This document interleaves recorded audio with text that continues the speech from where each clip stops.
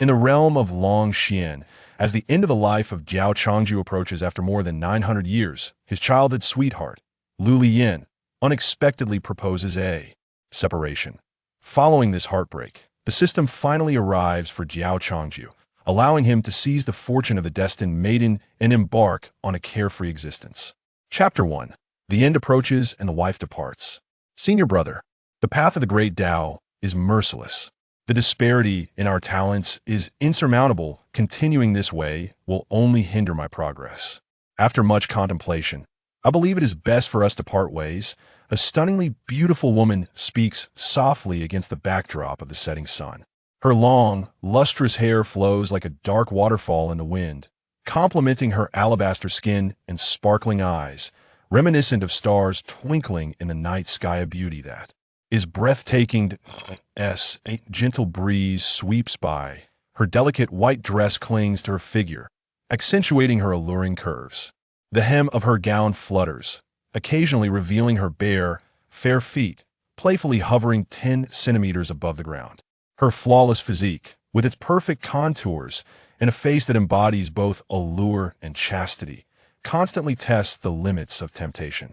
A few dry leaves fall from the trees, landing upon her flowing hair. The scene is so enchanting that one dares not gaze too long, fearing an overwhelming rush of emotion. An elderly man, his hair as white as snow, leans on his cane before this mesmerizing woman. He exhales a heavy sigh. This day has finally arrived. I do not blame you. His expression reflects resignation and helplessness, lacking any trace of anger, yet tinged with a sense of indebtedness. This exquisite woman is none other than Liu Liyan, the leader of Ling Shao sect, one of the 4 great sects of Longxian. Having cultivated for less than a millennium, Liu Liyan possesses celestial prowess, heralded as the most likely candidate to ascend to the status of a great emperor. In contrast, Diao Changju is merely a talentless individual who, despite a lifetime of effort, has never managed to surpass the golden core stage. Now, at the age of 990, he remains trapped in the mid-golden core phase, with his demise looming ever closer. Diao Changju gazes at the perpetually youthful and beautiful Liu Liyan, then at his own gnarled, wrinkled hands and a stooped back, feeling a bitter pang in his heart. In marrying me, have you ever regretted it? He inquires with a voice heavy with age. After a prolonged silence, Liu Liyan responds coolly, regret. At her words, tears flow uncontrollably from Diao Changju's eyes. He realizes he is unworthy of Liu Liyan, despite his fervent attempts to cultivate and match her pace. Yet, no matter how hard he strives, he cannot keep up with her. Even with the countless precious elixirs and spirit herbs she provided, he remains a failure, unable to advance beyond the mid-golden core stage, let alone reach the Yuaning stage.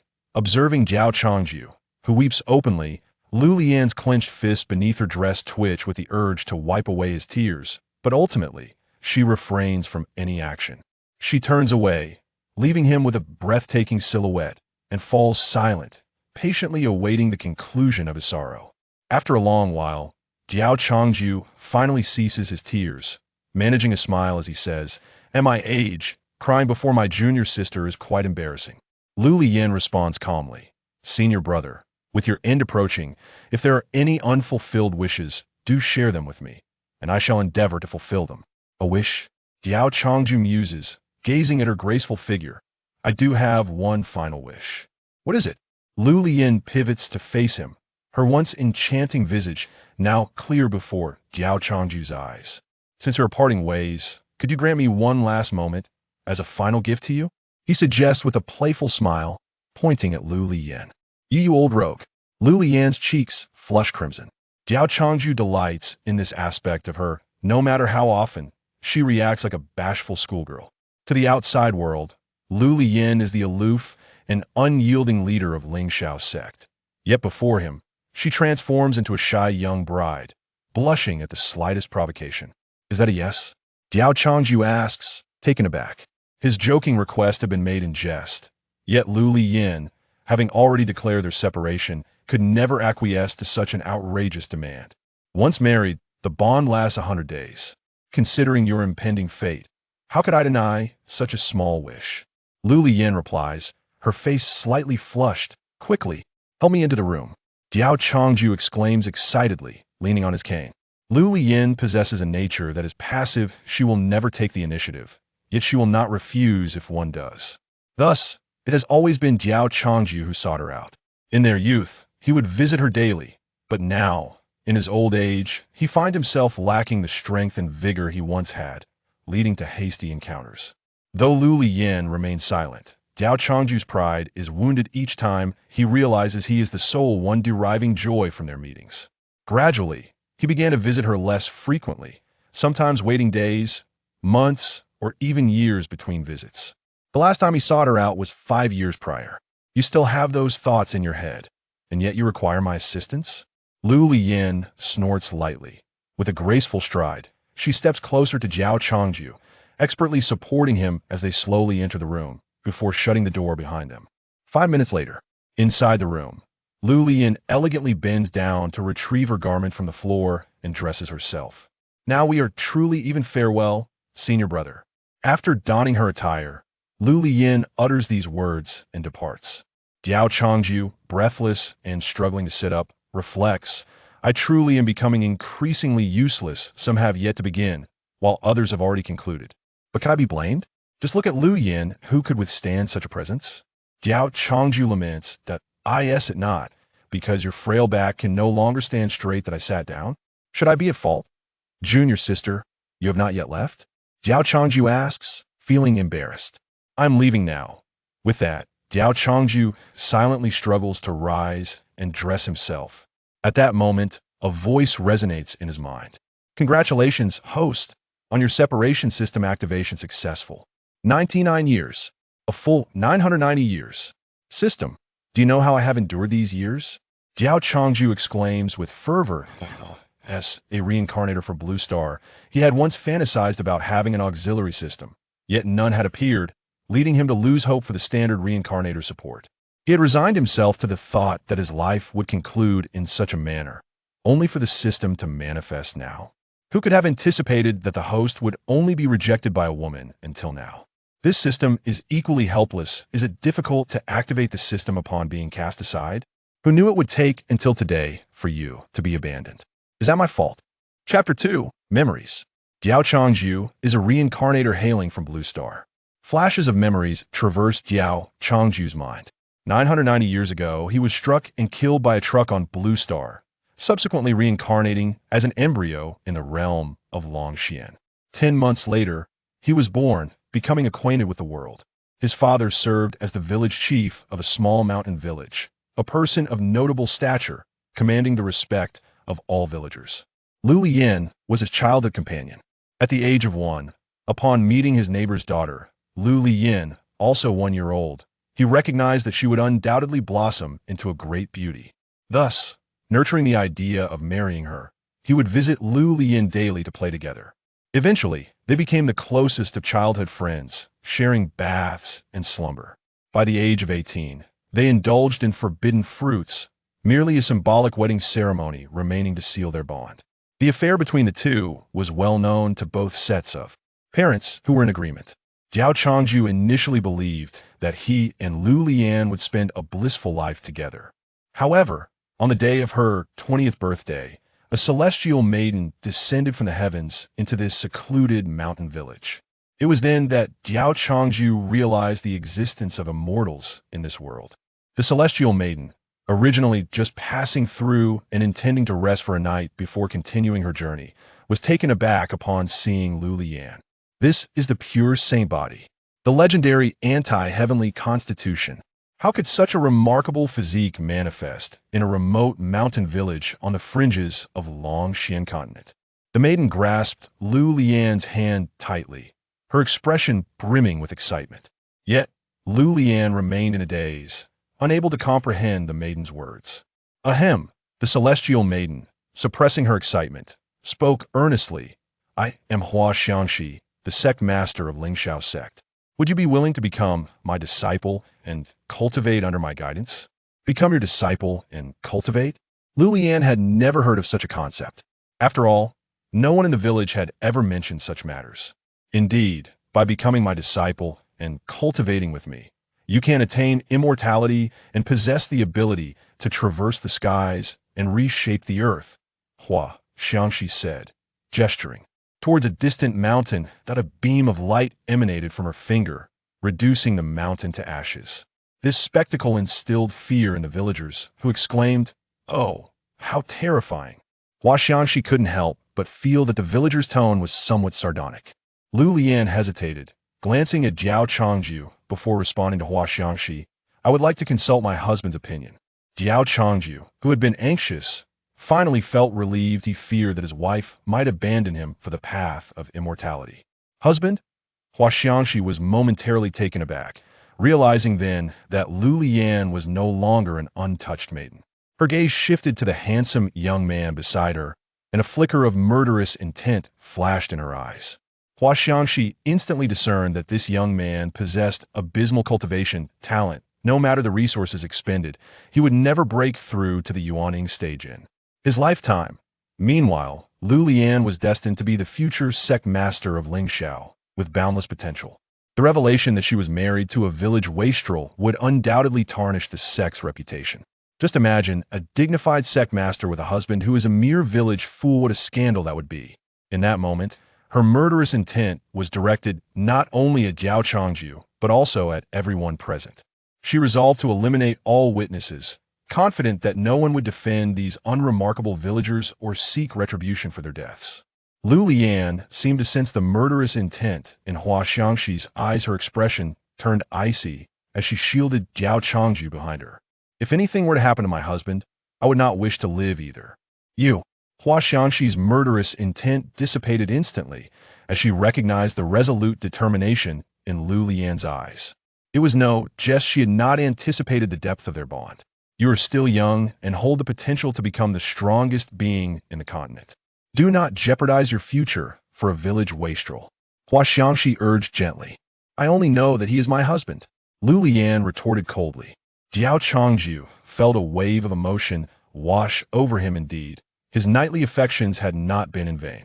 Liu Liyan's heart was now entirely his. "Very well. I assure you that I will harbor no ill intentions towards your husband. Now, can you accompany me to cultivate?" Hua Xiangxi conceded, realizing that without Liu Liyan, the future of Lingxiao sect would be compromised. Upon hearing Hua Xiangxi's words, Liu Liyan's expression became conflicted. Truth be told, she yearned to follow Hua Xiangxi and cultivate. Yet, she could not bear to part with her parents and the villagers, and most importantly, she could not forsake her husband, Diao Changju. "I can accompany you, but may I bring everyone from this village along?" Liu Liyan proposed. "That is impossible," Hua Xiangxi chuckled lightly, estimating that there were nearly 1,000 people in the village. "Then surely I may bring my husband?" Liu Liyan pleaded, tightly embracing Diao Changju. Diao Changju reciprocated her embrace, deeply moved. "You are truly wonderful, my dear." Seeing their close bond, Hua Xiangxi felt helpless. She had already turned down Liu Liyan's request to bring the entire village. Refusing to allow her to bring her husband would be excessively heartless. After all, the future of Lingxiao sect depended on Liu Liyan. "Bringing your husband is acceptable, but you must not disclose your marital relationship. You may refer to each other only as senior brother and a junior sister," Hua Xiangxi sighed. Recognizing this as the best compromise, Liu Liyan and Diao Changju both wore expressions of joy. Liu Liyan wished to cultivate, and so did Diao Changju. However, Hua Xiangxi clearly looked down on him, and he felt uncomfortable imposing himself as her disciple. Thus, the two bade farewell to their parents and followed Hua Xiangxi. Chapter 3: The Luckbringer by Hua Jin. The rewards of the novice gift package will be adjusted based on the host's circumstances. Congratulations to the host for receiving the following rewards. Reward 1. The host's physical abilities have been restored to a youthful level. Reward 2. The host's incomplete chaos divine body has been repaired to 1/10 of its original state. Diao Changju found the first reward comprehensible, yet the second left him perplexed. System, what does it mean to restore my incomplete chaos divine body to 1/10? Does the host not realize that you possess the chaos divine body? However, your chaos divine body is incomplete. Currently, this system has only repaired 1/10. The host may further restore it by completing system tasks. The chaos divine body? Diao Changju, having lived for 990 years, heard of this physique for the first time. What kind of physique is the chaos divine body? He inquired. This is your physique. Why ask me? How would I know? Then what use do you serve? Cough system. Please introduce yourself. This system is known as the subjugation system. The host can subdue the luck bringers, compelling them to serve you, thereby acquiring rewards. The higher the submission value, the more abundant the rewards. Subduing luck bringers can be through forceful submission or voluntary submission. Please decide how to proceed with the luck bringers based on the situation. The host can use the luck value from the subdued luck bringers to purchase various miraculous items in the luck shop. How miraculous are these items? Everything you desire is available. Does that include black silk? Indeed. Cough, the system understands me. Diao Changju genuinely wished to see Liu Liyan adorned in black silk. Where can I find these luck bringers? The system will notify the host upon detection. Huaxiang Shi, with a smile, asked, have you bid farewell to your little man? Liu Liyan, having practiced for just over 900 years, had already surpassed her former master of Ling Shao sect. I have said my goodbyes. Liu Liyan nodded. You will enter the secret realm of Ling Shao sect for cultivation, and upon your return, it will be 20 years later. Your little man can only live for another 10 years at most. He may not wait for your return. Are you certain you wish to proceed? Huaxiang Shi repeatedly confirmed.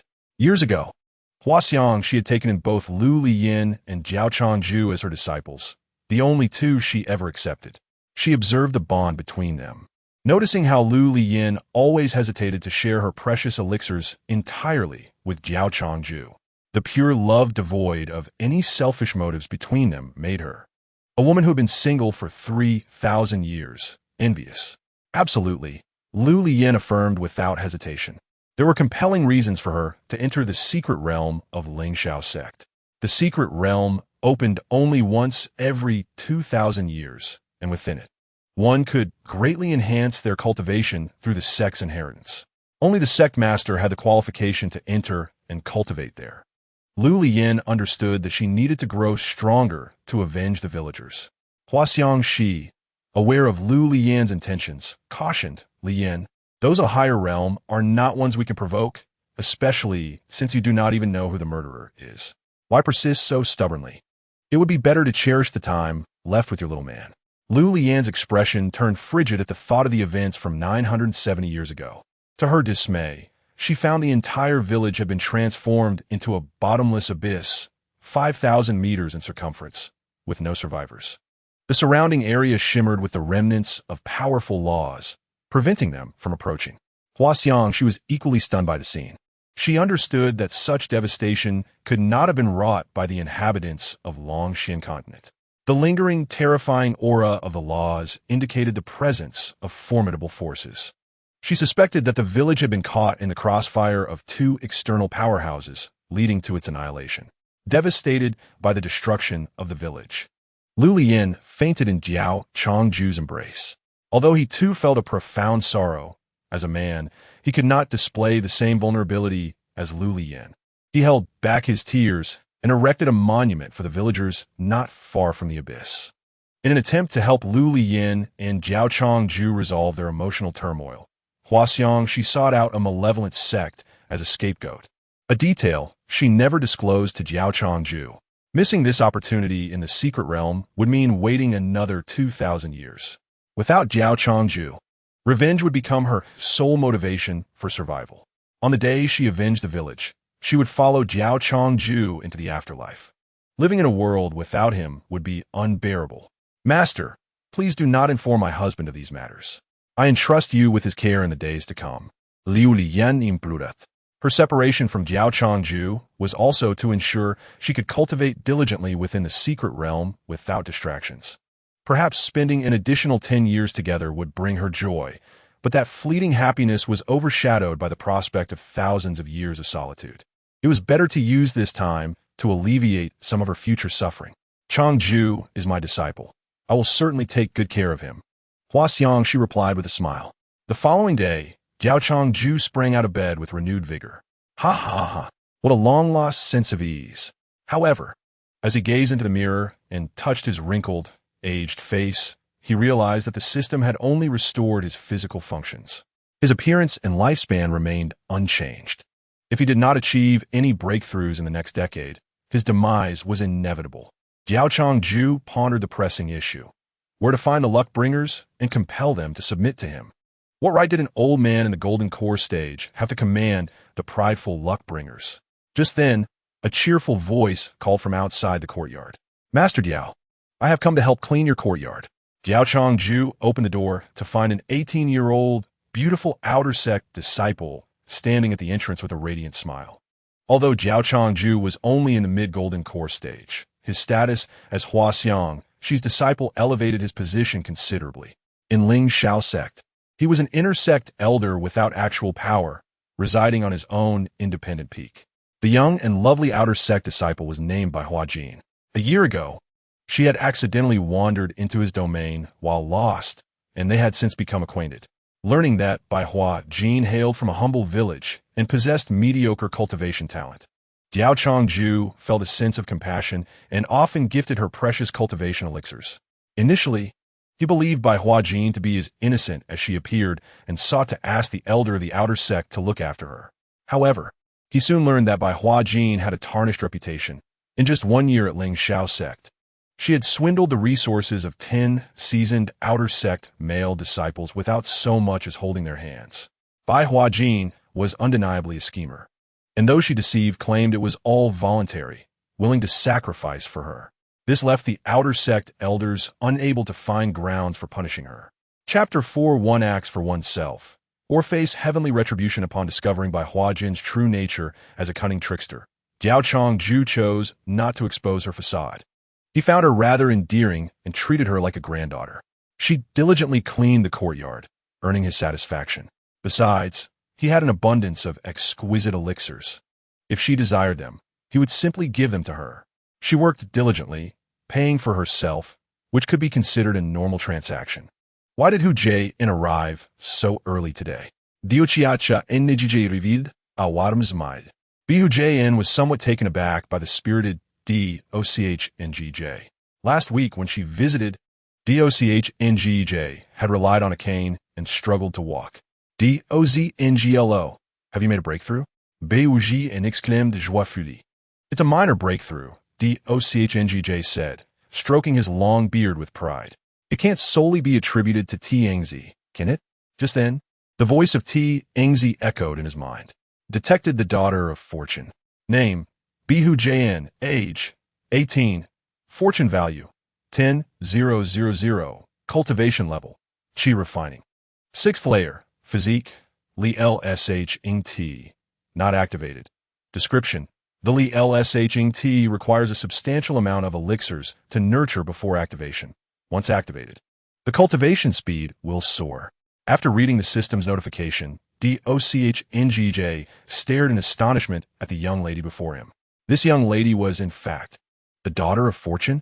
Hu Jie-in blushed, lowering her head shyly, and asked, Diao Changju, why are you staring at your disciple? This little green tea. Diao Changju's heart raced at her bashful demeanor. It was undeniable that Hu Jie-in's figure and appearance were not inferior to Li Liyan. However, his affections had always been focused on Li Liyan, leaving him oblivious to other women. Tiangzi, how should I subjugate these daughters of fortune? Diao Changju inquired of the system. There are 2 methods to subjugate a daughter of fortune. The first is to force her into submission, making her your woman. The second is to have her willingly submit, allowing the daughter of fortune to willingly serve the host. Forcing submission? Diao Changju pondered. It was undoubtedly the most straightforward and brutal approach, especially since Hu Jie-in was merely at the 6th layer of Qi refining. She would be unable to resist if he compelled her. With less than 10 years of life remaining, he lacked the luxury of time to slowly win her over. Moreover, given that Hu Jie-in was a mere young lady and he an old man, persuading her to submit willingly posed a considerable challenge. Diao Changju was not in a hurry, knowing that Hu Jie-in could not escape. Hu Jie-in, go ahead and clean the courtyard, he said indifferently. He then sat at the stone table in the courtyard, slowly brewing tea. Hu Jie-in nodded and began to sweep the courtyard earnestly. After interacting with Diao Changju, she understood he was not the type of lecherous old man. Her impression of Dochngj remained quite favorable. Had she known he was a lecher, even the prospect of receiving a premium gathering elixir from him would not entice her to visit him frequently. That would be akin to giving it away for free. Soon, Bujn bounced over to Dochngj and announced, Doznglo. The courtyard is clean. Very well, Dochngj responded, retrieving a fully filled bottle of premium gathering elixirs from his spatial ring and placing it before Bujn. Bujn's expression froze as she curiously opened the bottle, discovering it contained a staggering 100 premium gathering elixirs. She nearly dropped the bottle in surprise, as it was her first time encountering such a quantity. As an outer sect disciple, her monthly resources consisted of merely 5 inferior gathering elixirs. The conversion was staggering. 10 inferior gathering elixirs equated to 1 middle-grade elixir, 10 middle-grade elixirs to 1 upper-grade elixir, and 10 upper-grade elixirs to 1 premium elixir. Thus, 100 premium gathering elixirs were equivalent to 100,000 inferior gathering elixirs. How could she not tremble at this revelation? She knew Dochngj possessed abundant resources, yet never expected it to be to such an extent. Diao Changju. Did you give me the wrong amount? Bujn swallowed hard, unable to conceal her excitement. I did not err.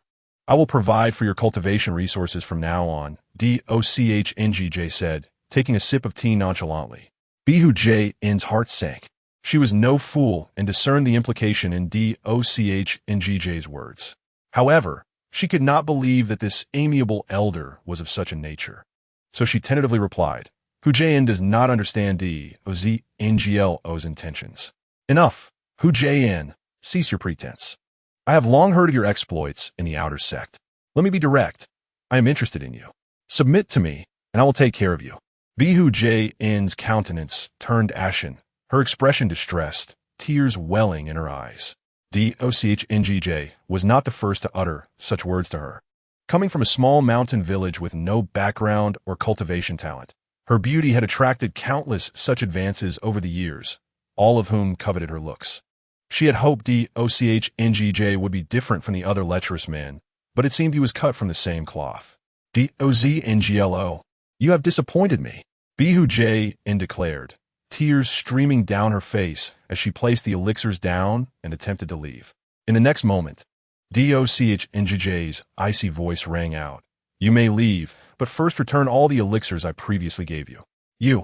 Bujn spun around, glaring at Dochngj in fury. The kind grandfatherly image she had of him shattered completely. Those elixirs were a gift from you. Bujn had already consumed all the elixirs given to her by Dochngj. How could she return them? Moreover, she could not repay him. Do you think a gift is merely a gift? I could easily claim you stole them. Who do you think the outer sect elders would believe? Dochngj replied coolly. Yet, as a man on the brink of death, he knew he must act in his own interest.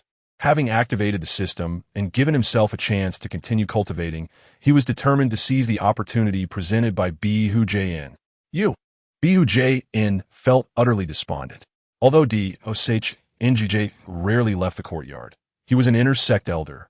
The outer sect elders would never offend him for the sake of a mere outer sect disciple. She could only blame her own greed and misplaced trust in her instincts. She had always prided herself on her ability to judge character, emerging untainted from the muck. Yet, she never expected to falter so gravely with Dochngj. It can only be said that Dochngj had concealed himself too well. Chapter 5. Coercion and enticement upon noticing Bujn's signs of capitulation. Dochngj made his move. With a wave of his hand, 10 more bottles of elixirs appeared on the table. Here are a total of 1,100 premium gathering elixirs.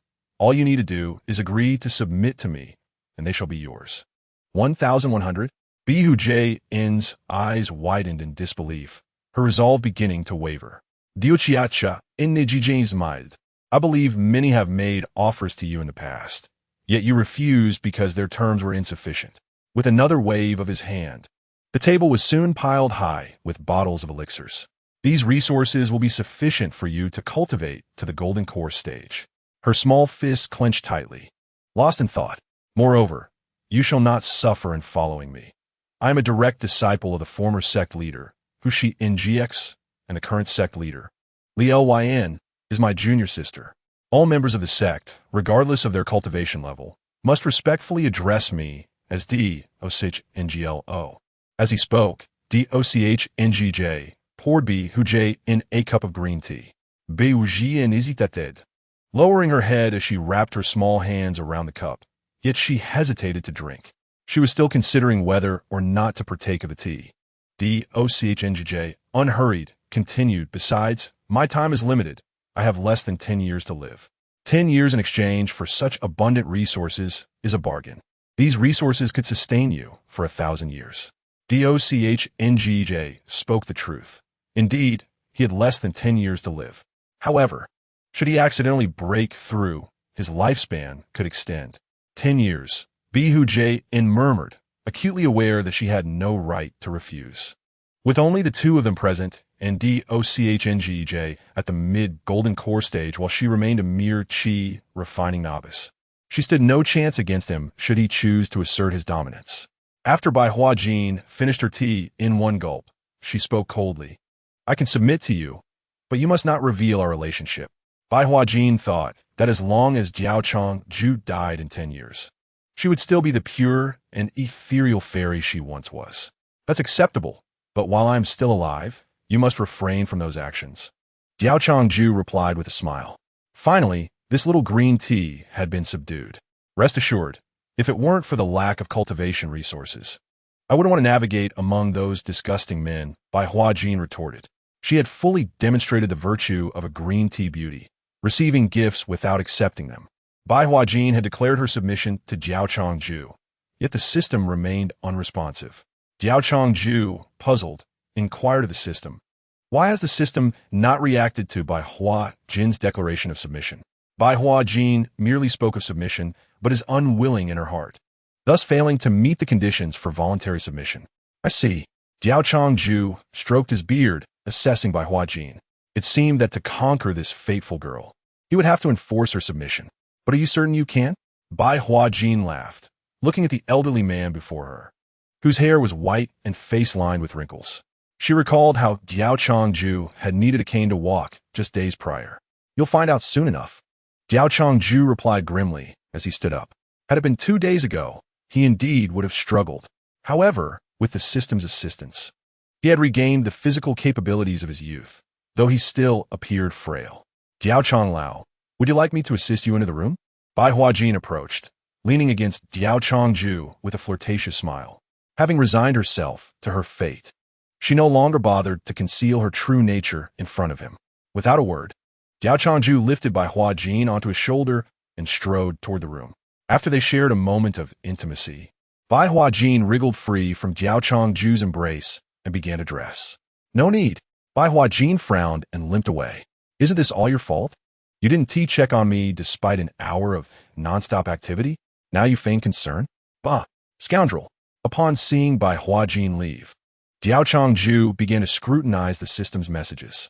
The host has successfully forced Bai Hua Jin to submit. Congratulations, host. On your first successful subjugation of a fateful girl, rewards are now distributed. Congratulations, host, on advancing to the late stage of Jindan. Congratulations, host, on receiving a 5-minute experience card at the peak of Tianji. Congratulations, host, on acquiring a hidden cultivation skill. The host can now set a lower cultivation level than actual, and outsiders will perceive the host cultivation as the set level. Diao Changju felt a wave of relief wash over him. Some of the wrinkles on his face had lessened, albeit slightly. After all, breaking through to the late stage of Jindan had only extended his life by around 50 years. To achieve a qualitative change, he would need to break through to Yuaning, which would add 1,000 years to his lifespan in order to regain his youth. A 5-minute experience card at the peak of Tianji, Diao Changju felt an ominous premonition regarding this card gifted by the system. Typically, the system would not bestow such items without reason. It surely indicated a major event ahead that would necessitate its use. The cultivation stages, Qi refining, foundation establishment, Jindan, Yuaning, Holy Spirit, Saint Infant, earthly profound, heavenly profound, earthly mechanism, Tianji, crossing tribulation and transforming God. Would the system truly show such kindness without a catch? Diao Changju hoped he would never need to utilize this experience card. Chapter 6. Master's Fragrance. However, the hidden cultivation skill was indeed advantageous, allowing him to play the role of a pig to eat a tiger. Diao Changju nodded in satisfaction and set his displayed cultivation level to the mid-stage of Jindan. He then opened his status panel. Name: Diao Changju. Age: 990 years. Cultivation: late stage of Jindan. Physique: chaotic divine body 1/10. Number of fateful girls submitted. Next. He opened Bai Hua Jin's data panel. Name: Bai Hua Jin. Age: 18 years. Cultivation: 6th layer of Qi refining. Physique: Liu Liyan sacred body. Activation progress 30. Fate value: 10. 0, 0, 0. Submission value: 4. Note: submission value represents the host's ability to gain the fate value of this fateful girl. The current host has gained 4 fate values from Bai Hua Jin. Upon seeing that Bai Hua Jin's submission value was 4, Diao Changju nearly burst into laughter. It seemed she was quite pleased with her performance during that hour. Have these two had a falling out? Hua Xiangxi, half reclining on a soft couch, sighed. She had just sent her consciousness toward Diao Changju and witnessed an outrageous scene, nearly causing her to tumble off the couch. As soon as Liu Liyan entered the secret realm, this rascal immediately got involved with an outer sect female disciple. Hua Xiangxi's face flushed with indignation on behalf of Liu Liyan. She had just seen something she should not have, and Diao Changju made quite the impression on her. No, I must confront this scoundrel. Hua Xiangxi sat up. She had promised Liu Liyan to take good care of Diao Changju. If Liu Liyan discovered that Diao Changju had been fooling around with another woman just after her entrance into the secret realm, she would be digging Diao Changju's grave. Diao Changju basked in the sunlight in the courtyard. He had thought that with 1/10 of his chaotic divine body restored, he could resume cultivation, but after attempting to practice, he found his progress unchanged. Thus, he chose to take it easy and rely on the system to enhance his cultivation instead. Diao Changju opened his eyes, feeling puzzled. Why did his master suddenly wish to see him? The last time he had met Hua Xiangxi was a decade ago. Diao Changju made his way unimpeded to Hua Xiangxi's mountain peak. The female disciples stationed at the foot of the peak bowed their heads and called out, "Ziao Zhanglao." Diao Changju nodded, following a cascading waterfall up a path leading to a secluded area. Some younger guarding female disciples whispered to one another, "Sister, who is this old man? Why do we let him ascend the mountain without informing the elder? He is the direct disciple of the elder. Show some respect." What? He is the elder's direct disciple? Why is he only at the Jin dance stage? This particular female disciple, being an inner sect disciple, had already reached the Yuaning stage, while Diao Changju, a direct disciple of the elder, remained at the Jin dance stage. Was this a joke? Diao Changju rarely made appearances within the sect, thus many were unaware of his true identity. They only knew him as the weakest intersect elder. Do not ask what should not be asked. Suffice it to say that the elder has stated only 2 individuals may ascend without prior notice: the current sect master Liu Liyan and the elder just mentioned. Upon reaching the fragrant courtyard at the peak, Diao Changju approached Hua Xiangxi's door and gently knocked, calling out in an aged voice, "Master, it is Changju." "Come in," Hua Xiangxi's languid voice responded from within. Diao Changju entered the room. At that moment, Hua Xiangxi still wore a thin garment, resting her forehead on her hand as she leaned against the soft couch. A sheer pink curtain partially concealed her form. Diao Changju adeptly settled onto his designated cushion before the soft couch. Gazing through the translucent pink curtain at Hua Xiangxi, he mused in his heart how he had never realized his master was such a beauty. Hua Xiangxi possessed the allure of a ripe seductress. Her figure was voluptuous, yet she maintained the appropriate slenderness in certain areas. If one were to describe her, the term pear-shaped would be fitting. As Diao Changju found himself lost in thought, a voice from the system resonated in his mind. Detected the daughter of fortune. Name: Hua Xiangxi. Age: 3,000 years. Cultivation: mid-stage of Tianji period. Physique: Yuhutangdi not activated. Fortune value: 100,000. Fortune summary: Yuhutangdi is a hidden physique that requires brute force for activation.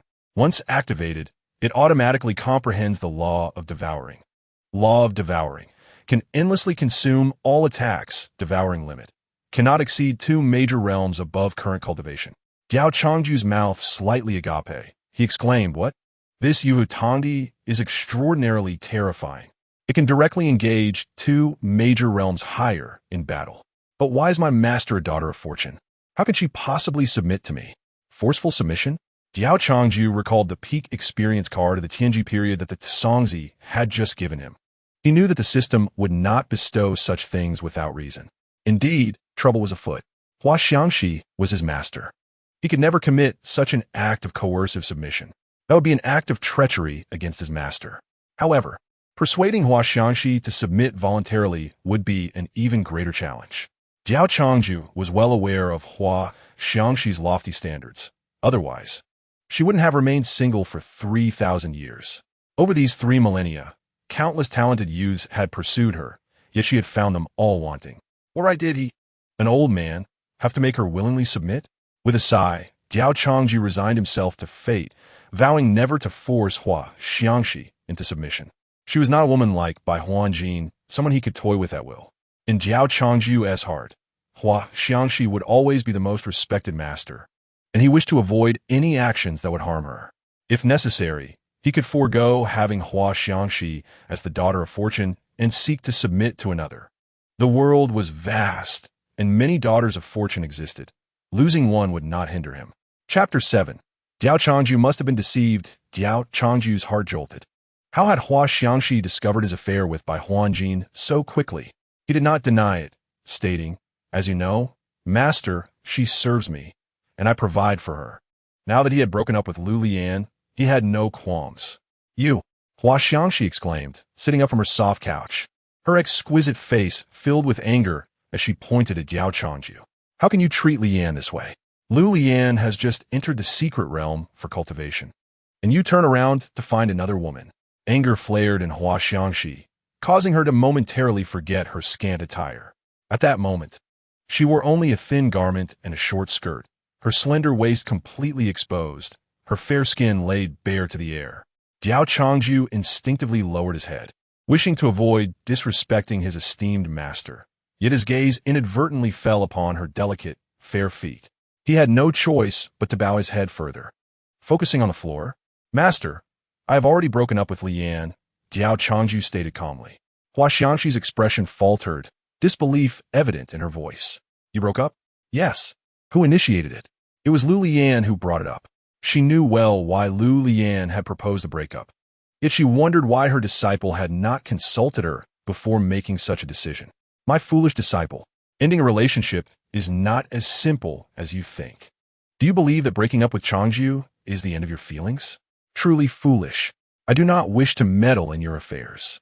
Hua Xiangxi rubbed her forehead, but added, "However, you must keep your relationship with that outer sect disciple a secret. No one else must know." After all, Diao Changju had at most 10 years left to live, and she would let him be. The only thing she could do was keep his secret. Once Diao Changju passed away, she would promptly deal with that outer sect disciple, burying their affair along with him. When Liu Liyan emerged, Diao Changju would still be the perfect husband in her eyes.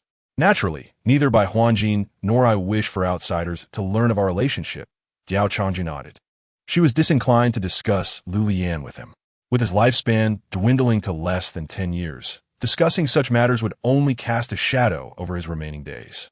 It would be better for him to remain blissfully unaware and enjoy his final moments. Diao Changju stood, respectfully bowing to Hua Xiangxi before taking his leave. Days passed, one after another, and in the blink of an eye, 2.5 years had gone by.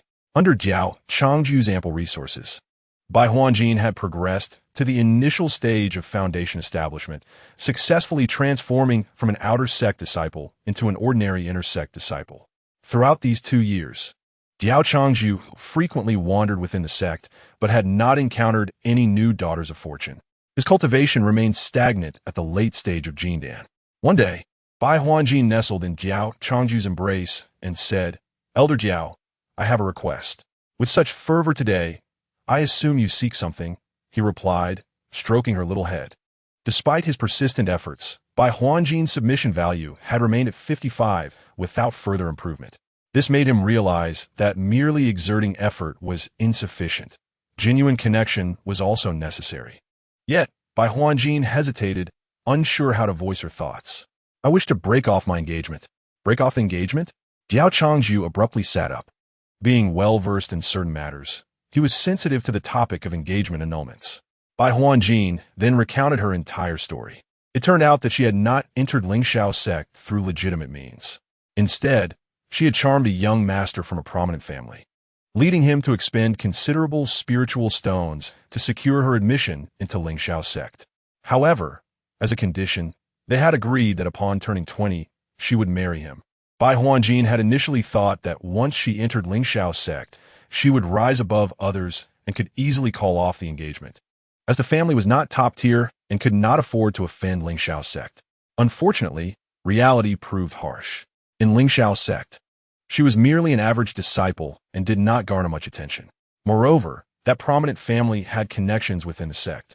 For the past 6 months, they had been incessantly pressing for the marriage, causing her immense distress. Originally, she had not intended to disclose this matter to Diao Changju, fearing it would expose their relationship. However, the family's pressure had become unbearable, spreading rumors within the sect that she had a marriage contract yet refused to fulfill it, tarnishing her reputation. Only then did Bai Huanjin seek Diao Changju for help. Diao Changju seldom paid attention to sect affairs, and had Bai Huanjin not mentioned it, he would have remained oblivious. You truly are foolish. Why didn't you tell me about this sooner? Diao Changju chuckled, his face lined with wrinkles, exuding warmth. Bai Huanjin was now his woman, and he was determined to assist her in annulling the engagement. Diao Changju had no inclination toward cuckoldry. But if you intervene, won't it expose our relationship? Bai Huanjin expressed her concerns. This was the very reason she had hesitated to discuss the matter with him. You are clever enough to manipulate those men. Yet you worry that my involvement will reveal our relationship. Diao Changju replied, bemused. Aren't you now an inner-sect disciple? Surely there are elders who wish to take you as a disciple. I am of ordinary talent. No elder desires to accept me as their direct disciple, Bai Huanjin lamented. Her current cultivation had been achieved through the use of pills, and any elder with profound cultivation would easily discern this. Then let me take you as my direct disciple. Do not forget that I am an inner gate elder, Diao Changju proudly declared. Bai Huajin's eyes sparkled with understanding, realizing the implication of his words. Indeed, how could I not have thought of that? As your disciple, it is entirely reasonable for you, as my master, to intervene on my behalf to annul the engagement. Your disciple is truly clever. Now, how shall I express my gratitude to you, esteemed master? I shall serve you faithfully. Half an hour later, Diao Changju took Bai Huajin to authenticate her identity. The elder in charge of registration was astonished to see Bai Huajin supporting Diao Changju. Bai Huajin's reputation within the inner gate had plummeted to an all-time low, tainted by accusations of deceiving her betrothed and refusing to fulfill the marriage after entering the sect through underhanded means. Furthermore, her past deceit involving numerous male disciples for cultivation resources had been laid bare. It was astonishing that a disciple with such a tarnished reputation would still be accepted as a direct disciple by an elder, particularly by Diao Changju. The senior members of Lingxiao sect were well aware of Diao Changju's formidable status as a direct disciple of the esteemed elder Hua Xiangxi. They could not help but question whether Diao Changju had been deceived by Bai Huajin. Moreover, they did not believe that Diao Changju could have any romantic involvement with Bai Huajin, given Diao Changju's advanced age. It seemed improbable that he would be seduced by her beauty. Surely, the kind-hearted Diao Changju had been misled by Bai Huajin. Chapter 8. Are you serious? Senior brother, are you certain you wish to accept Bai Huajin as your direct disciple? You may not be aware, but her reputation within the sect is far from favorable. The elder responsible for registration respectfully cautioned Diao Changju. Although both held the title of Inner Gate Elder, Diao Changju was a senior, known for his benevolence and regarded as a good elder brother who had looked after him in the past, thus earning his deep respect. He was reluctant to see the kind-hearted Diao Changju fall victim to Bai Huajin's deceit. It was common knowledge that Bai Huajin frequently visited Diao Changju's mountain peak to tidy up his courtyard, while Diao Changju generously bestowed upon her precious elixirs. Yet, they did not dwell on these matters or inquire further. Diao Changju was indeed a magnanimous individual, and as long as he was content, that was what mattered most in the eyes of others. Upon hearing this, Bai Huajin felt embarrassed. She had not anticipated that the situation would escalate to such proportions, with even the elders taking notice. It had never occurred to her that the elders' interest in her stemmed solely from her frequent visits to assist Diao Changju. Had she been an ordinary inner gate disciple, they would not have been so gossipy about her affairs. Xiao Li Zai, do I not know who Bai Huajin is? Diao Changju rapped his cane against the floor. She has confided all her past misdeeds to me. As someone who hails from a small mountain village with no background, her only means of altering her fate lies in her beauty. She has promised me that she will reform from now on. As for the resources she deceived others of, I, as her master, will repay them on her behalf. Today, all you need to do is to register Huajin as my direct disciple. Diao Changju affectionately ruffled Bai Huajin's hair with his aged hand. After hearing Diao Changju's words, Bai Huajin stared at him, her eyes misting with tears as years of grievances were released in that moment. Unable to hold back any longer, she threw herself into Diao Changju's embrace, weeping, Master, I will never deceive anyone again. Though Bai Huajin constantly reminded herself that her relationship with Diao Changju was merely a transaction of interests at that moment, she could not help but wish for Diao Changju to be her true master, her source of support. Diao Changju watched Bai Huajin sobbing uncontrollably in his arms, his lips twitching slightly. This little green tea's acting skills were indeed remarkable, shedding tears on cue, almost convincing him of her sincerity. Bai Huajin's submission value, 20. Bai Huajin's submission value, 75. Upon hearing the system's notification, Diao Changju's hand froze as he patted Bai Huajin's back, astonished by her tears. No way, little green tea, are you serious? After a considerable time, Bai Huajin finally ceased her tears, shyly lowering her head as she withdrew from Diao Changju's embrace, murmuring, I'm sorry for bringing shame to my master. It's all right. Diao Changju couldn't shake the feeling that Bai Huajin was acting strangely, an inexplicable sense of correctness in her demeanor. The elder, referred to by Diao Changju as Xiao Li Zai, was named Li Chenglu, 50 years younger than Diao Changju, yet already at the profound stage of cultivation. Seeing Diao Changju's firm resolve, Li Chenglu refrained from further objections and promptly registered Bai Huajin as his direct disciple. Bai Huajin gazed at the ornate and prestigious token of a direct disciple in her hand, overwhelmed with excitement. This token was something countless disciples dreamt of, and now it was effortlessly in her grasp, intensifying her gratitude towards Diao Changju. Aside from his age and apparent desire for her beauty, he truly had no faults. Treating her with such kindness. Bai Huajin submission value, 5. Bai Huajin submission value, 80. Diao Changju cast a surprised glance at Bai Huajin, who was still fixated on the token. This little green tea was indeed peculiar. Even a seemingly worthless token could elevate her submission value. As Diao Changju prepared to leave, he contemplated that annulling the engagement might trigger unforeseen circumstances, perhaps something akin to 30 years in the East, 30 years in the West, followed by a 3-year agreement. The thought of annulling the engagement brought these notions to his mind. Thus, for precaution, he addressed Li Chenglu, Xiao Li Zai. 3 days from now, I plan to take Huajin to annul the engagement with that small family. To prevent any unexpected situations, please arrange for several disciples with higher cultivation levels to accompany me for support. Diao Changju mused that if that young master dared to utter anything about 30 years in the East, 30 years in the West, he would ensure the individual faced dire consequences without a chance to speak. If he dared to mention a 3-year agreement, then he would be silenced permanently. Although Lingxiao sect was one of the 4 major sects of Longshan continent, he still harbored concerns. After all, Yunlan sect had once reigned supreme, only to be brought low by a simple annulment. Rest assured, senior brother, I will make the necessary arrangements, Li Chenglu replied with excitement. After 900 years, I can finally assist you. I will wait for you at the sect entrance 3 days from now. Diao Changju expressed satisfaction, reflecting on how his past kindness towards these younger disciples had yielded fruitful returns.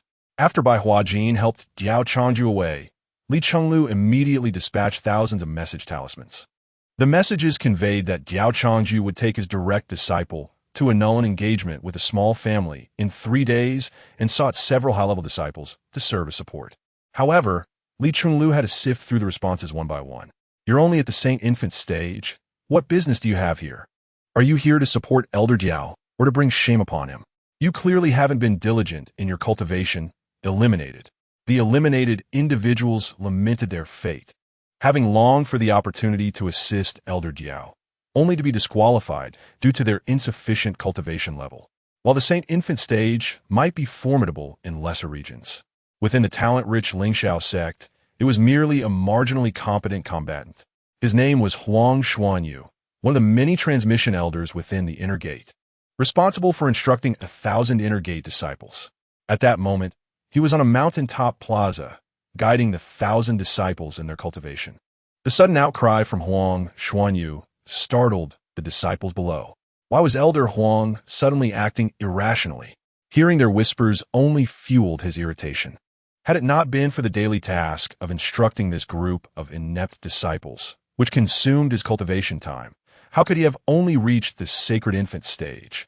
Upon hearing Huang Xianyu's words, the 1,000 intersect disciples below let out howls of protest.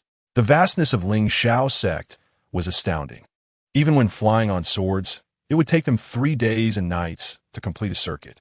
Now, Huang Xianyu was demanding they run a full lap? They could not fathom why the usually affable Elder Huang had suddenly imposed such an unreasonable task upon them. You are merely at the sacred infant stage. Do not. Although you are at the earth profound stage, there are others with higher cultivation levels who are more fitting. Thus you are eliminated. Chapter 9.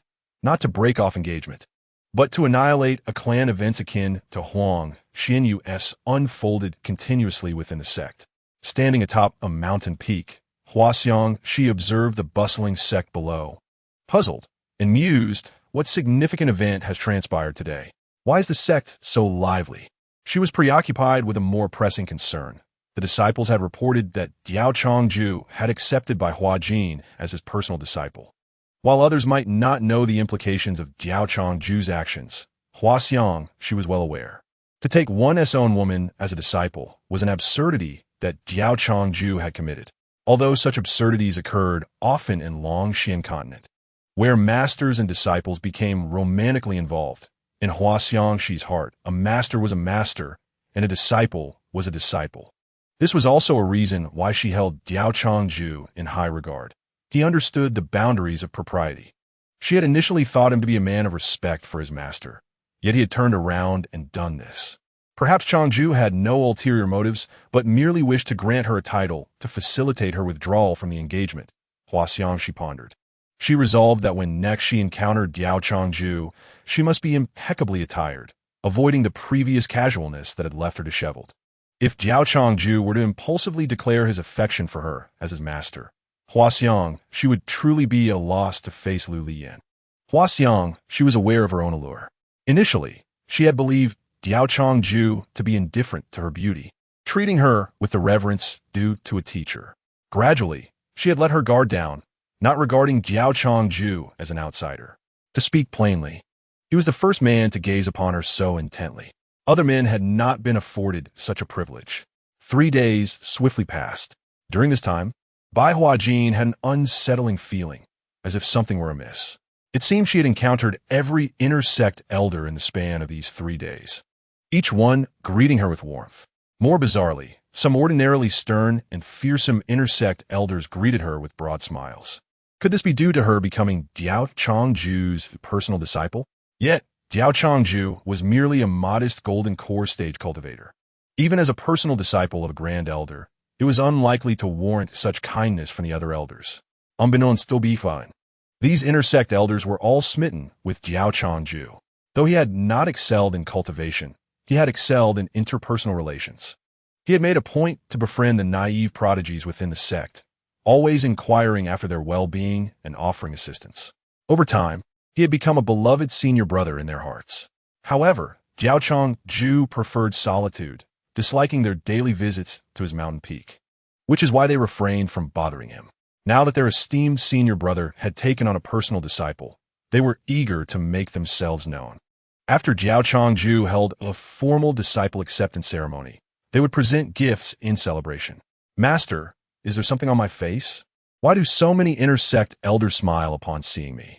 Bai Huajin asked Diao Changju. He responded with a gentle smile, fully aware of who these inner sect elders were, his junior disciples. Pay them no mind. They harbor no ill intentions. We should prepare to depart from the sect entrance. At that moment, a line of several hundred people drew the attention of others at the sect's entrance. Most among them were carrying various items. Outer sect disciples looked on curiously, whispering among themselves, unsure of what the gathering was about. What are you staring at? Have you completed your assigned tasks? An outer sect elder hurriedly approached to disperse the onlookers. He recognized several inner sect elders among the throng and was alarmed enough to shoo away the surrounding outer sect disciples. While he was uncertain why these inner sect elders had gathered, it was certainly not a topic for outer sect disciples to discuss. Soon, Diao Changju arrived, soaring through the air on his sword, accompanied by Bai Huajin. Upon seeing the gathered crowd, he was taken aback and smiled. He recognized them all, his junior disciples. "What are you all doing?" he inquired with a laugh. This group represented a fifth of Ling Shao sect's apparent elite combat force. Together, they were capable of annihilating a major sect. Those unaware of Diao Changju's intent to withdraw from his engagement might mistakenly think he was preparing to lead an assault on another sect. "Must you really gather such a multitude for my simple task of breaking off an engagement?" Diao Changju remarked, astonished. "Well, we prepared ample resources for this occasion, and these are merely the chosen ones to carry the burdens." Li Chenglu replied helplessly. Who would believe such a tale? Not to mention the existence of spatial rings, which can store items without the need for anyone to carry them. Moreover, have you ever seen a group of sacred infant and earth profound stage cultivators acting as porters? The individuals tasked with carrying burdens wore straw hats and outer sect disciple attire, their heads bowed as if they thought Diao Changju would not recognize them. "Porters?" Bai Huajin queried, turning to one of the bowed figures. Something about him seemed familiar. Suddenly, she reached out and lifted the hat off the individual's head. "Elder Huang?" she exclaimed in surprise. Huang Xian, you had not expected Bai Huajin to unveil him. All eyes turned to him, and he awkwardly stammered, "Sister, you must have mistaken me. I am Huang Yibo, the grandson of Elder Huang."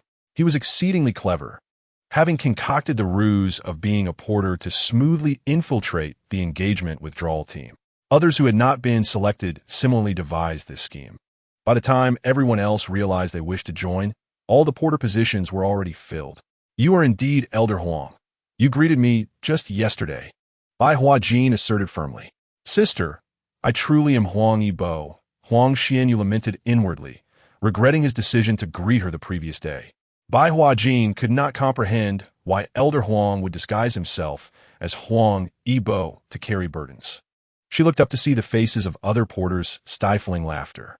"Oh, you're not Elder Kai, Elder Chun, Elder Wang, and Elder Zhu?" Bai Huajin exclaimed in astonishment. The others hastily lowered their heads. "Sister, you have mistaken us. I am Kai Su Kuan, son of Elder Kai. I am Chun Li Nong, son of Elder Chun. I am Wang Ming Hao, son of Elder Wang. I am Zhu Zhengyan, son of Elder Zhu." Bai Huajin was at a loss for words, unable to fathom the bizarre antics of these inner sect elders. Why were they aiding outer sect disciples in carrying burdens? Even when discovered, they stubbornly refused to admit the truth, pretending instead to be their sons. "All right, cease your charades. Do you truly think I'm blind?"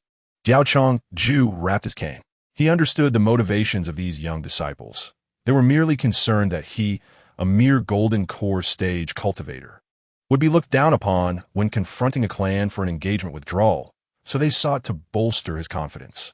However, the throng was excessive, creating an impression that they were not merely going to break off an engagement, but rather to annihilate a clan. Chapter 10. There is a traitor within the sect. You may follow along, but I urge you to conceal your presence. We are not here to annihilate a clan, but to annul a marriage. So let us not frighten the innocent, Diao Changju declared. "Understood, senior brother." The crowd responded with enthusiasm. Bai Huajin finally comprehended that all the inner sect elders had come due to Diao Changju's influence. She had underestimated his standing within Ling Shao sect. To have inner sect elders willingly take on such responsibilities is a feat that even the sect master might struggle to achieve. Those who ascend to the position of inner sect elder are all proud and talented individuals. if they refused to shoulder the burdens. The sect master would find it impossible to compel them. Time is of the essence.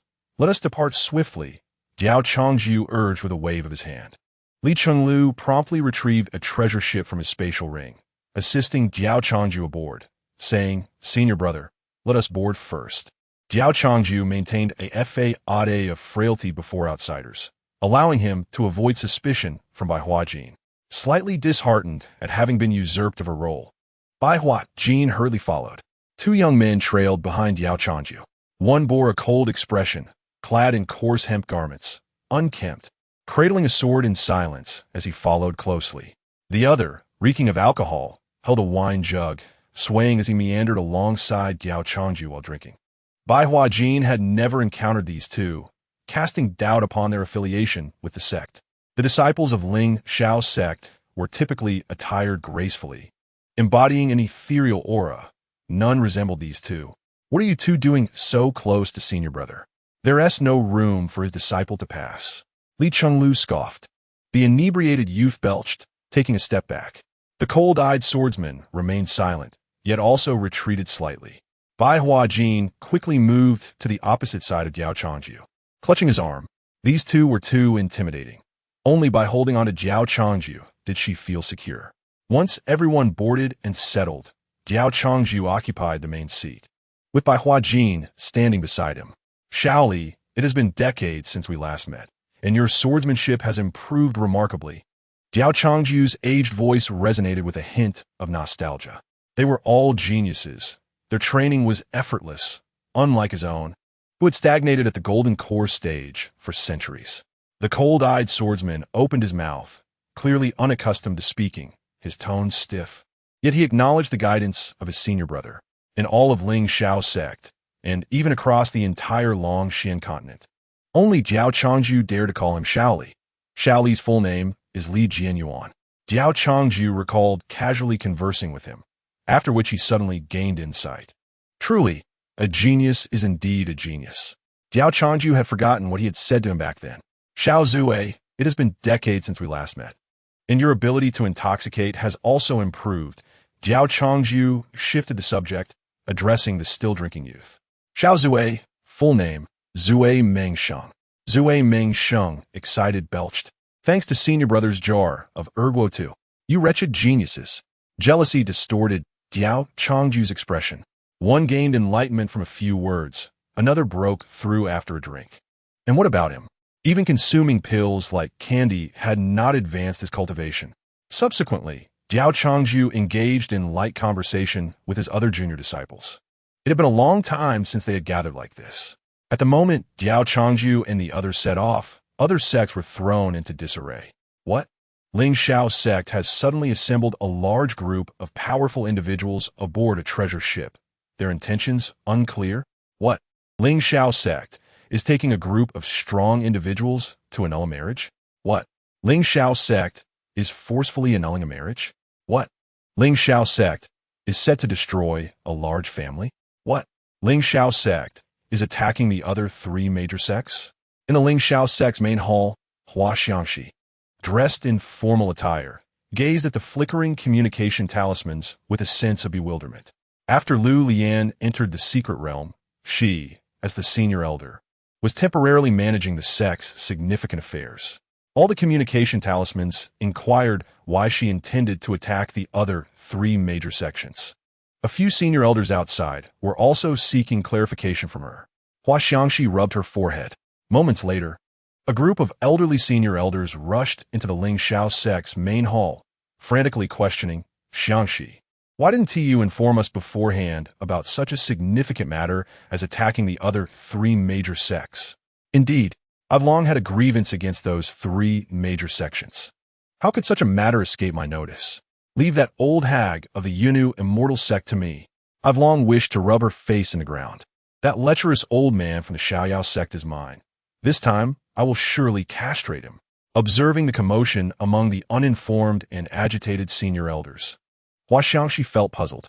"Elders, wasn't the command to attack the other three major sects issued by you?" The elders exchanged bewildered glances. "Was it not you who issued the command?" "Impossible. I am a person of peace." "Huh. You just said you've long harbored grievances against the other three major sects. It must have been you who secretly issued the command. I am wrong. It must have been old Liu who issued it. He has long coveted that old hag of the Yinu immortal sect and just expressed a desire to rub her into the ground. Zhao Laotu, do not slander my innocence. This command was clearly issued by Liang Pozi, who, after being rejected by that lecherous old man from the Xiaoyao sect, has long sought a reason to take revenge. Old Liu, stop spreading rumors. When did I ever express affection for that lecher? You make me laugh. I already have a partner. Does he think he's handsome? Hua Xiangxi observed the lively atmosphere below, her head aching. It appeared that the command to attack the three major sects did not originate from this group of senior elders. But who then had issued the order? She had just checked the strong individuals within the sect, and indeed, 1/5 of them were unaccounted for. This 1/5 of powerful beings could annihilate any major sect. Who, then, had commanded the attack on the other three major sects? Could it be someone of higher rank within Ling Xiao sect? Yet, even if they intended to attack, there would be no need to conceal it from them. What benefit would secrecy provide? Unless there were traitors within the sect. The traitor could very well be among these senior elders. Chapter 11. Courtesy before conflict. If a traitor existed among these senior elders, the severity of the matter would be grave. Hua Xiangxi's expression turned solemn. Her gaze scrutinized each elder, seeking any sign of treachery. However, these elders appeared to be innocent. Silence, esteemed elders. Hua Xiangxi spoke softly. The elderly figures ceased their bickering, directing their attention to her. Since the command to attack the three major sects did not originate from us, then who could it be? Hua Xiangxi inquired solemnly. The elders displayed expressions of shock.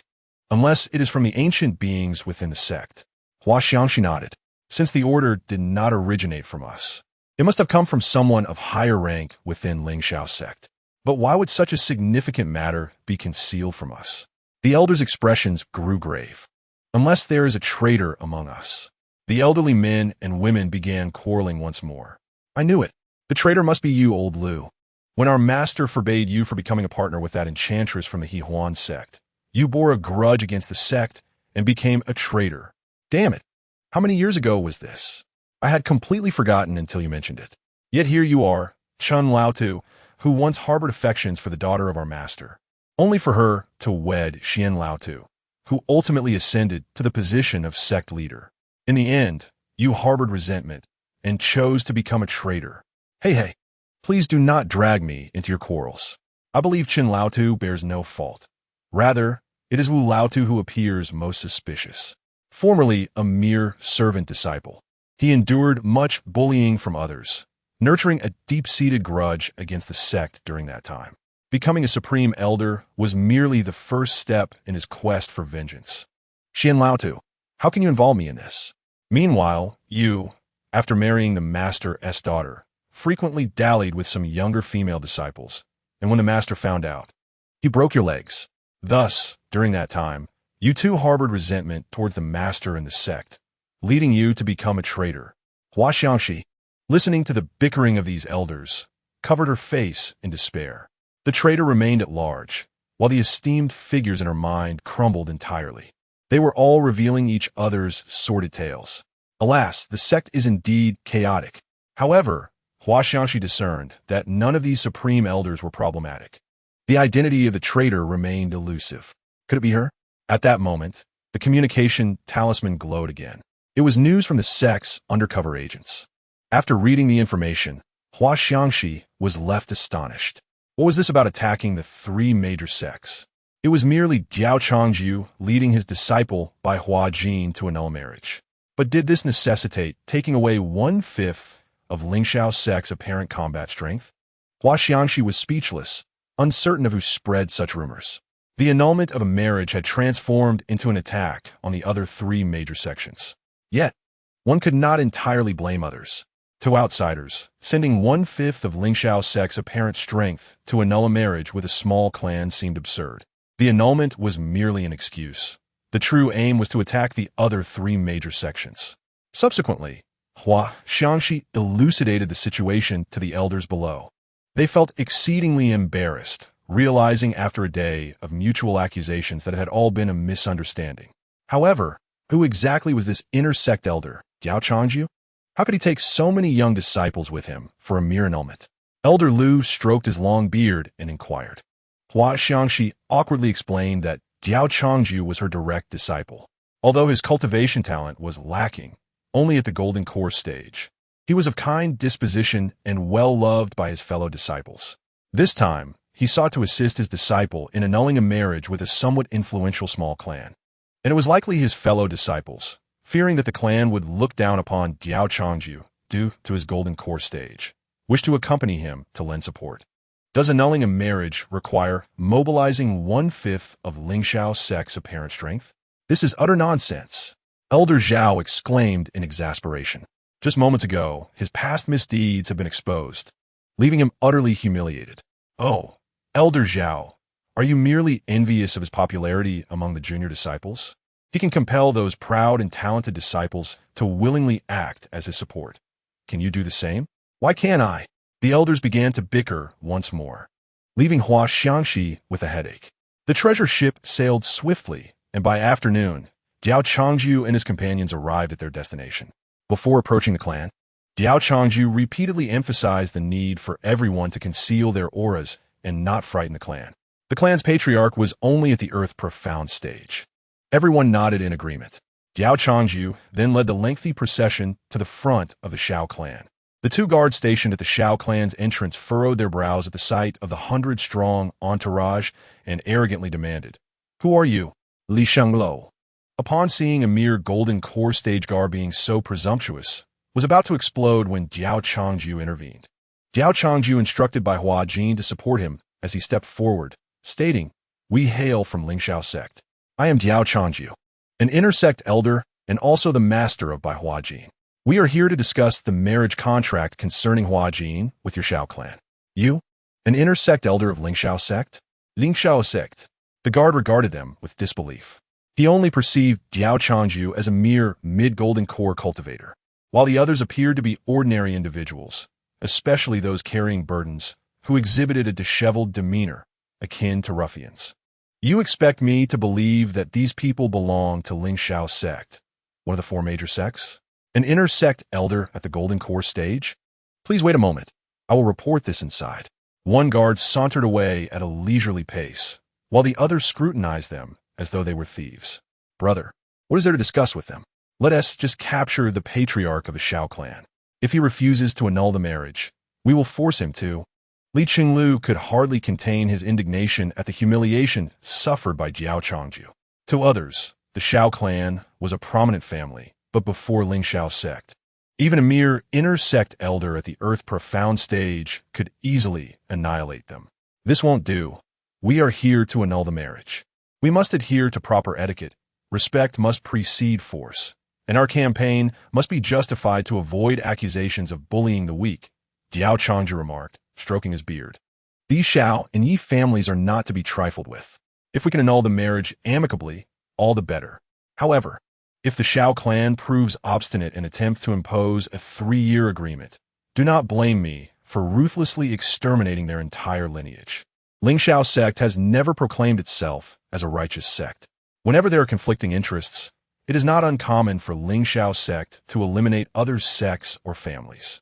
The creed of Lingxiao sect is, there are no absolutes of right or wrong, only eternal interests. In the power-centric Longxian continent, as long as one is sufficiently powerful, any action taken is deemed correct. The guard before the Shao clan looked on, bemused at their performance. You, a mere golden core stage cultivator, dare to speak of propriety before force? Have you lost your mind? Chapter 12. Old Yao, could it be you again? Inside the Shao clan's hall, the patriarch Shao Zhan was entertaining an elder. This time, the matter concerning his son greatly benefited from Elder Zhao's assistance. Now, Bai Hua Jin had become a pariah at Lingxiao sect, and the next step would be to expel him from a sect, after which Bai Hua Jin would have no choice but to marry the patriarch's son. Elder Shao chuckled. Patriarch Shao, there is no need for such formality between us. We are, after all, distant relatives. This small matter is but a trifling effort. However, I am curious as to why you're going to such length for a mere girl. Elder Shao, a newly promoted inner sect elder of Lingxiao sect, had secluded himself for a millennium, finally breaking through to the earth profound stage, thus naturally becoming an inner sect elder. Alas, that girl has bewitched my son. He cannot forget her and insists on marrying her. Yet Bai Huajin clearly does not wish to marry him. She has hidden herself away in Lingxiao sect, leaving us with no choice but to resort to this last strategy. Sighed Xiaozhan. As the two conversed, a guard entered and reported, Patriarch, a group of individuals claiming to be from Lingxiao sect has arrived. The elder leading them is a mid-golden core cultivator, claiming to be an inner sect elder and also the master of Bai Huajin. They wish to discuss the marriage between Bai Huajin and your son. Upon hearing this, Xiaozhan turned to Elder Xiao, whose face turned ashen. He slammed the table and exclaimed, "What audacity! A mere golden core cultivator dares to impersonate an inner sect elder of Lingxiao sect? Furthermore, if Bai Huajin had truly become a direct disciple of an inner sect elder, why was I not informed? Let them in. I shall see how they perform before a genuine inner sect elder of Lingxiao sect." Elder Xiao declared coldly. How dare they flaunt the name of Lingxiao sect to deceive others? They must be tired of living. Very well. The guard wore a look of anticipation. He quickly approached Diao Changju and his group, wearing a mocking smile. "Please follow me. The Patriarch requests your presence." He was eager to witness the expressions of these impostors upon encountering a true inner sect elder of Lingxiao sect. Let us see how they maintain their facade. Diao Changju remained unfazed by the guard's scrutiny. Should the marriage negotiation falter, the guard, who was now grinning, would soon meet a grim fate. A group, led by the guard, entered. As they approached the main hall, the guard halted, disdainfully addressing the porters behind him. "You brutes may wait outside. Do not dirty our hall by entering." Huang Xuanyu's expression turned furious. Today, he had exercised remarkable restraint. A mere golden core cultivator dared to act so brazenly?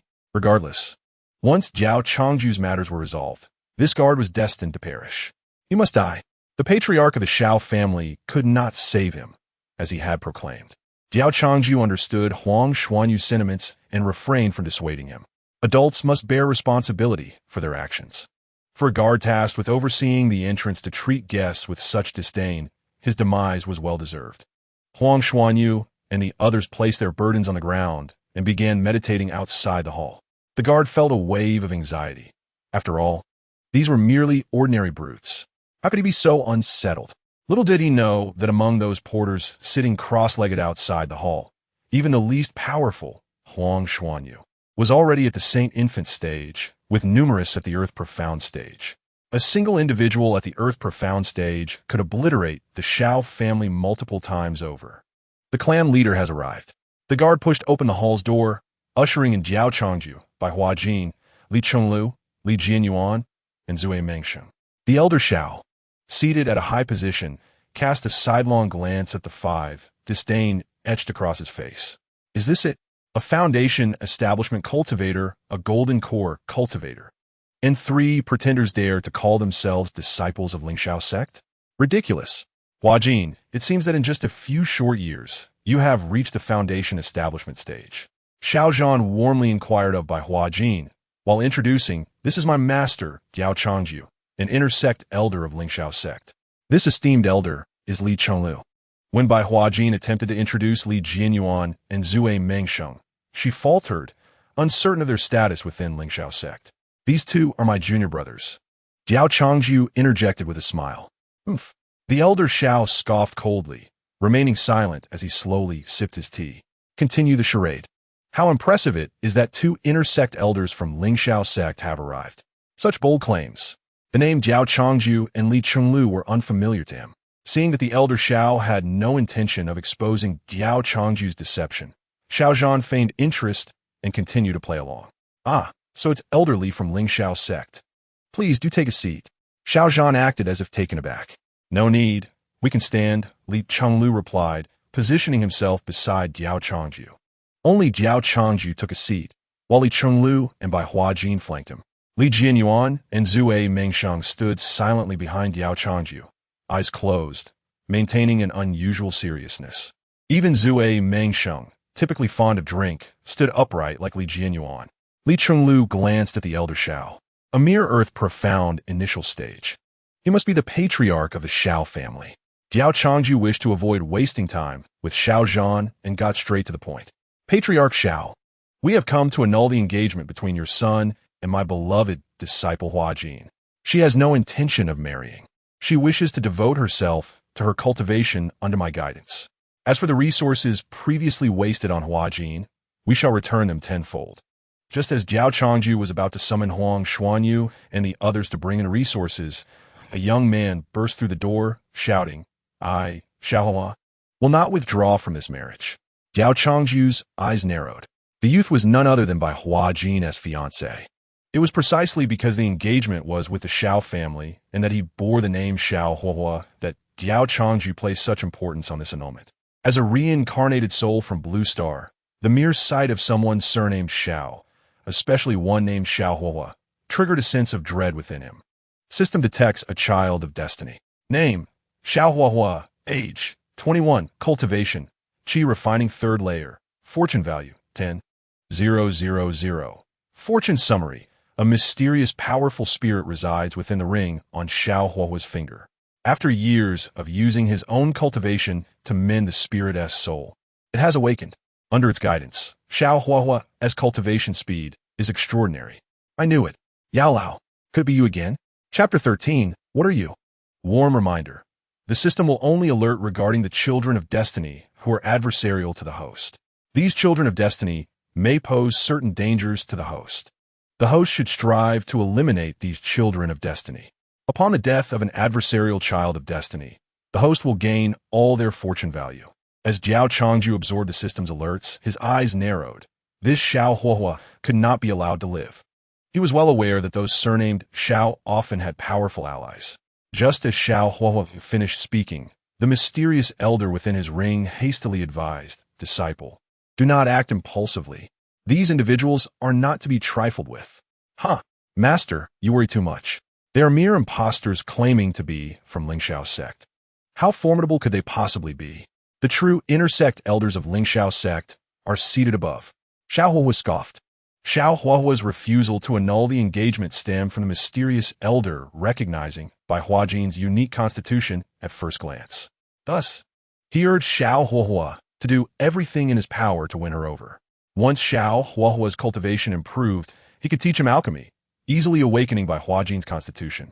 However, unbeknownst to them, the pair had been deceived by Huajin, who had entered Lingxiao's sect and reversed her decision to marry. Upon learning that Huajin had come to annul the engagement, Xiao Huahua rushed over. What can a mere earth-profound, initial stage cultivator discern? The mysterious elder grew anxious. Having initially overlooked them, he was now alarmed. Not only were there numerous at the Saint Infant and earth-profound stages outside, but even the individual serving tea beside Diao Changju was at the late stage of earth profound, and the two youths standing quietly behind him were at least at the heavenly profound stage. Do you really think these people are imposters from Lingxiao's sect? I believe the so-called intersect elder sitting above is the true fraud. With so many powerful figures from Lingxiao's sect present, he hadn't recognized a single one and was behaving like a fool, making a mockery of himself. The mysterious elder berated. Xiao Huahua was left dumbfounded. Master, are you sure you're not mistaken? Do you think I could misjudge? The mysterious elder retorted, displeased. The mysterious elder, known as Dan Lao, hailed from another realm. What shall we do now? Xiao Huahua felt despair. He had just shouted at them. What else can we do? We simply cannot provoke them. The marriage shall be annulled. When you grow stronger, women like Huajin will naturally seek you out, Dan Lao replied helplessly. Had he been at his peak, he could have effortlessly crushed this group of earth-profound and heavenly profound cultivators with a mere finger. Yet now, reduced to a remnant soul, even if he possessed Xiao Huahua, he could only exert power equivalent to the heavenly profound initial stage and was far from a match for the two youths behind Diao Changju. Thus, it was imperative to avoid offending them. Xiao Huahua harbored deep resentment towards Huajin. That wretched woman. One day, I shall make you regret today's decision and beg at my feet. His expression shifted to a smile. I apologize, esteemed seniors. I was merely jesting. Since Huajin is devoted to her cultivation, let us annul this marriage. When Xiao Hu uttered those words, astonishment enveloped the crowd. Particularly affected was Shi Zichen, who wore a perplexed expression, mistakenly believing that his son had been intimidated by the impostors from Diao Changju's faction. However, Diao Changju held a different conviction. He was utterly certain that it was Shi Hu's ring, gifted by his grandfather, that prompted the boy's sudden capitulation. Yet, if Shi Hu had indeed surrendered, what reason would he have to seek his demise? Fire, you need not fear. Elder Shi of Lingxi sect is present here. If you wish to proceed with the marriage, Elder Shi will advocate on your behalf. Shi Zhin remarked with a cold smirk, discarding any further pretense with Diao Changju and his band of impostors. Oh, the intersect Elder of Lingxi sect? Diao Changju and Lchnglu exchanged bewildered glances, directing their attention towards the elderly figure seated high above, who appeared to be at the initial stage of the Earth profound realm. They had assumed he was an ancestor of the Shi family. Yet, why did it seem they had never encountered this so-called intersect elder before? Neither had they seen Elder Shi, nor had he laid eyes upon them. With numerous intersect elders in Lingxi sect, anyone who breaks through to the Earth profound stage may ascend to such a rank and partake in its resources. Furthermore, many disciples preferred seclusion, often retreating for hundreds or even thousands of years. Some had not shown themselves for over a millennium, only to emerge having achieved the Earth profound stage. Elder Shio was one such recluse, having secluded himself for a millennium. Lchnglu and the others who had risen to the intersect elder status within that time frame did not recognize him, nor did he recognize them. Lchnglu was merely a registered elder, not the sole one. There were many registered elders, and upon emerging from seclusion, he had rushed to the Shi family to reap benefits, relishing the status of an intersect elder of Lingxi sect. Shi who realized that Shi Zhin was still oblivious to Diao Changju's true identity, prompting him to explain. Yet, Diao Changju would not afford him that opportunity. The current circumstances were precisely as he desired. In the moment Shi who opened his mouth, Diao Changju struck him, sending him flying and shattering several of his teeth. Were you to question our identity as members of Lingxi sect? Blood flowed freely from Shi Hu's mouth, and he felt an overwhelming sense of injustice. No, elder brother, I meant to clarify, not to question your identity. Was it not my father who questioned you? Why strike me? Shi who was rendered unconscious by Diao Changju's blow, which had been delivered with lethal intent. The full force of a golden core, cultivator, aimed at the Qi refining stage, Shi Hu. Miraculously, he only lost a few teeth before succumbing to unconsciousness, evidently protected by his grandfather's ring. Who? Shi Zhin rushed forward, cradling the unconscious Shi Hu and crying out in despair. Upon realizing his son was merely unconscious, he sighed in relief. Turning, he furiously pointed at Diao Changju, exclaiming, "You have gone too far. I implore Elder Shio to take charge and punish these vile impersonators of Lingxi sect. I can no longer tolerate this. Not only do you impersonate Lingxi sect, but your actions are so brutal that they tarnish our reputation. Today, I shall ensure you pay the price." Elder Shio rose to his feet. "You claim to be an intersect elder of Lingxi sect?" And Lchnglu, who had been suppressing his anger all day, could no longer restrain himself. A terrifying aura erupted from him. Late Earth profound, he stepped forward, directing his oppressive force at Shi Zhin and Elder Shi, causing the merely saint-infant stage, Shi Zhin, to buckle and kneel. Late Earth profound, Shi Zhin's face was filled with shock. Who had claimed they were impostors of Lingxi sect? With such cultivation, who else could it be but an intersect elder of Lingxi sect? Chapter 14.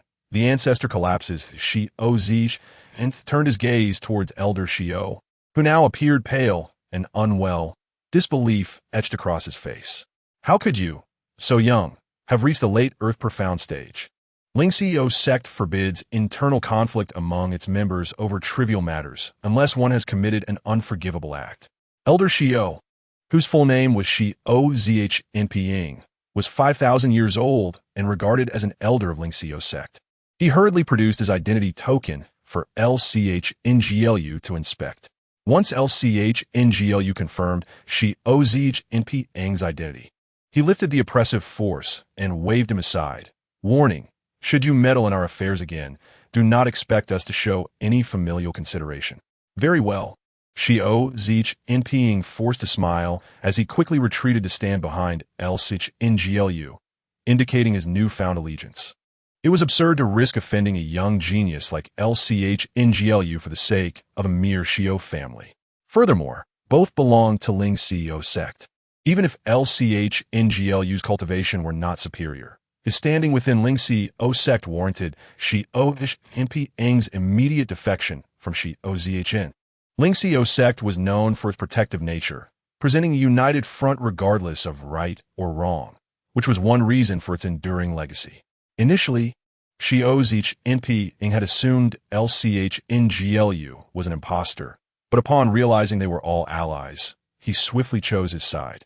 Seeing this, Shi Ozhng's face turned a ghastly shade of green. He pointed at Shi Ozhng, gritting his teeth. Elder Xiao, you dare turn against us? Ha! What a grandest!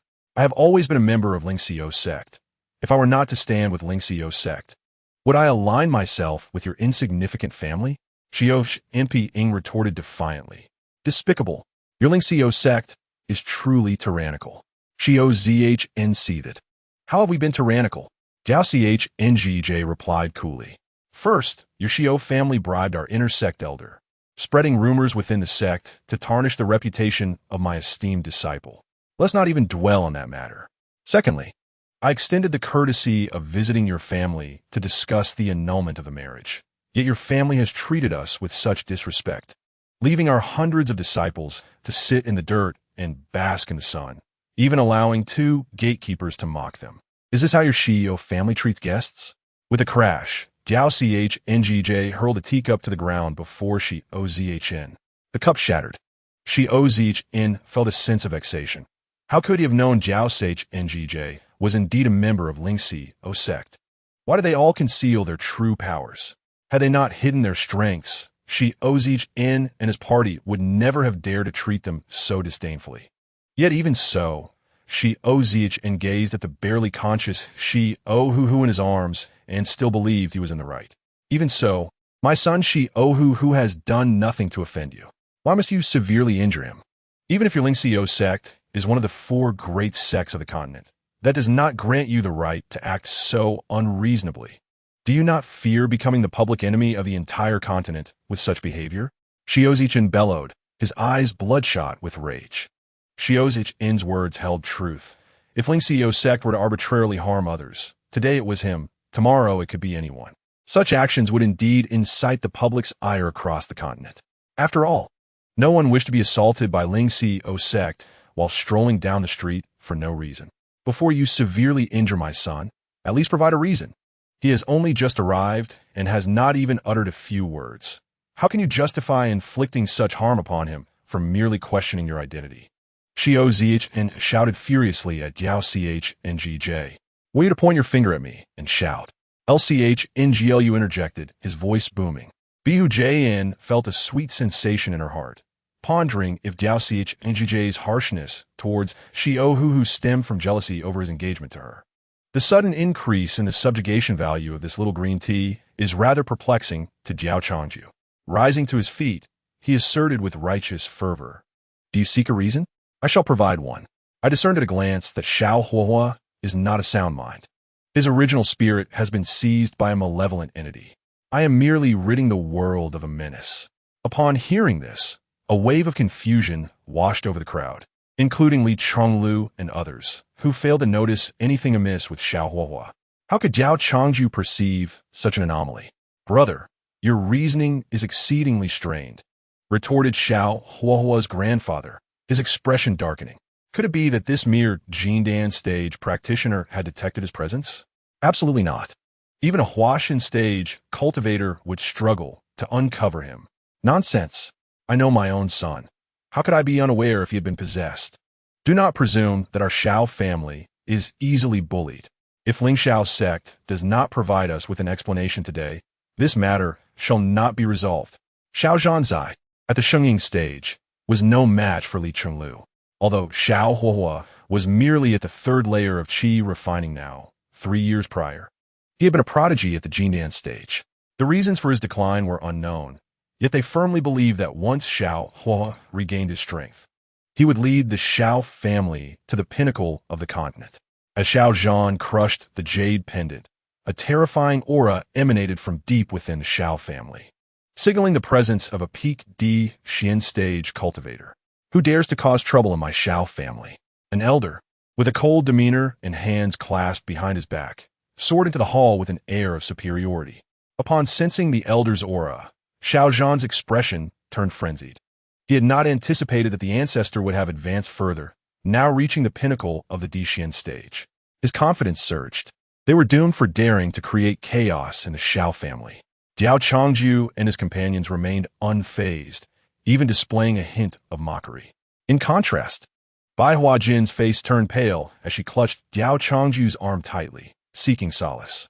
What transpired next left Xiao Zhan utterly dumbfounded.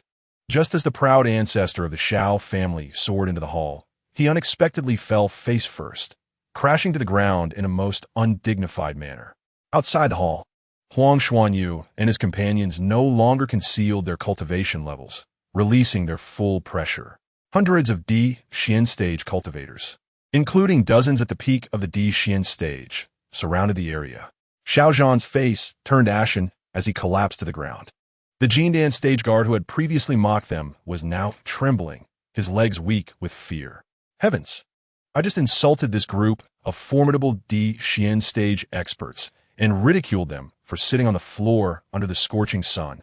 The Xiao family ancestor was now in a state of utter disarray, his face filled with terror, stripped of his earlier arrogance.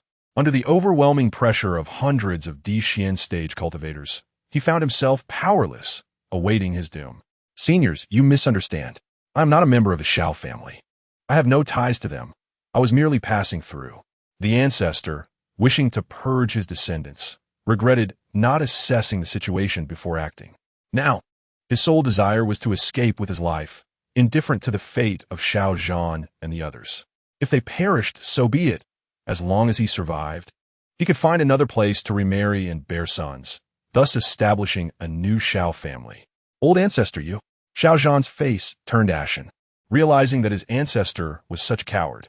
The grand and enigmatic image he had held of him crumbled in an instant. Fear not. We are not bloodthirsty individuals. My actions against Xiao Huahua were merely due to his body being occupied by a malignant force, Diao Changju stated with conviction. Seeing his expression, doubts arose among the others as they turned their gazes toward Xiao Huahua nestled in Xiao Zhan's arms. This is impossible. My son's behavior is entirely normal. Xiao Zhan protested vehemently. Suddenly, he realized that Xiao Huahua's greatest anomaly was indeed his cultivation. 3 years prior, he had been at the Jindan stage, and now he had fallen to the third layer of qi refining. Could it be that he was truly possessed? Moreover, Diao Changju's standing was no trivial matter. He commanded the attention of the Dixian stage cultivators of Lingxiao sect. Such a figure could not simply be a mere Jindan stage practitioner. He must be a formidable elder from Lingxiao sect. There was no reason for him to deceive the Xiao family. Reluctantly, Xiao Zhan began to believe Diao Changju's words. Gradually, he laid Xiao Huahua on the ground and stepped back, realizing that according to Diao Changju, his son had long since perished, and the being before him was merely a malevolent entity occupying Xiao Huahua's flesh. Please, Elder Diao, avenge my son. Xiao Zhan spoke expressionlessly. In this dire situation, he had no choice but to trust Diao Changju's words. Even if Xiao Huahua had not been possessed, the assertion that he had would suffice to save the Xiao family from annihilation. Rest assured, as an elder of Lingxiao sect, I cannot stand idly by in the presence of such evil, Diao Changju declared with righteous indignation. He then directed a palm strike towards Xiao Huahua, boldly demanding the demon to reveal itself. Should that strike land on the unconscious Xiao Huahua, he would undoubtedly be obliterated. Xiao Zhan clenched his fists, genuinely hoping that Xiao Huahua was indeed possessed, for otherwise, the humiliation of having his son unjustly slain by Lingxiao sect would be an unbearable grievance. Elder Dun, Xiao Huahua's grandfather, was at his wit's end. He had not anticipated that this seemingly insignificant Jindan stage practitioner could discern his presence. Since Xiao Huahua had aided him in restoring his soul, their fates had become intertwined. Unless his own soul grew significantly stronger, his current condition would mean that if Xiao Huahua perished, so too would he. Seeing Diao Changju's unwavering resolve to eliminate Xiao Huahua, Elder Dan could only reluctantly merge his essence with Xiao Huahua. Just as Diao Changju's palm was about to strike, Xiao Huahua suddenly radiated a brilliant white light, awakening and effortlessly dissipating the attack with a mere wave of his hand. "Ah, Elder Diao, I mean you no harm. Why do you pursue me so relentlessly?" Elder Dan, having merged with Xiao Huahua, elevated his cultivation to the initial stage of Tianxian. The sudden transformation of Xiao Huahua astonished those present. Tianxian initial stage. Li Chenglu instinctively positioned himself in front of Diao Changju. Meanwhile, Li Jianyuan and Zue Mengsheng, who had been standing with their eyes closed, opened them simultaneously, their gazes fixed intently on Xiao Huahua. Witnessing Xiao Huahua awaken and transform, reaching the Tianxian initial stage, Xiao Zhan was completely convinced of Diao Changju's words. Tears welled in his eyes as he pointed at Elder Dan, exclaiming, "You vile demon, what have you done to my son?" The onlookers outside the hall withdrew the pressure they had been exerting on the Xiao family ancestor, flooding into the hall and encircling Xiao Huahua. They were well aware of the events that had unfolded within. Their admiration for Diao Changju surged, recognizing him as a true brother. While they had failed to detect Xiao Huahua's anomaly, he had perceived it at a glance. "You shameless demon, return the lives of my ancestors and descendants." Once the Xiao family ancestor regained his mobility and realized that Ling Xiao sect was not targeting them, he abandoned all thoughts of escape. He pointed at Xiao Huahua, tears streaming down his face, his grief palpable as he cried out in despair, embodying the profound bond between grandfather and grandson. Elder Dan furrowed his brow at the unfavorable situation surrounding him. He was not afraid of this group of Di Xianqi. He intended to flee, as they could not hinder him. What truly troubled him were the two young men behind Diao Changju, who exuded a menacing aura. "I am not a malevolent being. I am Dan Shun, known as the medicine god from Tianshang Shenzhou. I was nearly killed here due to a treacherous scheme, but thankfully I encountered Xiao Huahua later, and through his diligent nurturing, my remnants of a soul could barely awaken," Dan Lao respectfully stated. One must bow their head when under someone else's roof. In the past, with this group of mere Di Xianqi and Tian Xianqi, a single glance from me could annihilate them. How could Diao Changju possibly let him off the hook? Utter nonsense. A malevolent being speaks such drivel. Dan Lao's eyes grew cold. It seemed this individual was resolute in killing him. Without hesitation, Dan Lao charged towards Diao Changju, attempting to seize him as a hostage. Though he could not comprehend why these Di Xianqi and Tian Xianqi powerhouses obeyed a mere Jin Dan Shi, capturing Diao Changju would deter the others from acting rashly. Just as Dan Lao's hand was nearly upon Diao Changju, a flash of cold light appeared. Dan Lao's heart raced. It was too late to retract his hand, and his arm was severed, falling to the ground with a thud. Li Jianyuan had appeared before Diao Changju, his expression icy as he spoke. "My senior brother is not someone you can simply touch." Tianxian late stage. Dan Lao gazed at the youth before him in astonishment. He had known this young man was of Tianxianqi, but had not anticipated he was at the late stage. Before Dan Lao could react, a kick struck his abdomen, sending him soaring like a cannonball, breaking through the roof. Simultaneously, another figure pursued Dan Lao. Another Tianxian late stage. Panic washed over Dan Lao. He could no longer maintain his composure. With the emergence of yet another Tianxian late stage, escape was no longer an option. Zue Mengsheng caught up with Dan Lao and unleashed a flurry of blows upon him. Dan Lao was utterly defenseless, as his expertise lay in alchemy, not combat. Meanwhile, the spectators in the hall had emerged, gazing at the battle unfolding above. With a thunderous crash, Dan Lao was crushed to the ground by Zue Mengsheng's foot, his body battered and broken, reduced to a mere shadow of his former self, treated like a dog. "Senior brother, how should we deal with this malevolent being?" Zue Mengsheng inquired of Diao Changju. Dan Lao managed to speak with great difficulty. "I do not comprehend. I bear no grudge against you. Why must you wish me dead? No grudge? Huh. Given Xiao Huahua's disposition, even without enmity, he could create a feud. If today Diao Changju does not kill Xiao Huahua and his disciple, tomorrow they shall be the ones to kill you. It was merely the misfortune that Xiao Huahua was the child of opposing fate to Diao Changju. Kill him. Diao Changju declared without hesitation. Zui Mengsheng followed suit, striking down Dan Lao with a decisive blow.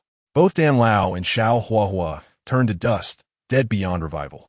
The child of opposing fate, Xiao Huahua, has perished. The host gains all of Xiao Huahua's fortune value. Fortune value, 10,000. Host's fortune value, 10,000. Xiao Zhan expresses gratitude to Diao Changju. Thank you, Elder Diao, for avenging my son and eliminating this malevolent being. Xiao Zhan was now fully convinced that Xiao Huahua had been possessed. Fortunately, Diao Changju had seen through it.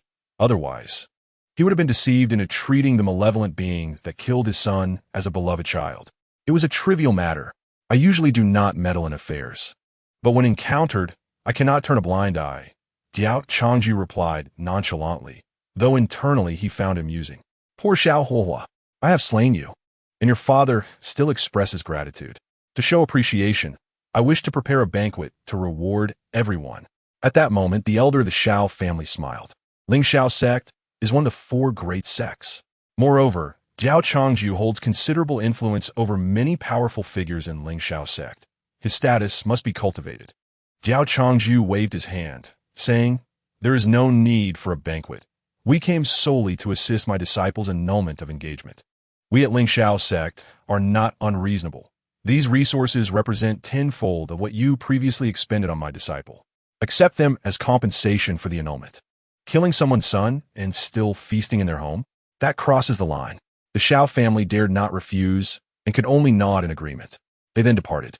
Before leaving, Huang Xuanyu struck down the 2 guards with a single palm. Remember to replace them with 2 polite watchdogs. Xiao Zhan was not angered and promptly nodded in agreement. Even had Huang Xuanyu not killed the guards, he would have done so to demonstrate to Huang Xuanyu's group. It could only be said that those 2 guards deserved their fate, believing themselves superior merely because they stood watch at the Xiao family, entirely forgetting their true role as mere watchdogs. In the same room, Diao Changju sat on a mat, while Hua Xiangxi, attired elegantly, sat composedly on a soft couch before him. Changju, the ruckus you caused during the annulment was quite substantial, Hua Xiangxi remarked with a hint of melancholy. The sect's apparent combat strength has diminished by 1/5, and I, as the acting sect leader, was completely oblivious. Diao Changju sighed, "Master. I did not wish to bring so many along, but my junior brothers insisted on accompanying me." Wow. It seems your influence as a senior brother is quite formidable among your juniors. When I wish to venture out, no one offers to guard me. Hua Xiangxi clapped her hands in amusement. Diao Changju understood that his master was teasing him once more. If Hua Xiangxi expressed a desire for protection, a contingent of guards would likely line up for miles. Typically, Hua Xiangxi maintained a demeanor of coldness and authority before others in the sect, but she revealed her genuine self only in the presence of him and Liu Liyan, displaying emotions like a delicate woman, capable of anger, grievance, and even feigned tears. Thinking of how my predecessor's warmth has turned cold, with those intersect elders leaving the sect without so much as a word, I am utterly heartbroken, Hua Xiangxi lamented, covering her face with her sleeve as she began to sob. Changju, do you know what the elders have said about me? They claim I, as the acting sect leader, lack any authority. The sect's apparent combat strength has dwindled by 1/5, and not a single person informed me. They say anyone could take my place as acting sect leader. Those elders could not have possibly spoken such words. It was merely Hua Xiangxi's fabrication. Master, I was wrong. I will certainly report to you if such matters arise in the future. Diao Changju admitted with his head lowered. No need for next time. You shall take the sect leader position. I believe your junior brothers would wholeheartedly support your appointment as sect leader. Master, please do not jest. I'm still merely at the mid-stage of Jindan, Diao Changju replied with a wry smile. As he spoke, the atmosphere became heavy. Hua Xiangxi ceased her lamentations. In the following chapter, do you wish to torment me or be tormented by me? Neither spoke again. After a long silence, Hua Xiangxi sighed softly. Over the centuries, she had exhausted every possible means to help Diao Changju break through. Regrettably, all her attempts had been in vain. Regardless of the extraordinary elixirs or spiritual herbs she provided, they seemed to vanish into a void. Under her nurturing, an ordinary person would have long since advanced to the Yuan Ying stage. Yet, Diao Changju remained stuck at the mid-stage of Jindan. It was futile. Diao Changju was inherently unsuited for cultivation, possessing virtually no talent, with a physique barely superior to that of a waste. Currently, only the legendary Holy Pool of the Secret Realm could potentially alter Diao Changju's constitution. It is said that merely soaking in the Shishui Shangqi can transform even the most inept individual into a genius. However, disregarding the uncertain timing and location of the opening of this mysterious realm, it is fraught with peril. Even formidable experts may not emerge unscathed. It has been a staggering 100,000 years since the last appearance of this realm. Hua Xiangxi eagerly hopes for its reemergence, willing to brave any danger alongside her disciple Diao Changju. 2.5 years have elapsed since you last occupied this space, and your lifespan is dwindling. Let us converse a while longer today, Hua Xiangxi said, her tone tinged with sorrow. Hua Xiangxi initially accepted Diao Changju as her disciple out of compulsion.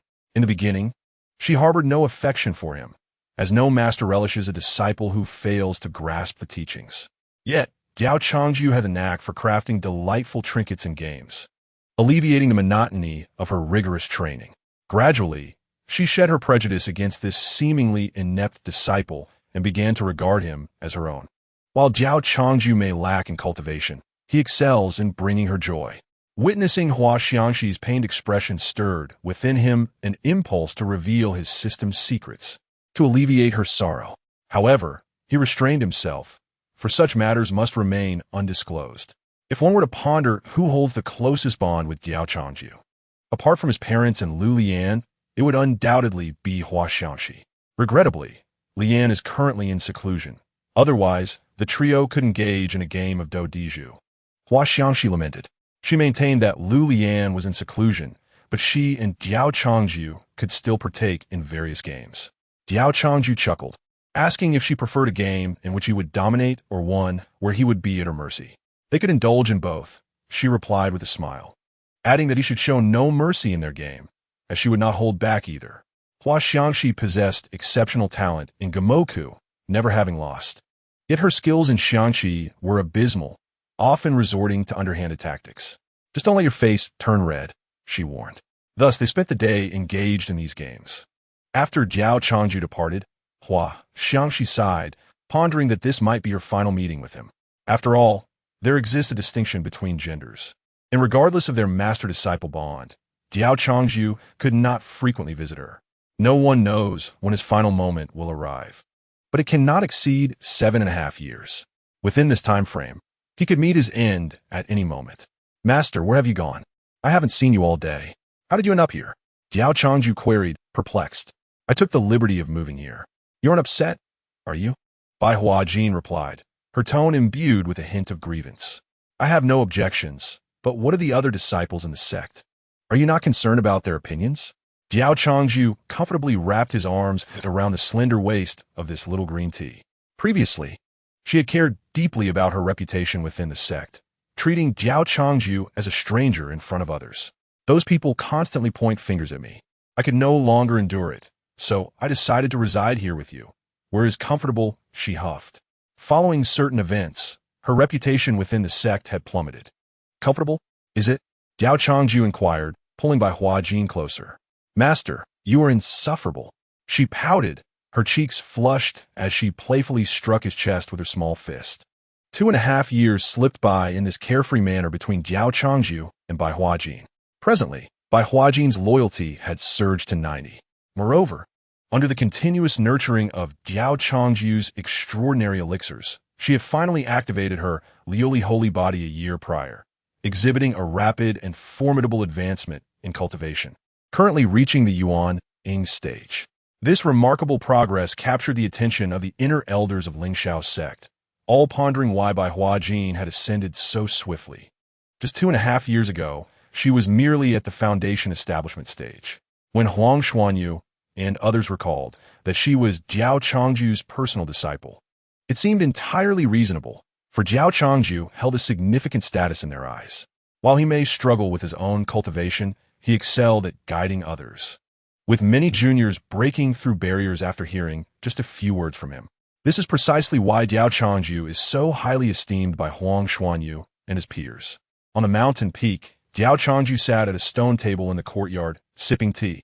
Alas, why have I yet to encounter a woman of fortune? He sighed.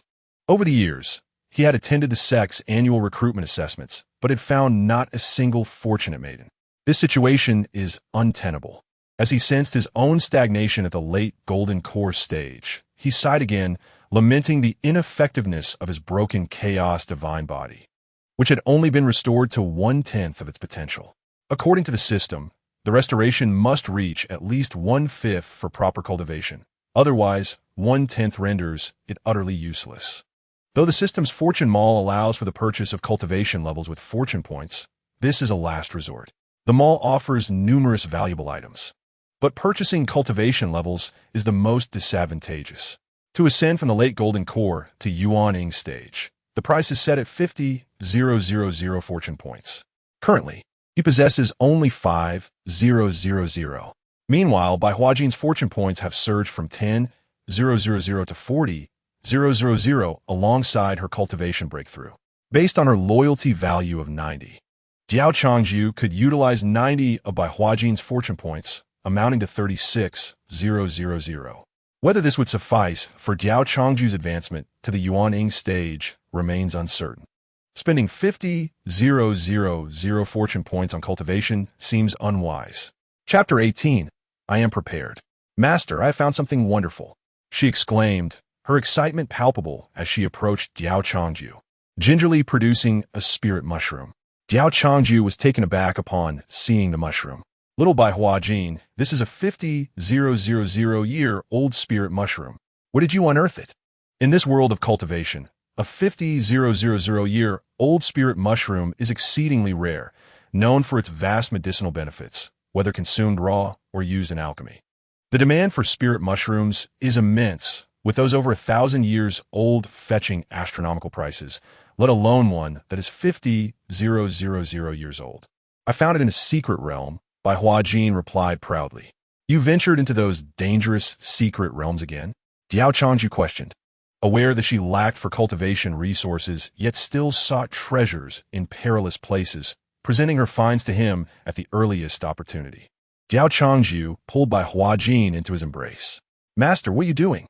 She exclaimed in panic, attempting to wriggle free from his hold. Diao Changju denied her the chance, forcefully lifting her garment, revealing the multitude of scars concealed beneath.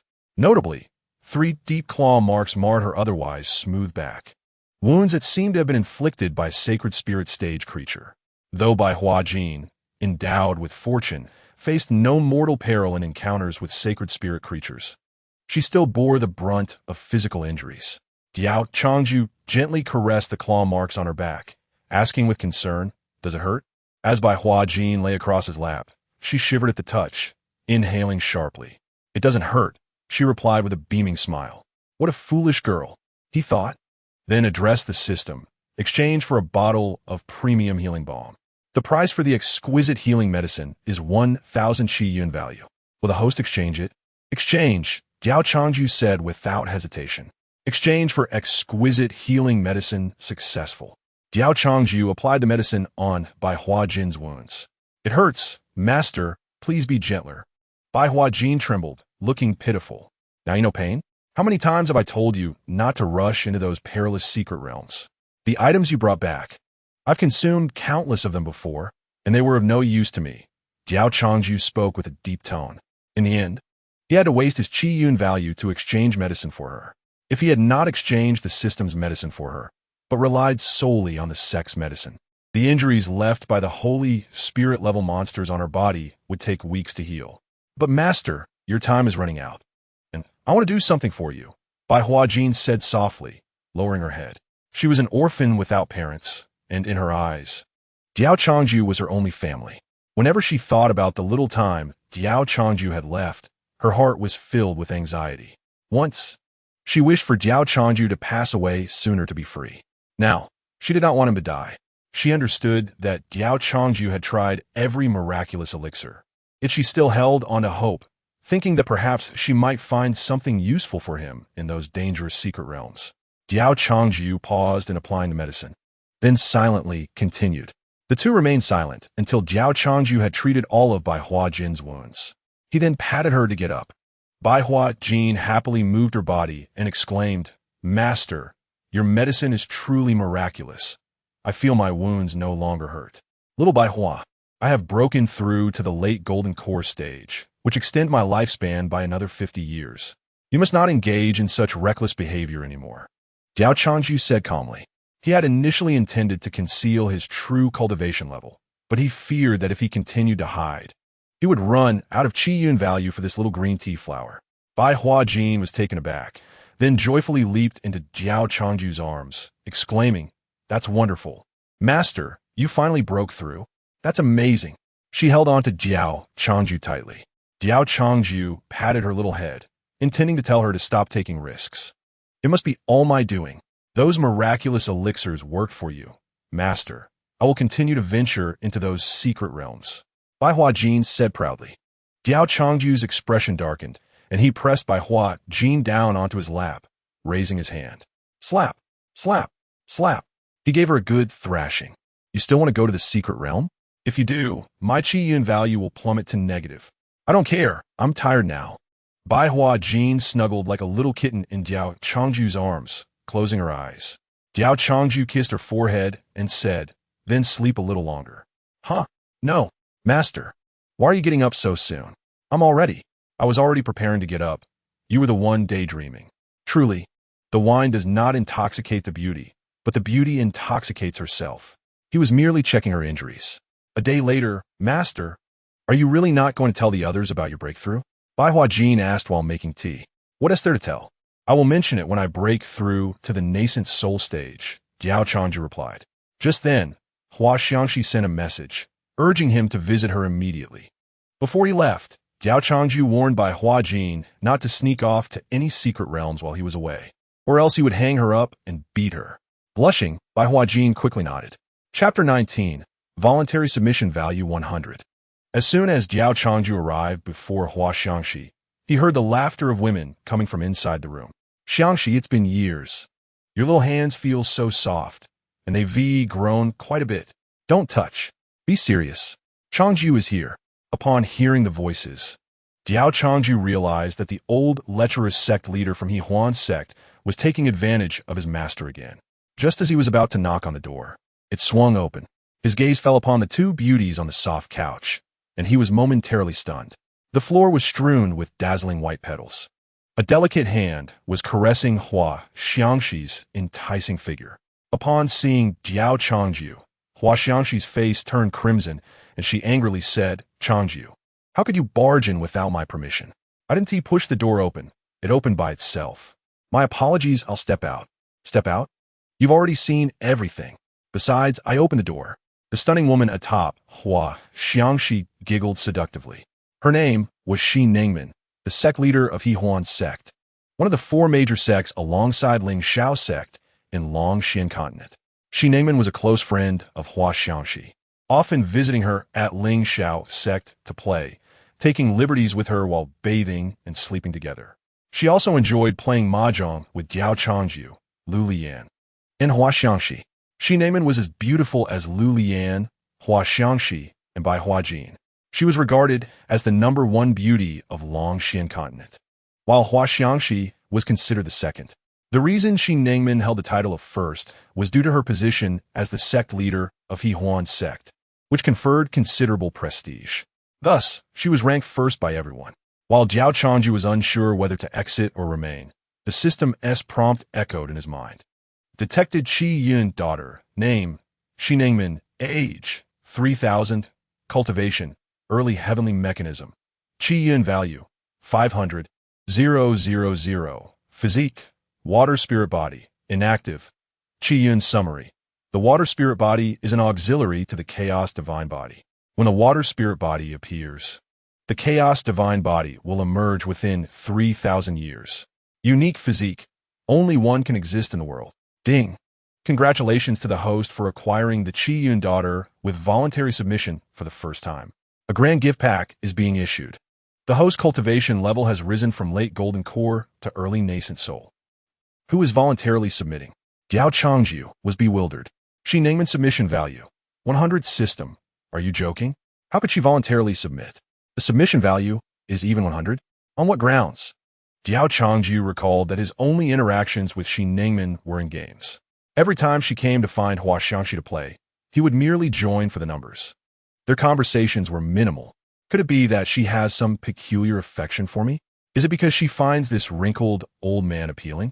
Otherwise, this voluntary submission, with a submission value of 100, seems utterly absurd. Even little by Hua Jin's submission value is only 90. That 90 submission value had made by Hua Jin wholly obedient to Diao Changju, her eyes filled with adoration for him. Yet with Shi Ningmen's submission value of 100. In her actions, Diao Changju could not discern anything at all. Isn't she an old lecher? Could it be that every time she visits Ling Xiao sect, it's not for Hua Xiangxi, but for him? Do not doubt the system's data. Diao Changju looked at Shi Ningmen, filled with disbelief. Her angelic face was adorned with a healthy, rosy glow, her fair skin tinged with a hint of red, her long black lashes fluttering delicately, and her enchanting eyes shimmering with allure. Her perfectly sculpted nose resembled white jade, and her luscious lips were a soft pink, parting gently. Strands of lustrous black hair cascaded over her exquisite shoulders. Her slender neck was delicate, her curves striking, and her figure splendid. What could possibly warrant such a stunning beauty to voluntarily submit to him? He had done nothing at all. Seeing Diao Changju staring at her foolishly, Shi Ningmen chuckled softly and asked, "Changju, why do you keep staring at me?" The sight left others feeling rather embarrassed. XNNMN's radiant smile dazzled Diao Changju, making him momentarily lose his composure. "You flamboyant creature, cease your reckless antics and get dressed," he admonished. "My little disciple cannot withstand your temptations." Hu Xing X pushed X and NM in away, then proceeded to don her outer garments. Diao Changju, feeling awkward, lowered his gaze. He indeed could not endure such temptations, hastily suppressing any improper thoughts to avoid disgrace. Once the two women were properly attired, Diao Changju finally sat upright on the mat, yet his attention was continually drawn to XNMN's elegantly crossed legs, her delicate feet swaying enticingly. This enchantress truly embodied the essence of the HH and sex leader. "By the way, Diao Changju, has your little Liu Liyan truly ended things with you?" XNNM inquired playfully, wrapping her arms around Hu Xing X's slender waist. "Haven't I mentioned it before? Why ask again?" Hu Xing X replied, somewhat exasperated. She had grown accustomed to XNNM's affectionate embrace. After all, they were both women, and as long as boundaries were not crossed, Hu Xing X allowed XNNM in her whims. Indeed, Diao Changju nodded. "Wow, Lian truly lacks discernment. To part ways with you, Diao Changju? If she doesn't want you, then I shall have you. Diao Changju, how about I marry you?" XNNM jested. Diao Changju's heart skipped a beat. This woman was finally revealing her true intentions. Had he not known that XNNM submission value was 100, he might have believed she was merely jesting. Enough. You, XNNM, should refrain from harboring designs on my disciple. His remaining lifespan would not suffice for even a night with you, Hu Xing X scolded playfully. "Shuving XNNM, am I truly that terrifying? Though I am the leader of the HH and sect, I do not rely on men for my cultivation. I remain an untouched maiden." XNN protested, feigning innocence. "You may not depend on men for cultivation, but whether you are indeed an untouched maiden is another matter," Hu Xing X retorted. Had XNNM behaved like the other disciples of the HH and sect, Hu Xing X would never have been so closely affectionate. "How about we verify this during tonight's bath?" XNNM suggested with a mischievous grin. Hu Xing X's face flushed instantly as she covered XNNM's unabashed mouth. "Such talk is for us to share privately. Diao Changju is still present." Please, restrain yourself, she exclaimed, exasperated. What of it if Diao Changju hears? I do not regard him as an outsider. Hex, and boldly retorted. Chapter 20. Have you been here before? What? Do you think I could deceive you? I have not disclosed this to anyone else, only to you. Isn't that sisterly enough? XNNMN said, planting a kiss on Hu Xiying X's cheek. Hu Xiying X, considering that X and NMN had been the first to inform her of the discovery of the divine secret realm, chose to let it slide. Does anyone else know of the divine secret realm's emergence? She queried, concerned about the potential for others to be informed. Rest assured, aside from me, no one else is aware of the divine secret realm. XNNMN assured her confidently. Then let us depart. All treasures within belong to you, while the sacred pool of cleansing will be ours, Hu Xiying X declared. XNNMN was well aware of Hu Xiying X's ongoing quest for the divine secret realm and her desire for Diao Changju to immerse himself in the sacred pool. Very well, XNNN acquiesced, rising and taking Diao Changju's hand as they set off. Diao Changju, bewildered, was swept away, flying through the air on a sword, sandwiched between XNNMN and Hu Xiying X. XNNMN's speed was astonishing, a testament to her prowess as a Qianji period expert. The wind whipped at Diao Changju's face, rendering his eyes nearly shut, while XNNMN's flowing hair brushed against his wrinkled visage. The breeze clung to her delicate garments, accentuating her alluring figure. Suddenly, XNNMN came to an abrupt halt, causing Diao Changju to collide with her soft form, his aged hands instinctively grasping her waist.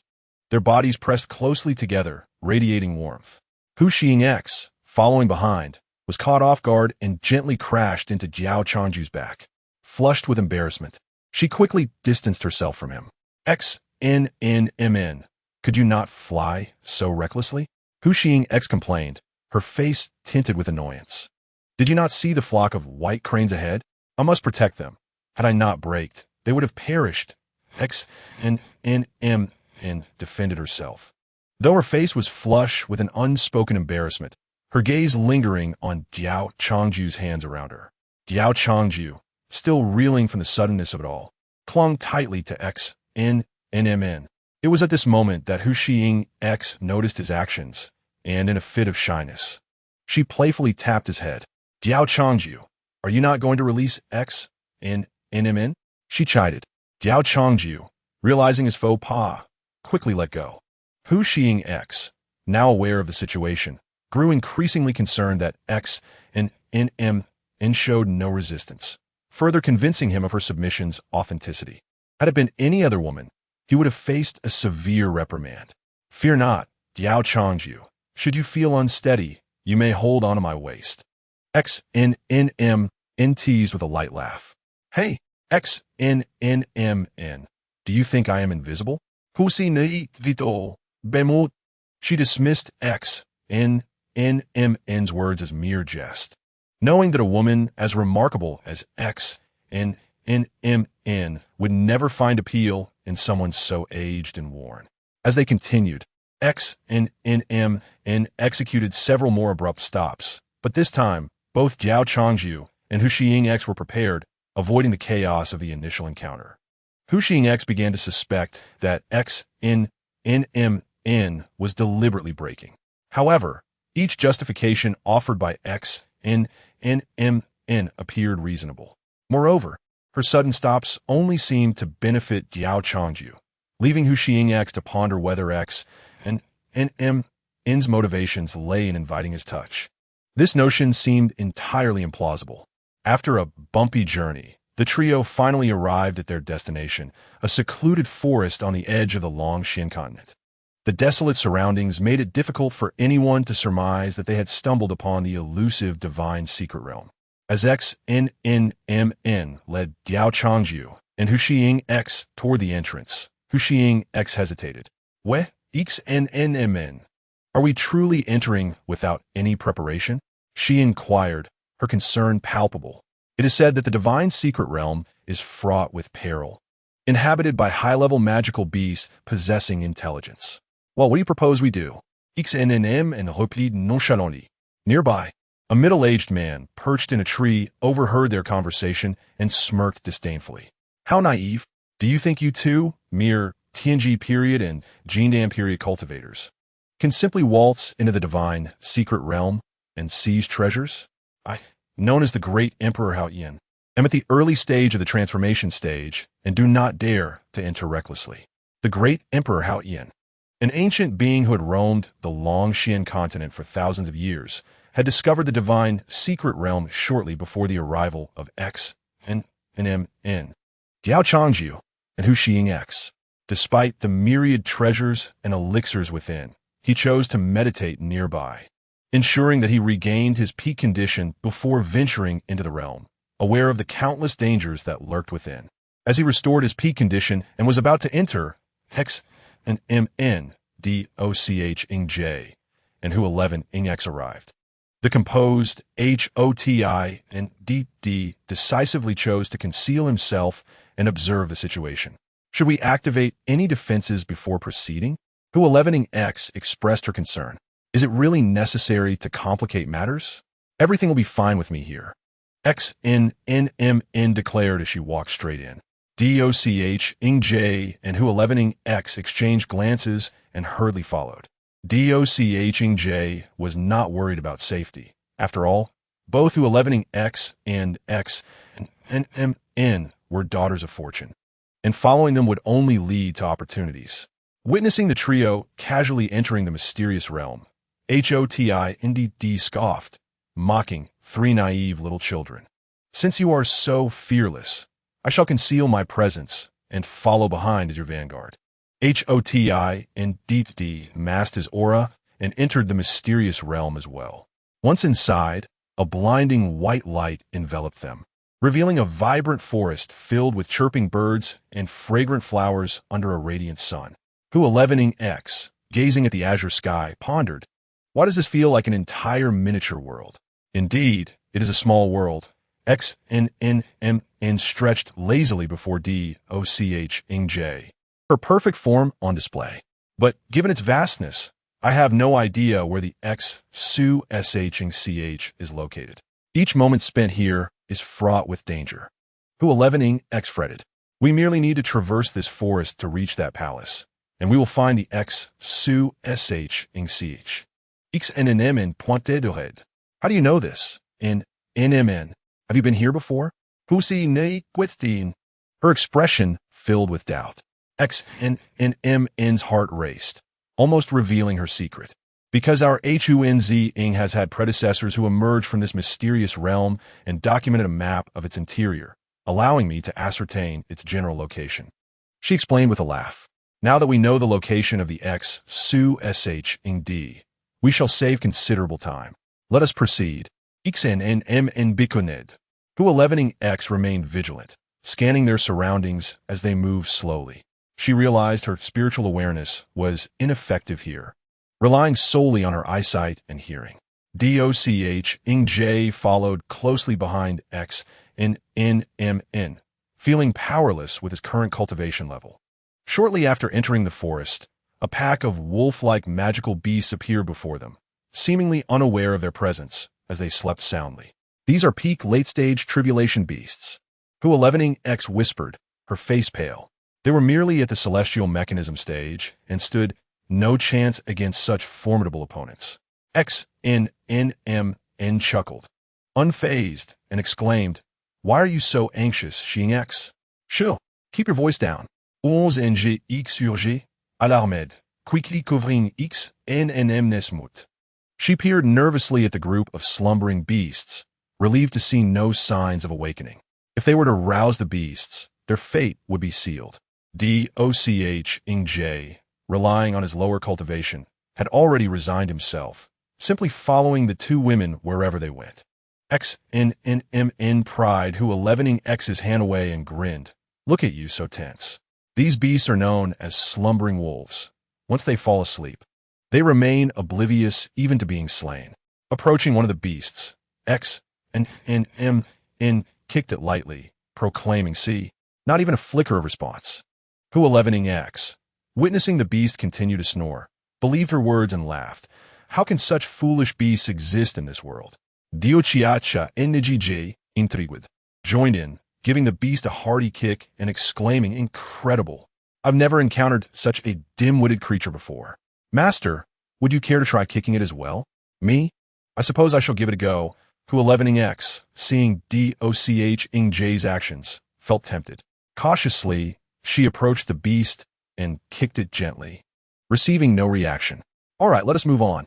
There is nothing peculiar about these beasts." XM remarked with a mischievous smile. "Indeed." Who 11X agreed, eager to proceed and allow Diao Changju to soak in the SU SH before leaving.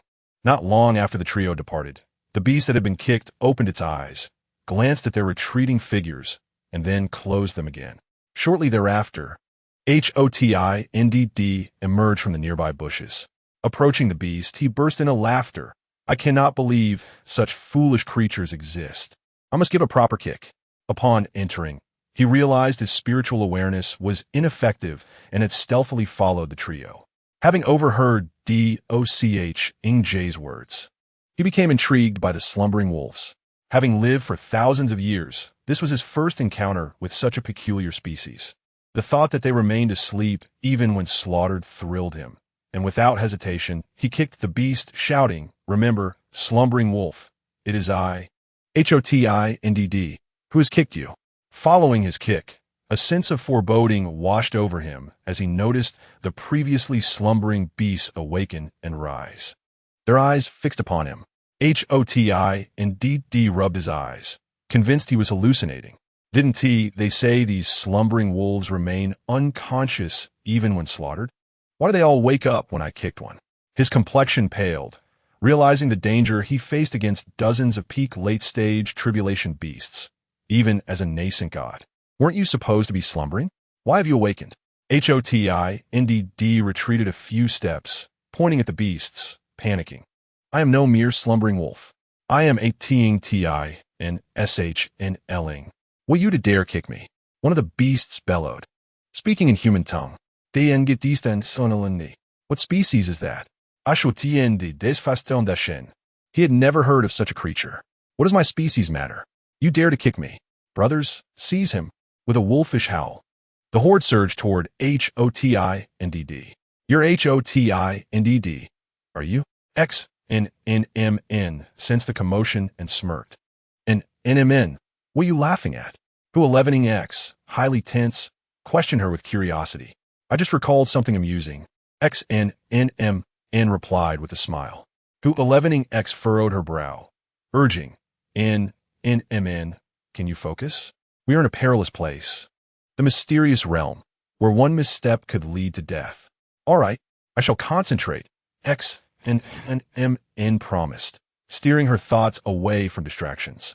After a fierce battle, HOTINDD fled in disarray. Thankfully, once he had distanced himself from the area, the TING and Ling ceased their pursuit. Now, he bore no semblance of the ethereal figure he once was. His clothes were tattered, his body marred with injuries, resembling a beggar. Why did they remain unresponsive to being kicked, yet retaliated against me? Perhaps they only react to beautiful women? However, that diminutive man in the Jindan stage also kicked it. I do not comprehend. I am utterly bewildered. The great Emperor Hao Yan has lived for so long, yet this is the first time he finds himself in such a predicament. Chapter 22. I am Miss Qi Tian Shenyuan. The great Emperor Hao Yan pursued relentlessly until he finally caught up with Diao Changju, Shi Ninmen, and Hua Xiangxi. Why had they encountered no dangers along the way? The great Emperor Hao Yan was perplexed. Was it not said that the divine realm was fraught with peril? Yet they seemed to wander through the forest as if shopping, only to stumble upon a pack of Tongtian divine wolves. The Tongtian divine wolves did not even attack them. Suddenly, a monkey beast in the initial transformation stage appeared before Diao Changju, Shi Ninmen, and Hua Xiangxi. Initial transformation. The great Emperor Hao Yan hastily concealed himself in the bushes, his heart brimming with joy. You wander aimlessly, and now you face your demise? Encountering a monkey beast in the initial transformation stage. Monkey beasts are notoriously temperamental. Will you not perish now? Ha ha ha ha ha. Previously beaten by the Tongtian divine wolves. The great Emperor Heartbroken felt a surge of psychological balance. Hua Xiangxi, upon seeing the sudden appearance of the monkey beast, turned pale, devoid of color. Initial transformation. The monkey beast stood 2 meters tall, its body cloaked in golden fur. The monkey beast regarded the three with a hint of confusion in its gaze. Everyone, do not panic. At this moment, Shi Nimen stepped forward. She approached the monkey beast and pointed at it, saying, "This beast is known as the gentle golden monkey. Its temperament is exceptionally mild. As long as we do not initiate an attack, it will not harm us."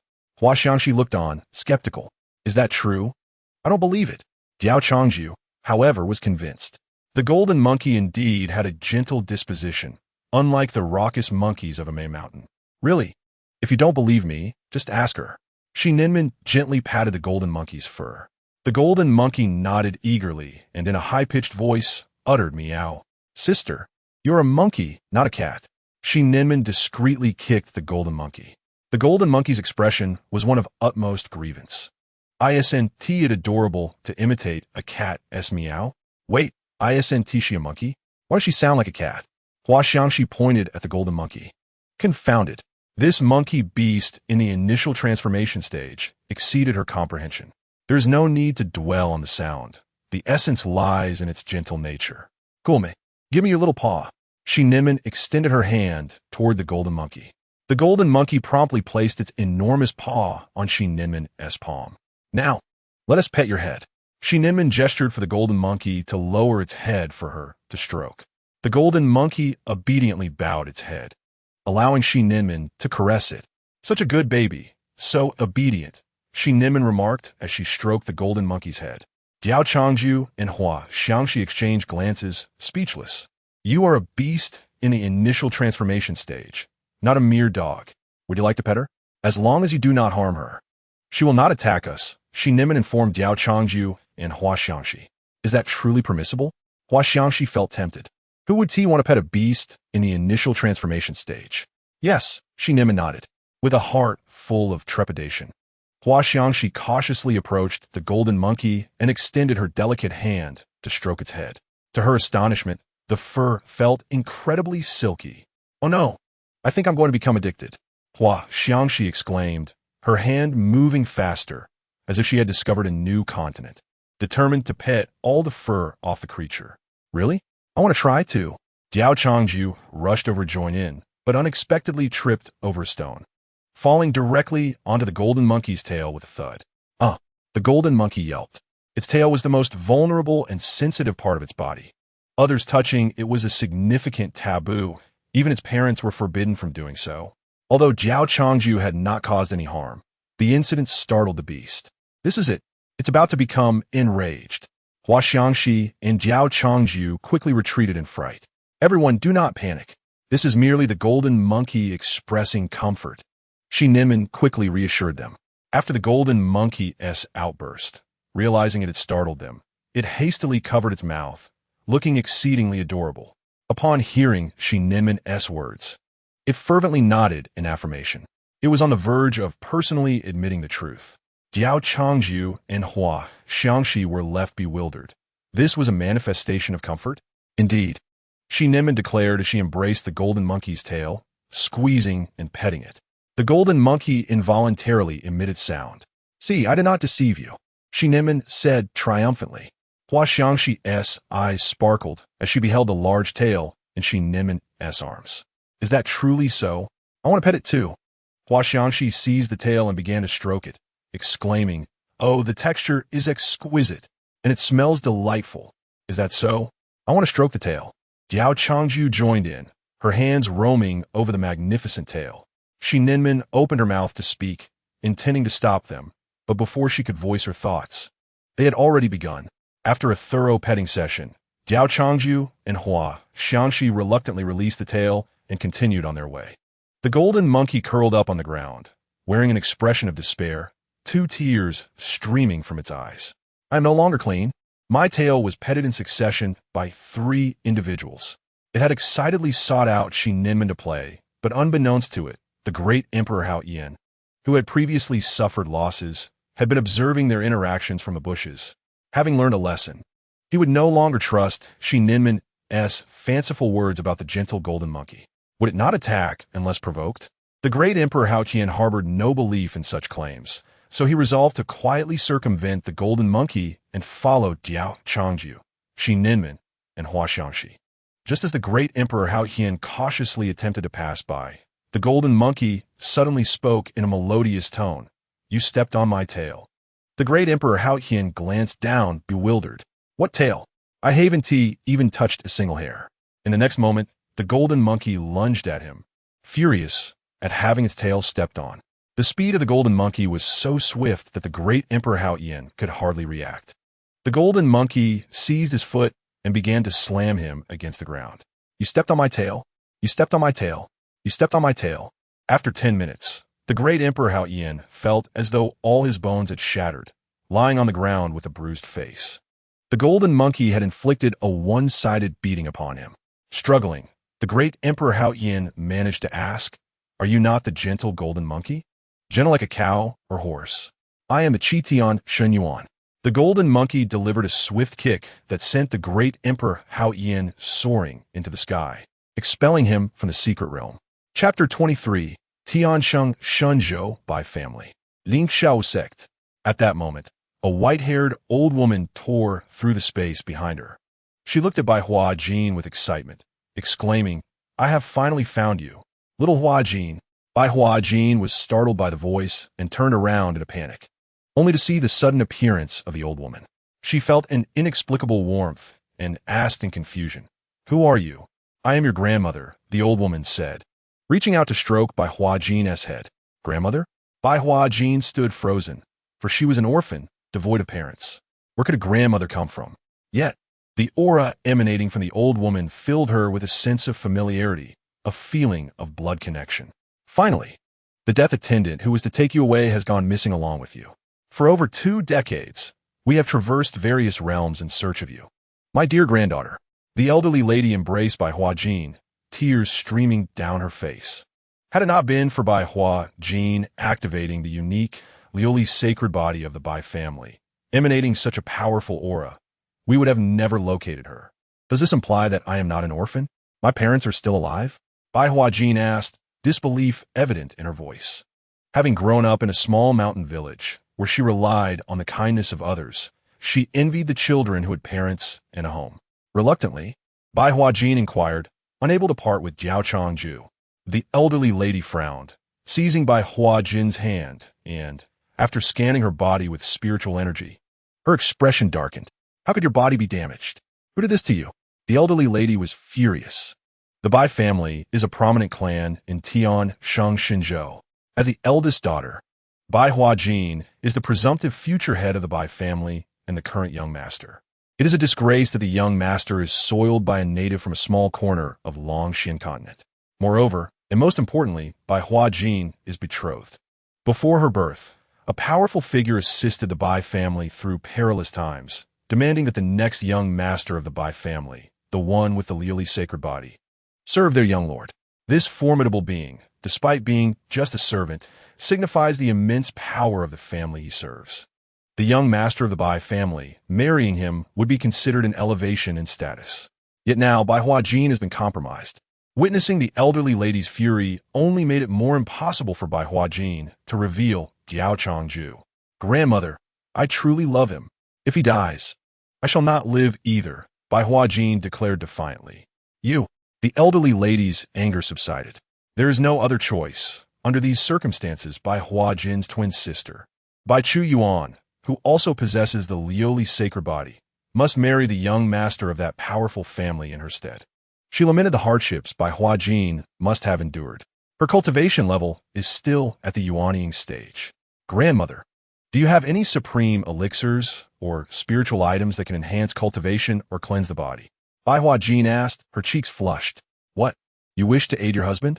The elderly lady replied with a scoff. Beyond that rationale, she couldn't fathom why Bai Hua Jin would request such items.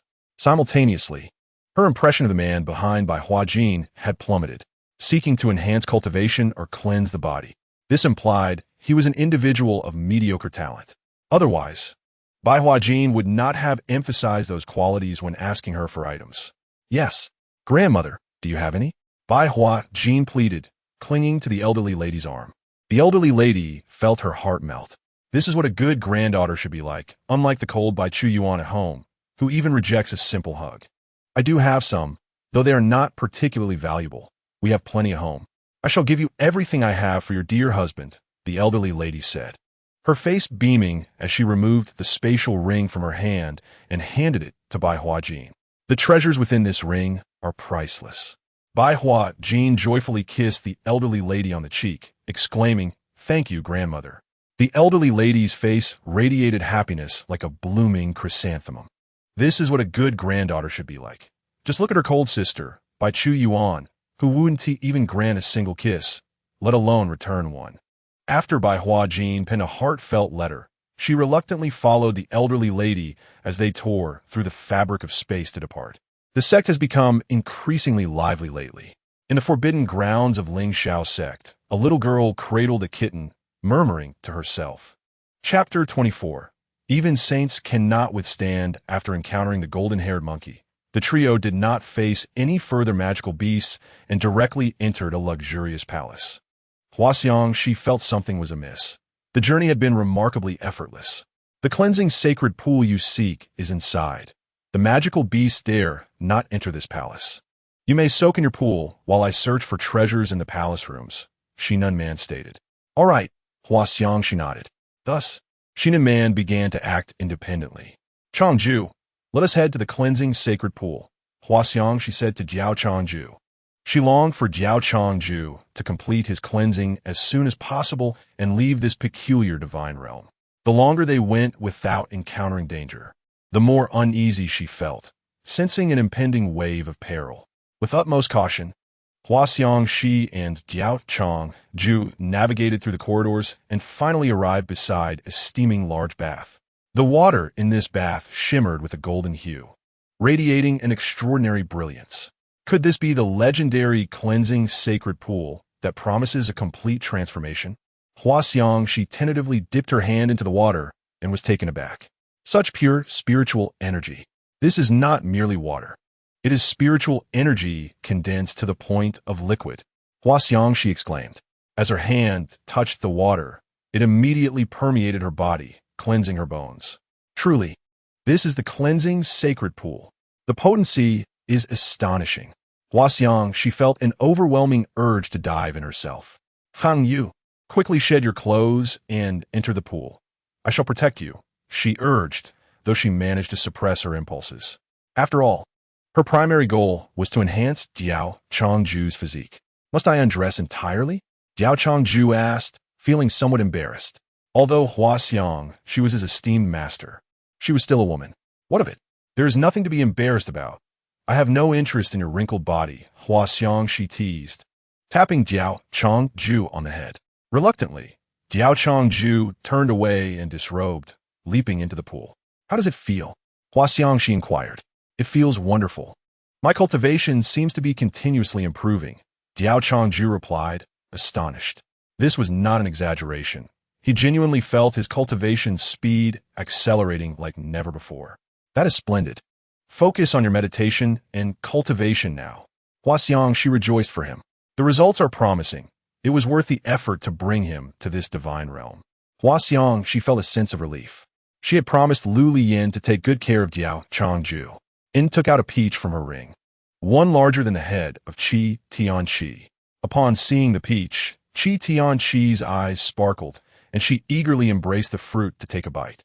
At that moment, Huaxiang, she suddenly opened her eyes, her body flushed with color. She turned to look at Diao Changju, only to find him unconscious, his name strikingly vibrant. Simultaneously, as she gazed upon Diao Changju, the poison within her surged forth explosively. Unable to restrain herself, she moved closer to him. An hour later, a restored Huaxiang, she gritted her teeth as she dressed. Her gaze fell upon the still unconscious Diao Changju, and tears flowed anew. At this moment, his true cultivation level was fully revealed to be in the late Yuanying stage. Moreover, his appearance had transformed from that of an old man with white hair into that of a handsome middle-aged gentleman. How infuriating! Why had no one mentioned the side effects of the Shisui holy pool? Hua Xiangxi lamented silently, feeling her innocence slipping away, especially in relation to Diao Changju. She had promised Li Yin to take good care of him, yet here she was, caught in such a predicament. Once Li Yin emerged, how would she explain this? However, since Diao Changju had remained unconscious throughout the ordeal, if she chose not to speak of it, he would likely remain oblivious. Hua Xiangxi consoled herself with this thought, though the unfairness weighed heavily on her heart as she shot a glare at Diao Changju. Yet, her innocence was lost, and with an old man, no less. Diao Changju had initially appeared as an elderly figure before gradually transforming into a middle-aged man. The more she pondered, the more aggrieved she felt. She too longed for love and had envisioned the kind of husband she desired, dreaming of the romance of a wedding night. Yet now, all those dreams were tarnished by this old man, Diao Changju. She cursed herself for succumbing to temptation at that moment. Even though her cultivation had inexplicably reached the tribulation stage, her joy was overshadowed by her grievances.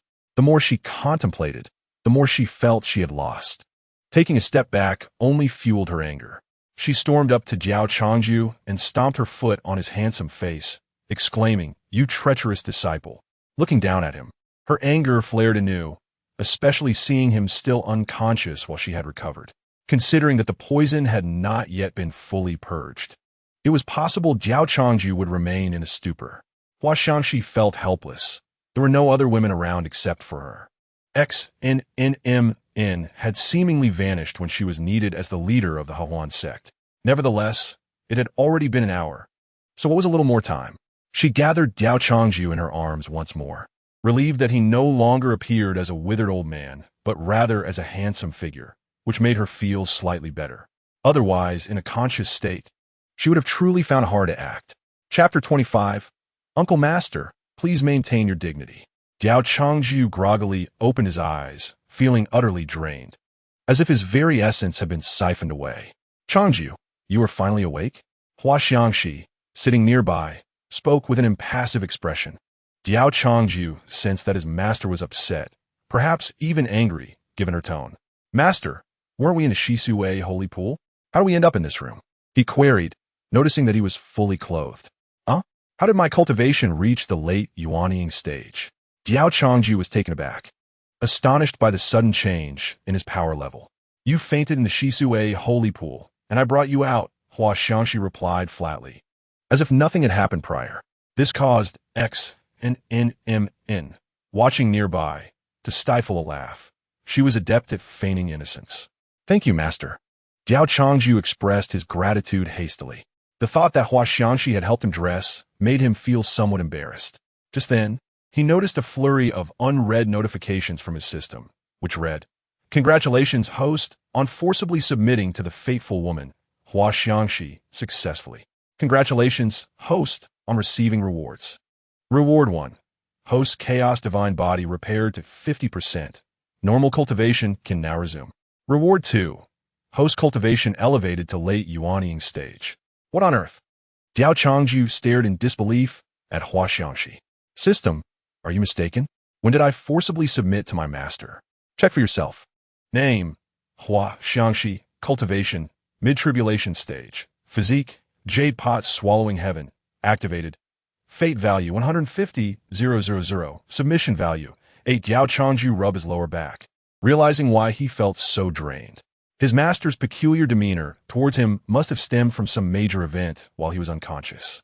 However, the thought that Hua Xiangxi was the most revered master of both him and Liu Liyan filled him with unease. What if Liu Liyan emerged from her seclusion and learned of this? Would she chase him down with a blade? What are you staring at? Keep staring, and I'll gouge your eyes out. Hua Xiangxi snapped at Diao Changju, who had been staring at her blankly, causing her to feel a surge of anxiety. Could it be that this treacherous disciple had discovered something? Impossible. He had been in a deep stupor and could not possibly know her actions. Diao Changju, feeling guilty, quickly lowered his head. It seemed his master had no intention of revealing what had transpired, acting as if nothing had happened. In that case, he thought, it was best for everyone to pretend as if nothing had occurred. XNNMN reached out to caress Diao Changju's handsome face. a unique fragrance wafting into his nostrils. He also felt the weight of her leaning against his shoulder, momentarily losing his focus. Seeing X and NM North so close to Diao Changju, Hua Xiangxi's brows furrowed, an inexplicable discomfort swelling within her. Upon sensing her subtle expression, Diao Changju quickly pushed X and NM's soft, warm body away, asserting, "Uncle Master, please maintain your dignity." X and NM and then turned to embrace Hua Xiangxi, feigning innocence as she whimpered, "Your disciple actually finds me repulsive." Hua Xiangxi was pleased with Diao Changju's response. Smiling as she said, "X and MN, please do not tease my good disciple. He cannot withstand your flirtations. How could he not?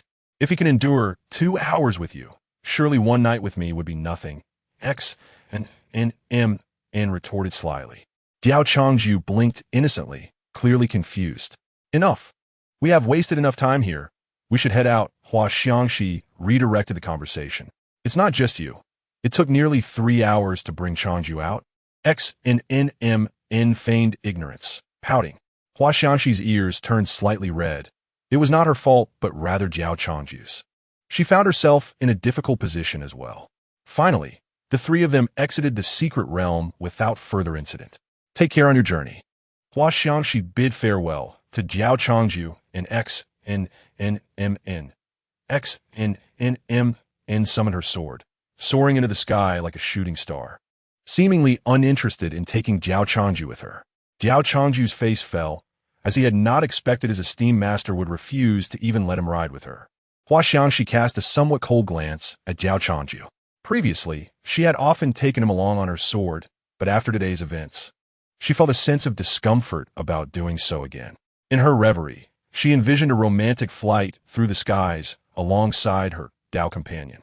Now, the identity of Diao Changju in her heart had inexplicably transformed. He was both her disciple and her first man. Thus, the thought of soaring through the air on a sword with him brought an unexplainable sense of discomfort. What if something unexpected occurred during their flight? After all, he was merely at the late yuanying stage. She consoled herself, reminding herself that she had brought him along for Liu Liyan's sake, having promised to take good care of him. "Thank you, master." Diao Changju respectfully addressed Hua Xiangxi. Seeing Diao Changju's unwavering respect for her brought a slight comfort to Hua Xiangxi's heart. In her eyes, Diao Changju remained oblivious to the events of the day, still viewing her as the esteemed master he had always respected. It was she who felt petty. Hua Xiangxi summoned her sword and gracefully leapt onto it. "All right." Diao Changju hastily followed suit, jumping onto the flying sword behind her. With a sudden burst of speed, Hua Xiangxi transformed into a streak of light, vanishing into the horizon. Her hair danced in the wind, releasing a fragrant aroma. Diao Changju gazed at his ethereal master, who appeared like a celestial being, his expression slightly dazed. He could hardly believe that she had truly become his woman, even though she seemed so unattainable and was the person he respected most. Chapter 26. The new child of adversity. Hua Xiangxi sensed the burning gaze behind her and felt an unease wash over her. She could only silently increase her speed, wishing to reach their destination more swiftly. "Now that your physique has undergone cleansing, you may resume your cultivation. Should you have any uncertainties in your training, feel free to seek my guidance at any time," Hua Xiangxi remarked before departing. A day and night had passed since their outing. Diao Changju grunted as he pushed open his door, only to find a letter and a spatial ring on his table. Puzzled, he opened the envelope and, after reading its contents, he sighed heavily. "Tian Sheng Shin Zhou, Bijia." Xiao Huanjin actually possesses such an identity. After years of nightly companionship with Bai Huanjin, Diao Changju had developed feelings for her. The thought of her departure left him melancholic, as the yard now felt desolate. He had yet to showcase his charming side to Bai Huanjin, instead presenting himself as a mere old man. Just as he finally had the chance to impress her, she had left. A smile crept onto his face as he read the final lines of the letter. "What good is an old man like me, aside from my name?" Diao Changju inspected the elixirs in the spatial ring. Their quality was quite satisfactory, comparable to the top-tier elixirs Hua Xiangxi had given him. "I must focus on my cultivation. I cannot remain in Longxian continent indefinitely. I must visit Tiansheng Xinzhou at some point, or else my life will feel unfulfilled. Diao Changju commenced his meditation and cultivation. 1 year later, Diao Changju awoke from his seclusion, having successfully advanced to the early stage of Shengling. His cultivation speed as a chaos divine body was already astonishing at 50%. He could scarcely imagine the extraordinary pace of a complete chaos divine body. Stretching lazily, he exited his room. The yard had become dusty and littered with fallen leaves due to neglect. Now that spring had arrived, the previously withered trees began to sprout new leaves. It seems I need a disciple to clean the yard every few days, Diao Changju muttered to himself. Calculating the time, he recalled that today was the day the sect would recruit new disciples. Why not go and see?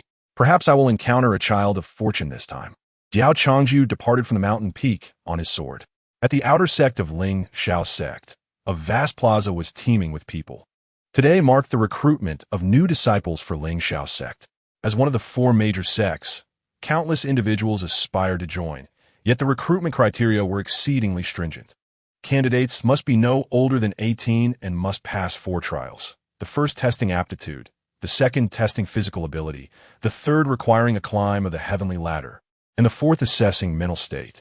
Only those who successfully passed all 4 trials could become outer disciples, with a staggering 90% elimination rate. Outer disciples who reached the foundation establishment stage would then ascend to inner disciples. Those who managed to pass only 2 trials could opt to become servant disciples, remaining within the sect to complete daily tasks in exchange for cultivation resources. They would only shed their servant status upon reaching the golden core stage. At this moment, the importance of the 4 trials was evident as the disciples approached the 3rd trial, where the true elimination began.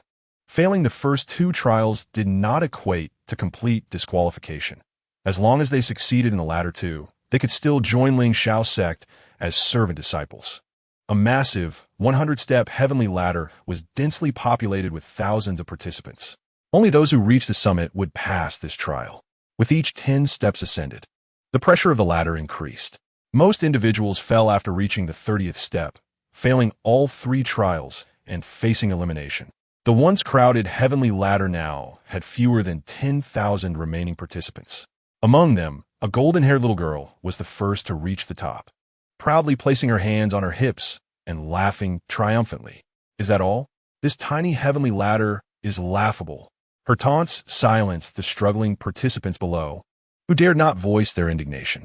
The fastest among them, a seemingly ordinary youth, had only managed to reach the 60th step while the golden-haired girl had already claimed victory. In that instant, the stark disparity between individuals was on full display, eliciting gasps of astonishment from the spectators. She is first again. Who is this little girl? I don't know. She seems to be from no prominent family. Her ascent time appeared to have shattered the records of Ling Shao sect's prodigies, Li Jianyuan and Zui Mengsheng. Once again, Ling Shao sect had stumbled upon a treasure, as Li Jianyuan and Zui Mengsheng had already overshadowed the other 3 sex prodigies, and now a little girl had emerged. Isn't that the waste from the Yi family? How is he ahead in this trial? Ha ha ha. With Yi Bufon's aptitude, he dares to dream of joining Ling Shao sect? Truly delusional. The seemingly ordinary youth who had reached the 60th step was named Yi Bufon. The Yi family was one of the 3 major families of Longshan continent, only slightly weaker than the 4 major sections. The saying went that there were 4 major sects and 3 major families, the 4 sects being Ling Shao sect, Yunusian sect, Hehuan sect, and Shao Yao sect, and the 3 families being the Li family, Yi family, and Zui family. Li Jianyuan and Zui Mengsheng hailed from the Li and Zui families, respectively. Although Yi Bufon was born into the Yi family, he was the product of a drunken encounter between the family head and a maid, leading to his low status and ordinary cultivation aptitude, relegating him to a position slightly above that of a servant. Chapter 27. A fellow Blue Star inhabitant Yi Bufon, hearing the mocking voices around him, could not help but smirk coldly. A swarm of ants dared to ridicule him. The protagonist? This Yi Bufon was no longer the original Yi Bufon a month ago, after the original Yi Bufon was beaten to death by his cousins. The Yi Bufon from Blue Star successfully seized control of this body and activated the system, taking concubines to become stronger. In Blue Star, Yi Bufon had been a complete loser, lacking a stable job and devoting his days to creating crafts for his beloved stars. After a sleepless night, he succumbed to a fatal heart attack, only to traverse and usurp the original Yi Bufan's body, inheriting his memories. The taking concubines to become stronger system was capable of detecting beautiful women. Evaluate based on dimensions such as beauty, cultivation level, and training aptitude. The higher the quality, the richer the rewards. Over the course of a month, Yi Bufan successfully deceived several beautiful women with ordinary training aptitude, leveraging his identity as a young master of the Yi family. Unfortunately, due to their ordinary qualities, the rewards offered by the system were meager, to the extent that they bore no significance for his cultivation.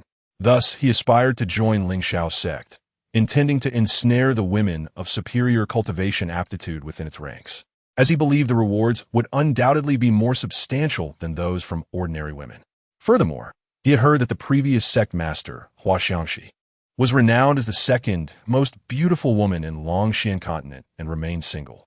To him, this seemed like an opportunity crafted specifically for his protagonist role.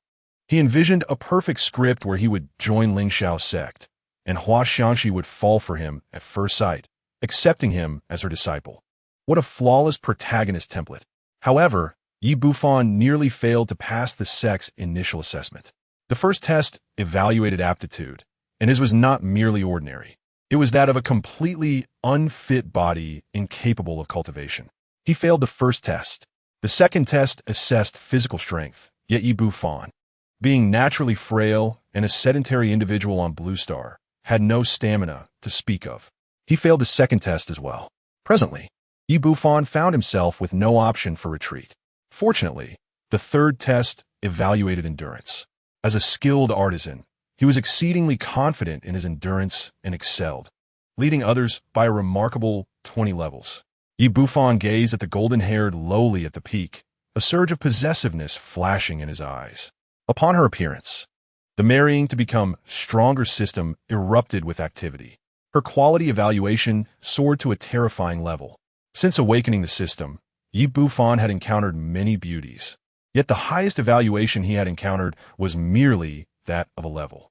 The emergence of the golden-haired lowly solidified his belief that she was destined for him as the protagonist. Fellow disciples, such an outdated trope. Ultimately, this golden-haired lowly would undoubtedly fall hopelessly in love with him, an unremarkable and ordinary protagonist. His gaze also shifted to a stunningly beautiful, delicate woman struggling 30 levels below. Her quality evaluation was merely level, and despite her extraordinary beauty, her ordinary aptitude diminished the system's assessment of her. She was surely the white moonlight prepared for him, and with a little care, she would inevitably succumb to his affections. Yi Bufan felt immensely pleased. However, he lost his footing and nearly fell, breaking into a cold sweat. He almost plummeted, risking total disqualification from even being a menial disciple of Lingshao's sect. The thought sent a shiver down his spine. This was the crucial first step toward becoming a formidable being, and he could not afford to be careless. Yi Bufan set aside those trivial thoughts and concentrated on ascending the tower. When Diao Changju arrived at the assessment arena, the outer sect elders supervising the disciples immediately paid their respects upon recognizing his identity badge. They had seen inner sect elders before. In his current middle-aged appearance, they did not recognize him as the Diao Changju who had come to observe assessments in previous years, only respectfully addressing him as an inner sect elder. The recruitment assessments for disciples at Lingshao's sect were held annually, attended almost exclusively by outer sect elders, with few inner sect elders bothering to attend unless a prodigy appeared. Just like the golden-haired lowly, inner sect elders would come to determine whether to accept her as a direct disciple.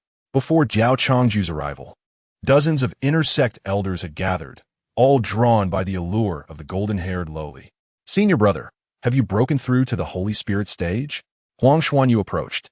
Astonished, he immediately recognized the handsome middle-aged man before him as Diao Changju. Only a few years prior, Diao Changju was at the Golden Core stage. What had transpired in these years to elevate him to the Holy Spirit stage? He was nearly on par with Huang Xuanyu, who was at the Sacred Infant stage. Truly impressive. Huang Xuanyu's admiration for Diao Changju soared to new heights. Could he possibly claim to have merely refreshed himself in the mysterious realms of the divine? I heard there is a genius among the new disciples, so I came to see, Huang Xuanyu said awkwardly, among the inner sect elders present. His cultivation level was the lowest, making him reluctant to mention anything about accepting disciples. Huang Xuanyu's status as an inner sect elder stemmed from his exceptional teaching abilities. And as a special exception, Lingxiao sect granted him the title of inner sect elder. The full title was inner sect transmission elder. Oh, a genius? Male or female? Diao Changju inquired, suddenly intrigued. Female, the one standing on the ascent with her hands on her hips, Huang Xuanyu pointed out. In the first test, her cultivation assessment was golden, far surpassing Jian Yuan and Meng Sheng, who had red evaluations. In the second test, she also claimed first place, leaving the others far behind, breaking the records set by Jian Yuan and Meng Sheng. Now, in the third test, she is again breaking the records they set. Diao Changju felt a surge of excitement. He had encountered a fortuitous girl again. Yet, he gazed at her with a hint of confusion. Why had the system not issued any notifications? Was the system malfunctioning? System, please check if this golden-haired lowly is a fortuitous girl. Ding, system check complete. She is not a fortuitous girl. What? Is the system jesting? She is so exceptional. And she is not a fortuitous girl? Ding, system detected a fortuitous girl. Name, Shuang Long. Age, 18. Cultivation, Qi training level 1. Fortune value, 50. 000. Physique, 9 nether demon body. Inactive. Diao Changju's gaze shifted to a stunningly beautiful woman struggling at the 35th level of the ascent. She exuded a delicate aura reminiscent of Lin Daiyu. Before Diao Changju could ponder further, the system information reappeared. Detected hostile fortuitous child. Name, Yibu Fan. Age, 18. Cultivation, Qi training level 1. Fortune value, 1. 000. Summary. Yi Bufan for Blue Star has usurped the original Yi Bufan's body and activated the marrying to become stronger system, continuously growing stronger through marriage, ultimately dominating the myriad realms. Warning. The first step for Yi Bufan to grow stronger through marriage is to make Lingxiao sect his own sect. Host must eliminate Yi Bufan immediately. Warning. Host cannot personally eliminate Yi Bufan, as this would cause the intersection of this system with Yi Bufan's system, attracting the attention of the heavenly Tao of this world. Warning, if this system is discovered by the heavenly Tao, it would be regarded as an external evil, leading to the annihilation of both the system and the host by the heavenly Tao. Chapter 28. One must be ruthless to enemies. Diao Changju's expression darkened upon hearing the system's words. It turned out he was not the only individual from Blue Star who had traversed to this world and awakened a system. More importantly, this compatriot from Blue Star was his mortal enemy. System, can this Yi Bufan uncover my identity? This was Diao Changju's primary concern. The level of this system far surpasses the broken system Yi Bufan possesses, rendering it incapable of detecting our existence and information. The system replied smugly. That simplifies matters. While I cannot personally eliminate Yi Bufan, Lingxiao's sect is my territory. If he dares to covet my sect, I shall ensure his demise. A glimmer of scorn flickered in Diao Changju's eyes. Within Lingxiao's zone, a substantial portion of the inner sect elders, including Waxiangxi, were undeniably aligned with the likes of Yi Bufan. What could this Yi Bufan possibly use to contend against him? Although Yi Bufan hailed from the same Blue Star as he did, Diao Changju would show no mercy. If Yi Bufan were to survive, it would only mean his own demise. Having lived nearly a millennium on Longshan continent, he was no longer the benevolent individual from Blue Star. Kindness was reserved for one's own, while enemies must be faced with cruelty. This is the harsh reality of the world. It was unfortunate that Yi Bufan stood directly opposed to him. Had Yi Bufan been aligned with Li Jianyuan and others, Diao Changju would have graciously welcomed this compatriot from Blue Star. As time passed, the 4 assessments were swiftly concluded. From the initial tens of thousands of candidates, only around 200 remained. Among them, a mere 20 had successfully passed all 4 assessments. The remaining 180 had only managed to complete 3 or 2, relegating them to the status of outer disciples, waiting until they reached the Jindan stage to ascend to the inner sect. Among these disciples were the golden-haired little lowly, Shui Long and Yi Bufan. Although Shui Long appeared fragile and unsteady, she too had passed the third and fourth trials, as had Yi Bufan. The fact that both Shui Long and Yi Bufan managed to succeed in the final trials astonished the onlookers. During the qualifications assessment, both exhibited white cultivation aptitude, akin to that of a waste. The survival of these two useless individuals was truly unexpected. Yi Bufan gazed upon the haughty, golden-haired little lowly, her face tilted upwards, arms crossed. A wave of excitement washed over him as he approached, flashing a confident smile, and greeted her. "Hello, I am Yi Bufan. May I ask what your name is?" Yi Bufan was exceedingly confident in his protagonist aura. Throughout the past month, his attempts at charming various beauties had resulted in their utmost admiration.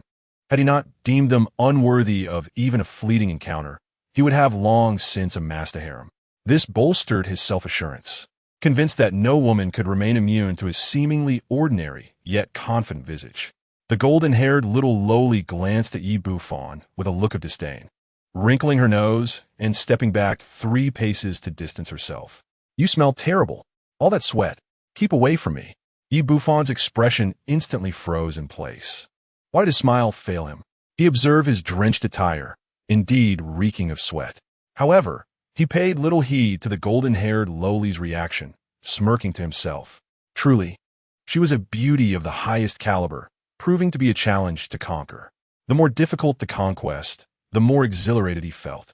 In his eyes, the golden-haired lowly was destined to fall into his grasp eventually. There was no rush. Yi Bufan then turned his attention to Shui Long. With her head bowed, she clutched her dress tightly, revealing her evident nervousness. A self-effacing girl was the easiest to deceive. A mere hint of concern would occupy her thoughts entirely. Yi Bufan smiled confidently, his experience in various gentlemanly pursuits on Blue Star not having gone to waste. He approached Shui Long with assured strides. Once before her, he remarked, "You are incredible. You've managed to pass the subsequent assessments." Shui Long lifted her exquisitely beautiful face, startled by Yi Bufan's sudden approach. Alarm flickered across her petite features, prompting her to retreat 3 steps in fear. Yi Bufan emanated an aura that repulsed her, an indescribable discomfort. Yi Bufan's expression once again stiffened. Recognizing the wariness in Shui Long's eyes, he understood that if he continued to engage her, she would undoubtedly perceive him as a villain. With a chuckle, he turned away. How intriguing. These beauties of extraordinary quality indeed posed a formidable challenge. Yi Bufan smirked again. Beneath Shui Long's anxious exterior lay a heart that secretly scoffed.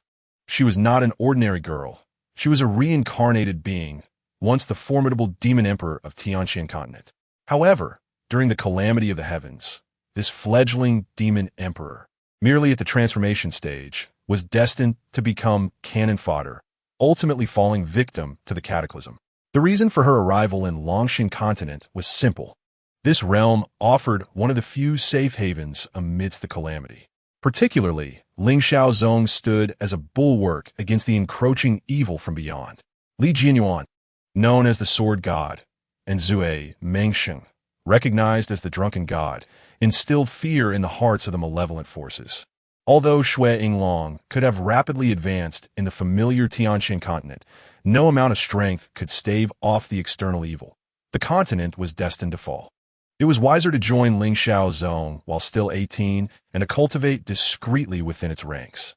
Before the activation of her 9 nether demon body, her cultivation would remain stunted at the Qi refinement stage, as any advancement beyond that would be absorbed by the 9 nether demon body. Only upon accumulating sufficient power would it awaken, propelling her cultivation to unprecedented heights. Now, the list of new inner sect disciples is to be announced. An outer sect elder stood with a scroll in hand, ready to declare the names. Chi Tian Chi Chi. The golden-haired little lowly stepped forward with pride. Whispers erupted among the crowd, speculating about her origins. Chi Tian Chi Chi. What an unusual name. Chi Tian? I've never encountered that surname before. Yet, considering her remarkable performance, she could not have emerged from an ordinary family. Perhaps she was a genius from a small village. Seated in a position of authority, Diao Changju regarded the golden-haired lowly with a peculiar expression. How could there be someone with the surname Chi Tian? He even wondered if she had a family member named Chi Tian Dashan. Shuanglong's gaze also shifted to Chi Tian Chi, her mind filled with curiosity. Observing Chi Tian Chi's exceptional performance in the assessments, it was improbable that she would fade into obscurity. Yet, she had never heard of Chi Tian Chi within Lingxiao Zone. Had she perished before her potential could be realized? Shuanglong lamented the loss. Chi Tian Chi's performance surpassed even that of Li Jianyuan and Zue Mengxing. Had she been allowed to flourish, she would have become a significant force against the external evil. Soon, the outer sect elder completed reading the list. It was time for the inner sect elders to select their direct disciples. Diao Changju, seated among the 5 esteemed positions, rose. Shuanglong had noticed this handsome elder long before, for he was merely at the sacred spirit stage, yet held a seat among the 5, while the other 4 were formidable late-stage earth profound cultivators. Moreover, he was the only one seated, while numerous earth profound inner sect elders stood. This piqued Shuanglong's curiosity regarding Diao Changju's status. Upon recognizing Diao Changju, the inner sect elders tacitly offered him a seat. They were well aware of his significance. Aside from being a direct disciple of Waxiangxi, he was also the senior brother of Liu Liyan and enjoyed the adoration of numerous newly promoted inner sect disciples. Who would dare to let him stand? Allowing him to stand today would surely provoke his little disciples tomorrow. Elder Diao, please proceed with your selection. The assembly of elders stated with understanding. The spectators were left in astonishment. Who exactly was this strikingly handsome elder at the sacred spirit stage? The implication of "you go first" was abundantly clear. Whomever he favored would not be contested by the other inner sect elders. In the past, the inner sect elders would fiercely compete when selecting geniuses as their personal disciples, leaving no room for compromise. Today, however, a rare scene of harmony unfolded. Diao Changju, unreservedly, stood up and approached the newly admitted disciples. To everyone's expectation, he was likely to choose Chi Tian Chi as his personal disciple, given her exceptional talent. Who would select a mediocre individual instead? Shuanglong also gazed at Chi Tian Chi with envy.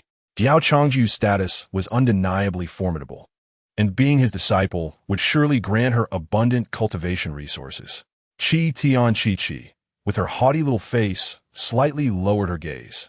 Her eyes filled with hopeful anticipation directed at Diao Changju, as if silently urging him to choose her.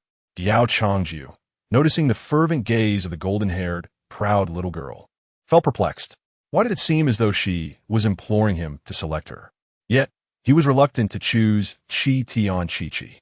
He was acutely aware of his own abilities in cultivation and had no desire to mislead a promising talent. Chi Tian Chi was indeed gifted, but she was not the destined one, so Diao Changju found no necessity in selecting her. His attention was solely fixed on one person, the destined one, Shuanglong. Thus, amidst the astonished gazes of the crowd, he passed by Chi Tian Chi without a glance and approached Shuanglong with a smile, asking if she would be willing to become his personal disciple. The onlookers were left dumbfounded. They were not fools and had surmised that Diao Changju's identity was extraordinarily noble. Yet, this esteemed figure chose a seemingly mediocre individual who had barely passed the first 2 trials. A mere servant disciple? Was this a jest? Especially for Chi Tian Chi, who was infuriated, her face flushed with anger as she stomped her feet. She had come to Lingxiazong with the intention of ingratiating herself with Diao Changju, fully expecting to be chosen by him. To her dismay, he turned and selected a waist instead. Was it merely because that waist was older and taller than her? Did Diao Changju have a preference for such women? Chi Tian Chi felt indignant, believing she had just turned 18 and still had room for growth. As Diao Changju chose Shuanglong, the crowd's gazes became somewhat lecherous. If one were to identify any merit in Shuanglong, it would be her beauty and delicate appearance, which might provoke the desire to bully her. It seemed as if a single punch would leave her whimpering for quite some time. Diao Changju's actions appeared less like selecting a disciple and more like seeking a bedwarmer. Such arrangements were well understood among those in the inner sect, often conducted with mutual consent. You provide warmth, and I offer cultivation resources. However, these transactions typically occurred discreetly, Not in front of thousands of spectators as Diao Changju was doing, which was undeniably damaging to Ling Xiaozong's reputation. Huang Xuanyu and others wore knowing expressions.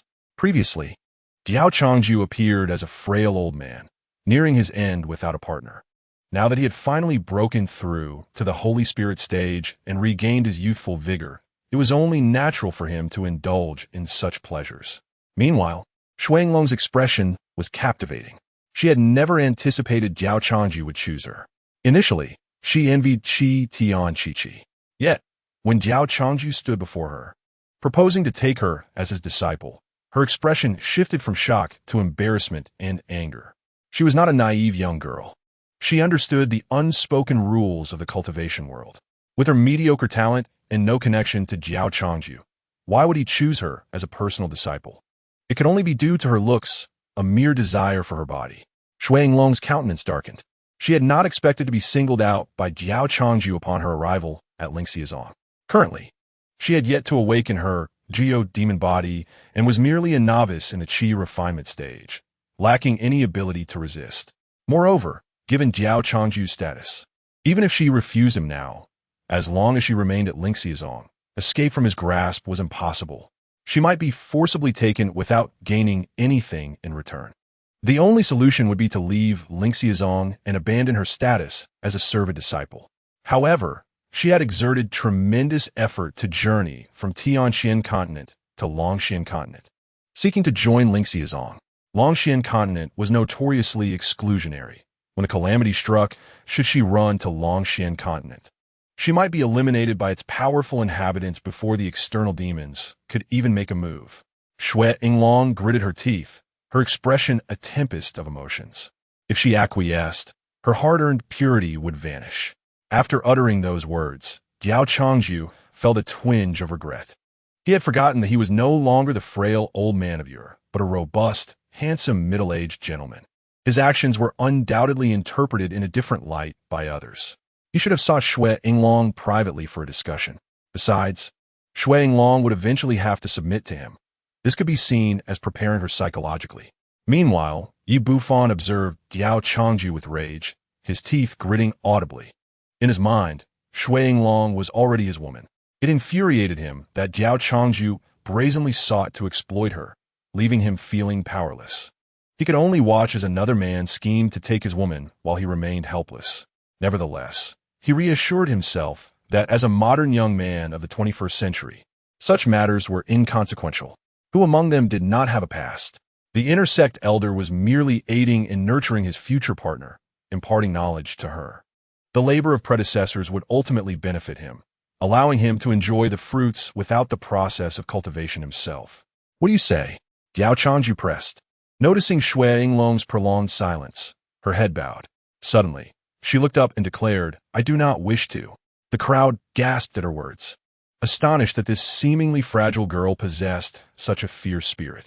For a servant disciple to be chosen as a personal disciple by an intersect elder was a privilege many would vie for, even offering themselves to gain such position.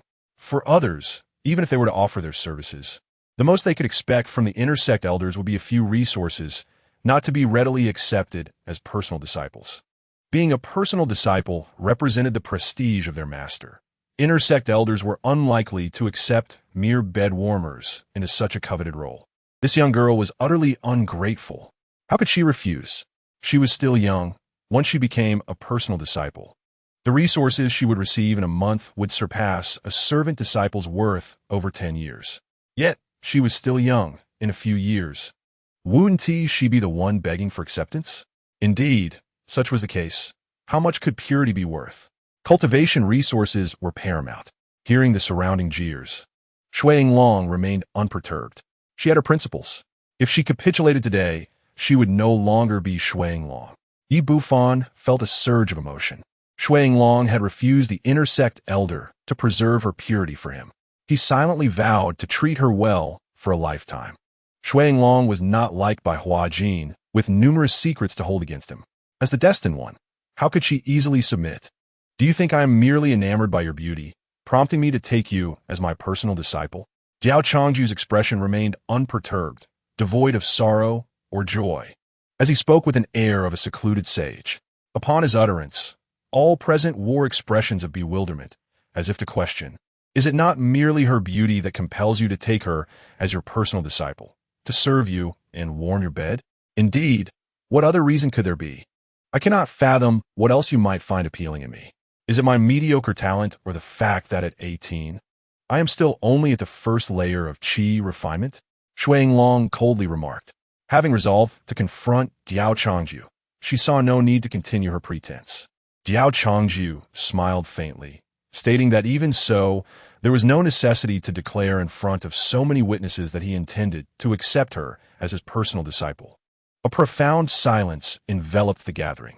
Truly, even if Diao Changju wished to have Shui Yinglong as his foot servant, it was unnecessary to commit such a disgraceful act before thousands of outsiders on this momentous occasion. Could it be that they had misjudged Diao Changju? Even Shui Yinglong began to question her own assumptions.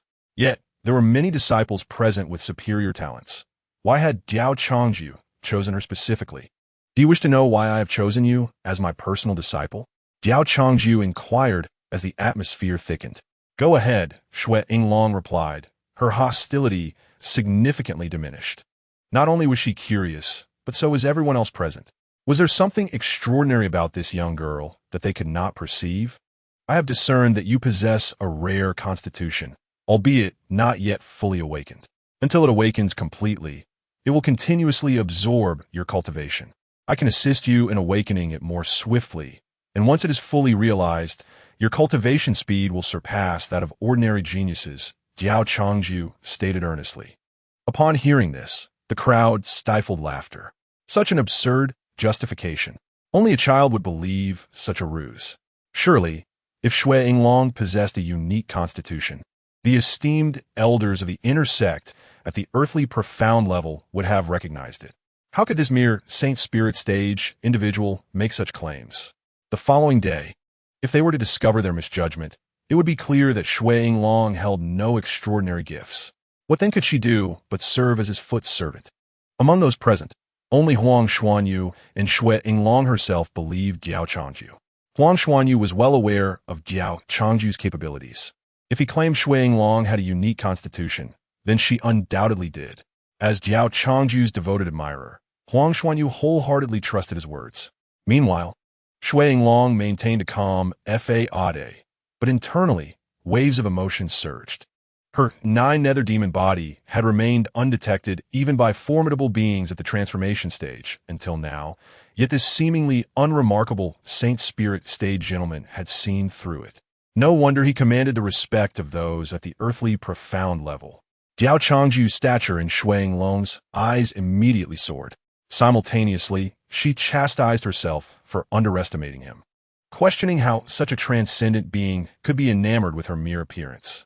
She even suspected that the reason Lingxiao's sect had become the mightiest and safest sect amidst the calamities was due to Diao Changju's presence. It was clear that she, Shui Yinglong, must cling to this formidable ally. Is it true? Shui Yinglong feigned ignorance regarding her constitution, her eyes sparkling with excitement. Am I capable of deceiving you? Diao Changju extended his hand, gently stroking Shui Yinglong's head with a benevolent expression. As she sensed his hand nearing, Shui Yinglong's instinct was to retreat. However, recalling that Diao Changju was a sage, she decided to remain still, allowing his hand to rest lightly upon her head. Her cheeks flushed slightly, for this was her first intimate interaction with a male.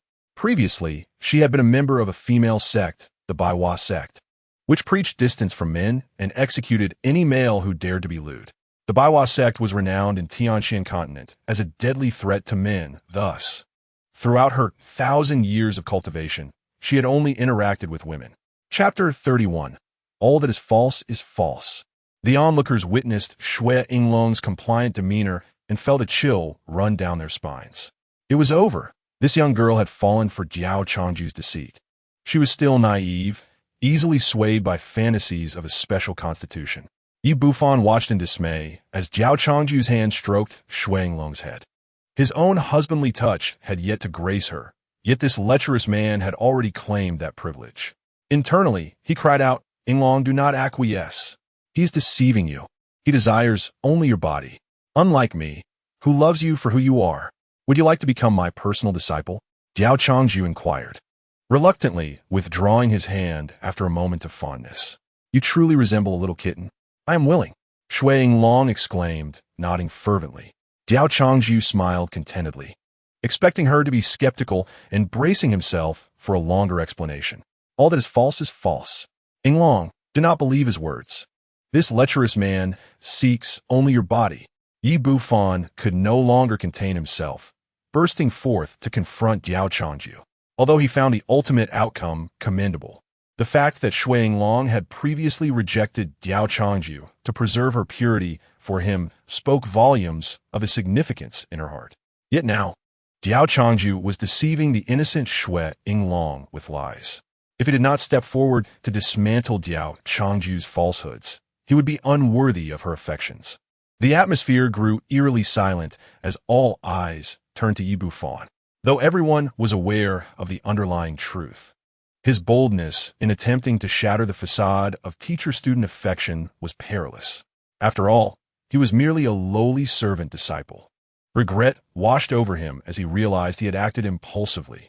Dozens of icy glares now fixed upon him, emanating from the inner and outer sect elders of Lingshao's sect. What gives you the right to slander my senior brother?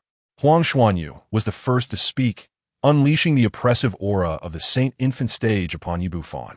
With a thud, the Qi refinement stage, Yi Bufan crumpled to his knees, drenched in cold sweat.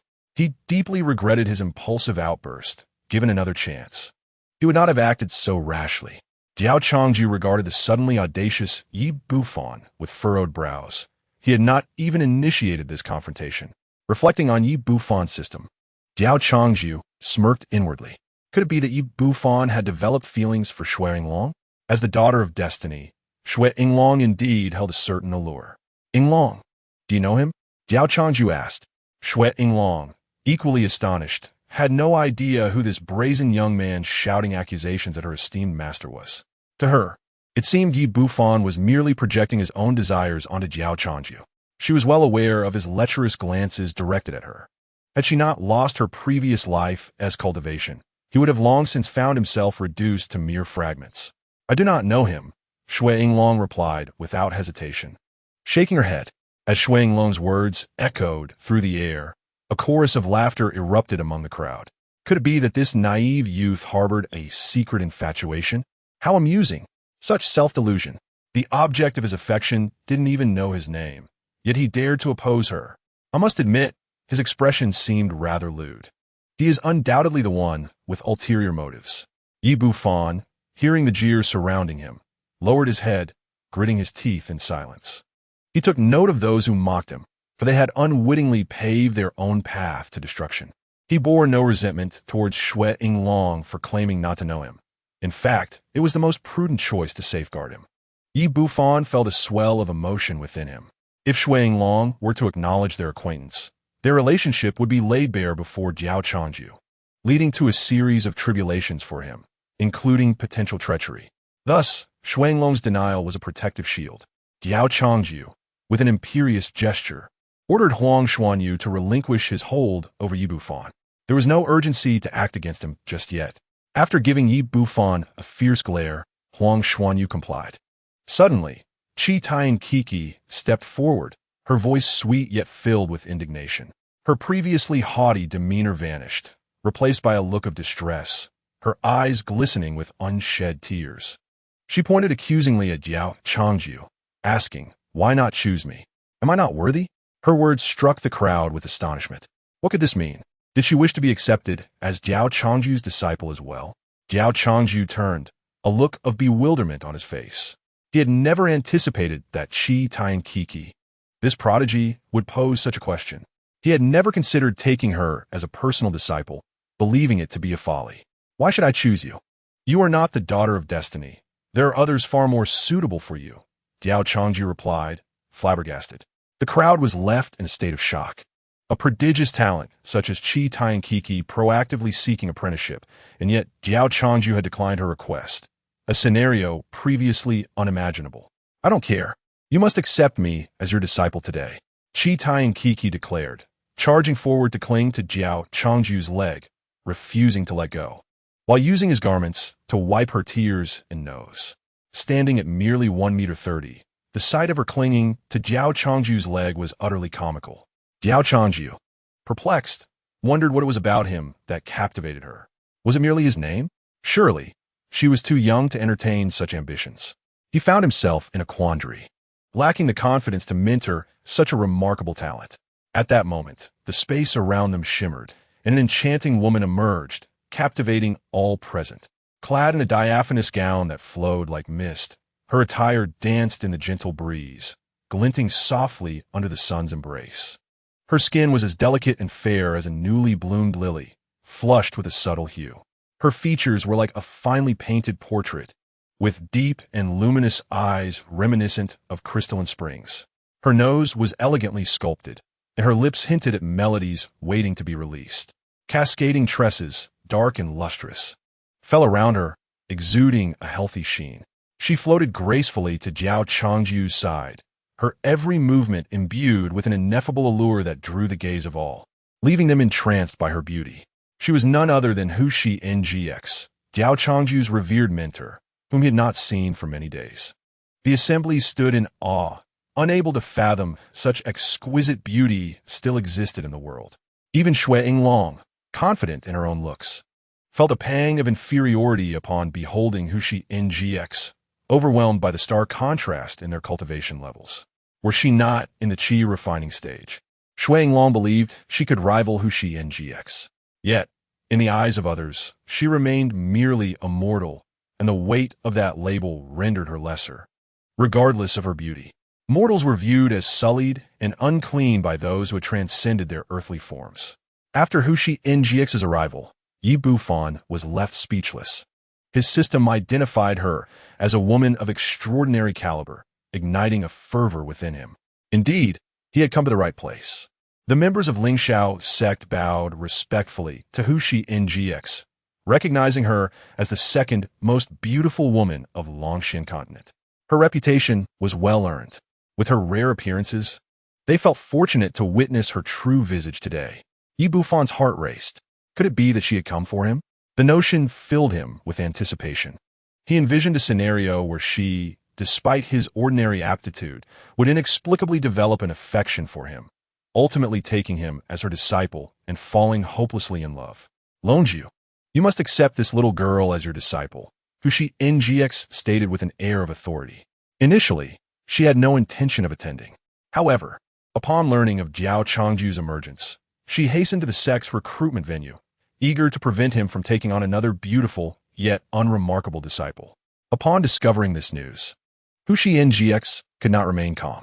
Just after Bai Huajing, now another Shuang Long, she quickly donned her attire and rushed over, only to find she had arrived a moment too late. Days slipped by, nearly a year since they had last met. Diao Changju perceived Hu Shi NGX's transformation, now radiating an even more alluring presence. This was the distinction between a girl and a woman. Very well, Diao Changju acquiesced with a nod. With Hu Shi NGX's wishes laid bare, he found it impossible to refuse. Hu Shi NGX smiled in satisfaction. She felt reassured knowing that if Diao Changju were to accept only Shui Long as a disciple, she would be left with lingering unease. Accepting another young girl would alleviate that concern. With a petite figure of 1 meter 30, Qi Tai Kiki would certainly deter any flirtation between Diao Changju and Shui Long. Moreover, Hu Shi NGX could utilize her role in mentoring Qi Tai Kiki as an opportunity to frequently check on Diao Changju. With a gentle smile, Hu Shi NGX reached out, intending to stroke Qi Tai Kiki's small head. This little one was indeed her lucky star. Unexpectedly, Qi Tai Kiki turned her head aside, avoiding Hu Shi NGX's delicate hand, and clung tightly to Diao Changju's leg, pouting, "Don't touch my head. You already stroked it last time. Now you want to do it again?" Hu Shi NGX's expression turned awkward. This little girl was utterly unyielding. Yet, instead of feeling anger, she found Qi Tai Kiki's defiance endearing. As Hu Shi NGX arrived, the other intersect elders felt compelled to stand, no longer daring to sit. The proceedings resumed, but without Qi Tai Kiki, the remaining elders lost their desire to recruit disciples. As the event neared its conclusion, Yi Bufan grew anxious.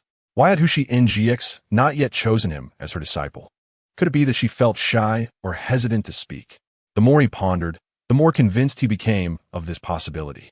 Since his wife was too shy to speak up, it fell upon him, as a man, to take the initiative. Suddenly, Yi Bufan confidently stepped forward. All around him, people frowned, casting skeptical glances at this seemingly ordinary, yet somewhat disheveled man. They thought to themselves, what madness is this servant disciple up to now? Hua Xiangxi's eyes flickered with a trace of disdain as she noticed Yi Bufan's unwavering gaze upon her.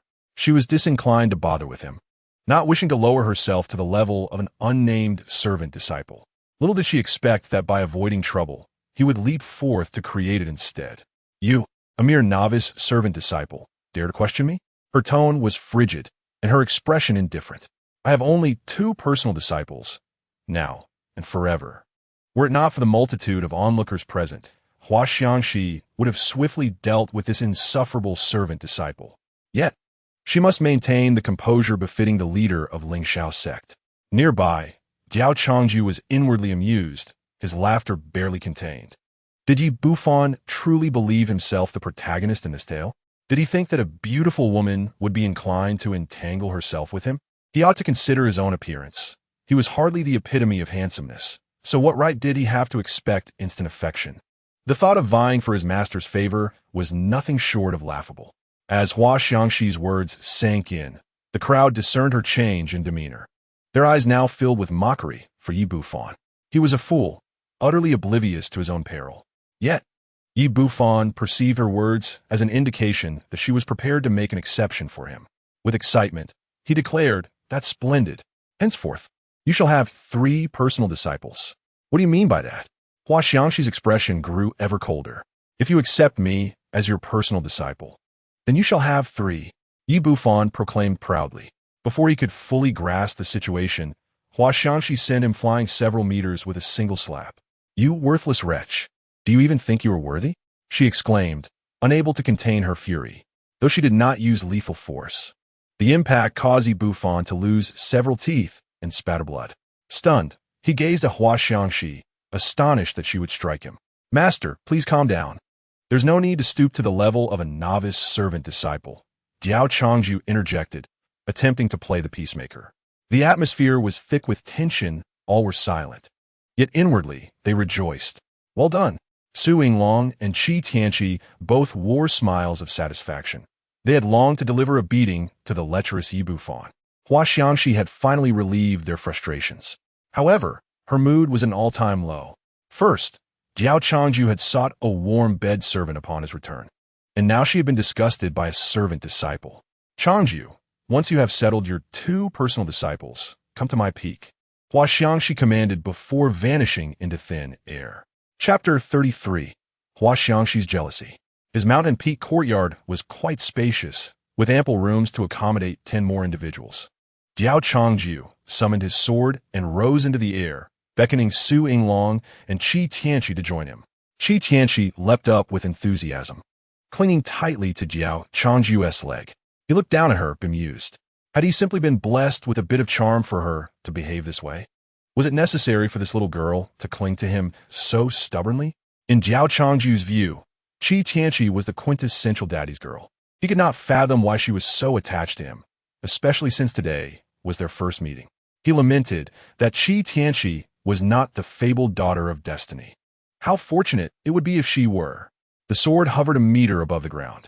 Su Yinglong attempted to leap, but found herself unable to reach. She was but a novice in qi refining, scarcely different from a commoner.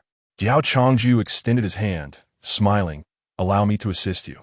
He could have lowered the sword for her ease, but he refrained.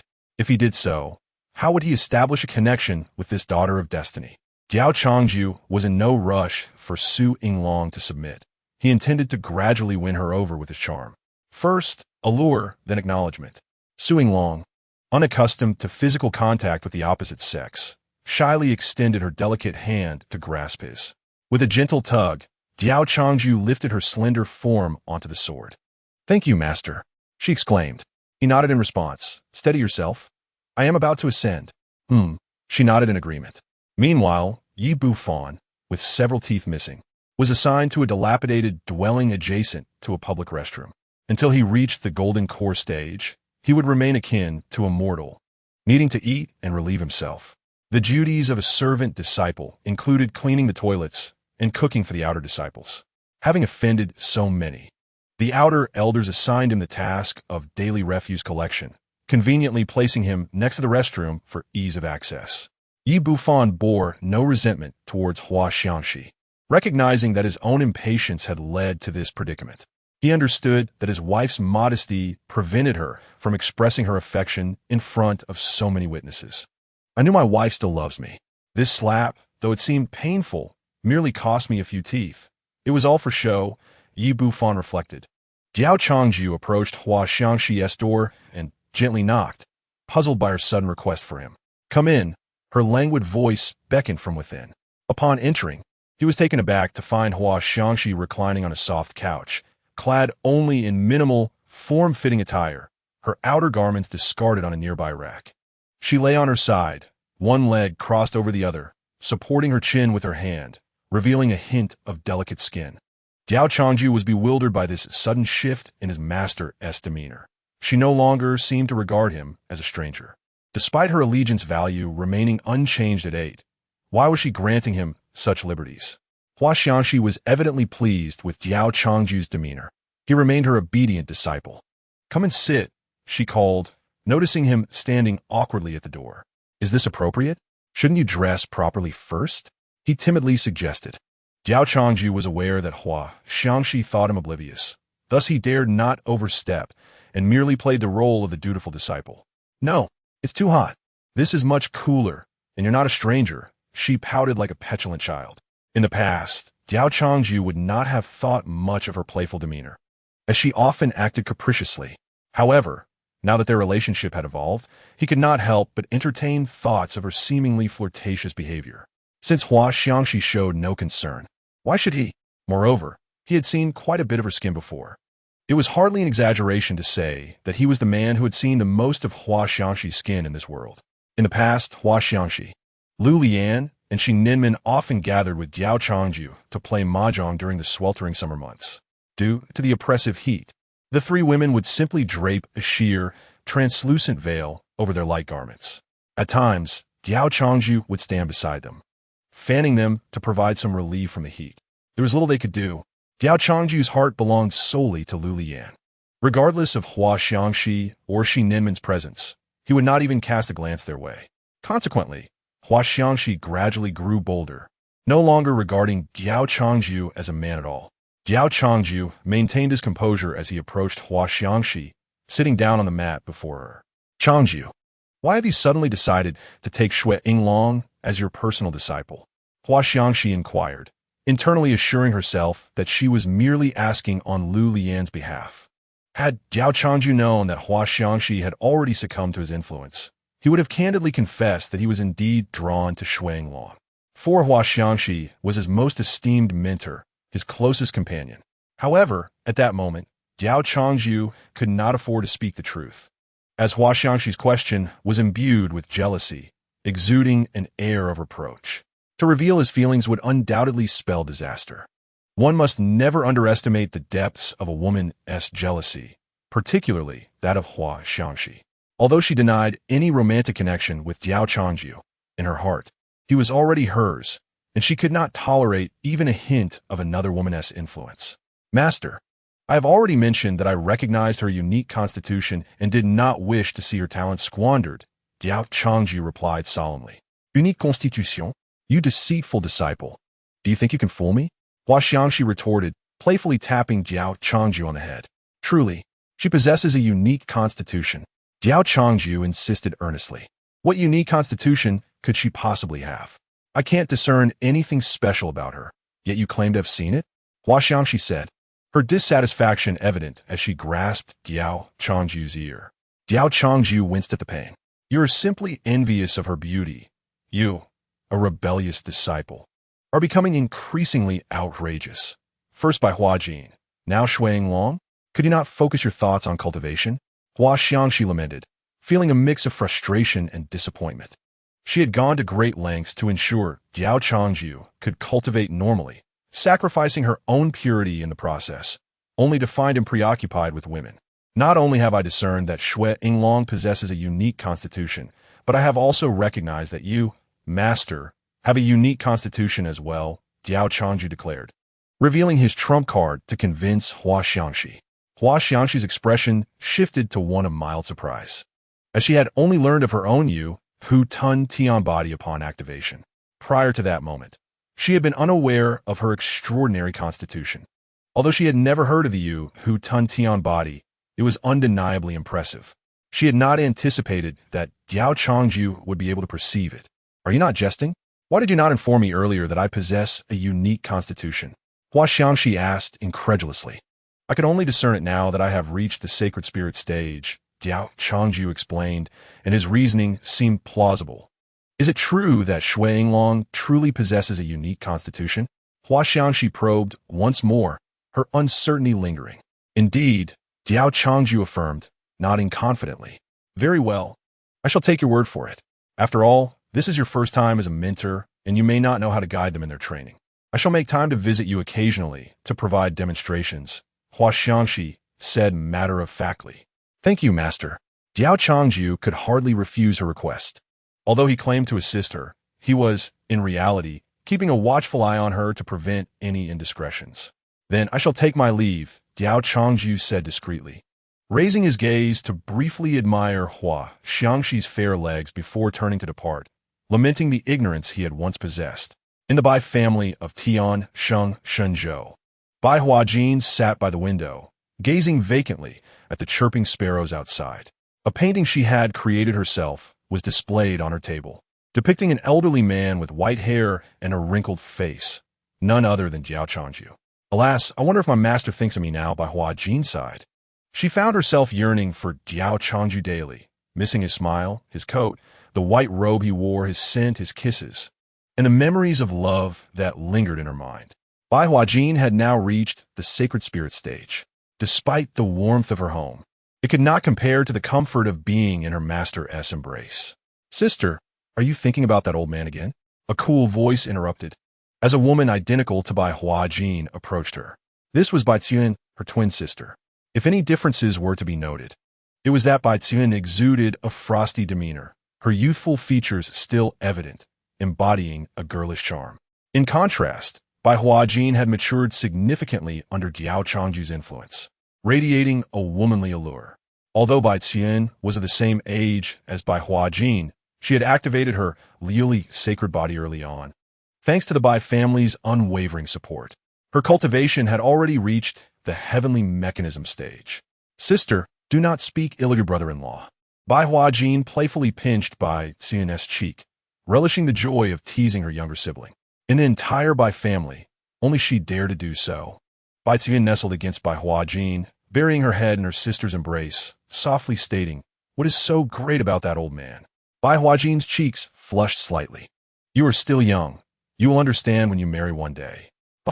"I refuse to marry.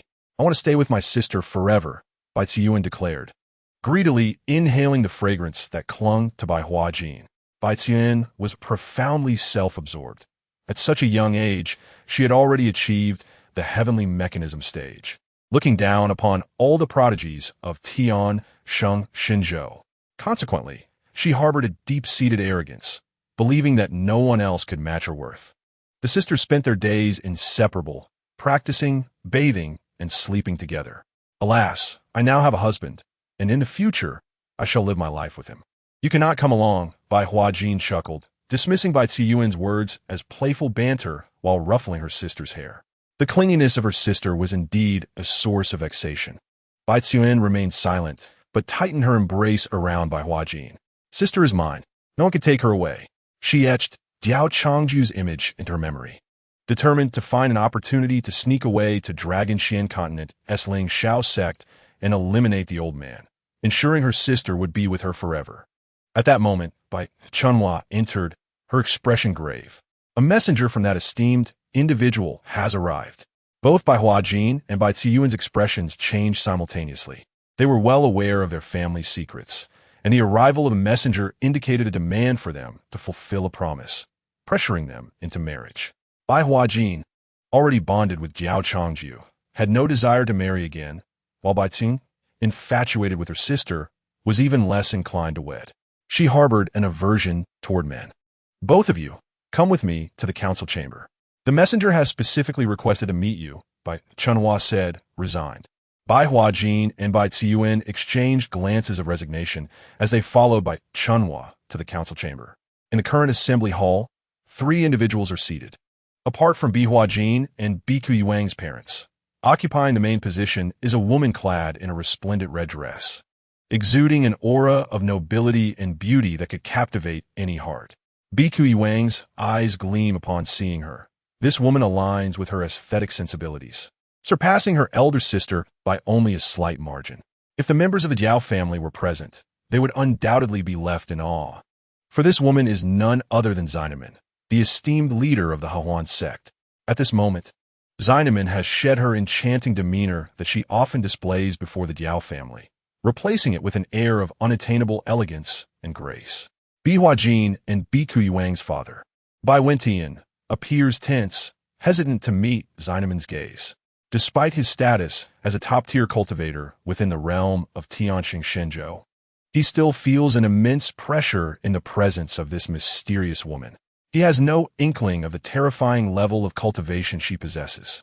Upon noticing that Bi Huajin and Biku Yuang have arrived, Bai Wentian respectfully announces, "My daughters, the envoys have arrived."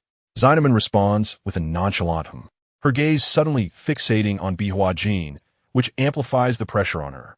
"She has already lost her virtue and is unworthy of serving my young master," Xinemin states bluntly, pointing at Bi Huajin.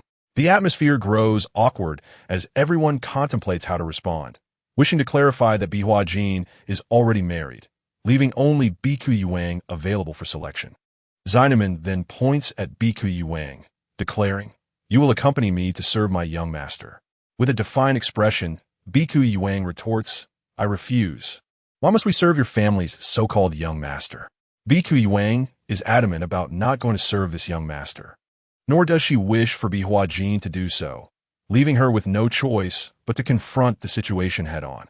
"Biku Yuang, do not act recklessly." Bai Wentian rises, admonishing his daughter, "Father, why must I serve that insufferable young master of hers? Our BIH family is so powerful within Tianqing Shenzhou. Are we to fear her insignificant family?" Biku Yuang protests. Xinemin remains silent, sipping her tea contemplatively. Bai Wentian would be foolish to defy the higher powers, he asserts with a grim countenance. "You must go regardless. If it weren't for the backing we have, our BIH family would have ceased to exist long ago. A mere envoy could obliterate our family. Why will we provoke the higher powers? Furthermore, serving the young master would grant you access to far superior cultivation resources than what we have here. Your future potential would be limitless. You would benefit greatly from this arrangement," Bai Wentian emphasizes, his tone laden with significance. With her family not supporting her, Biku Yuang can only concede, her expression one of helplessness. Seeing the matter resolved, Xinemin places a spatial ring on the table, declaring, "These are high-grade medicinal resources and some precious artifacts, to be considered as your daughter's betrothal gifts. Henceforth, she is one of us. High-grade medicinal resources, precious artifacts." The astonishment is palpable not only among Bai Wentian and the others, but also within Biku Yuang herself. Is she truly worth such valuables? High-grade medicinal resources are exceptionally rare in Tianqing Shenzhou, with none able to concoct them, reliant instead on chance encounters in ancient ruins and secret realms. The emergence of even one such resource could drive all major powers in Tianqing Shenzhou into a frenzy. As for precious artifacts, they are scarcely mentioned, more myth than reality, existing only in ancient texts. Bi Huajin, equally exhilarated, seizes Biku Yuang's hand, urging, "Sister, quickly agree to this. Go to the Jiao family." Bi Huajin believes salvation lies within the Jiao family. After all, these are high-grade medicinal resources. Even a mediocre individual could attain brilliance with them. Biku Yuang, understanding her sister's intentions, grapples with the notion of selling out her own sister for the sake of these resources. Bi Huajin is consumed by thoughts of that elderly master. Bi Huajin cannot fathom connecting the Jiao family with that elder, her focus solely on the high-grade medicinal resources. I will not go. Biku Yuang can only express her grievances, feeling entirely deprived of the right to refuse. Even her beloved sister stands against her. Zynaman stands, beckoning to Biku Yuang. Her eyes brighten as she eagerly approaches, embracing Zynaman's arm. Being next to this older sister feels rewarding, despite the mention of this so-called young master. She resolves that once she achieves mastery in her cultivation, her first act will be to reclaim her autonomy. Zynaman immediately discerns Biku Yuang's latent yet innocent characteristics. With her by her side, life promises to be filled with joy. Two lilies blossoming together. Is it truly so swift? Should we not hold a banquet before departing? Bai Wentian inquires, acutely aware that this departure may be their last moment together for an indeterminate time. He feels a pang of reluctance. No need, Zynaman replies coolly. With a wave of her hand, the air tears open, and she leads Biku Yuang into the void, the rift closing behind them, their presence vanishing entirely. What manner of esteemed entity is this Diao family? Chapter 36.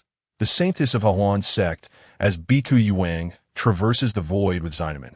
She is momentarily blinded by a dazzling white light, obscuring her vision. Once the brightness fades, she finds herself in an unfamiliar room. Curiosity piqued, she surveys her surroundings.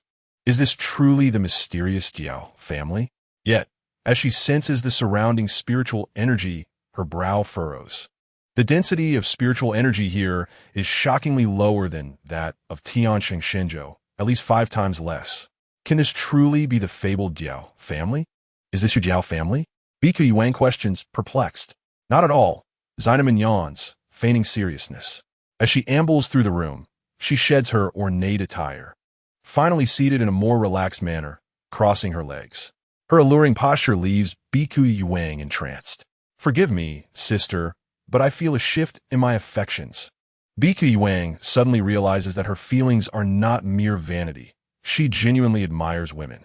Welcome to Longshan Continent, the Hahuan Sect. I am Zynaman, the leader of the Hahuan Sect. Zynaman winks at Biku Yuang. Biku Yuang recognizes her overt expression, feeling her cheeks flush. Wait, this is Longshan Continent? Biku Yuang exclaims, astonished. Is this not the very realm where her rebellious sister sought to exchange her for medicinal resources? Indeed, Zynaman chuckles. What is our purpose here? Am I not to serve your young master? Biku Yuang feels a swell of anxiety. This situation diverges significantly from her expectations. She had envisioned herself at the Diao family's sacred grounds, cultivating vigorously, ascending to great heights, ultimately reclaiming her position of authority and overseeing the entire Diao family. Instead, she finds herself in this realm with a far inferior density of spiritual energy than Tianqing Shenzhou, which could hinder her cultivation progress. Why the rush? You know nothing yet. How can I trust you to serve my young master? Zynaman laughs lightly. What do you mean? Biku Yuang's expression stiffens as she recalls that they are within the Hahuan Sect, a sense of foreboding creeping in.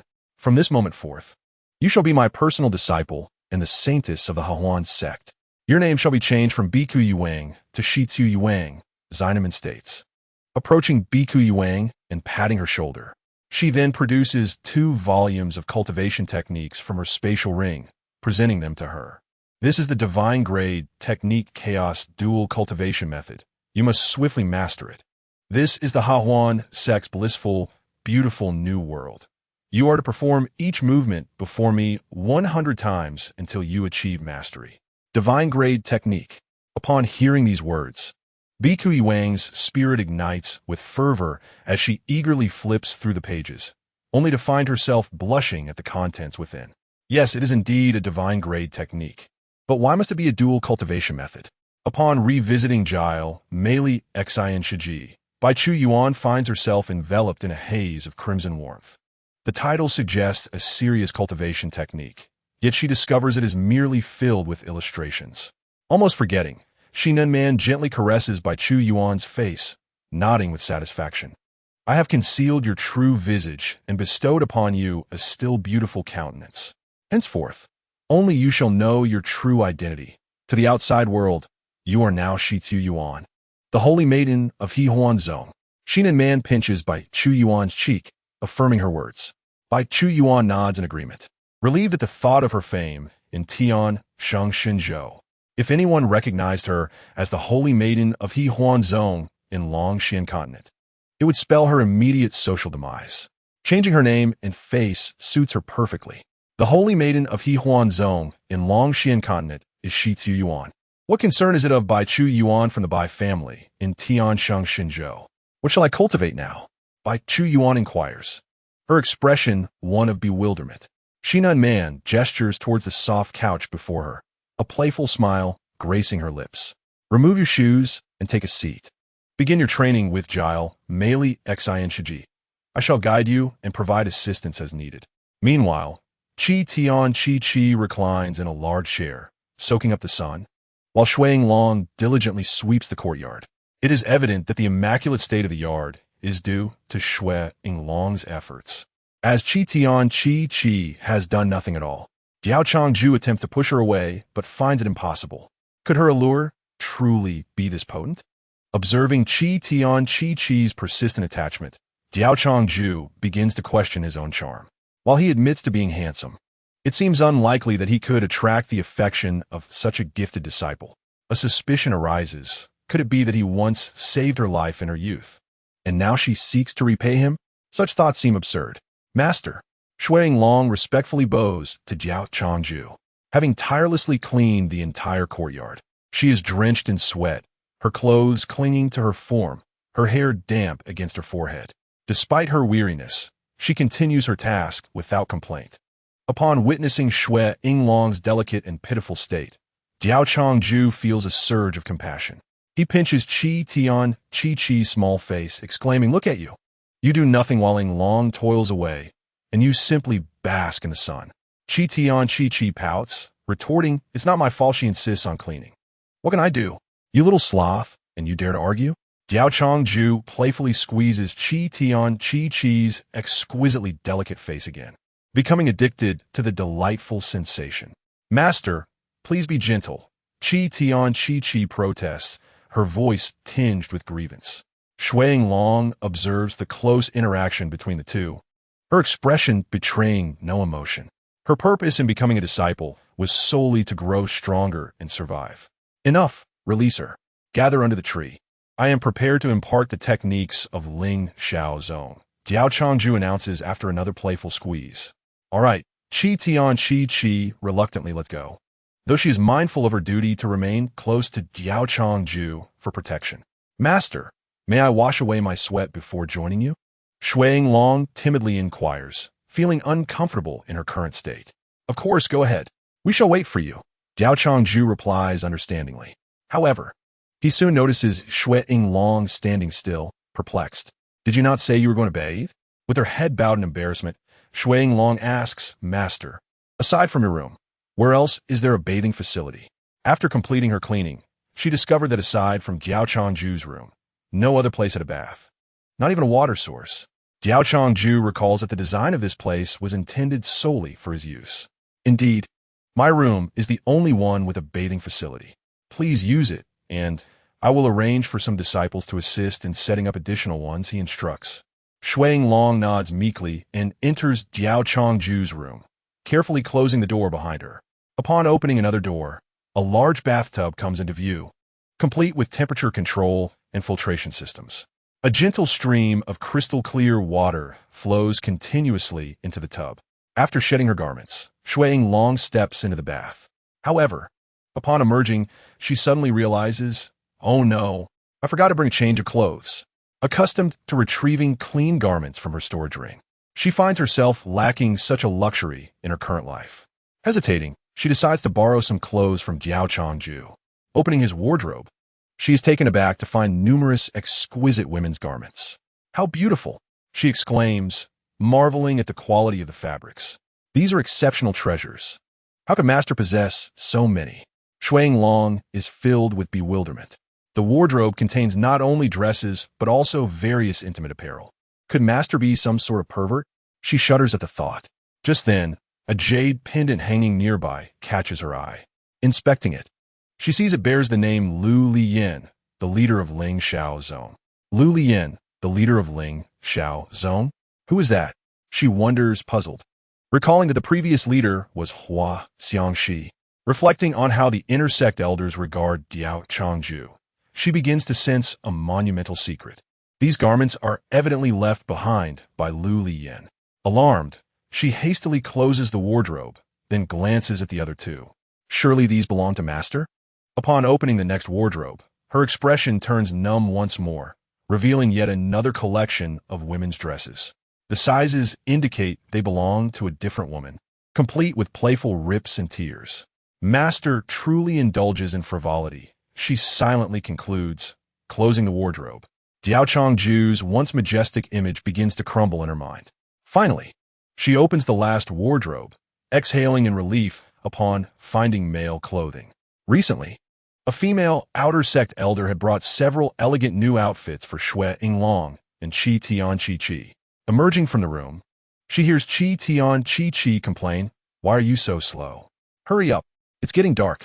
Though her bath took considerable time, the garment from Diao Changju feel coarse against her delicate skin, making her uncomfortable, especially with the low neckline. Shui Yinglong tightened her collar and strode forward. Her two fair thighs peeked out from beneath her robe. "I apologize, I forgot to bring change of clothes, so I borrowed my master's attire," she said as she seated herself cross-legged on the mat before Diao Changju. Diao Changju couldn't help but feel amused at the sight of Shui Yinglong, who was clearly wearing an oversized outfit, the loose clothing draped haphazardly over her form. "It's no problem. Now that everyone is present, I shall impart to you the techniques of Lingxiao sect, the Lingxiao Ju." Thus began Diao Changju's lecture, which continued until sunset. He gently tapped the head of Qi Tianqi, who had dozed off. Startled, Qi Tianqi rubbed her head and asked, "Is it over? Is it over?" "Yes, it's over," Diao Changju replied, exasperated. Was my lecture truly that dull? Qi Tianqi had been snoring uninterrupted. However, seeing Shui Yinglong in a meditative state with her eyes closed, Diao Changju smiled with satisfaction. At least one of them was attentive. Yet, Shui Yinglong was so engrossed in her practice that her already loose clothing began to slip down, the oversized collar threatening to expose her shoulders. A gentle breeze swept by, causing her attire to slide further. Diao Changju grew flustered. This girl was only wearing an outer robe, and it was quite revealing. Earlier, Qi Tianqi insisted on being called senior sister, and Shui Yinglong did not contest her claim. Thus, Qi Tianqi became the senior sister, while Shui Yinglong was relegated to the role of junior sister. Qi Tianqi, observing Shui Yinglong lost in her practice, smirked mischievously and assured Diao Changju, "Leave it to me." After Diao Changju turned to leave, Qi Tianqi made a devilish gesture towards Shui Yinglong. Chapter 38. Where did that rebellious demeanor go? Just as Diao Changju settled down, he heard a shrill scream from behind. He quickly turned and asked what happened. There stood Shui Yinglong, her face flushed and gripping her collar tightly. In front of her, Qi Tianqi gazed skyward, hands clasped behind her back, whistling innocently, feigning ignorance. "Master, I'm fine," Shui Yinglong said, realizing it was her little senior sister playing a prank. "As long as you're all right," Diao Changju replied, not wishing to pry further, as it was evident that Qi Tianqi was the culprit. "Since you're awake, both of you come here. I shall distribute cultivation resources." Shui Yinglong felt a surge of joy and quickly joined Qi Tianqi at Diao Changju's side. What she needed most now were cultivation resources. Techniques were secondary. Oh. Qi Tianqi exclaimed in a defiant tone, "I'm already in the spirit transformation stage, yet I still have to pretend to be a weak little foundation establishment disciple. How exhausting." Diao Changju produced 10 bottles of elixirs for Shui Yinglong, saying, "Yinglong, your physique is unique. Consider these elixirs as sweets. Consume them and come back for more." Shui Yinglong beamed at Diao Changju, exclaiming, "Thank you, master." Her Jiuyou demon body required substantial resources for activation. "Master, you're biased. Why do I only get 1 bottle while my junior sister gets 10? Qi Tianqi pouted, clinging to Diao Changju's leg. "What happened to that rebellious attitude of yours?" Diao Changju replied, "All right, here are 9 more. Qi Tianqi beamed as she climbed onto Diao Changju's lap, happily counting her bottles. "Wait, this is a storage ring. Take it. It will make carrying things easier." Observing Shui Yinglong's cautious handling of her bottles, Diao Changju handed her a storage ring, setting aside other matters. He felt a pang of pity for Long, his direct disciple, as she appeared so naive and inexperienced, finding joy in the smallest of elixirs.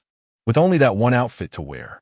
"Thank you, master," Long exclaimed, her face alight with surprise as she donned the storage ring. Finally, she possessed a means to carry her belongings. Life without a storage ring had been quite challenging. As she admired the ring, she felt increasingly fond of it. In her previous life, she had grown accustomed to having everything at her disposal, leading to her forgetfulness regarding her belongings when she arrived at Lingxiao sect for the assessment. Diao Changju sighed upon witnessing Shui Inglong's demeanor. How could he compel such a pitiful disciple to submit? Having survived a near-death crisis, he found himself unable to engage in unscrupulous actions. One only resorts to such means when left with no alternatives. He decided to let fate guide him. As long as he could keep Long, the girl of fortune, close by. At that moment, he noticed the garments piled on the floor. Suddenly, a knock echoed at the door.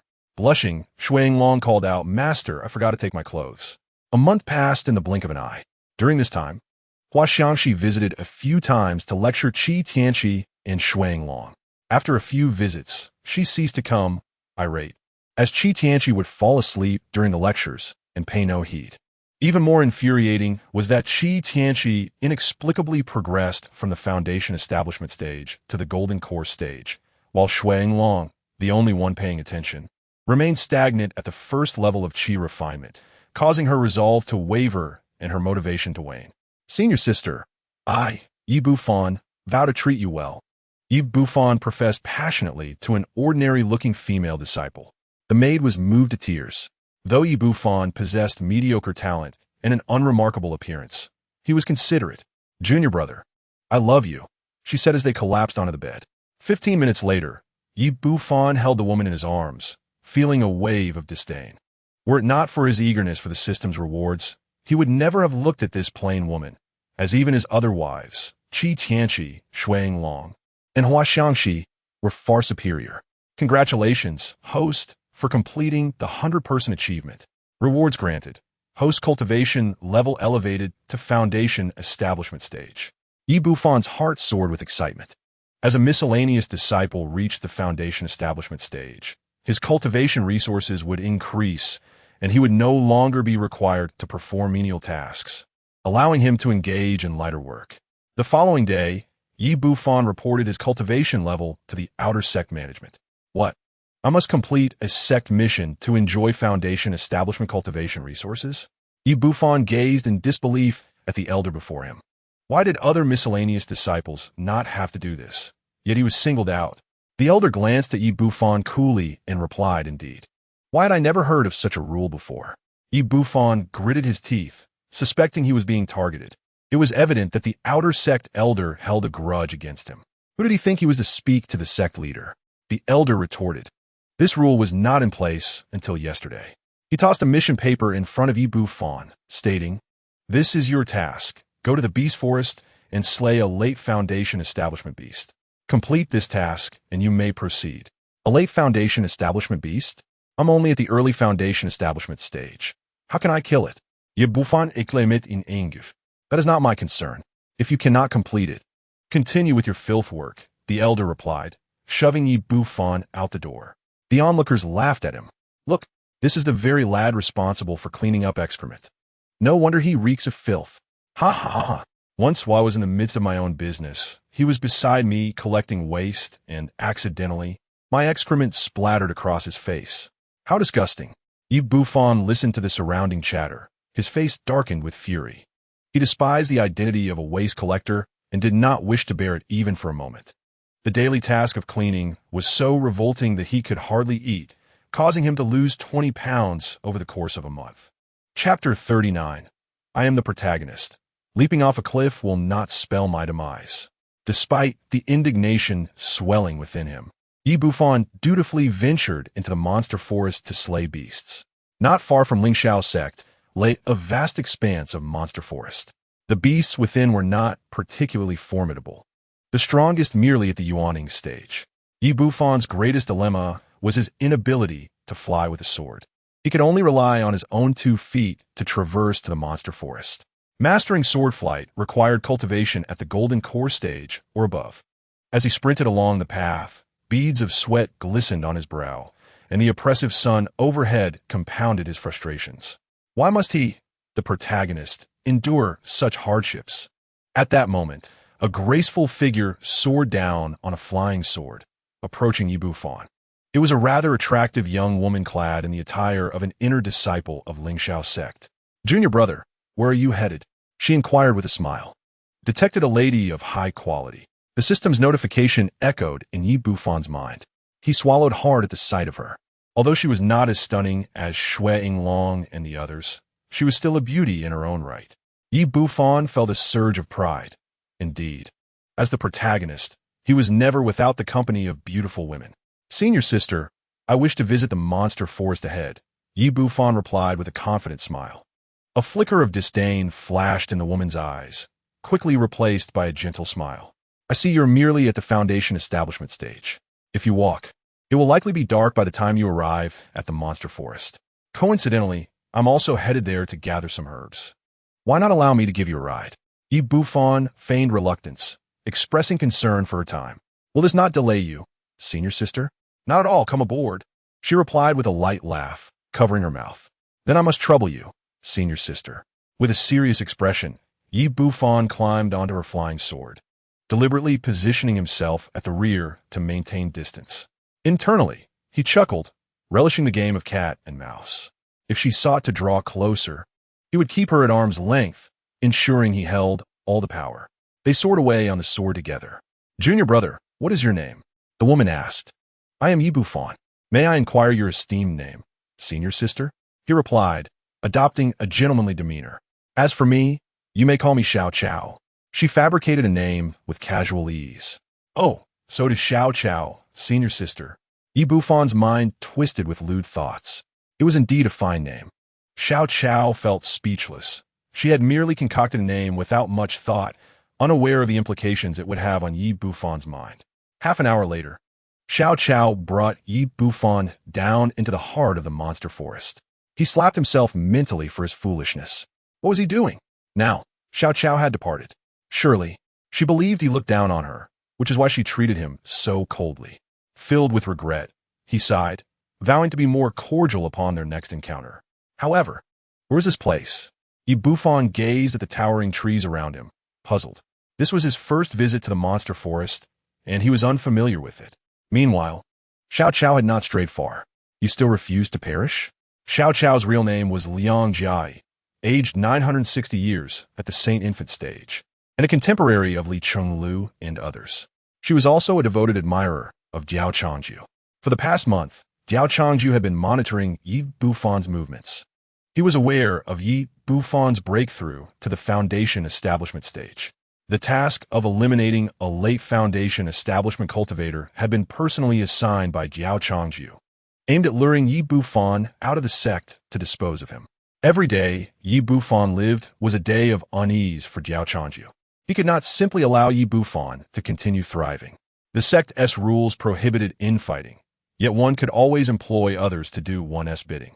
As an outer sect manager, Liang Jia adhered to Diao Changju's orders, keeping a watchful eye on Yi Bufan, having long understood his character.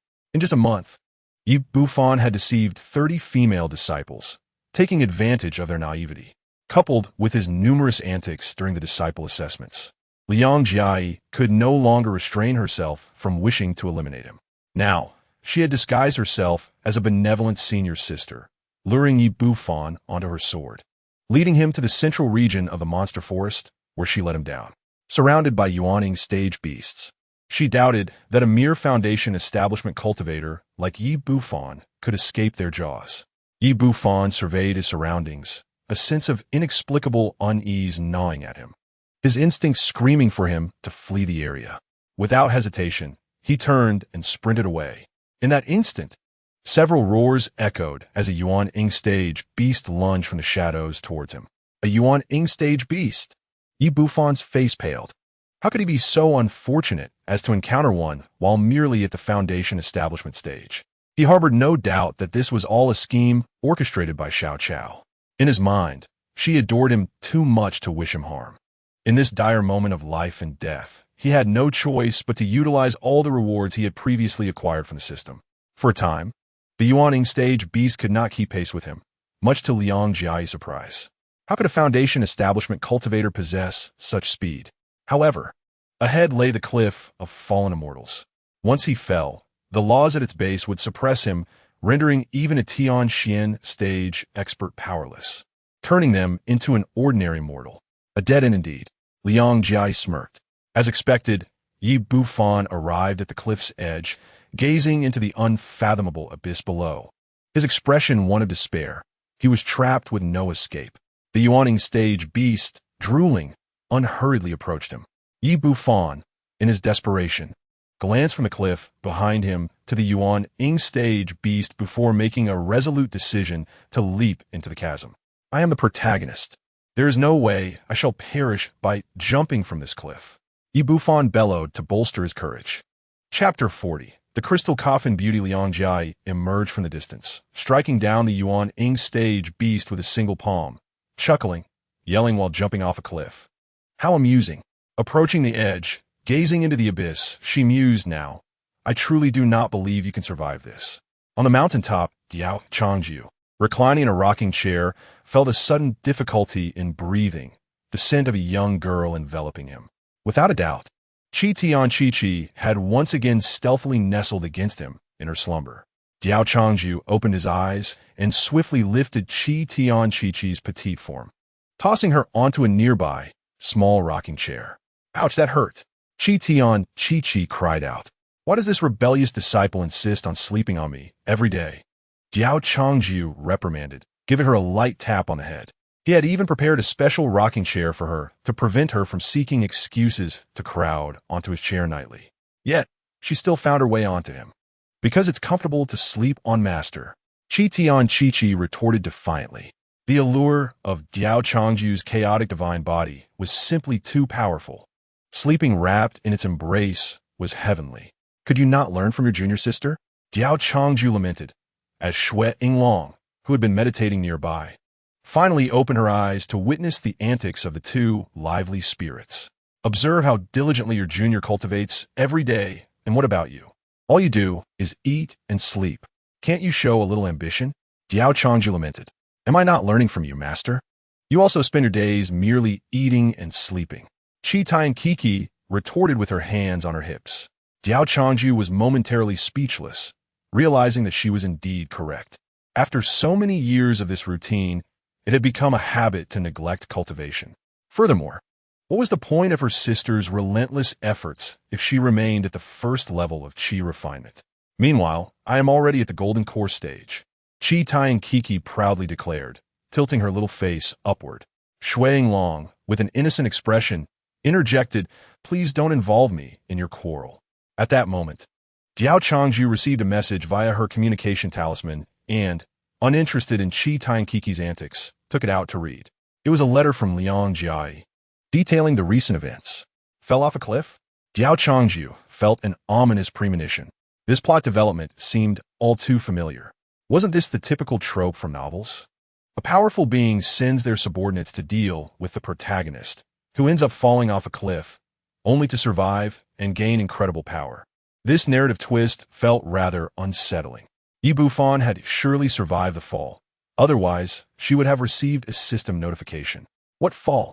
Qi Tian Kiki curiously peered into Diao Changju's embrace, attempting to sneak a look at the communication talisman.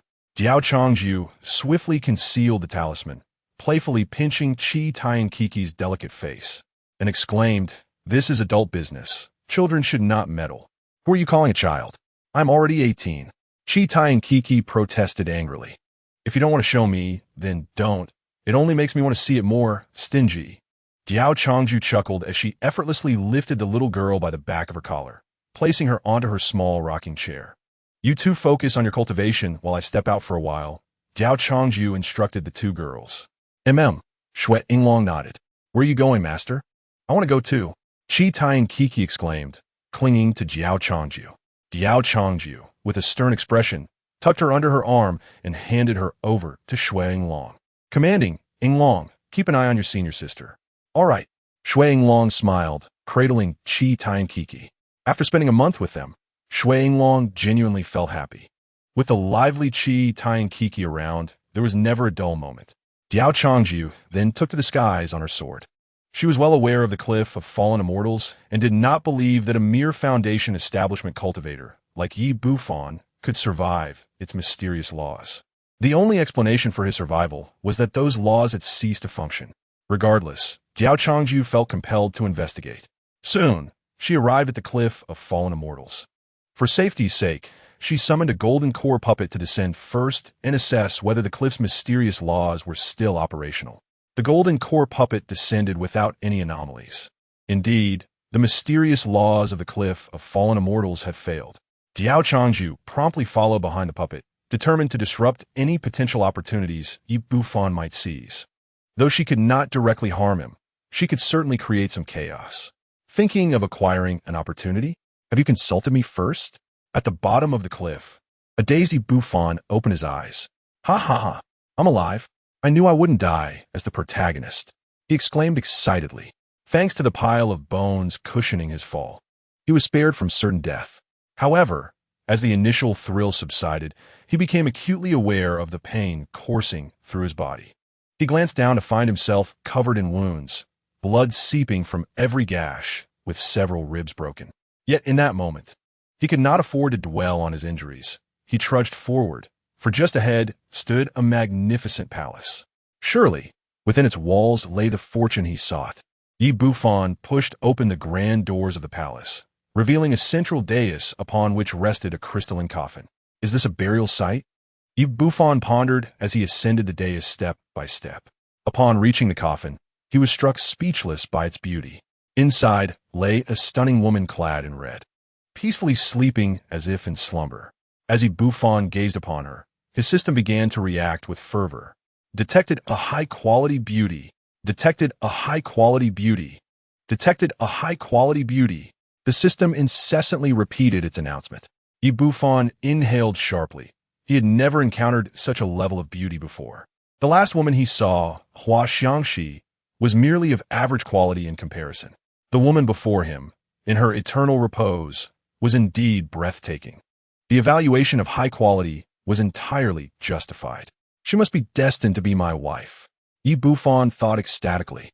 According to the narrative, if he awakened her, she would immediately recognize him as her husband and serve him for eternity. However, as he reached out to touch the coffin, a barrier abruptly repelled him, sending him tumbling from the dais. With a sickening crack, his leg broke.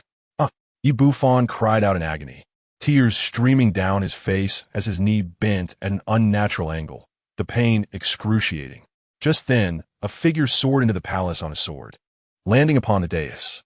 Spotting another presence, Yi Bufan's face turned pale. Disregarding his broken leg, he scrambled back up the dais. That crystal coffin beauty was his wife. No one else could lay claim to her. Chapter 41. She opened her eyes. The figure on the dais was none other than Diao Changju. Upon seeing the woman within the crystalline coffin, Diao Changju nodded in appreciation. Not bad, an extraordinary beauty, but sadly, she is deceased. The woman within the coffin showed no sign of life. Dressed in a wedding gown of deep red, she appeared to be a devoted woman who had perished for love. Had Diao Changju arrived a moment later, she would have been defiled by Yi Bufan. Diao Changju touched the coffin in astonishment. This crystalline coffin was crafted from a primordial spiritual treasure. No wonder it preserved the woman's physical form eternally. You scoundrel, what are you doing touching my wife? Yi Bufan exclaimed, staggering back up the dais, his face turning green upon seeing Diao Changju's hand resting on the coffin. He had not even touched it. Yet here was Diao Changju doing so. Recognizing Diao Changju as the lecherous inner sect elder who had taken Qi Tiankiki and Shuang, Yi Bufan's animosity towards him surged. Diao Changju, with disdain in his eyes, retorted, "What do you mean your wife? Can you be any more disgusting? You won't even spare a corpse." Pointing to an inscription beside the coffin, he added, "Did you not see the words engraved here?" "What words?" Yi Bufan followed Diao Changju's gaze. "Wife of the Chaos Emperor, defilement will bring death." Yi Bufan read the inscription slowly, his expression growing increasingly awkward. "So, She's not your wife anymore. Diao Changju teased, patting the coffin. You even dare to covet a corpse. Diao Changju had never heard of the Chaos Emperor, likely a figure from an ancient era. The Cliff of Fallen Immortals had always been a forbidden zone in Longshan continent. The belief that even a celestial realm cultivator would perish if they jumped was due to a foolish celestial realm individual who, defying reason, had leapt into the abyss. In truth, even the most formidable experts at the Huashan stage dare not leap from the Zue Xian cliff. The heap of bones below serves as a grim reminder of the fate that awaits those who take the plunge. Yi Bufan wore an expression of embarrassment. The corpses were perhaps acceptable. The woman within the crystal coffin was of exceptional quality. As he lifted his gaze towards the crystal coffin, he was startled to find that the woman had, unbeknownst to him, opened her eyes, her cold stare fixated upon him, a gaze devoid of emotion, reminiscent of death itself. Yi Bufan was so frightened that he collapsed to the ground, memories of Chinese horror flooding his mind. With a terrified expression, he pointed at the woman in the crystal coffin, exclaiming, "A ghost! There's a ghost! She has opened her eyes." Diao Changju furrowed his brow and turned his head, only to see the woman in the crystal coffin still peacefully asleep, her eyes closed. "Where's the ghost? I believe you are merely imagining things." Diao Changju was quite certain that the occupant of the coffin was a corpse. Uncomfortable with leaving the woman in the crystal coffin here, given Yi Bufan's unpredictable nature, he waved his hand and stored the entire coffin into his spatial ring. Yi Bufan felt a surge of dissatisfaction at the vanishing coffin. Even if that woman were a ghost, she was still his wife. Cursed Diao Changju. He had once again taken away his beloved. After a cold snort, Diao Changju took to the skies on his sword, for apart from the crystal coffin, there was nothing of value here. Initially, Diao Changju contemplated capturing 2 Yuanying stage magical bees from the beast forest to toss down the Zue Xian cliff for Yi Bufan's amusement. But the system warned him that such actions would be too obvious and would undoubtedly lead Yi Bufan to suspect him. Diao Changju released the crystal coffin and examined it closely, a sense of curiosity blooming within him as he gazed at the woman inside. He attempted to probe with his spiritual energy, seeking to sense the woman's aura and cultivation, but was taken aback to discover that the coffin could isolate all external inquiries as if it existed in its own realm. As he observed the woman within the crystal coffin, he felt increasingly intrigued. He understood that this was not merely a simple, innate spiritual treasure. It seemed to harbor a power that transcended his comprehension. Could this crystal coffin truly be the fabled object of defiance against fate? Was the woman inside awaiting a chance at resurrection? Diao Changju's expression grew peculiar at this thought, considering that this was Yi Bufan's opportunity. He wondered if the system would allow for her to awaken simply with a moment's slumber. This was absurd. After all, the woman in the crystal coffin was said to be the wife of the so-called Chaos Emperor. To awaken the wife of an emperor, what audacity! Diao Changju's mind swirled with thoughts, but ultimately he shook his head, casting aside those absurd ideas. He focused his mind and attempted various forms of attack on the crystal coffin.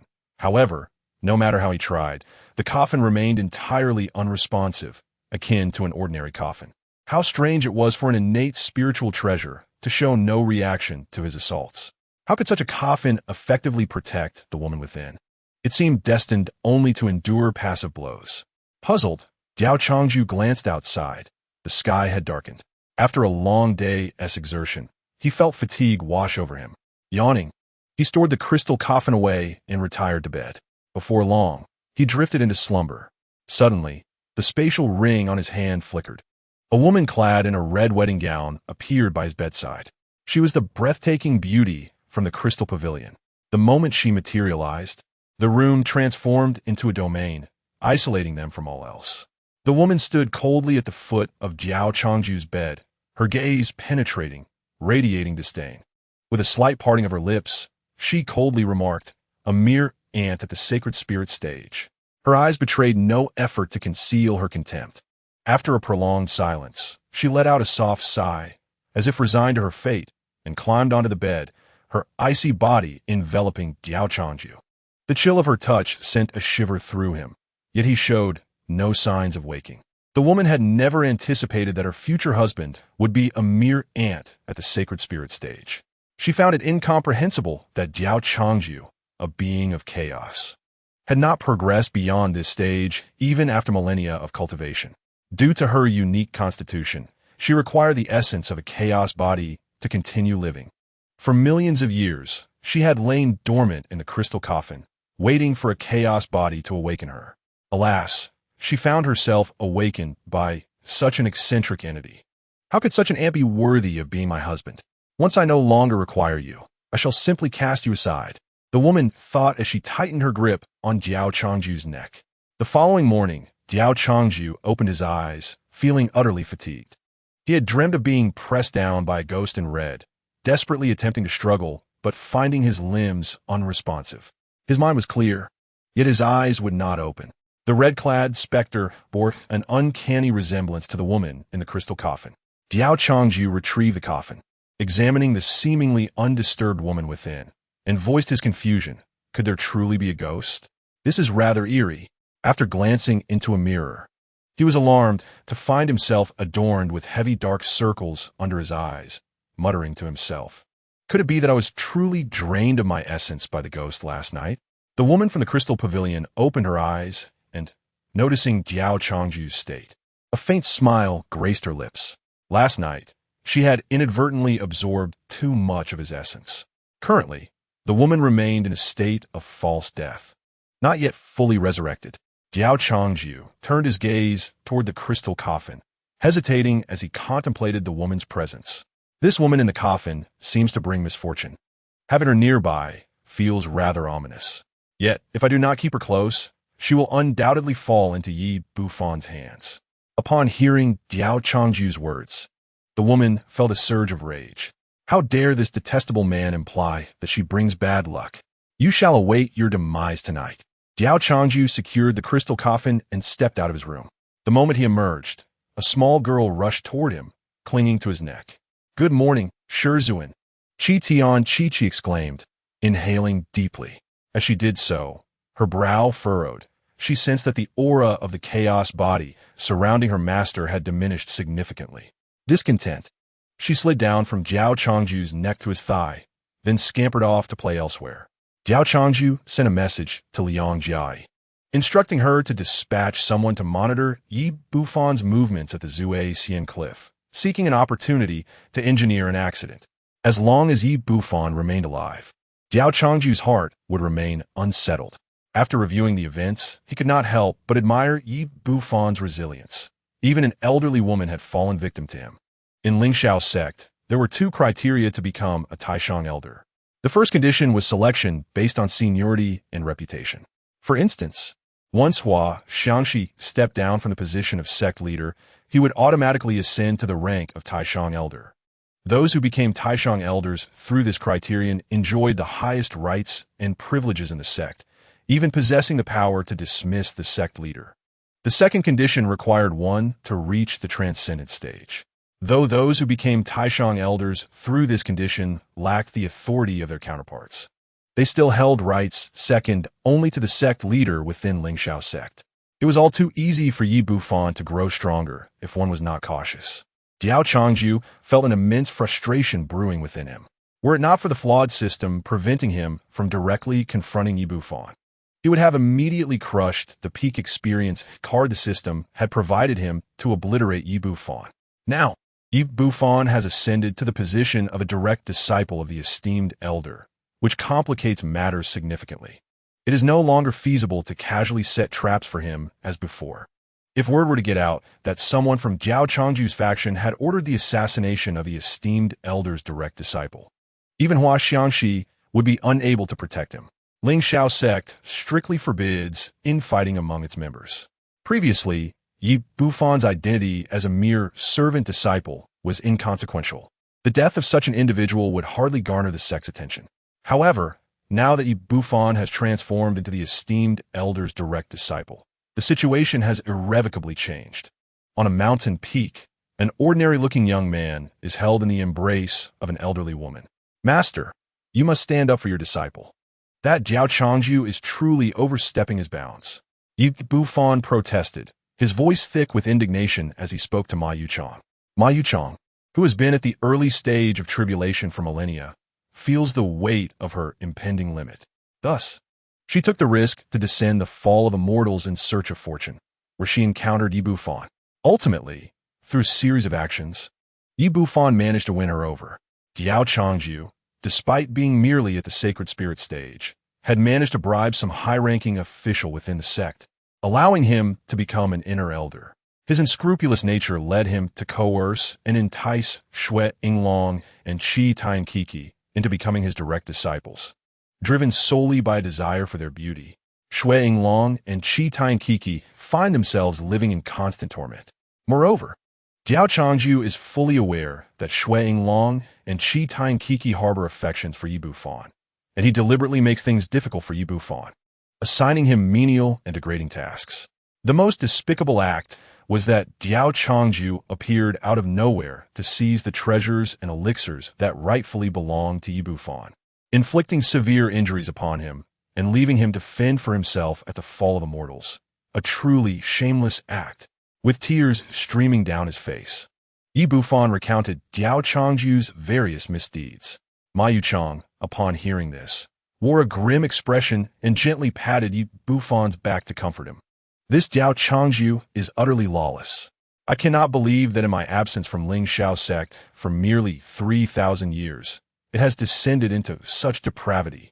To allow a scoundrel at the sacred spirit stage to become an inner elder? Rest assured, my disciple, I shall take it upon myself to address this today. Master, you are truly wonderful, Yi Bufan exclaimed, suppressing his discomfort as he planted a kiss on Ma Yuchang. Though Ma Yuchang's quality rating is high, it is her cultivation that primarily defines this rating. As Diao Changju pondered how to eliminate Yi Bufan, Li Chenglu arrived on his sword, his expression grave. Senior brother, something terrible has happened. The esteemed elder Ma Yuchang has convened an impeachment meeting at the law enforcement hall, specifically naming you. All available esteemed elders have attended. An impeachment meeting? Isn't that aimed at the sect leader? Why would a mere inner elder like me warrant such a gathering? Diao Changju rose from his rocking chair, his expression one of confusion. Before he could find trouble with Yi Bufan, it seemed Yi Bufan had found trouble with him first. Master, what is an impeachment meeting? Qi Tiankiki inquired curiously. Xue Yinglong, upon seeing Li Chenglu's expression, realized that this matter was indeed serious. At this moment, in the law enforcement hall of Ling Shao sect, 10 elders sat at the main table. They were all esteemed elders, including Ma Yuchang. Besides the 10 seated elders, thousands of inner elders were also present, nearly all of whom were gathered, aside from those in seclusion. Li Jianyuan and Zue Mengsheng were among them, positioned at the forefront. Li Jianyuan sat with his eyes closed, silently holding his sword, while Zue Mengsheng appeared tipsy, drinking copiously.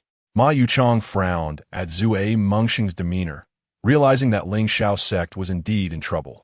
As even a drunken fool could become an inner elder, I can no longer tolerate the corruption within the sect, Ma Yuchang stated solemnly. Indeed, she added, nodding. By the way, where has she girl gone? How could she be absent during such a significant event?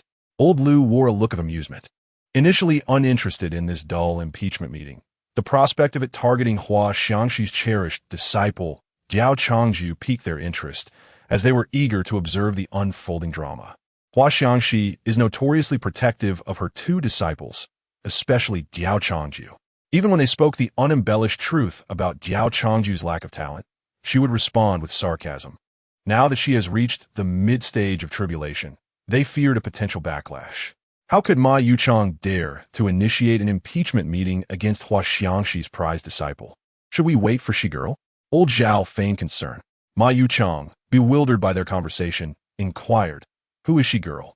Having roamed through other realms for the past 3,000 years, she had not kept abreast of Ling Shao sect's affairs, and thus did not recognize Hua Xiangxi. Soon, Diao Changju arrived with Li Chenglu. Senior brother, Li Jianyuan, Zue and Mengsheng, and the others greeted him in unison. Ma Yuchang observed the scene with a cold smile, sensing that Diao Changju was attempting to assert authority over her, indicating that these inner elders were his supporters. After all, the inner elders had remained silent in the presence of Ma Yuchang, yet upon Diao Changju's arrival, they greeted him with enthusiasm. It was evident that Ling Shao sect was in dire straits. Diao Changju, you have met with the esteemed elders, he said respectfully to the 10 seated elders. Oomph. Ma Yuchang snorted, leisurely sipping her tea, offering no respect to Diao Changju. Elder Diao, you need not concern yourself with us. We are merely here to observe. The presider of this meeting is Ma Yuchang. Old Zhao chuckled, eager to distance himself from Ma Yuchang and avoid any misunderstandings with Hua Xiangxi, as they did not wish to be entangled in the complications involving her beloved disciple. Indeed, Elder Diao, there is no need for concern. We are merely here to observe. The main inquiry will be conducted by Ma Yuchang. The other esteemed elders chimed in, clarifying their stance. Ma Yuchang felt a sense of confusion at their words, sensing something was amiss. However, their statements held no contradictions. They were indeed mere spectators, and she was the one presiding over this impeachment meeting.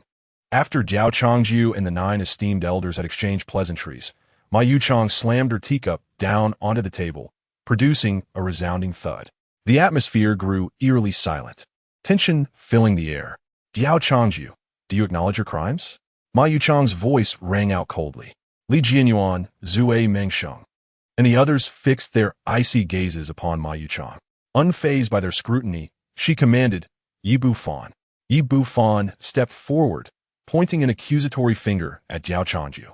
You, Diao Changju, have lusted after my friends Shui Yinglong and Qi Tainkiki, using your position as an inner elder to coerce and entice them into becoming your playthings. Do you dare deny it? The thought of his wife being subjected to Diao Changju's advances filled him with anguish. If it were not for necessity, who would want to be subjected to such treatment? Diao Changju, taken aback, appeared bewildered, believing that his covert manipulation of Liang Jiai to undermine Yi Bufan had been uncovered. He had not anticipated that after much contemplation, his carefully crafted excuses would amount to nothing. Absurd. I have lived with integrity. How could I engage in such actions?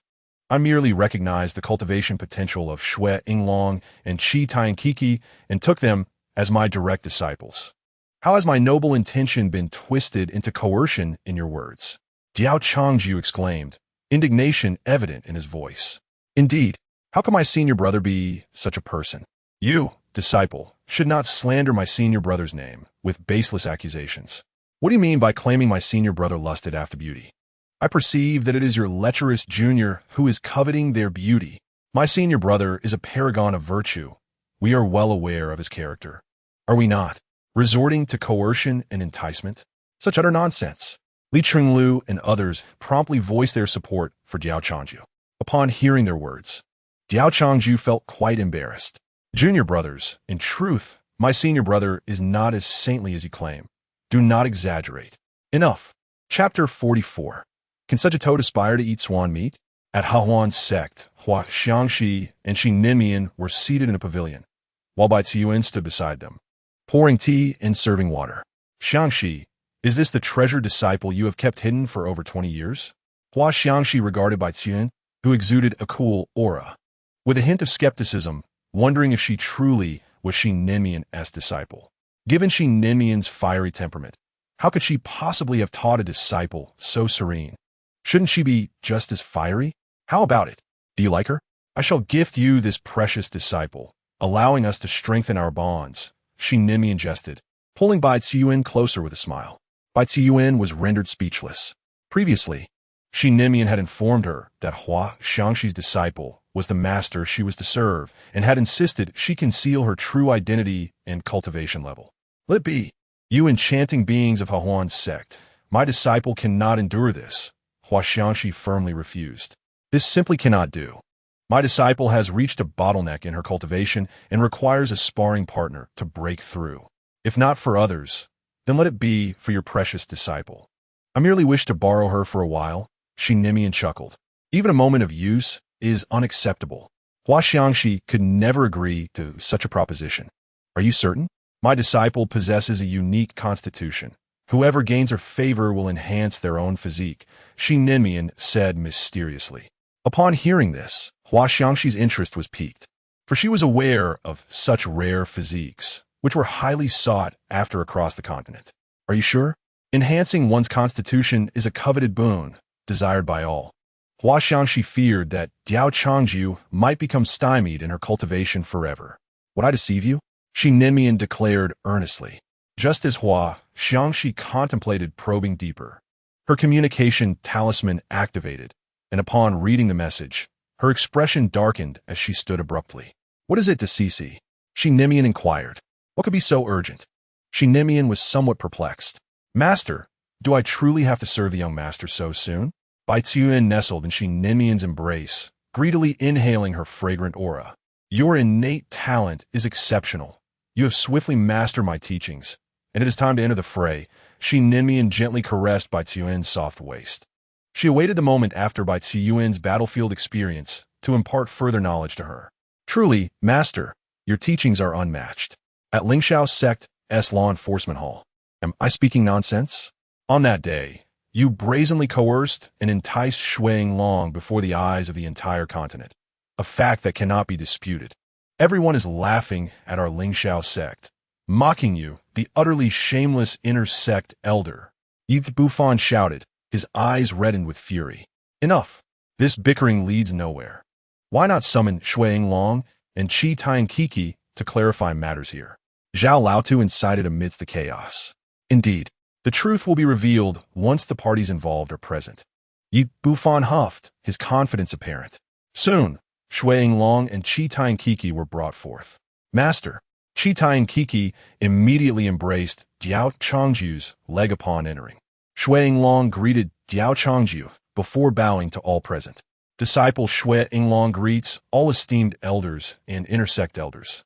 Yi Bufan's heart shattered at the sight of Qi Tiankiki clinging to Diao Changju, her eyes filled with admiration for him.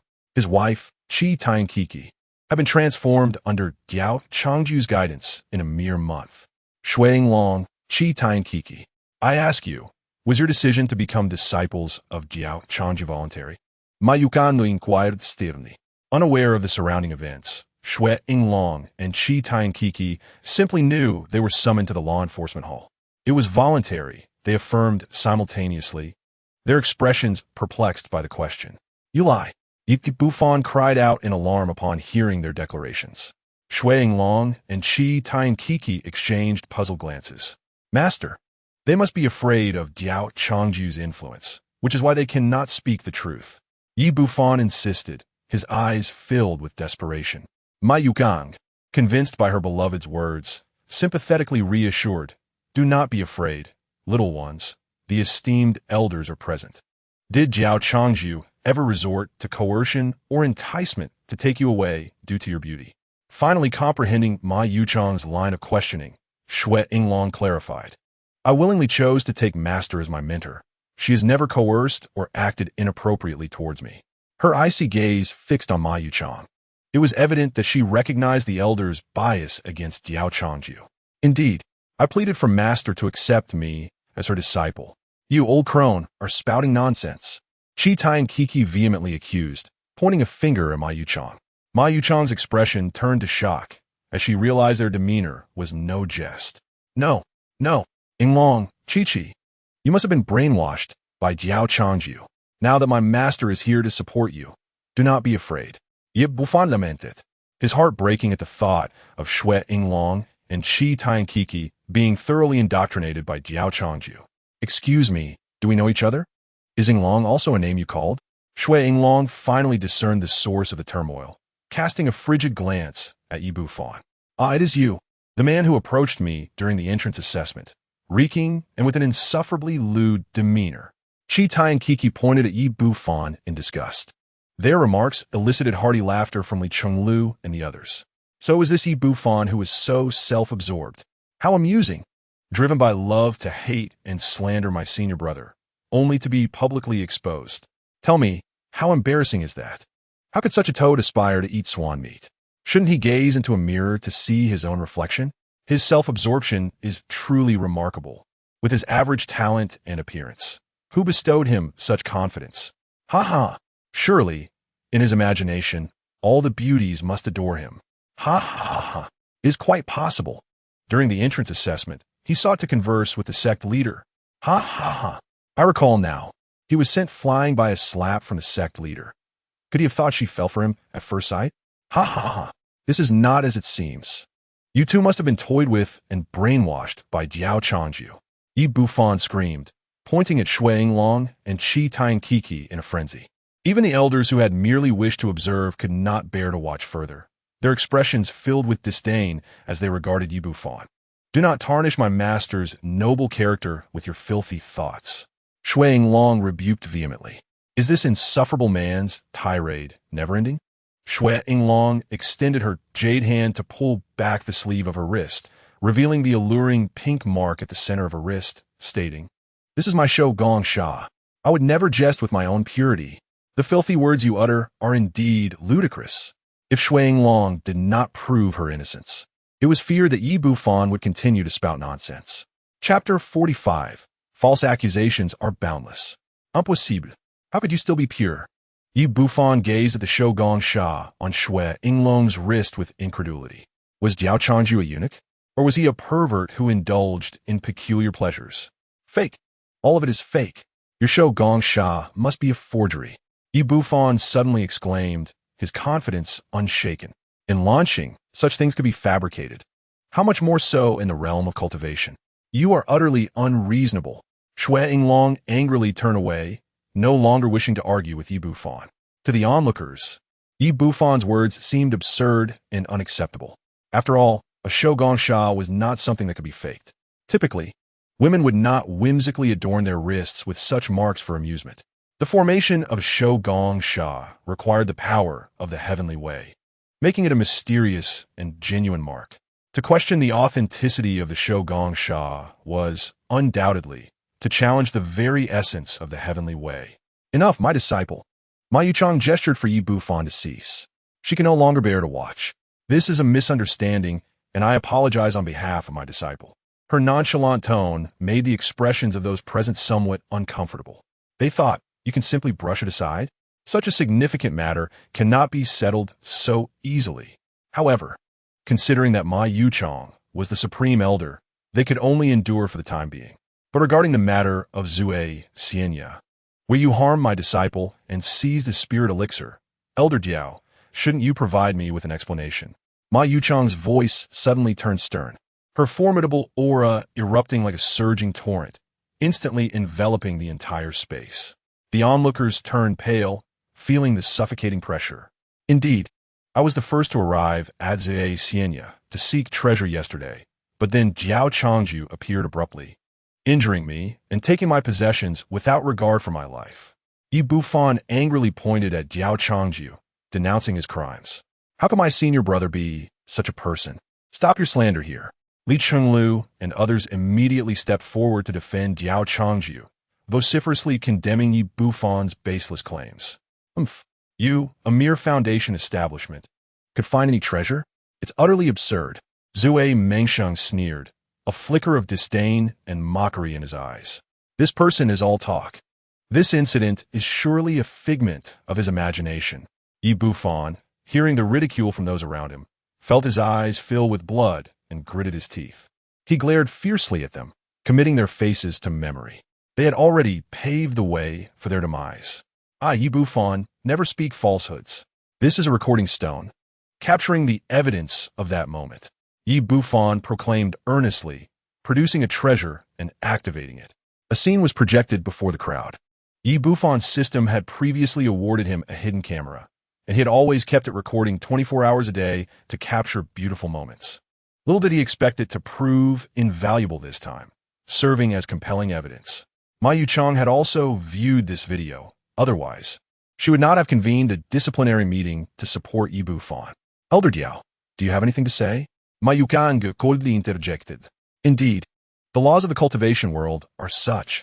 How can there be talk of theft? Li Chenglu and others concurred. This crystal coffin bears no inscription of your name. Yi Bufan, yet you claim my senior brother stole your treasures. How laughable. Yi Bufan is truly repulsive. He probably believes every beautiful woman he encounters belongs to him. You're simply grasping at straws. Today, I ask you, does Diao Changju recognize his error? Ma Yuchang's eyes widened in fury as she abruptly stood, her early-stage tribulation pressure bearing down on Diao Changju like a mountain. Diao Changju felt a weightiness envelop him, his breath becoming labored. beads of sweat forming on his forehead and trickling down his face. He gritted his teeth, maintaining an impassive demeanor, and replied, "What crime could be fabricated? What wrong should I acknowledge?" Beside him, Qi Tianqi clung to Diao Changju's leg, her adorable face now filled with rage, her round eyes glaring fiercely at Ma Yuchang. How dare this detestable old woman bully her master? Meanwhile, Shui Long, though merely at the first layer of Qi refinement, resolutely withstood Ma Yuchang's pressure. Her face pale as death, her body swaying yet stubbornly standing by Diao Changju's side, her gaze cold and unwavering. In her previous life, she was the demon emperor. Such minor pressure was still bearable for her. Li Jianyuan, Zui Mengsheng, and other intersect elders stepped forward, thousands of them standing resolutely behind Diao Changju. Their combined aura was unleashed, each exhibiting expressions of coldness, anger, and dissatisfaction, glaring fiercely at Ma Yuchang.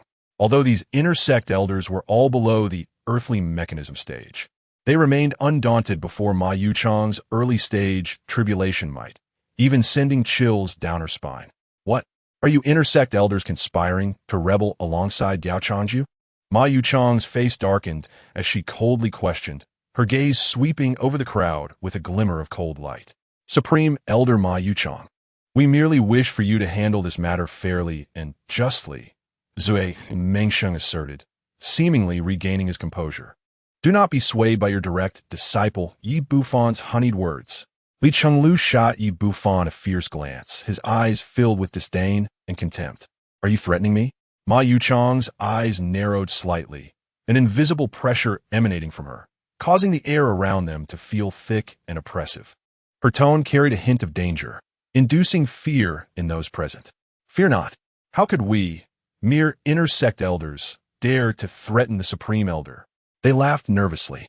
"Ah, such a delightful assertion. I am furious." Ma Yuchang trembled with rage, laughing maniacally. "But today, I shall punish Diao Changju. What can you do about it?" Ma Yuchang sneered, a flicker of contempt in her eyes. "We have long heard of your formidable prowess, Supreme Elder Ma Yuchang, and have been eager to engage in a proper discussion with you." Zui Mengsheng, Li Jianyuan, and others rose, their expressions provocative as they stared at Ma Yuchang, seemingly ready for a confrontation. The other supreme elders seated beside Ma Yuchang wore smiles, watching the unfolding drama with great interest, showing no inclination to mediate. They appeared quite eager to witness the spectacle. Feeling her dignity challenged as never before, Ma Yuchang's face turned an ominous shade. She slammed her palm on the table and sprang into action, delivering a powerful strike toward Diao Changju. Zui Mengxian, Li Jianyuan, and others attempted to intervene, but found themselves utterly subdued by Ma Yuchang's overwhelming force, powerless to act as they watched her hand descend upon Diao Changju. Their highest cultivation level was merely at the celestial profound stage, while Ma Yuchang was at the early stage tribulation level. The disparity between their realms was 3 substantial stages. It was a simple task for Ma Yuchang to temporarily restrain those below the earthly mechanism stage. In this critical moment, a figure appeared before Diao Changju like a wraith, striking with a palm that sent Ma Yuchang staggering back several steps. "My disciple is not one to be taught by an old woman like you."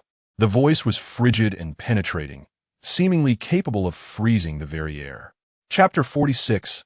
I have endured you long enough. The newcomer was a woman clad in white, her graceful figure resembling that of a celestial being descending to the mortal realm. Her flowing white robe danced in the wind, and her beauty was unparalleled. Her skin as pristine as snow, and her eyes shone like stars. The exquisite features of her face were harmoniously arranged, forming an exquisite portrait. Her long hair cascaded like a waterfall down her back, gently swaying and exuding an enchanting fragrance. Her demeanor was elegant and transcendent, every movement imbued with authority and confidence, captivating those around her. She was none other than Hua Xiangxi. At this moment, she regarded Ma Yuchang with an icy glare. "Master," Diao Changju exclaimed upon seeing Hua Xiangxi, tears of excitement brimming in his eyes, his voice trembling. Just moments ago, he had truly believed he was destined for death. "Do not fear. Leave this to me. I wish to see who dares to lay a hand on you with me here." Hua Xiangxi's cold gaze swept across the gathered crowd, finally landing on the 9 elderly figures spectating the scene. The faces of old Zhao and his companions shifted, and they hastily explained, "Xiangxi, do not misunderstand. This matter does not concern us. We merely came to observe. Indeed, we harbor no ill will towards your precious disciple." Another elder quickly chimed in. "I will deal with you later," Hua Xiangxi retorted, dismissing them as she turned her attention back to Ma Yuchang. Mid-stage transcendence. Ma Yuchang gazed at the young and stunning Hua Xiangxi, surprise and jealousy flickering in her eyes. No wonder Diao Changju was so arrogant. It turns out he had such an unreasonable master.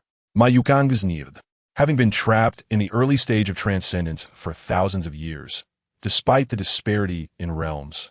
Her combat prowess was not inferior to that of Hua Xiangxi, thus she felt no fear. The elders rarely appeared within the sect and showed little concern for its affairs. Upon hearing Hua Xiangxi's words, Ma Yuchang's expression darkened. "Who are you calling an old woman? Mind your tongue, you little brat." Hua Xiangxi scoffed disdainfully. "I'm speaking of you. What's the matter? Afraid to own up to it?" Disrespecting her elders, it seems Lingxiao's sect has truly changed. "Today, I shall teach you what it means to honor your master." Ma Yuchang launched herself at Hua Xiangxi, having lost her rationality. First ridiculed by a group of juniors, then provoked by Hua Xiangxi. "Disrespecting your elders?" Hua Xiangxi laughed coldly, fixing her icy gaze on Ma Yuchang. "What makes you an elder?" Ma Yuchang gritted her teeth, trembling with rage. Suddenly, she extended her hand and struck fiercely at Hua Xiangxi, intent on teaching this arrogant junior a lesson. "Today, I shall teach you the meaning of respecting your master." She roared, her spiritual power erupting, an overwhelming pressure rendering those nearby breathless. Hua Xiangxi remained composed, swiftly channeling her internal energy to counter Ma Yuchang's attack. At that moment, the 9 elders sensed the gravity of the situation. They hurriedly flew to Diao Changju's side, shielding him behind them. They understood, well, that should anything happen to Diao Changju now, they would surely face Hua Xiangxi's wrath. The battle between Hua Xiangxi and Ma Yuchang intensified, their powers evenly matched, making it difficult to determine a victor. As time passed, their energies collided, resulting in a series of thunderous explosions. Hua Xiangxi seized the opportunity to familiarize herself with the devouring principles inherent to her constitution. The clash between these two transcendence practitioners caused the entire law enforcement hall to tremble. Their earth-shattering battle captured the attention of all disciples of Lingxiao's sect. In the air, Hua Xiangxi and Ma Yuchang displayed an array of dazzling techniques. Hua Xiangxi wielded her sword, moving gracefully like a serpent, her sword light dazzling, leaving onlookers entranced. The two engaged in an intense aerial duel, neither yielding to the other. In a tranquil lotus pond, a little girl clad in a delightful bellyband sat barefoot, playing with the water and muttering to herself, "Oh dear, it has been so chaotic lately. Youth is wonderful. Everyone is so full of vigor." However, this seemingly innocent girl spoke with a mature and magnetic voice. Suddenly, she addressed the air, "Xiao Hanzai, go mediate the fight. If they continue like this, the children trying to sleep will surely be disturbed." She then added, "And that fellow Yi Bufan and Ma Yuchang, expel them from Lingxiao's sect." Following this, her figure vanished into thin air. Just as Hua Xiangxi and Ma Yuchang were locked in combat, a figure appeared between them, separating the two. Upon seeing this person, both Hua Xiangxi and Ma Yuchang wore expressions of surprise. "Greetings, elder." Ma Yuchang quickly bowed respectfully. "Greetings, master." Hua Xiangxi's face revealed astonishment. Indeed, this elderly woman was Hanju, also Hua Xiangxi's master, who had reached the stage of divine transformation. Hanju had long ceased to concern herself with Lingxiao sect affairs, having taken Hua Xiangxi as her personal disciple during her travels years ago and rarely showing her face since. Upon hearing Hua Xiangxi address Hanju as master, Ma Yuchang felt a sense of dread. This mid-stage transcendence woman was actually Hanju's direct disciple. Hanju nodded at Hua Xiangxi, then turned her gaze toward Ma Yuchang. "Say, Hanyu Saihid." She had not involved herself in Lingxiao sect matters for many years. "Ma Yuchang, take your disciple Yi Bufan and leave Lingxiao sect." Hanyu Statid flatly. Ma Yuchang's heart sank. Han Ju's words undoubtedly indicated that she was being expelled from Lingxiao sect. Elder Y. E. Ma Yukang. Have devoted myself to Lingxiao sect for countless years, and now you expel me without cause for the sake of your disciple? Ma Yuchang shouted defiantly. What cause? Clearly, it is you who lacks discernment. Ask these old men here who is truly in the wrong today. Hua Xiangxi pointed to old Zhao and the others, who had just approached Han Ju. Old Zhao and his companions wore awkward expressions, wondering how they had become involved. They had not anticipated that today's affair would escalate to such a degree, even prompting Elder Han Ju's intervention, resulting in Ma Yuchang's expulsion. Had they known this would be the outcome, they would have done anything to prevent Ma Yuchang from calling for an impeachment meeting. By holding an impeachment meeting, Diao Changju did not achieve his goal, but rather brought about his own downfall. It was precisely because old Zhao and the others knew of Hua Xiangxi's status as Han Ju's direct disciple that they had indulged her so. Seeing old Zhao and the others bow their heads in silence upon hearing Hua Xiangxi's words, Ma Yuchang felt utterly betrayed by the world. Do you all think today's events are my fault as well? Ma Yuchang's expression was filled with fury. No wonder these individuals had distanced themselves from her at the outset, claiming to be mere spectators. They had long been aware of Diao Changju's extraordinary background. Diao Changju's master was Hua Xiangxi, and Hua Xiangxi's master was Han Ju. In other words, Han Ju was Diao Changju's direct grandmaster. No wonder Diao Changju could act with such impunity within Lingxiao sect, disregarding all rules. Who would dare to provoke someone with such a background? Very well. Today I, Ma Yuchang, have finally seen the truth. Ma Yukang laughed maniacally. Lingxiao Zong has undergone a transformation, evolving into a sect that prioritizes familial ties and self-interest, forsaking any semblance of sect principles. Such a sect is no longer worthy of my allegiance. Ma Yukang scolded. Han Ju furrowed her brows and exclaimed, Ma Yuchang, do you still remain obstinate at this juncture? Ma Yuchang had been completely blinded by the trivial foundation stage disciple Yi Bufan. Am I obstinate? Ma Yuchang found the statement profoundly absurd. Indeed, I'm obstinate. I should not have dared to stand up for my virtuous disciple Yi Bufan by denouncing your heinous disciple Diao Changju. Han Ju could no longer contain her fury and struck Ma Yuchang, sending her flying from Lingxiao Zone. From this day forth, Ma Yuchang is stripped of her status as a supreme elder and expelled from Lingxiao Zone. Han Ju's voice echoed throughout the sect. Subsequently, her icy gaze fell upon Yi Bufan below. Today's events were instigated by this morally corrupt foundation stage disciple. Han Ju acknowledged the murderous intent she harbored towards Yi Bufan. Yet, as a powerful transformation stage expert, it would be beneath her dignity to act against a mere foundation stage wretch. Yi Bufan recognized his utter defeat today. You need not lay a hand on me. I shall depart Lingxiao Zone of my own accord. What my master said is true. I shall not remain in such an unreasonable sect, Yi Bufan declared coldly. No sooner had he spoken than Li Chonglu and others charged at him, unleashing a torrent of blows. You worthless trash. I've endured you for far too long. Shout. Keep shouting. Let me hear you. Qi Tianqi, seizing a folding chair, joined the fray. Chapter 47. The Fool is Myself. After a prolonged period, they ceased their assault. At this point, Yi Bufan had been rendered unrecognizable, his body marred with bruises and excruciating pain coursing through him, particularly in his bones, as if they were shattered. At this moment, Yi Bufan had lost all capacity for resistance, lying on the ground in convulsions. His cultivation had also been completely obliterated. Get lost. Li Chonglu kicked him fiercely, sending him soaring into the air and out of Lingxiao Zone. Outside the sect, Ma Yuchang anxiously awaited Yi Bufan's emergence. Upon seeing him fly out, she rushed to catch him. Observing Yi Bufan's battered and bruised visage, her heart twisted in agony, and tears streamed down her cheeks. Fanner, my dear Fanner. Ma Yuchang tightly embraced Yi Bufan, weeping inconsolably. Her heart brimmed with fury and sorrow. She longed to rush back in and settle the score with those responsible. However, she understood she could not act recklessly, for she needed to ensure Yi Bufan's safety. Lingxiao Zone, I, Ma Yuchang, shall not let this rest. She shouted in fury, her eyes glinting with vengeance.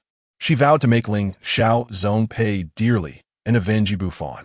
Thereafter, Ma Yuchang carried Yi Bufan away swiftly to a secure location for healing. Unaware of the system's announcement of Yi Bufan's demise, Diao Changju felt an overwhelming sense of regret. How splendid it would be if Yi Bufan had perished just like that. Hua Xiangxi, along with Diao Changju, Xue Yinglong, and Qi Tianqi, approached Hanju to make introductions. Is he your direct disciple? I thought you had another? Hanyu scrutinized Diao Changju. This was her first encounter with him. There is another named Liu Liyan, not yet a millennium old, who has already reached the late stage of tribulation, currently the sect leader of Ling Xiao Zone. She entered the sect's secret realm for cultivation years ago. Hua Xiangxi proudly proclaimed. Liu Liyan was her most cherished disciple, one she relished boasting about. Hanju nodded, then turned her gaze towards Xue Yinglong and Qi Tianqi. Xue Yinglong stood calmly behind Diao Changju, exuding an air of composure. This made Hanju question her, pondering whether such a poised and unflappable woman could genuinely be a mere first-layer, chi-refining disciple. Qi Tianqi, as usual, clung tightly to Diao Changju's leg, showing no signs of fear. This candid and innocent demeanor left Hanju both amused and exasperated, leading her to inwardly lament. What peculiar disciples I have. After exchanging casual pleasantries, Hanju turned and departed. Ma Yuchang brought Yi Bufan to a secluded valley. She settled him in a cave and began to heal his wounds. Fana, you must hold on. Ma Yuchang's eyes were filled with worry and anguish. As Yi Bufan's consciousness gradually became clearer, he felt a warm stream of spiritual energy flowing within him, as if a gentle brook were nourishing the parched earth of his body. Ma Yuchang's spiritual energy caressed him like a spring breeze, gradually mending his shattered bones and internal injuries. Fana, you are awake? Ma Yuchang exclaimed joyfully, her eyes glimmering with tears. Yi Bufan struggled to open his eyes, and upon seeing Ma Yuchang's concerned face, warmth flooded his heart. He attempted to speak, yet found himself unable to produce any sound. Do not rush. Your body is still very weak, Ma Yuchang gently reassured him. I will stay by your side until you fully recover. Yi Bufan nodded, his heart swelling with gratitude. He understood that had it not been for Ma Yuchang's timely intervention, he would have surely met his demise upon impact with the ground. However, the thought of having his hard-earned foundation-stage cultivation so ruthlessly destroyed filled him with rage. His cultivation had been obtained through countless sacrifices. To lose it so easily was unbearable. Yi Bufan nodded lightly, resolving to diligently cultivate anew. After all, he was the protagonist. How could he be so easily vanquished? His tale had only just begun. What a fine Ling Xiao zone.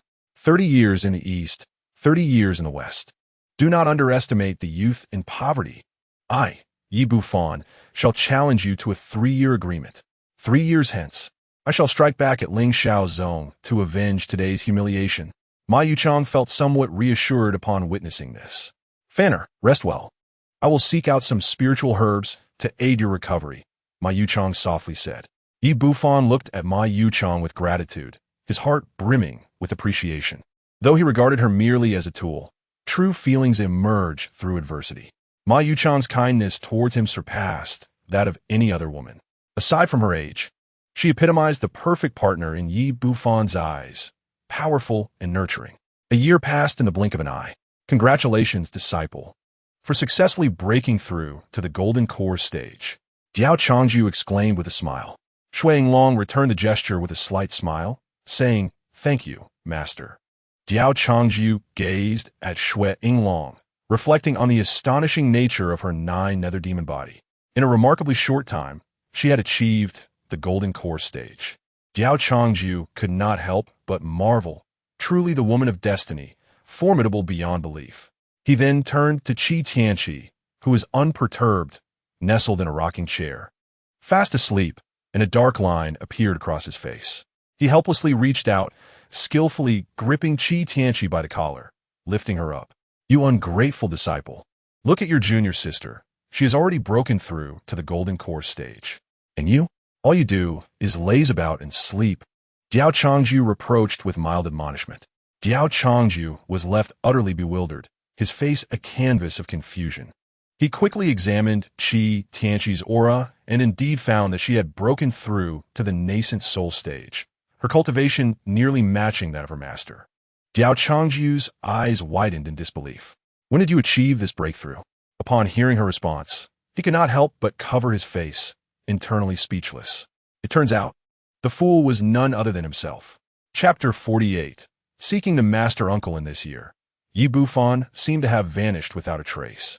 Diao Changju felt an unsettling sense of unease in his heart.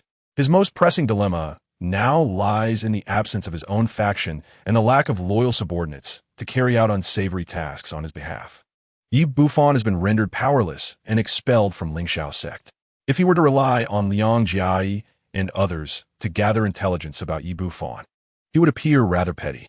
All those centuries I have lived seem to have been in vain. Diao Changju sighed deeply. Having spent most of his time within Lingxiao sect, he had seldom ventured outside.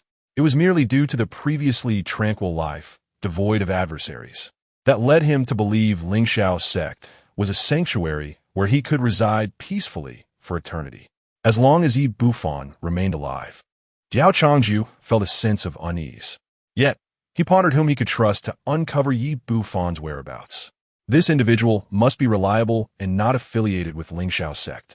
Suddenly, a captivating enchantress flashed into his mind, and his eyes brightened. Of course, he could seek the assistance of Shu X in NMI. Although Diao Changju did not entirely comprehend why X in NMI willingly submitted to him, with a loyalty value of inexplicably 100, it was indicative enough that she was someone trustworthy and would never betray him. As the sect master of H sect, enlisting her help to investigate Yi Bufan's movements would be a trivial matter. The only drawback was her potential attraction to him. However, Diao Changju soon furrowed his brows once more. He did not possess a communication talisman for X in NMI, and their encounters were solely initiated by her visits to Lingxiao sect. It had been quite some time since he last saw her. By the time she chose to appear, Yi Bufan might have already ascended to emperor status. Thus, Diao Changju was unwilling to delay any further and resolved to visit H sect. After instructing QT in QQ and Su Y NGL Ing to watch over the place, he soared away on his sword. Upon arriving at H sect, Diao Changju was struck by the stark contrast in atmosphere compared to Lingxiao sect. The architecture of H sect was adorned with alluring curves, and a subtle floral fragrance wafted through the air, stirring one's spirit. As he stepped through the sect's entrance, a provocatively dressed female disciple approached him. She was at the Yuaning stage and served as a gatekeeper for H sect. Upon seeing the handsome Diao Changju, her eyes glistened with mist, and she coyly inquired, "Esteemed uncle, may I ask what brings you to H sect?" Diao Changju smiled gently, presenting his identity jade token, and replied, "I am Diao Changju, an elder of the inner sect of Lingxiao sect. I have urgent matters to discuss with the sect master. Please be so kind as to inform her." The female disciple's eyes flickered with a peculiar light upon examining his jade token. Given the amicable relations between H sect and Lingxiao sect, Diao Changju, she regarded him with a knowing smile before saying, "Please, Elder Diao, follow me to the guest hall while I notify the sect master." In the guest hall, Diao Changju awaited in silence. The decor radiated the unique allure of H sect, and the air was filled with a delicate floral scent. The walls were adorned with enchanting paintings of women in captivating poses, inducing a sense of reverie. He mused to himself, H sect lives up to its reputation for being rather open-minded. Although Longxian continent is not particularly conservative, the longevity afforded by cultivation, coupled with the inherent dangers along the path, often leads to untimely demise. Thus, women frequently change their male partners, and chastity holds little significance. Nonetheless, H sect's level of openness is unparalleled. Some sects remain staunchly conservative, insisting on full coverage for women when they venture outside, epitomized by the YN Xian Ziying. Rumor has it that even the dogs in YN Xian Ziying are female. YN Xian Ziying and H sect represent two extremes. As Diao Changju leisurely sipped tea in the guest hall, a strikingly beautiful woman entered. Dressed appropriately, her cold expression felt out of place in insect, causing Diao Changju to question his senses. Had she mistakenly entered the wrong scene? My master has instructed me to bring you to her, the woman said, her voice cool. She was BQUN. BQUN gazed at Diao Changju, a sense of familiarity washing over her, as though she had encountered him somewhere before, yet the memory eluded her. Master? You are XNNMI's disciple? Diao Changju was taken aback, his eyes widening in disbelief. He found it hard to fathom that XNNMI could produce such a disciple. Given XNNMI's enchanting allure, how could her disciple possess such an unassuming and detached demeanor? There must be some mistake. BQUN's gaze turned icy as she regarded Diao Changju. What do you mean by that? She inquired, sensing his prejudice. To be honest, she harbored a strong aversion to her identity as the saintess of insect. Being associated with insect was one thing, but being labeled a saintess? What sanctity could exist in a sect so indulgent? She also despised the atmosphere of insect, where every female disciple exhibited brazen behavior, earning her disdain. The fact that this middle-aged man at the mid-stage of the saint spirit realm dared to question her only fueled her anger. I meant no offense, Diao Changju replied, forcing a smile. He acknowledged that his impression of the disciples of insect had been overly rigid. Who said insect lacked pure-hearted fairies? After all, insect had evolved beyond its former reliance on men for cultivation. The sect's modified techniques now allowed practitioners to achieve the same effects through various postures, eliminating the need for male partners. Otherwise, it would not have become one of the four major sections. Nevertheless, the reckless disposition of insect's female disciples remained unchanged, driven by an insatiable desire for experience. BQUN scoffed before leading the way for Diao Changju. They soared through the air on their swords. Under BQUN's guidance, Diao Changju arrived at a peak, passing through fields of flowers until a charming courtyard came into view. The flowers were a delicate pink, and the courtyard's palette mirrored this softness. Even the sky bore a rosy hue.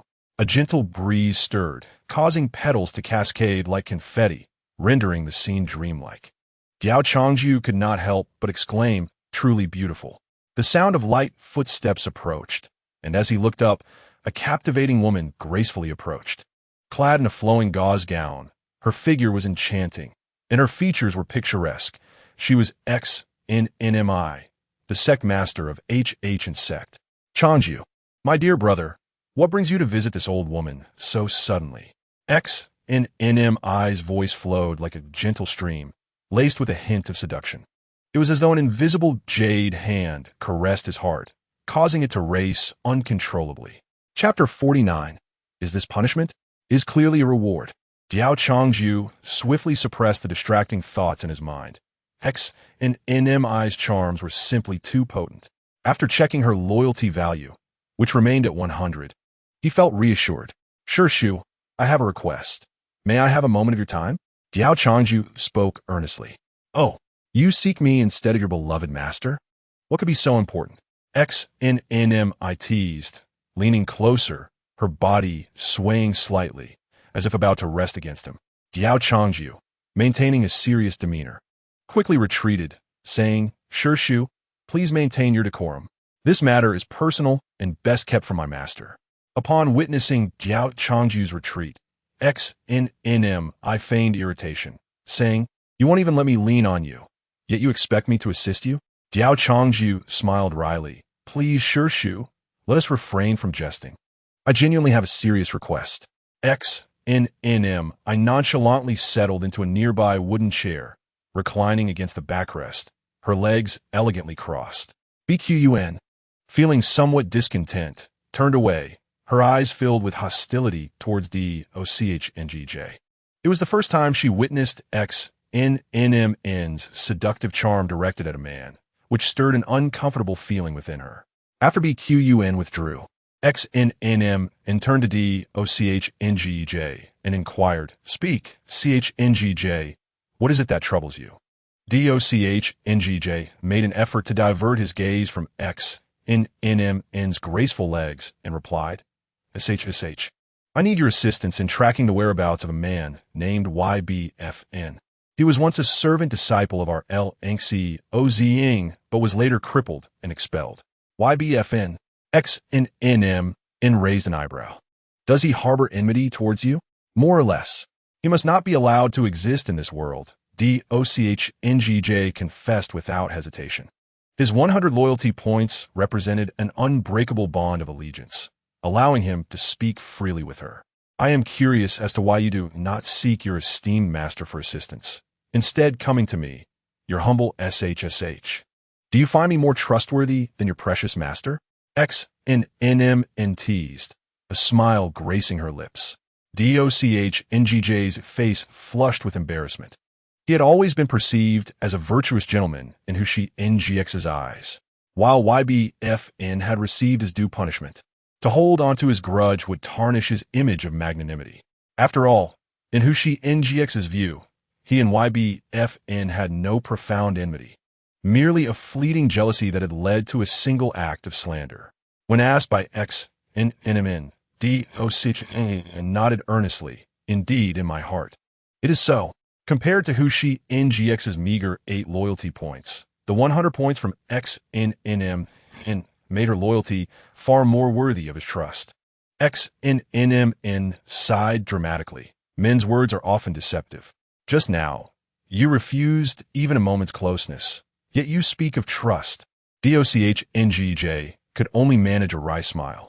XNNM's inexplicable willingness to submit with such a high loyalty score left him bewildered. Was it merely his physical allure that captivated her, or was she genuinely drawn to his character? After all, she was the leader of the Hu Nzing, renowned for her formidable skills. DOCHNGJ, fearing he could not withstand her charm, dared not engage too closely lest he lose his own standing. To enlist XNNM's help, he resolved to sacrifice a bit of his dignity. He opened his arms dramatically, proclaiming, "Come, SHSH. I shall not resist this time." XNNM chuckled softly, then feigned indignation. "If you merely allow me to lean upon you. Wouldn't he that make me lose face? I no longer wish to lean on you." DOCHNGJ awkwardly lowered his arms, genuinely believing XNNM craved his proximity. Now, having offered himself, she seemed uninterested. "What must I do for your assistance?" he implored, leaning closer to her. XNNM crossed her arms, tapping her foot in mock annoyance. "You just rejected me, causing me to lose face in front of my disciple. I must punish you. I admit I was in the wrong and am willing to accept your punishment," DOCHNGJ said, lowering his head. "Any punishment, you say?" A glimmer of mischief sparkled in XNNM's eyes. DOCHNG sensed an impending misfortune. Was his SHSH a bit possessive? Would she impose an unreasonable punishment? At this juncture, he had no choice but to proceed. Gritting his teeth, he affirmed, "Yes, I shall accept any punishment." "Oh!" XNNM exclaimed, removing her shoes as she settled into her chair. "Then your punishment is to massage my feet." DOCHNGJ thought to himself, "Is this truly a punishment?" An hour later, he emerged from the room. Outside, BQUN sniffed the air, her brow furrowed as she confronted him. "Why do you carry the scent of SHZ? What transpired within?" "Goodness, your nose is remarkably keen." DOCHNGJ replied with feigned seriousness. "What could possibly happen? We were merely discussing important matters. As for you, presenting a facade of coldness, yet harboring such filthy thoughts." "You!" BQUN exclaimed in fury, rushing into the room to confront XNNM. Seeing XNNM's demeanor, BQUN's voice dripped with indignation. "SHZ, how could you behave this way with him?" XNNM turned in surprise, amused by BQUN's outraged and aggrieved expression. She embraced her, teasing, "Jealous? What wild thoughts are you entertaining? He was merely giving me a massage. Is that so?" BQUN frowned, still feeling uneasy as XNNM was enveloped in DOCHNGJ's scent. "Would I deceive you? Come, SHZ, let us practice together," XNNM said with a bright smile. BQUN's ire subsided slightly, yet she pushed XNNM away, asserting before we practice. We should bathe. Ah, so you find me unworthy, shz, x, and nm equipped. Nothing untoward had transpired between Dochngjj and x, n, nmn. He had simply provided her with a massage, albeit more than just her feet. Dochngjj had previously offered massages to Li Lyn and Bhujn, honing his skills to perfection. He retrieved a pink jade pendant from his pocket, the very communication talisman bestowed upon him by X and NMN. With her assistance in the investigation, YBFN would find no escape. As long as YBFN lived, Dochngjj could find no peace. For an entire year, he had been plagued by nightmares, tormented by a female ghost, waking each day exhausted. All this turmoil stemmed from YBFN, who had disrupted his sleep quality. Chapter 50, SHZ, I Must Save You, returning to El Nxi Oz Ing in the dead of night. QTN QQ and Su Yngling were already asleep. After a brief wash, Dochngjj collapsed onto his bed, falling into a deep slumber. Soon, the woman in red reappeared from the spatial ring. She fiercely pinched Dochngjj's face, contorting it into various shapes. I never expected you, with your modest cultivation, to attract so many women. Quite the achievement. Forget that so-called master.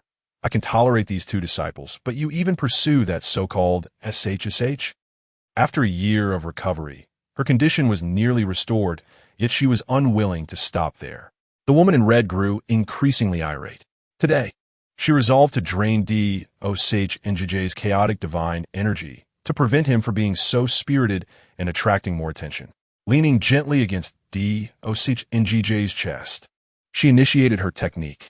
Dochngj's energy transformed into golden mist, flowing ceaselessly into her being. The next day, Dochngjj emerged from his room, his eyes heavy with dark circles, leaning against the doorframe. SHZ, what has happened to you? QTN QQ rushed over, eager to assist him. She sensed a significant depletion of his chaotic divine energy. Though Dochngj's energy could fully recover within 3 hours, he would be exceedingly weak during that time. QTN QQ was perplexed by the situation. Having previously hidden in Dochngj's room at night to observe him, she found everything normal. Yet each morning he awoke with diminished chaotic divine energy. Dochngjj felt particularly drained this time, his legs trembling as he struggled to walk. QTN QQ attempted to support him, but at her height of 3 meters, she could only grasp his thigh. Noticing the commotion, Su Yngling approached swiftly, lending his support. SHZ, what troubles you? I'm fine, just an old ailment. A bit of rest will suffice. Dochngjj replied weakly. He suspected that this might be a side effect of the chaos divine body. Master, if anything happens to you, I shall not live either. Chi wept uncontrollably, clinging to Diao Changju's leg. Diao Changju was taken aback by her appearance. If her parents were to discover that she had failed to protect Diao Changju, it would surely result in dire consequences. The two women assisted Diao Changju to a rocking chair, where he reclined. They busily offered him elixirs and tea, ensuring he was well taken care of. After a morning of rest, Diao Changju finally regained his strength and was able to move freely. All right, I am fine now. I apologize for causing you concern, he said, rising and stretching his limbs. Xue Yinglong frowned, silently grasping Diao Changju's wrist and circulating her spiritual energy throughout his body, finding nothing amiss. He appeared just like any normal person, in stark contrast to the state he had been in earlier. A daring hypothesis surfaced in Xue Yinglong's mind upon recalling Qi Tian Qi Qi's earlier words. The reason there had been no mention of Qi Tian Qi Qi in her previous life was perhaps due to her untimely demise. But why had she died? Was it because, upon taking Diao Changju as her master, she had followed him in death after his own?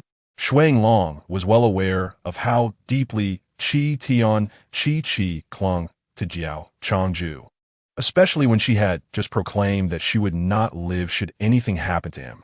This did not seem like a jest. With this thought, Xue Yinglong's expression grew grave. In her past life, she had been an orphan adopted as an infant by the sect leader of the Baihua zone, Shui Hai Kuei, whom she regarded as both her teacher and mother. However, apart from Shui Hai Kuei, she had no other close relationships within the sect. Especially after Shui Hai Kuei's demise, she felt no attachment to Baihua zone whatsoever. Hence, upon her rebirth, she had resolutely sought refuge in the Ling Shao zone on Long Xian continent, driven by the urge to survive and the hope of one day bringing Shui Hai Kuei to Long Xian continent to spare her from a tragic fate. She was weary of the pain of losing loved ones. "Master, I must save you," Shuang Long vowed silently. Having lived a second life, she desired no regrets. Not only did she wish to rescue her previous life as kin, Shui Hai Kuei, but she also intended to save Diao Changju and Qi Tian Qi Qi in this life. By afternoon, Diao Changju had completely recovered, leisurely lounging in the rocking chair while basking in the sun alongside Qi Tian Qi Qi. Only Shuang Long was diligently practicing her cultivation. A pink communication talisman lit up. Diao Changju retrieved it, a faint smile gracing his lips. This big demoness works swiftly. It was worth the effort of giving her a massage until his hands ached yesterday. The message was from Xinan Man, indicating she had dispatched someone to track down Yi Bu Fan's whereabouts. It turned out that after being expelled from Ling Shao Zone, Yi Bu Fan and Ma Yuchang had joined the rival sect, Xiao Yao Zone. Both Ling Shao Zone and Xiao Yao Zone were among the four major sects. Yet they were in opposition. It was common for disciples from both sects to clash whenever they crossed paths, though such encounters rarely escalated to the point of sect wars. Joining Xiao Yao Zone? Clearly, this Ma Yuchang harbored profound animosity towards Ling Shao Zone. Diao Changju shook his head. Was Yi Bu Fan truly worth such devotion? To express gratitude, do not merely use your words. Massage my shoulders. He was summoned to the main hall. Understood, Diao Changju replied. Perplexed as to why Hua Xiang she had suddenly called him to the main hall. Was there a distinguished guest? After gently moving Qi Tian Qi Qi, who was sound asleep on his lap, to the side, he rose and took flight on his sword. Upon arriving at the main hall, he found Hua Xiang she seated solemnly on an ancient wooden chair, with a middle-aged man clad in a green robe facing her, exuding an aura of authority without uttering a word. Changju, this is Bai Wan Tian, the head of the Bai family from Tian Shangxinzhou. Hua Xiang she introduced. She could not discern Bai Wan Tian's cultivation level, nor understand why the head of the Bai family had traveled to Longxian continent specifically to meet Diao Changju. Tian Shangxinzhou was a realm of cultivation far superior to Longxian continent, where it was said that no mortals existed. Even the weakest cultivator would possess at least a golden core level. The distance between Tian Shangxinzhou and Longxian continent was vast, and Hua Xiang she had little knowledge of it or of Bai Wan Tian himself, only recognizing that his cultivation level was undoubtedly above the transformation god stage. Bai Wan Tian, the head of the Bai family from Tian Shangxinzhou, Diao Changju's heart leaped in surprise upon hearing the introduction. Wasn't this the father of Xiao Huajin? The letter left by Xiao Huajin had mentioned these matters. This was his father-in-law. I, Diao Changju, pay my respects to you, uncle, he said respectfully. Bai Wan Tian had come from Tian Shangzhou, explicitly seeking him, indicating he was aware of the connection between him and Bai Huajin. Addressing him as uncle was the perfect balance between intimacy and formality. Hua Xiang she looked puzzled, unable to understand why Diao Changju called Bai Wan Tian uncle, as she was unaware of Bai Huajin's identity and only knew that she had suddenly vanished. Her disappearance suited her just fine. Bai Wan Tian's Krongi's Diao Changju remaining silent. The more he observed, the more dissatisfied he became, unable to fathom what qualities his daughter saw in him that made her yearn for him so desperately. You are Diao Changju? Bai Wan Tian's tone was unfriendly as he scoffed. Diao Changju felt a chill. It appeared that his prospective father-in-law was quite displeased with him. Yes, he replied respectfully, nodding. How old are you this year? Bai Wan Tian asked in a low voice. Hua Xiang she sensed something was amiss in their conversation, resembling the awkwardness of a young man meeting his future in-laws. I'm 995 years old, still merely at the Holy Spirit stage, truly a waste. Bai Wan Tian exclaimed without mercy. At 995, Others have already reached the tribulation stage. Hua Xiangxi's expression turned cooler. Who are you to criticize my disciple? Do you know how hard Changju has worked? Such a waste is hardly worthy of my family's Huajin. I cannot fathom what kind of enchanting potion you have fed her. Bimen tien ritortit angrily. His expression akin to that of a father whose daughter had been spirited away by a mere boy. All of Hua Xiangxi's confusion dissipated. This was indeed a meeting of the families. It turned out that her disciple, Diao Changju, held such an astonishing identity as the suitor of the daughter of Bai Tian from Tian Shang Xinzhou. Bai Huajin was indeed a young lady of the Bai family. With this revelation, Hua Xiangxi regarded Diao Changju with a thumb-up gesture, acknowledging her disciple's remarkable achievement in courting a lady from the most powerful cultivation realm of Tian Shang Xinzhou. Even a minor clan member from that realm would receive the utmost respect from major sections. Diao Changju felt a bit embarrassed. How is Huajin? She is doing exceedingly well. She has already reached the Earth Profound stage, Bai Tian replied. Earth Profound stage? Both Hua Xiangxi and Diao Changju were astonished. How could she have progressed so rapidly? Bai Tian, however, felt it was slow. Bai Huajin and Bai Chu Yuan both possess the Liu sacred body. While Bai Chu Yuan has reached the heavenly mechanism stage, Bai Huajin is still at the Earth Profound stage. This is a sacred grade elixir that Huajin specifically asked me to bring to you. Cultivate diligently.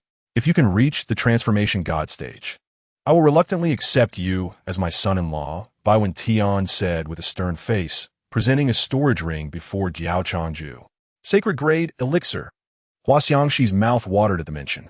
Such elixirs were non-existent in Longxian continent. It was unexpected that Bai Huajin cared so much for Diao Changju.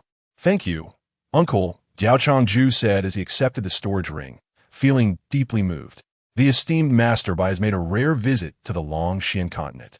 Why not take a few days to enjoy its scenery? Hua Xiangxi courteously suggested. I find little of interest in the Longxian continent, Bai Tian spoke honestly. He had traversed many realms, and the Longxian continent could only be regarded as a mediocre cultivation realm. What could possibly be enjoyable here? Tomorrow marks the once in 500 years competition among the sects, conveniently held at our Lingxiao sect. Master Bai should consider staying to witness the event, Hua Xiangxi remarked with a smile. No need. Bien Tian scoffed. He had no intention of forging friendships with a mere sect from a lowly realm. Did they even deserve such a consideration? Hua Xiangxi, however, took no offense. Rejection was merely rejection. There was no necessity for the Lingxiao sect to curry favor with others. Oh, who do we have visiting today? A sultry voice chimed, and Shiha Naiman gracefully entered the room. Bai Tian, who had initially planned to leave, was suddenly drenched in cold sweat upon seeing her. He had not mistaken her for anyone else. She was indeed the envoy sent by the Diao family. But why was the envoy here? Just as Bai Tian intended to respectfully greet Shiha Naiman, a single glance from her left him speechless. Anxiety gripped Bai Tian's heart. Had he inadvertently offended the envoy? Shiha Naiman had been aware of Bai Tian's arrival to the Longxian continent and had been observing everything from the shadows. Upon witnessing Bai Tian dare to scorn Diao Changju, calling him a useless fool, Shiha Naiman could no longer restrain herself. Who do you think you are to insult the young master? Shiha Naiman angrily transmitted her thoughts. I did not insult the young master. Bai Tian cried out in his heart, feeling utterly wronged. How could he dare to insult a member of the Diao family? He would rather seek to please him than scorn him. Suddenly, an incredulous thought crossed his mind, and Bai Tian abruptly turned to face Diao Changju, swallowing hard. Could it be? Could Diao Changju truly be the young master of the Diao family? His eyes widened in disbelief. Shiha Naiman's presence here, coupled with the only person he had insulted being Diao Changju, suggested that Diao Changju was indeed that enigmatic young master of the Diao family. Bai Tian had never envisioned a connection between Diao Changju and the mysterious young master. In his imagination, the young master of the Diao family should be a prodigious genius. How could he be a mere wastrel? Panic surged within Bai Tian. He had insulted the young master of the Diao family. Even if his daughter were to marry the young master, he still lacked the standing to insult him. Shiha Naiman, what brings you here? Hua Xiangxi was somewhat taken aback by Shiha Naiman's sudden arrival. Fearing a misstep that could offend this notable figure from the Tian Shang Shenzhou's Bai family, She realized that the Huanhe sect could not afford to offend them. Shihan Naiman casually approached Diao Changju and perched herself on the armrest of his chair, teasingly inquiring, "Who is this middle-aged gentleman?" Upon entering, I heard him insulting my younger brother Changju. Bai Wentian's expression turned awkward. Hua Xiangxi felt the same. Shihan Ti expected Shihan Naiman to speak in such a manner. Just as she was about to introduce Bai Wentian's identity, he burst into laughter, saying, "I am but a humble master of the Bai family from Tian Sheng Shenzhou, merely jesting with Changju. I am quite amicable. I was only putting on an act. No longer can I maintain pretense." Ha ha ha.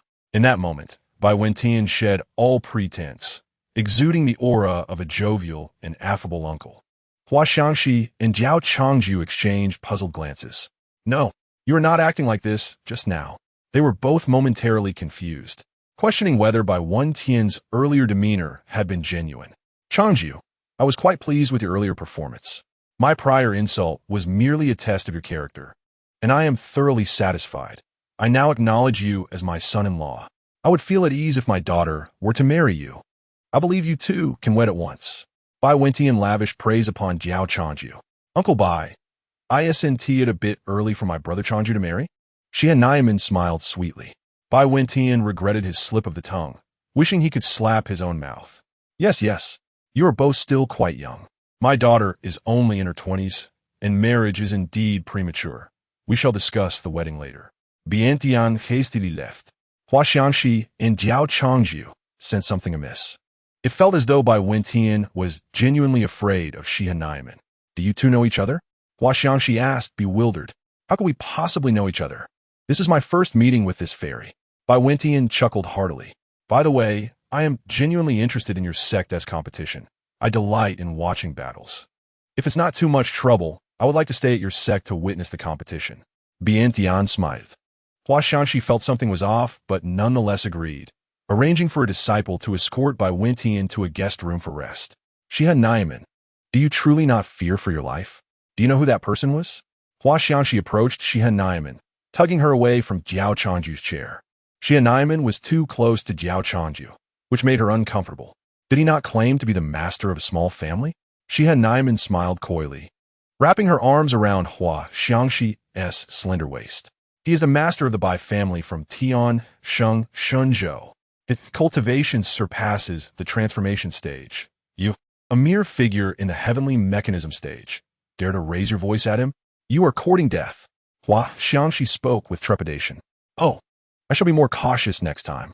Shihan Naiman nestled into Hua Xiangxi's embrace, inhaling deeply. How delightful! Seeing Shihan Naiman's carefree demeanor, Hua Xiangxi felt helpless. Shihan Naiman had always possessed a fearless disposition, as evidenced during their last encounter in the divine mystery realm. She seemed oblivious to the concept of fear. "Why have you suddenly come here, Shihan Naiman?" Hua Xiangxi inquired, embracing the warm, soft figure of Shihan Naiman. The sight of two stunning beauties entwined was indeed a feast for the eyes, though only Diao Changju had the privilege of witnessing it. "Isn't the sect competition tomorrow? I thought it permissible to come a day early to spend time with you." Shihan Naiman rubbed her exquisite face against Hua Xiangxi's shoulder. "You, the leader of the Huanhe sect, are truly unreliable. Instead of joining your sect's main force tomorrow, you come here first." Hua Xiangxi chuckled. Diao Changju was well aware of the significance of the sect competition.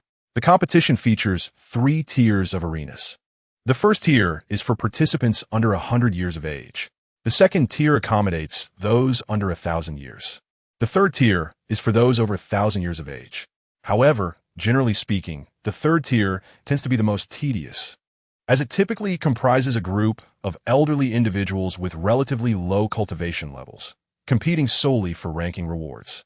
Unless there's a deep-seated grudge, competitors do not exhaust themselves in fierce battles.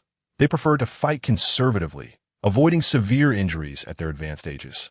In contrast, the second tier is the most intense, featuring young prodigies from various sects, all possessing considerable cultivation. These ambitious young talents gather at the grand stage of the sect competition, eager to prove themselves as the foremost prodigy in front of the entire continent.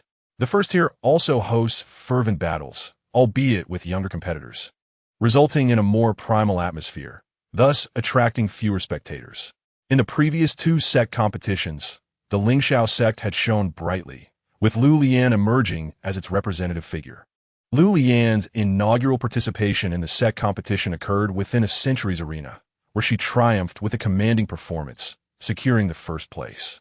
In her second appearance, at an arena for those under a millennium, Liu Liyan, at the age of over 500 years, similarly dispatched renowned prodigies, claiming the coveted top position once more. Consequently, Liu Liyan was rightfully elevated by Hua Xiangxi to the esteemed seat of the Lingxiao sect's leader, with the sect's premier resources now favoring her. Liu Liyan's ascension to the role of sect master was also motivated by her desire to provide the esteemed Diao Changju with enhanced cultivation resources, aiding in his advancement. Thus, it was widely accepted that Liu Liyan would emerge as the champion in this sect competition, given the vast disparity among the competitors. Diao Changju had no intention of competing. Yet, Qi Tainkiki and Xue Yinglong expressed keen interest in the rankings. On the following day, the grand event of the sect competition commenced. As dawn broke, the gates of Lingxiao sect became enveloped in a vibrant clamor.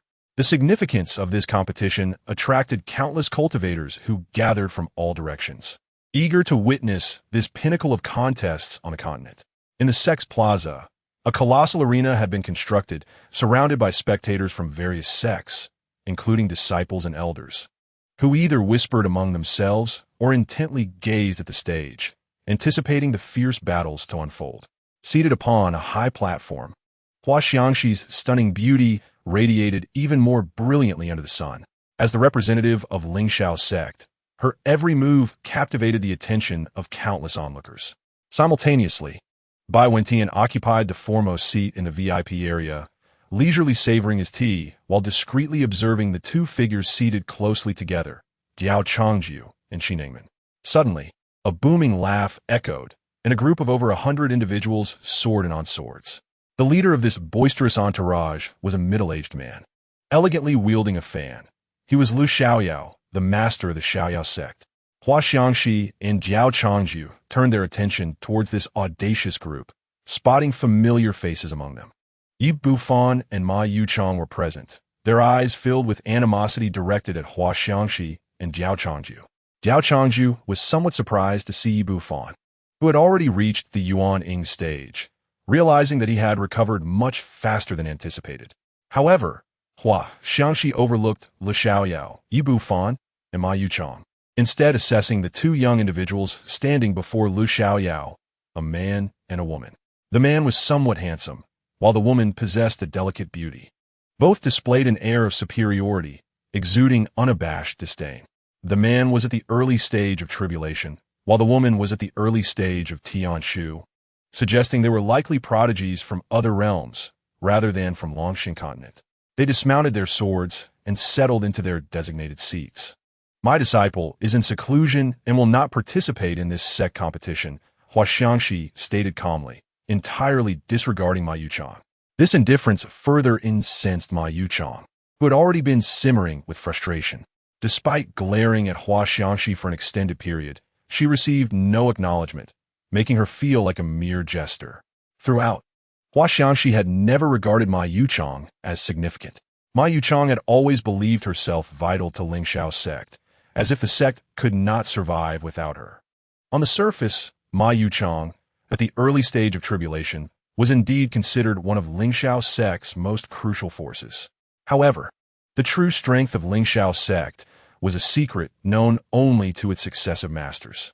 Ma Yuchong, with her mere early tribulation cultivation, lacked even the qualification to lie among the ancestral tablets of Lingxiao sect.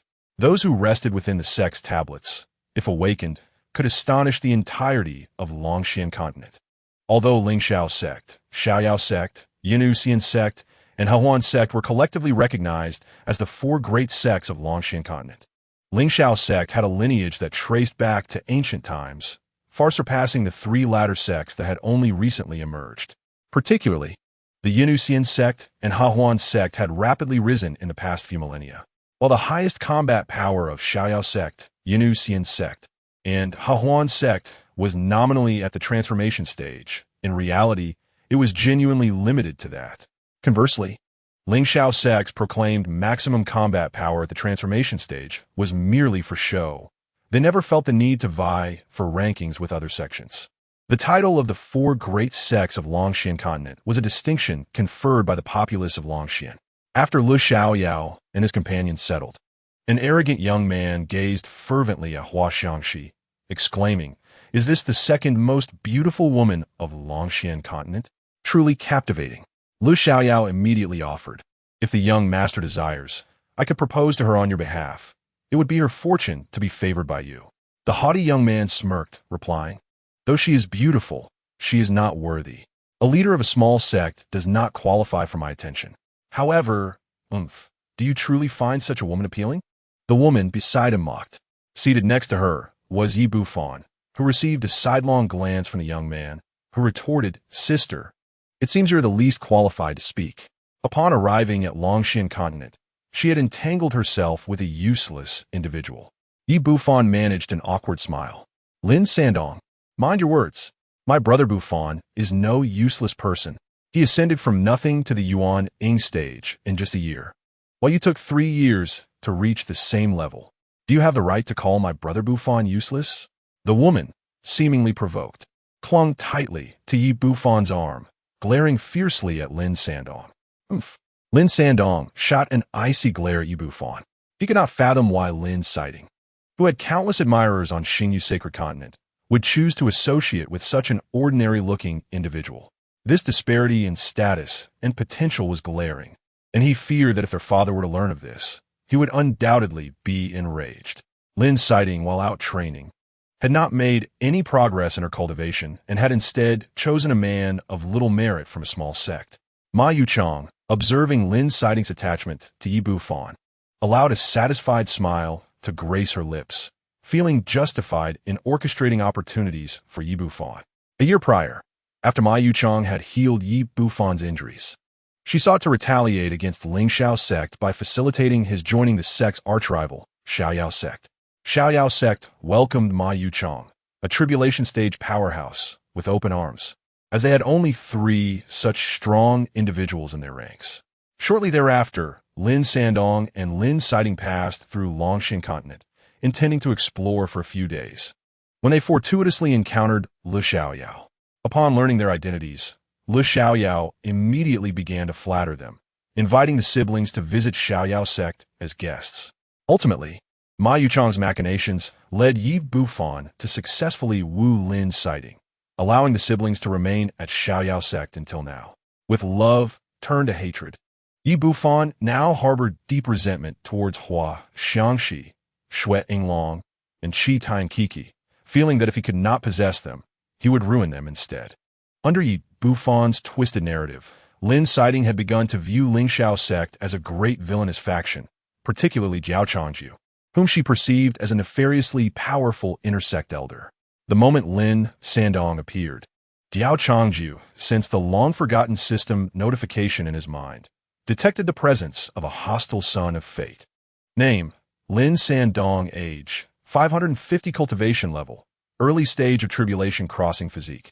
Dehuang Supreme Body Fortune Value: 80. 000. Diao Changju narrowed his eyes as he observed Lin Sandong, a 550-year-old in the early stages of tribulation crossing, an incredible talent for cultivation. Noticing Diao Changju's gaze, Lin Sandong turned his attention towards him but was quickly captivated by the enchanting presence of Xinun Man seated beside Diao Changju. If Lin Sandong merely wished to play with Hua Xiangxi, his feelings for Xinun Man were far more profound, stirring an impulse to marry her and have children together. Who is that beautiful lady? Lin Sandong excitedly inquired of Liu Xiaoyao. Liu Xiaoyao, Yi Bufan. And Lin Sitian followed Lin Sandong's gaze. Detected a high-quality beauty. Detected a high-quality beauty. Detected a high-quality beauty. Yi Bufan's mind was overwhelmed by the system's incessant notifications. He swallowed hard, realizing it was the second time the system had identified a high-quality beauty, and this one was alive. Upon seeing Xinun Man, he immediately deemed Lin Sitian, previously considered a top-tier beauty, less appealing. Liu Xiaoyao revealed a knowing smile, saying, Young master, that beauty is Shi Nun Man, the leader of He Huan's sect. You understand? The mention of the He Huan sect darkened the expressions of Lin Sandong and Yi Bufan, feeling as though a shadow had fallen over them. Surely, she must have countless lovers beneath her bed. If he were to take her out, he feared whispers would follow, proclaiming, "She's beautiful. I've been with her." Lin Sitian's gaze towards Shinan Man brimmed with scorn. Lin Sandong's mood soured. He had finally encountered a woman who stirred his heart, only to discover she was a siren from the He Huan sect. The He Huan sect existed in their Xing Yuxingzhou as well, often euphemistically referred to as a brothel. The leader of the He Huan sect was akin to a madam, conducting the affairs of her female disciples while simultaneously cultivating and profiting. For a handsome price, even the sect leader could be won over. Despite knowing Shinan Man's origins, Lin Sandong remained undeterred, stealing glances at her, contemplating the price for a single night together.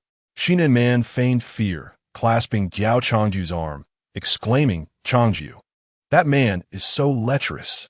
He keeps peeping at me. How dare this scoundrel spy on Miss Shi? I cannot stand idly by. I shall gouge out his eyes."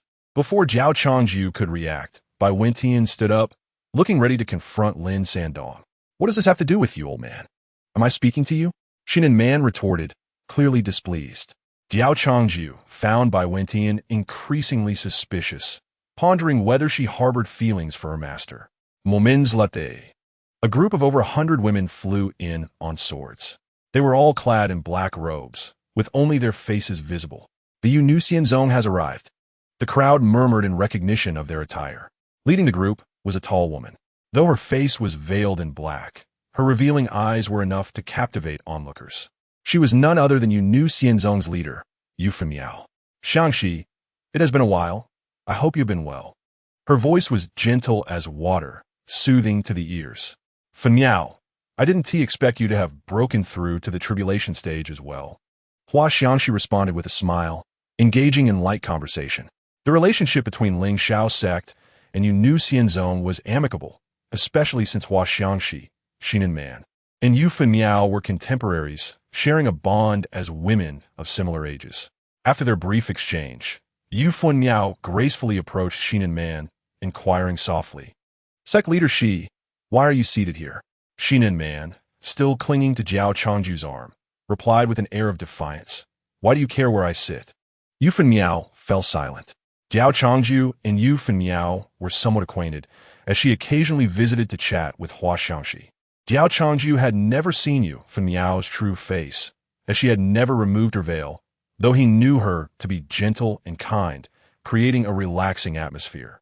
However, when Shi Nun Man encountered Yu Fenmiao, it was akin to a celestial collision, akin to a game of do di zhu, where even on the same side, they would clash. Diao Changju found it puzzling why Yu Fenmiao was gentle with everyone but harsh toward Shinan Man. Their mutual disdain created a battleground between them, likely due to their sect affiliations. "Yu Shu, it has been a while," Diao Changju greeted Yu Fenmiao. "Indeed, Changju, it has been some time. I'm pleased to see you have reached the Holy Spirit stage. Congratulations." Yu Fenmiao responded with a smile. As Yu Fenmiao appeared, Yi Bufan's system erupted once more. Lin Sandong and Yi Bufan were both drawn to her, although they could not clearly see her face. The hint of beauty was utterly irresistible. Lin Sitian, noticing Yi Bufan's gaze, angrily twisted his waist. "Is she beautiful? Who is she?" Lin Sandong expressed a foolish grin, nearly drooling. Lu Xiaoyao, observing Lin Sandong's eagerness, could not help but sneer at his naivety. How could the esteemed young master of the Lin family seem so inexperienced in the presence of beauty? Yet, he forgot that he too had been equally overwhelmed upon first encountering these women. "Her name is Yu Fenmiao, the leader of Yu Xianzong," Lu Xiaoyao clarified. "The leader of Yu Xianzong?" Lin Sandong's heart raced at the mention, perceiving her title as that of a pure woman, far superior to the leader of He Huan's sect. "Young master, would you like me to introduce you to her?" Lu Xiaoyao suggested tentatively.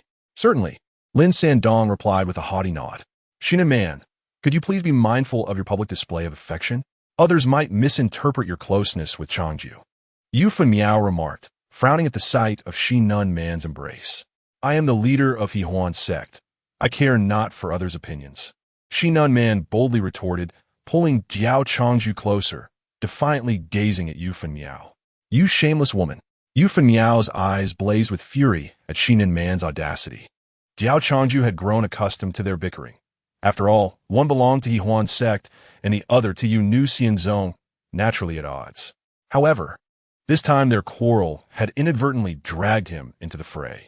Nevertheless, the situation was undeniably enticing. Hua Xiangxi's attention remained fixated on Diao Changju, fuming at Shi Nun Man's brazen display of affection.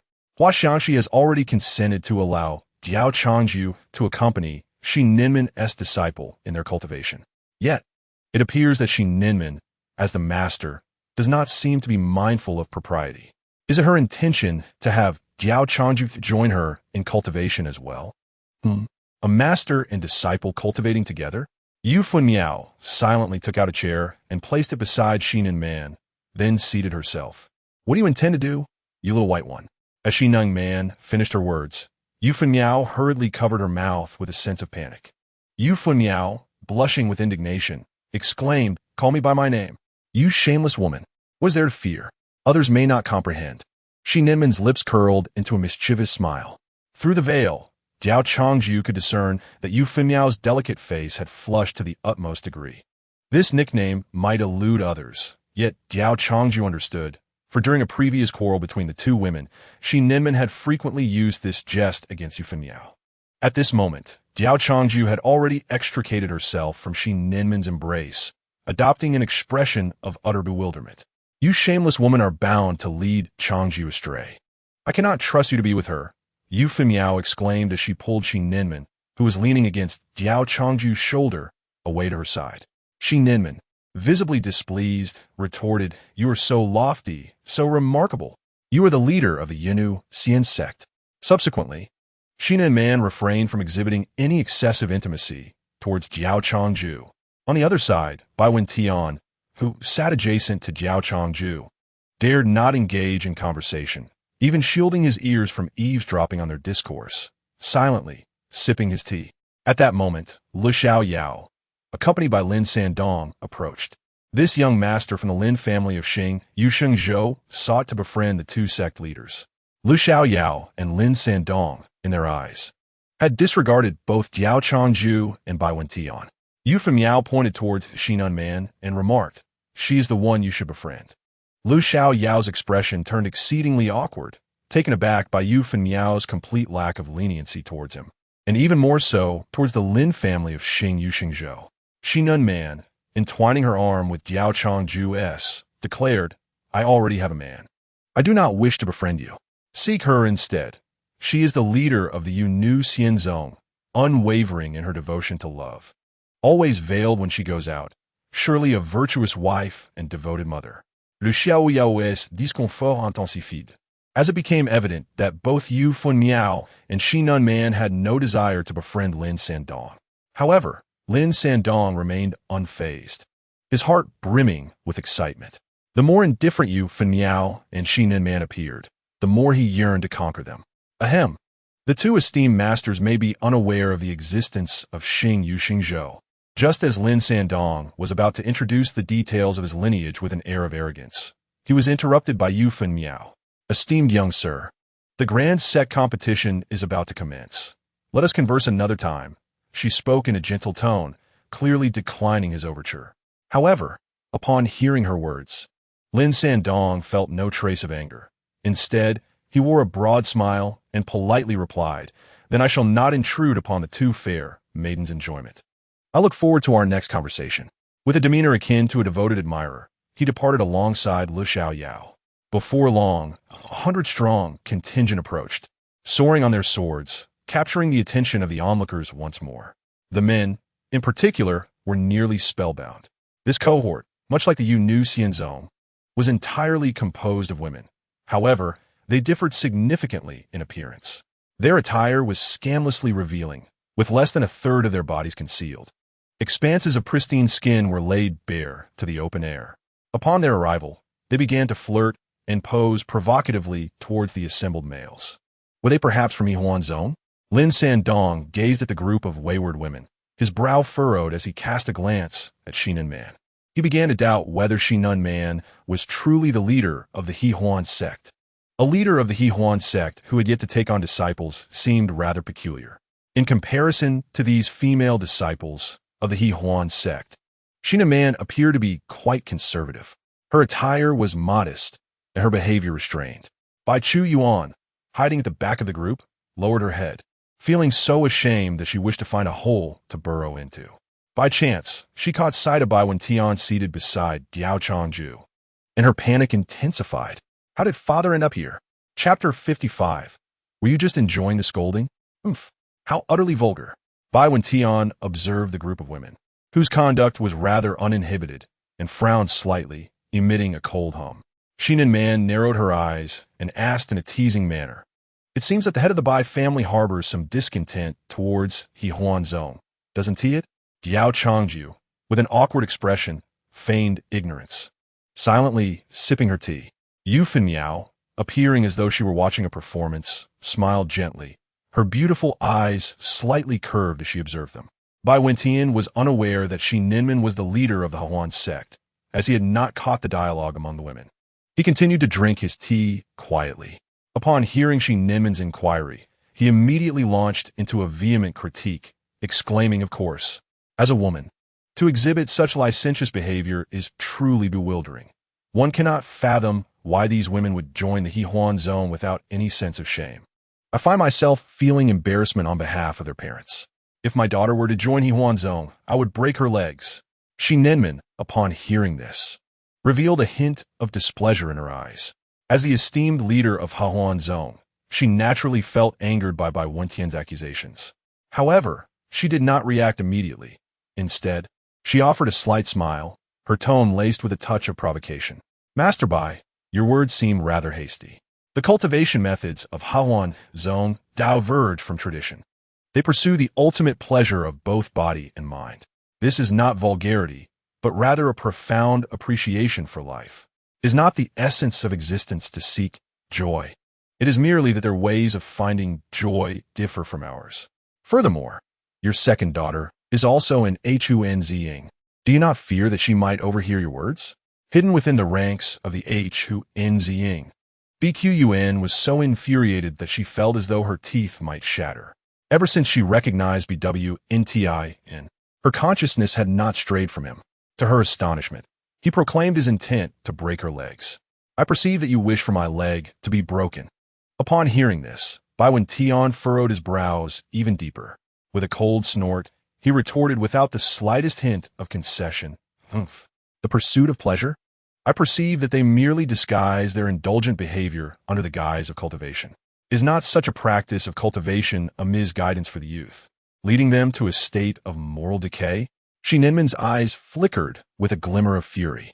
Just as she was about to retort, Diao Changju swiftly restrained her. As the tension between the two escalated, Diao Changju realized that she could no longer remain indifferent. Shi Ninman, unwilling to endure any further indignation, rose to her feet and called out to the group of He Huan's own disciples, "Come here for a moment." Bai Wentian was momentarily taken aback, uncertain as to why Xinan Man had suddenly addressed that group of He Huan's own disciples in such a manner. Could it be that she wished to summon them for a debate with him? To engage him in a battle of wits against a multitude of scholars? Upon the summons of the esteemed Zongs, the female disciples of H. Anzing hastily restrained their flirtatious postures. They gracefully descended upon X, N, NMN, DOCHNGJ, YFNMIO, and BWNTIN, offering their respectful salutations to X, N, NMN with reverence, exclaiming, "Greetings, Zongs." Esteemed Zongs.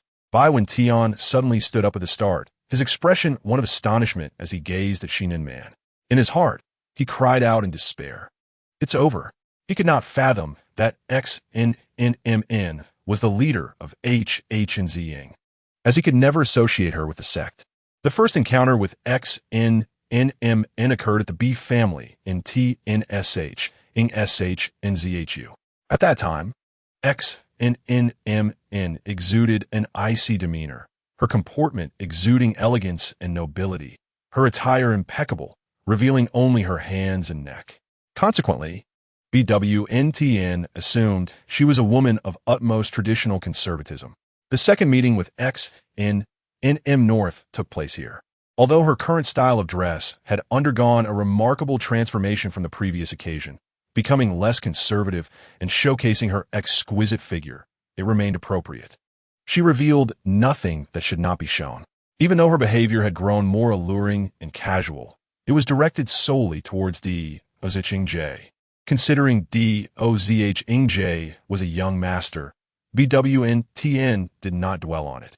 However, he was utterly unprepared for the revelation that XNMN was, in fact, the leader of HH and Ziying. To make matters worse, he had just been deriding the sect moments ago. Upon contemplating this, Bai Wentian had already condemned himself to death. How could it be? Did no one inform you that I am the sect master of Hahuanzong? Were you not just reveling in your insults by Jeju? Shi Ninman, with a playful smile, remarked while embracing Diao Changju's arm. At this moment, Bai Wentian felt a profound desire for death. By the way, did you not just assert that if your daughter joined Hahuanzong, you would break her legs? Chu Yuan, are you not afraid of your father breaking your legs? Shi Ninman directly addressed Bai Tsun, who was concealed among the female disciples, with a smile. Come on, hurry up and break your daughter's legs. Bai Wentian felt a chill run down his spine. It suddenly dawned on him that his second daughter had been taken away by Shi Ninman, purportedly to serve the young master. Now he realized that the young master mentioned by Shi Ninman was Diao Changju. However, Diao Changju was the beloved of his eldest daughter, Bi Huayin, and Bai Ziyuan was to serve Diao Changju. This meant that he, Bai Wentian, would have two daughters entangled with the same man. Had he known earlier that Diao Changju, whom Bai Huajin cherished, was the young master, he would never have allowed Bai Ziyuan to be taken away by Shi Ninman. He would have simply let Shi Ninman take Bai Huajin instead, achieving a harmonious outcome. Bai Ziyuan had initially planned to keep her identity hidden from Bai Wentian. But since Shi Ninman had openly revealed it, there was no need for her to continue pretending. Moreover, after hearing Bai Wentian's words, she was already filled with indignation. Stepping out from the ranks of female disciples of Hahuanzong, Bai Ziyuan cast a fleeting glance at the visibly anxious Bai Wentian and coldly declared, "Before I send my father to his final resting place." Bai Wentian awkwardly sipped his tea to mask his embarrassment. Although Bai Ziyuan's appearance had changed, Bai Wentian immediately recognized her as his second daughter. He had just proclaimed that if his daughter joined Hahuanzong, he would break her legs. Now, it had come to fruition. His own daughter had indeed joined Hahuanzong. Shi Ninman, still embracing Diao Changju, laughed uncontrollably. Familial piety was evident. Upon Bai Ziyuan's entrance, Yi Bufin's system went haywire once again. Detected a beauty of exceptional quality. Yi Bufin wore a blank expression. None of these beauties belonged to him. Soon, the competition commenced. 3 arenas began their contests simultaneously. Qi Kiki and Shui Yinglong also participated in this grand event. Their aim was to seize victory in the Centennial Sect competition, thereby vindicating Diao Changju's reputation. The Centennial Sect competition was not only attended by Qi Kiki and Shui Yinglong, but also by Bai Ziyuan and Yi Bufin. Initially, Bai Ziyuan had no intention of partaking. However, as the holy maiden of Hahuanzong, she had no choice but to comply with Shi Ninman's insistence. The reason was simple. Every Centennial Sect competition, the rankings of Yinu Xianzong consistently overshadowed those of Hahuanzong. Yu Femiao would taunt her incessantly about it. Now that Shi Ninman had Bai Ziyuan, a top-tier combatant, she would not let this opportunity slip away. Yi Bufin, on the other hand, came with a vengeful spirit. A year ago, Ling Xiaozong had deemed him a waste. Now, a year later, he, Yi Bufin, had returned as a conqueror, having reached the Yuaning stage. In contrast, those disciples who had joined Ling Xiaozong alongside him a year prior likely hadn't even reached the early Jin dance stage.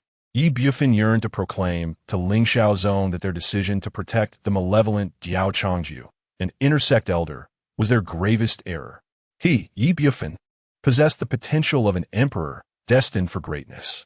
To oppose him for the sake of the treacherous Diao Changju was the paramount blunder of Ling Xiaozong. Ling Xiaozong had already paved its path to destruction. Chapter 56. Waste or not waste.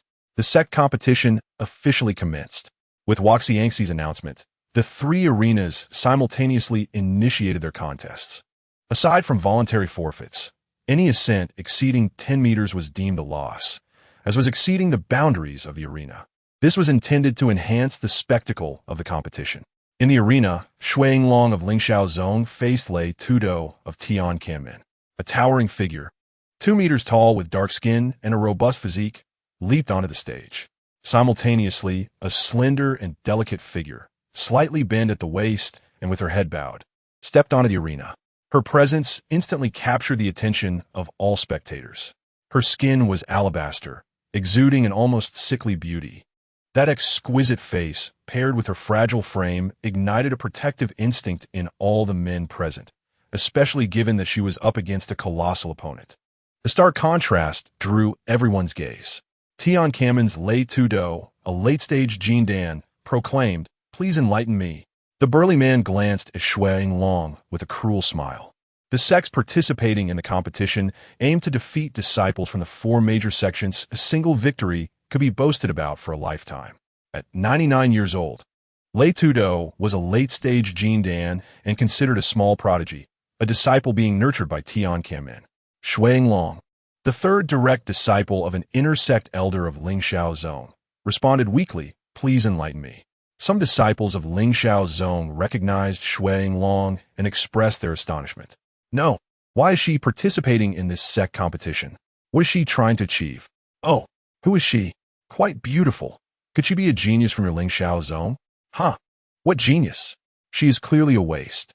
Just a year ago, she was merely at the qi refining stage, and by some stroke of luck, she was taken in as a direct disciple by an intersect elder.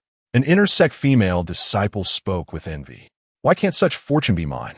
I am no less capable than her. Yi Bufin gazed at Shui Long on the arena with a look of resentment. In just a year, her quality appraisal had risen from level to level. It seemed all thanks to that malevolent Diao Changju-esque guidance. Bufin Gij, is she the shameless childhood friend you mentioned?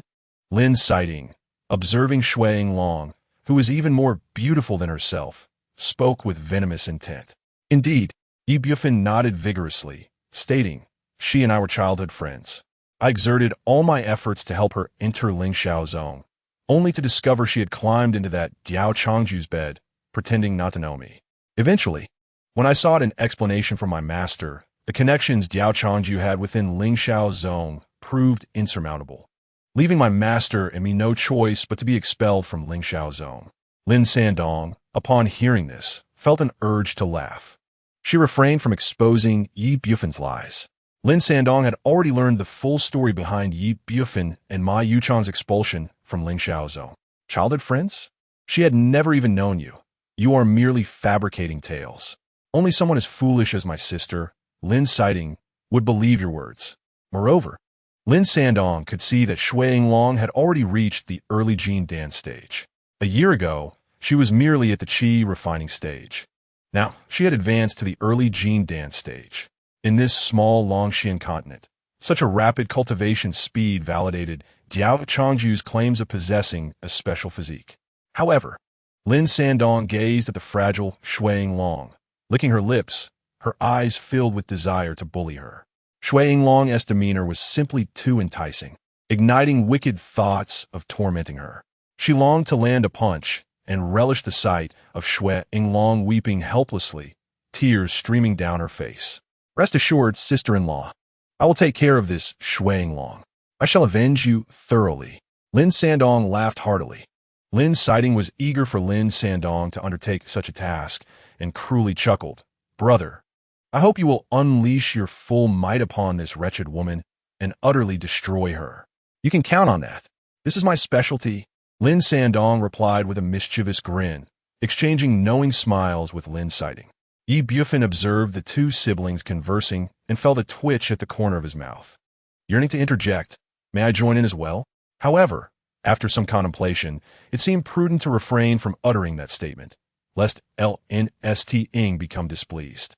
LNST Ing is currently the affluent patron of YBFN, who relies on her for sustenance and must avoid actions that might incite her discontent. LITDU, stretching his neck and cracking his knuckles, addressed Su Yngling my dear sister. I advise you to concede swiftly to avoid any unfortunate injuries. Standing at a mere 165 meters, Su Yingl appeared diminutive and vulnerable before the towering Liu, who stood at 2 meters. Yet, she remained silent, although she was only in the early stages of the JNDN realm, having previously cultivated to the HASH stage in her past life. She held no fear of the burly man before her, who was in the late JNDN stage. As the referee announced the commencement of the match, Su Yingl took the initiative to strike first. She moved with grace and agility, like a delicate butterfly flitting across the arena. Her movements were light and swift, leaving behind fleeting afterimages in the air. Despite Liu's imposing physique, he found himself clumsy in the face of Su Yingl's nimble maneuvers. Mere trifles. Do you dare to show off in front of me? Liu scoffed, clenching his fists, his muscles as hard as iron. He unleashed a powerful punch, the wind howling as it surged towards Su Yingl. She regarded him with disdain, deftly evading his attack with a swift motion. In retaliation, she executed a counterattack, her palm glowing with golden light as it struck directly at Liu's chest. With a resounding crash, he was forced back several steps, a dull ache blooming in his chest. Surprised, he realized that this seemingly delicate woman possessed immense strength, and he discerned her true cultivation level was indeed in the early JNDN stage.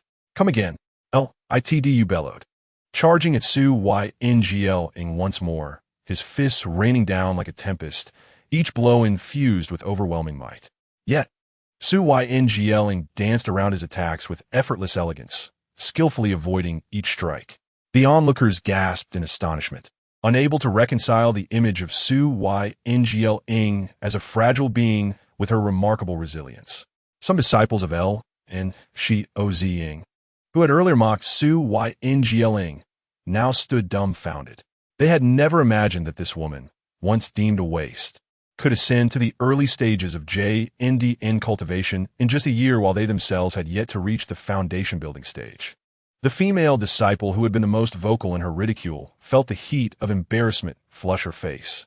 Didn't you just call her waste? A year ago, she was merely at the chi refinement stage, yet now she stands in the early JNDN stage. Are you deceiving me? Absolutely not. I was wronged. She truly was just at the chi refinement stage a year ago. The female disciple protested vehemently. YBFN felt an even sharper pang of embarrassment as he watched the battle unfold, his expression contorted in discomfort. He had always claimed that Su Yingl had willingly offered herself to Diao Changju for the sake of cultivation resources, which led to her being accepted as a personal disciple due to her so-called special constitution.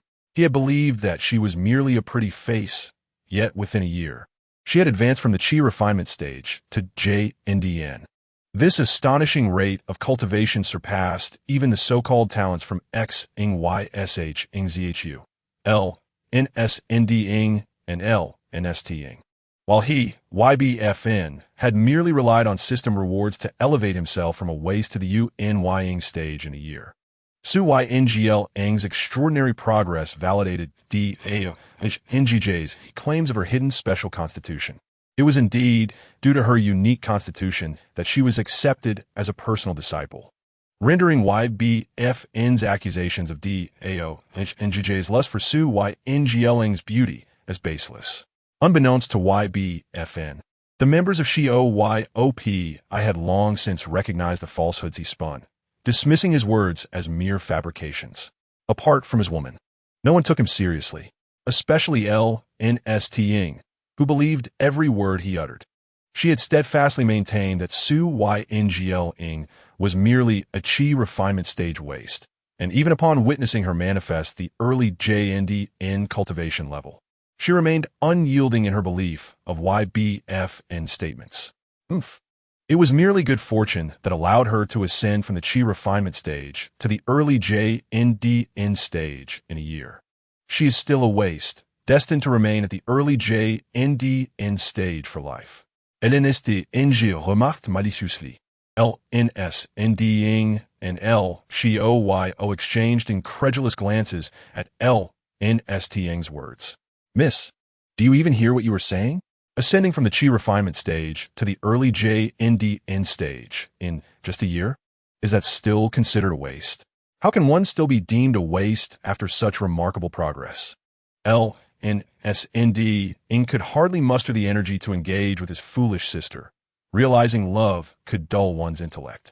Suddenly, Litdu erupted with a tremendous aura, his body radiating golden light. He roared, as arcs of lightning coalesced around his fists, descending upon Su Yingling like a storm.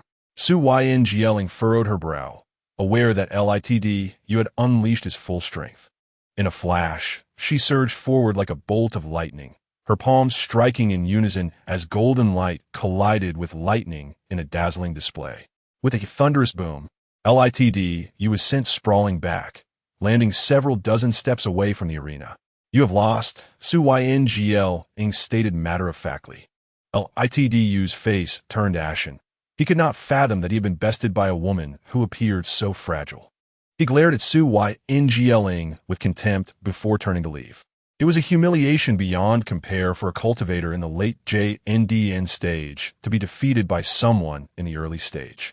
Su Yingling's victory incited a raucous cheer from the crowd, not only for her triumph over a late J.N.D.N cultivator, but also for her captivating demeanor that enchanted a throng of admirers. Since Su Yingling's match, the Centennial Arena had failed to present any compelling contests, and all eyes were now drawn to the Millennial Arena. The Millennial Arena was 5 times larger than the Centennial one, and was equipped with a square transparent defensive array to shield the audience from the residual energies of the battles within. The new generation of prodigies from various sects across the Long Su-In continent convened in this arena to vie for supremacy.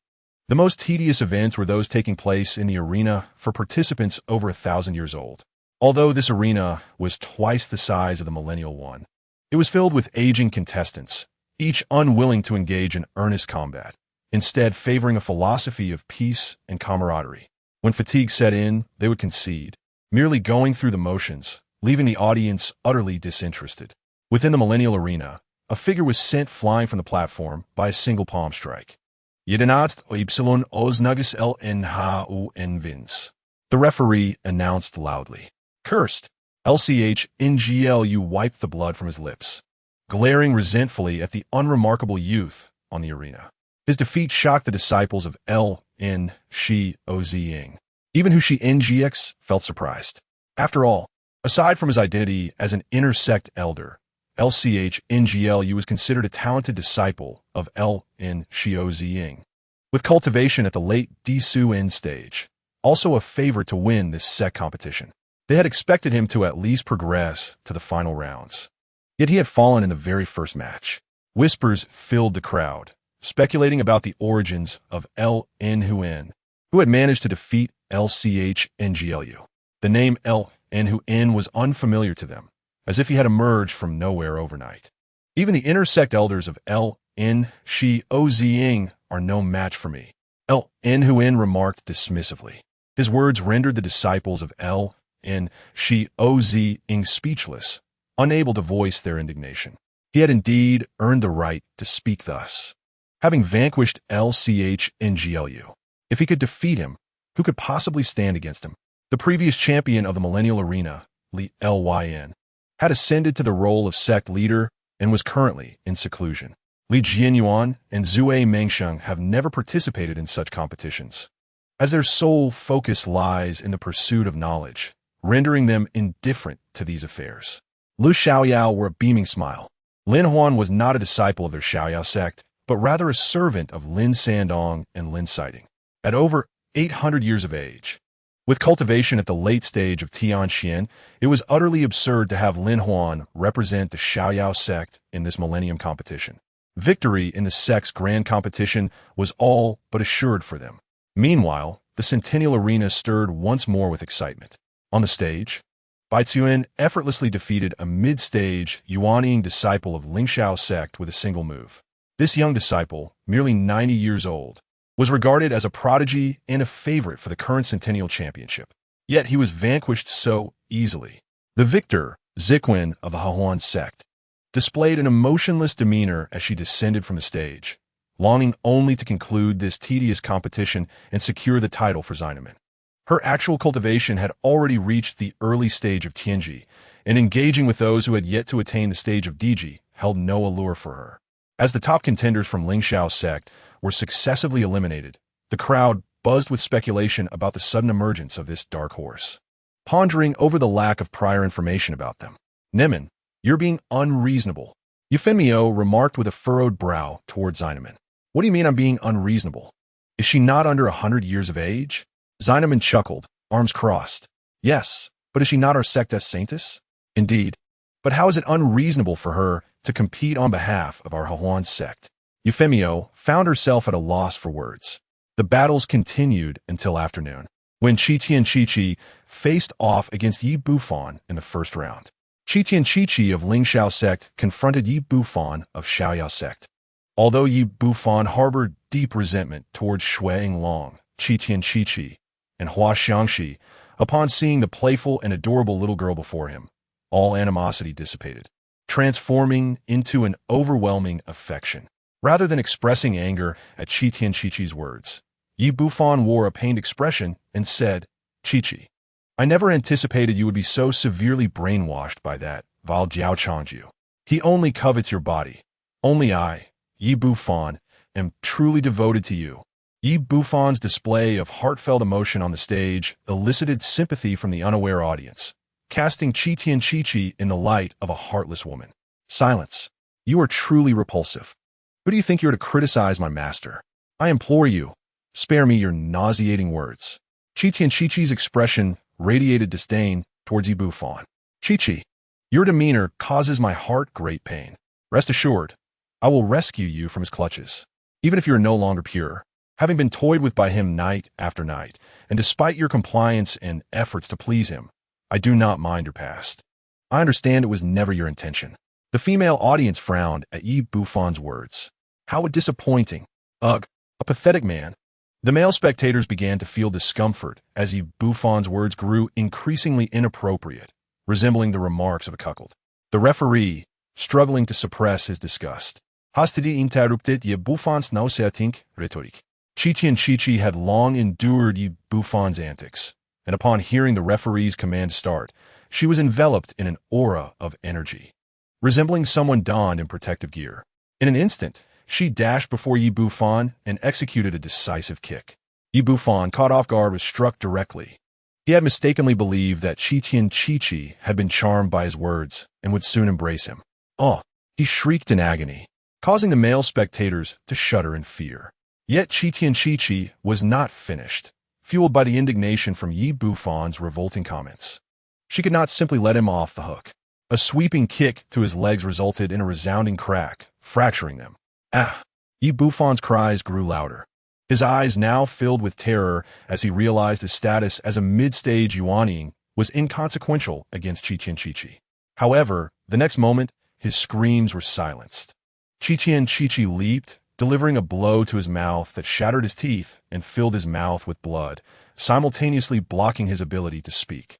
In that moment, Yi Bufan understood fear. He was no match for Qitian Qiqi, and as he attempted to shout his surrender, only muffled sounds escaped his lips. Seeing Yi Bufan's face filled her with disgust, and she unleashed a series of relentless kicks upon him. His visage transformed into a grotesque mask of blood and distortion. Yet, this was merely the beginning. After targeting his face, she shifted her focus to his limbs, with several audible cracks echoing as Yi Bufan's arms were rendered useless. Despite his consciousness remaining intact, he could only emit muffled sounds of defeat. Unquenched by her earlier actions, Qitian Qiqi seized Yi Bufan's legs, slamming him against the ground repeatedly as if discarding a garment. Each impact left a trail of blood, and soon the arena was soaked with his essence. After one final, forceful throw, she let go, and Yi Bufan tumbled like a lifeless body. Qitian Qiqi then leaped into the air, executing a flying kick aimed squarely at his chest. The impact resounded, caving in his torso and fracturing the arena floor. To her surprise, Yi Bufan still clung to life. He still breathes? She mused, before launching herself once more this time targeting his head. Just as she was about to strike, a figure rushed onto the stage, delivering a furious palm strike that sent Qitian Chi staggering back several paces. Enough! Do not take advantage of him, Lin Sighting exclaimed, filled with rage. The one who intervened was indeed Lin Sighting. Initially, she believed Yi Bufan had a hidden strategy, but as the situation unfolded, it became clear he was merely unable to concede. She lifted the unconscious Yi Bufan, urgently administering a healing pill, while weeping, "Brother Bufan, what has happened to you? Please wake up." Yi Bufan was in a pitiful state. His nose was shattered and dislocated, revealing bone, his jaw fractured and twisted, and his face collapsed, with his eyes oozing fluid, a horrifying sight. His breathing was faint, teetering on the brink of death. Ma Yuchang, Lu Xiaoyao, and Lin Sandong quickly gathered, pressing the referee for an explanation. "Shouldn't you, Lingxiao sect, provide us with an answer? With Yi Bufan in this state, why did you not intervene?" The referee, an elder from Lingxiao sect and an ardent follower of Diao Changju, had no intention of stopping the bout. "I merely acted according to the rules. Yi Bufan did not concede, so I could not intervene. Who would have known he would rather suffer than admit defeat? I dared not act out of turn," the referee proclaimed, feigning righteousness. Lin Sighting found herself at a loss for words, realizing that Yi Bufan had indeed not surrendered. Previously, even she had thought he was hiding a strategy, but now it was evident he was on the verge of being beaten to death. "This time, we have truly drawn the short straw. Lingxiao sect, I will remember this," Lin Sighting declared furiously. "Me? Intentionally causing harm?" As I was about to finish my words, I suddenly saw Diao Changju anxiously holding Qitian Chi, exclaiming, "Chi, what has happened to you?" Qitian Chi let out a cry, spewing a mouthful of blood, and weakly said to Diao Changju, "Master, I fear I cannot go on. This woman is so ruthless. She actually intended to kill me. I feel faint." With that, Qitian Chi's head drooped into Diao Changju's embrace as she lost consciousness. Chi. Diao Changju held Qitian Chi tightly, his eyes reddening. Just moments before, after Qitian Chi was knocked back several dozen meters by Lin Siting and collapsed to the ground, he rushed over immediately. He had not anticipated the severity of her injuries. Lin Siting, witnessing the amount of blood Qitian Chi had coughed up, was equally astonished. When did I become so formidable? That palm strike was clearly executed without much force. "Master, senior sister still has breath left." Shui Long hurriedly arrived and began to check Qitian Chi's pulse, a peculiar glint crossing her eyes. "This is hardly a severe injury. She is clearly in excellent health." She could let Diao Changju be deceived, but not herself. Diao Changju also examined Qitian Chi's pulse. While she was weak, it was not life-threatening, and he let out a sigh of relief. He entrusted Qitian Chi to Shui Inglong's arms and then stood up. He intended to use the peak experience card of Tianji to personally teach Lin Siting a lesson. Although employing such a card in front of everyone would be hard to explain, as Qitian Chi had been grievously injured by this woman at the initial stage of Tianji, he, as her master, was determined to seek vengeance. "How dare you? A practitioner at the initial stage of Tianji shamelessly attempt to kill a junior at the Yuaning stage. Do you not owe me an explanation?" Diao Changju glared at Lin Siting, his voice booming with fury. I did not. I did not intend to kill her. I merely sought to repel her." Lin Siting, feeling a flicker of fear under Diao Changju's fierce gaze, stammered. "Just repelling?" Diao Changju laughed mockingly, pointing at Qitian Chi cradled in Shuanglong's arms. "My disciple has been grievously wounded and has fainted. You call that merely repelling?" Qitian Chi, who had secretly opened her eyes to observe, hurriedly shut them again, thinking, "Wow, my master looks so handsome when angry." Only Shui Inglong noticed her small gesture and couldn't help but smile. "Senior sister, if you were going to act, could you not do so half-heartedly?" The surrounding spectators began to scold Lin Siting. "Indeed, as a practitioner at the Tianji stage, how could you lay such ruthless hands on a junior? You have no shame. She is gravely injured, bleeding, and unconscious, yet still insists she merely repelled her. Are we all blind? I see she is merely anxious to avenge her pretty boy after realizing he was outmatched. I truly only lightly repelled her. You must believe me. Lin Siting, overwhelmed by the crowd's accusations, felt tears welling up in her eyes, utterly broken. She felt aggrieved. No one believed her words. So you mean my disciple injured herself? She bled on her own? Diao Changju sneered. I suppose so. Lin Siting hesitated, nodding. Beyond that, she truly could not comprehend why Qi Tian Chi had suddenly been so gravely injured. Shui Long and Qi Tian Chi struggled to suppress their laughter, reflecting on the sorrowful event. As the situation escalated, Liu Xiaoyao stepped forward, stating, "This is the fourth young lady of the Lin family from Xingzhou. She is new to Longxian continent and unfamiliar with the customs. I, Liu Xiaoyao, apologize on her behalf and offer 10,000 spirit stones as compensation." There was no choice. If Liu Xiaoyao did not intervene, the matter would only escalate further. Upon hearing his words, the crowd gasped in surprise. Xingzhou? That is a relatively prestigious cultivation realm. No wonder she has reached the initial stage of Tianji at such a young age. She hails from a prominent family of a major realm. So what if she comes from Xingzhou? Does that grant her the right to act recklessly? Exactly. Just because she is from Xingzhou does not place her above us.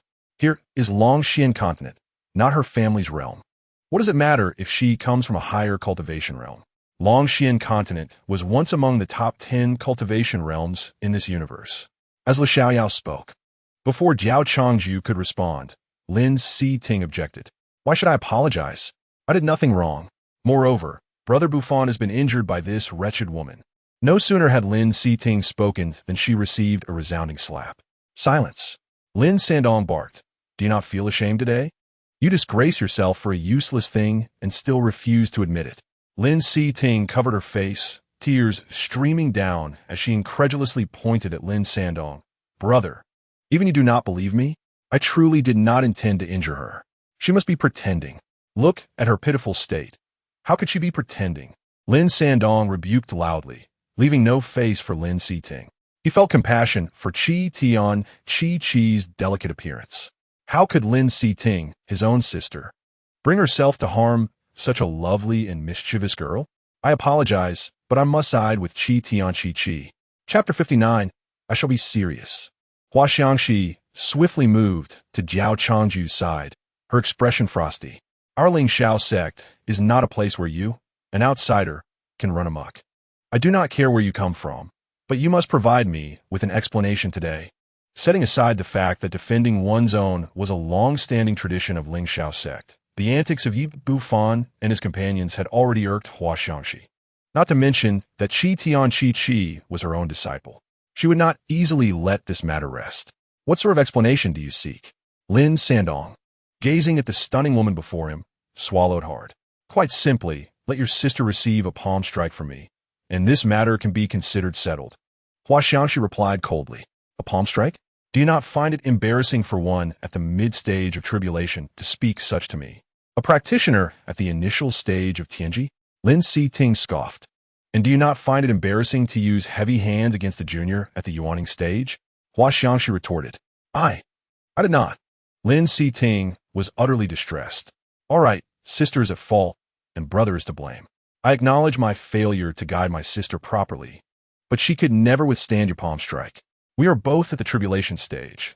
Why not engage in a contest according to the rules of the sect competition? If I win, this matter ends here.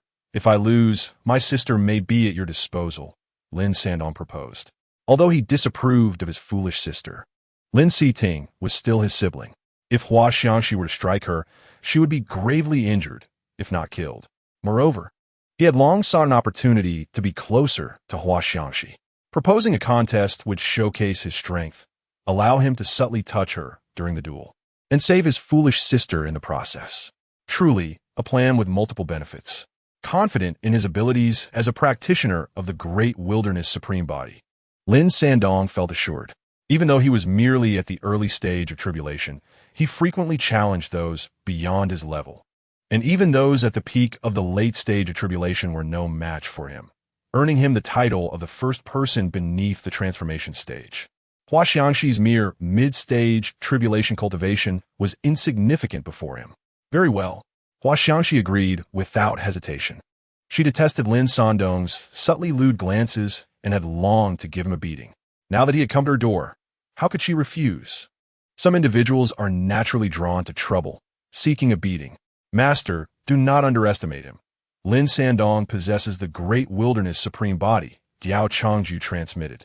Originally, Diao Changju intended to use the peak experience card Tianji, but now it seemed he had no part in this.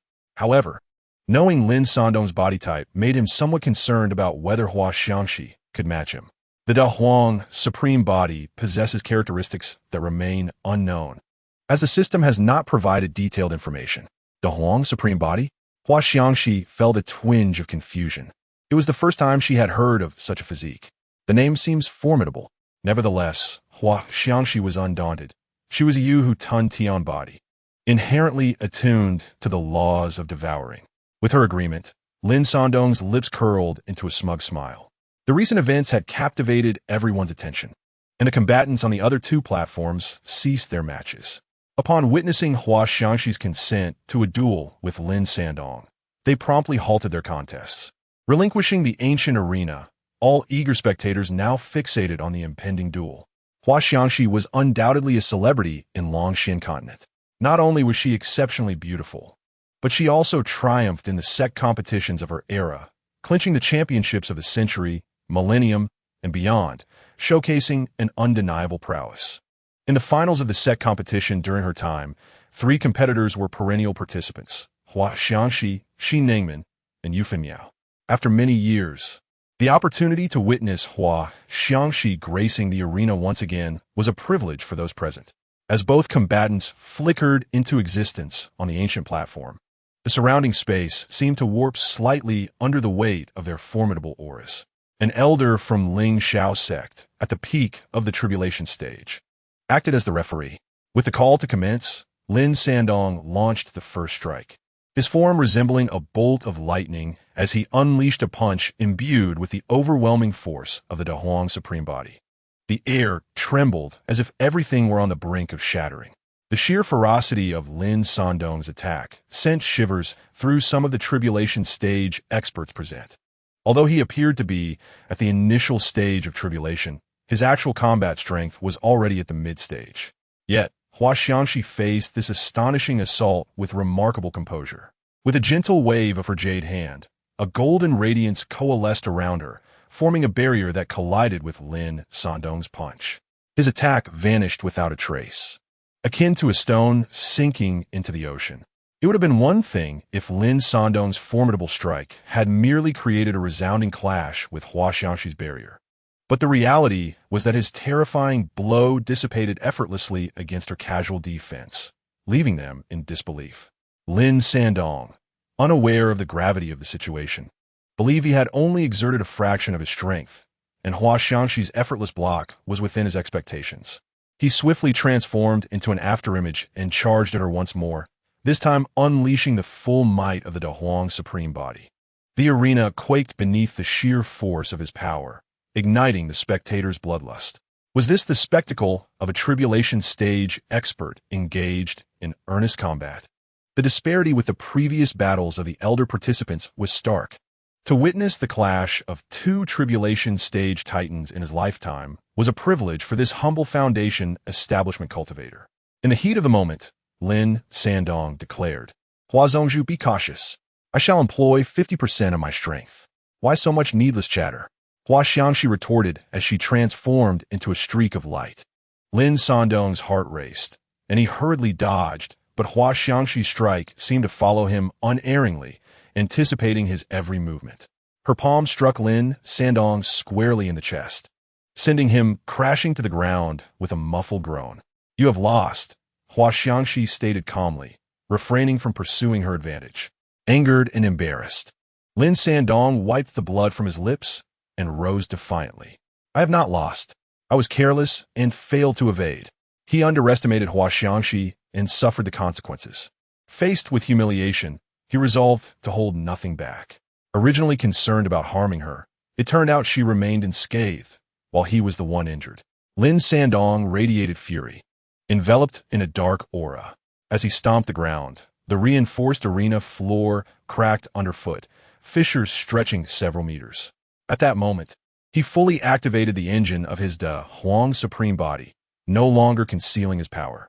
I had no intention of using this technique, but you have forced my hand, Lin Sandong declared, his expression impassive. Observing his transformation, the onlookers felt a chill in their hearts. The aura he exuded was markedly different from before. Even some elder experts from Ling Xiao sect sensed the weight of his presence and began to worry for Hua Xiangxi.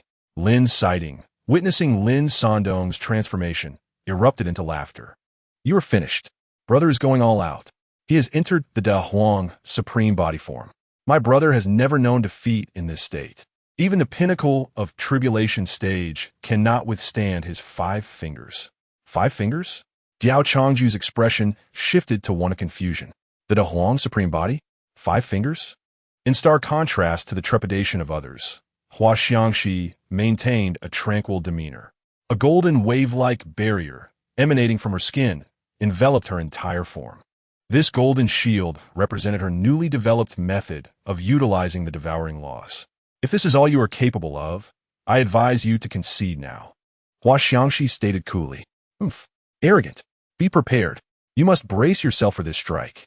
Lin Sandong proclaimed, pointing toward the heavens. The Huang Supreme Finger. A single finger to imprison heaven and earth. With Lin Sandong's roar, a dark beam of light descended, as if intent on swallowing the entire arena. The members of Ling Xiao sect exchanged glances, recognizing the gravity of this technique. Hua Xiangxi raised her hand, and a massive golden vortex appeared above her, enveloping the entire arena. The beam and vortex collided, producing a deafening roar. The arena's formations flickered, straining against the monstrous force. The spectators recoiled, fearing the repercussions. Break for me, Lin Sandong shouted, channeling his strength into the beam. However, Hua Xiangxi's devouring law proved an insatiable abyss, continuously absorbing and neutralizing the beam's power. Within the golden vortex, black light was consumed, fading into nothingness. Ultimately, with a resounding crash, the beam dissipated entirely, and the golden vortex slowly faded. Lin Sandong's complexion turned pale, clearly exhausted from the effort. How is this possible? He managed to utter, disbelief etched on his face. It was the first time he encountered someone capable of withstanding his De Huang Supreme Finger without injury. I do not believe it. Again, he roared, raising 2 fingers at Hua Xiangxi. De Huang Supreme Finger. Second finger, shatter mountains and rivers. Hua Xiangxi remained composed, her jade hand grasping the air, conjuring a colossal golden fist that surged forward. The 2 beams collided with the immense fist, erupting in an even more intense cacophony. The elder experts of Ling Xiao sect joined forces, reinforcing the formations surrounding the arena. Lin's sighting held her breath in trepidation, acutely aware of the immense power behind her brother's technique, one that even tribulation stage experts would struggle to withstand. Yet, Hua Xiangxi's calm demeanor instilled a sense of unease within her. The golden fist trembled violently under the assault of the 2 beams, yet it remained unbroken. At this moment, the power of the swallowing law exhibited by Hua Xiangxi reached its zenith. Ultimately, the 2 beams of light dissipated entirely, and the golden fist also gradually faded away. Hua Xiangxi remained standing in place, unscathed. Lin Sandong's eyes were filled with shock and confusion. He could hardly believe that someone could so effortlessly withstand his De Huang Supreme Finger. How did you manage that? Lin Sandong asked with difficulty, his voice trembling slightly. I lost. How could I possibly lose? At this moment, Lin Sandong appeared utterly deranged, unable to accept this reality. He bellowed, De Huang Supreme Finger. 1 finger confines heaven and earth. 2 fingers shatter mountains and rivers. 3 fingers extinguish living beings. 4 fingers break the firmament. 5 fingers shift the universe. All 5 fingers unleash the De Huang Supreme Palm. His voice was saturated with despair and fury, as a dark aura surged around him like a tempest. 5 pitch-black beams shot forth from his fingertips, imbued with the power to annihilate the heavens and the earth, racing towards Hua Xiangxi. However, His Da Huang Supreme Palm was no more than a toy before the swallowing law of Hua Xiangxi, which effortlessly devoured it once again. Hua Xiangxi stood firm, completely unharmed. Impossible. This cannot be. How can anyone withstand my Da Huang Supreme Finger? Lin Sandong screamed in agony. At this moment, he had exhausted all his spiritual energy and lost the capacity to continue fighting. Understood, it's time for you to leave, Hua Xiangxi declared, effortlessly striking Lin Sandong, who let out a muffled groan and was sent crashing off the stage. Chapter 61. Yi Bufan is dead. Lin Siding watched the scene unfold, her heart filled with astonishment, struggling to comprehend that her brother Lin Sandong had been defeated.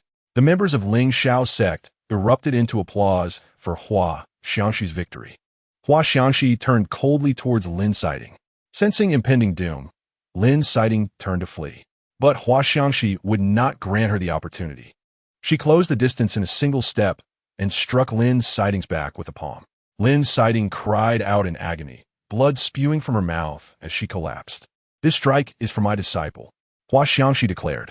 You, Hua Xiangxi, intend to lead Ling Xiao's sect to ruin. The Xingyu Holy Land's Lin family is not something you can provoke. Ma Yuchang, holding Yi Bufan, Lafit Heartily.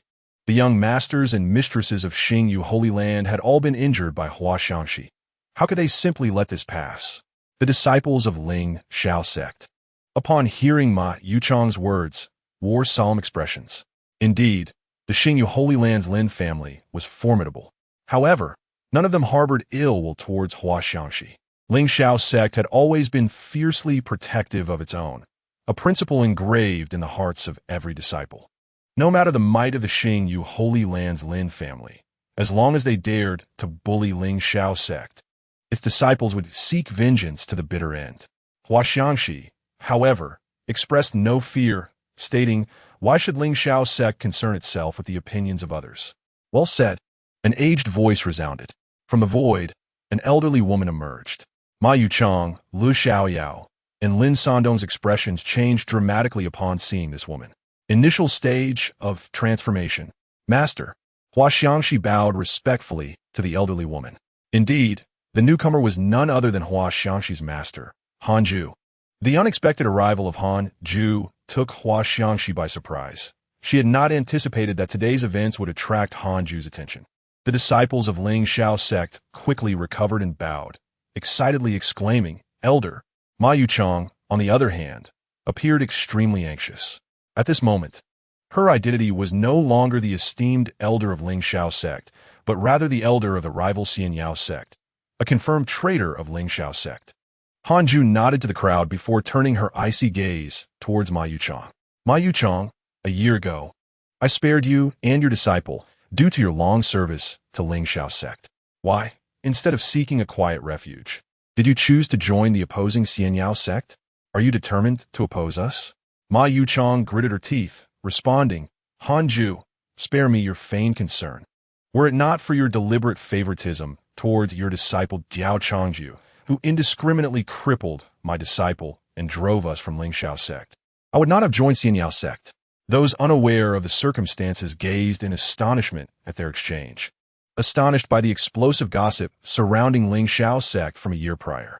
Stubborn and unrepentant, since you and your disciple are so resolved to oppose Ling Xiao's sect, then you shall remain here today, Han Ju stated coolly. Upon hearing this, Ma Yuchang was filled with dread. Han Ju was at the initial stage of transformation, while she was merely at the initial stage of tribulation. If Han Ju sought to kill her, there would be no escape. I am now the elder of Xianyao sect.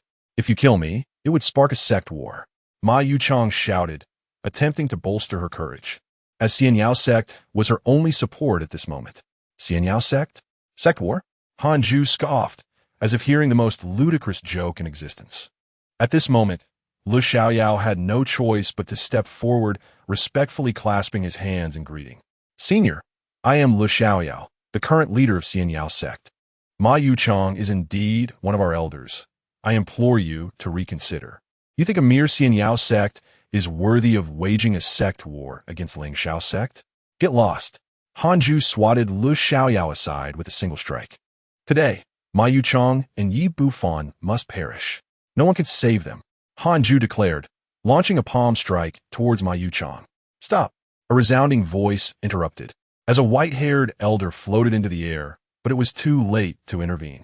Ma Yuchang and Yi Bufan were instantly obliterated under Hanju's terrifying palm strike. Their souls extinguished. Han you, what a fine Ling Xiao sect. The elder's face turned ashen as he pointed at Hanju. Ancestor, Ling Xiao sect has truly gone too far. I shall declare war against Ling Xiao sect. I, Lu Xiaoyao, will lead the charge.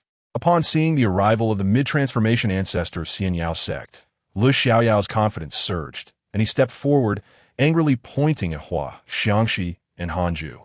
3,000 years ago, the ancestor of Xian Yao sect had achieved the mid-transformation stage and had long sought an opportunity to declare war on Ling Xiao sect to consume it. After all, Ling Xiao sect's strongest was merely Hanju at the initial stage of transformation. Fellow Taoists, bear witness. My Xian Yao sect has always sought peace and the Tao. But alas, Ling Xiao sect has been too overbearing, publicly and unjustly killing our elder. Today I declare, Xian Yao sect hereby announces war against Ling Xiao sect. To the death. The elder of Xian Yao sect roared in righteous indignation. At these words, the onlookers were left in shock. What a spectacle! This sect competition had turned into an outright declaration of war from Xian Yao sect against Ling Xiao sect. The impending battle between the two sects promised to be the most intense conflict yet. The Longxian continent had enjoyed peace for so long, yet at last, war was upon them. Concerns for Ling Xiao sect arose among the spectators. Although Ling Xiao sect was home to many talented youths, the highest among them was merely Hanju at the initial stage of transformation. Meanwhile, the ancestor of Xian Yao sect had already reached the mid-transformation stage. What could Ling Xiao sect's talents achieve against such a foe? In the eyes of outsiders, the sect war between Xian Yao sect and Ling Xiao sect appeared to be a certain defeat for Ling Xiao sect. As the declaration of war from the ancestor of Xian Yao sect echoed across the land, a chilling silence enveloped the scene. 3 seconds later, a frail voice shattered the silence. Oh, a declaration of war? Who dares to challenge Ling Xiao sect? From somewhere in Ling Xiao sect, a brand new coffin shot forth. The ancestor of Xian Yao sect felt an ominous premonition upon seeing the coffin. As it reached the front of the ancestor, the coffin lid was suddenly kicked open with tremendous force. Before the ancestor could react, a figure sprang out from the coffin, a wrinkled old hand firmly gripping his throat. In the eyes of the venerable ancestor of the Xiangyao sect, a flicker of fear crossed his visage as he clutched the hand that gripped his throat tightly. His legs flailed desperately in an attempt to escape the constricting grasp, yet he found himself utterly powerless to break free. To his horror, he discovered an even more terrifying truth. While ensnared by that mighty hand, he was unable to summon any of his profound cultivation, completely sealed off. The elder's eyes glimmered with a trace of disappointment as he disdainfully remarked, "You, a mere waste, dare to declare war on our Ling Xiao sect? What manner of person are you?" The ancestor of the Xiangyao sect quavered in fear. The elder let out a hearty laugh. "You do not even know who I am. Yet you presume to instigate a sect war?" With little patience for further discourse, the elder delivered a single, devastating blow that obliterated the ancestor's head, extinguishing his primordial spirit. This shocking scene left all present in utter disbelief. Who was this elder? The mid-stage Huashan ancestor of the Xiangyao sect had perished so effortlessly? Surely I must be dreaming. Among the most alarmed was Liu Xiangyao. Witnessing the swift demise of his once mighty ancestor at the hands of this suddenly appearing elder, felt his legs weaken, collapsing to the ground in a state of shock. "Fusion stage," Lin Sandong exclaimed, astonished upon seeing the elder. To his utter amazement, a powerful fusion stage expert had manifested in this lower realm, Longxian continent, which was already surprising enough with the presence of Huashan stage cultivators. In their realm, the Xingyu Holy Continent, a fusion stage individual was indeed a notable figure. The very thought of a lower realm harboring such power was beyond the realms of fantasy. Bai Wentian, too, was taken aback by the sudden emergence of this mysterious fusion stage expert, sharing similar sentiments with Lin Sandong regarding the absurdity of the situation. A mere Xiangyao sect dares to declare war on us? How utterly laughable! The elder scoffed, his voice echoing across the Longshan continent. He issued a decree to all disciples of the Xiangyao sect. You have 3 days to disband and retreat. Should you fail to comply, Lingxiao sect will annihilate every disciple claiming to be from the Xiangyao sect. His words rang loud and clear, reaching the ears of every inhabitant of the Longshan continent. Chaos erupted throughout the land as everyone speculated about the events that had unfolded, questioning why the Lingxiao sect would drive the Xiangyao sect to such a desperate brink. In a nearby tavern, the Emperor Heartbroken, upon hearing this proclamation, mocked. The Xiangyao sect dares provoke the Lingxiao sect? Truly, they are courting death. The higher one's cultivation, the more one understands the terror of the Lingxiao sect. How could a trifling sect like yours even think to challenge us? Your highest-ranked ancestor is merely at the Huashan stage, while ours is at the very least of equal caliber. There is no comparison whatsoever. Once the elder concluded his declarations, Hanju approached respectfully, bowing to the elder. I am deeply sorry for the disturbance caused today, esteemed senior. However, Hanju was unaware of the elder's name, as the coffins within the Lingxiao sect's forbidden grounds bore no inscriptions. The sudden appearance of a coffin left her unable to discern which hall it belonged to. You may refer to me as Xianlao. Do not take offense. Under the current conditions of the Longshan continent, achieving the Huashan stage is already commendable, the elder replied. Stroking his beard, Hua Xiangxi and the others promptly approached, offering their respectful greetings to Xianlao. Hua Xiangxi immediately instructed Li Chenglu to make arrangements, as he was well versed in the usage of the sect's mountain peaks. Li Chenglu respectfully led Xian Lao away on a flying sword. Xiangyao sect, I, Lin Sandong, shall remember you, he declared as the sect competition resumed. However, after the recent events, the participants were clearly distracted and lacked focus. Particularly, whenever they encountered disciples of the Lingxiao sect, they hastily surrendered out of fear, worried that any conflict would lead to dire consequences. Hua Xiangxi felt helpless regarding this situation. Our Lingxiao sect is known for its friendliness. How could we possibly be so petty? Meanwhile, Diao Changju's expression darkened considerably. Although Yi Bufan had perished, Lin Sighting, who had severely injured Qi Tiankiki, still remained alive. This was the first time Diao Changju realized his own insignificance, as he could do nothing to aid Qi Tiankiki, relying solely on the peak experience card provided by the system to seek revenge for his disciple. Yet, ultimately, it was his own inadequacy that was to blame. With the peak experience card in hand, what of the future? What would happen next time? As a mere saint spirit stage cultivator, he could not protect anyone. I must grow stronger. I must become powerful. Shui Yinglong observed the expression of Diao Changju and felt a pang of insecurity. Had her senior sister gone too far this time?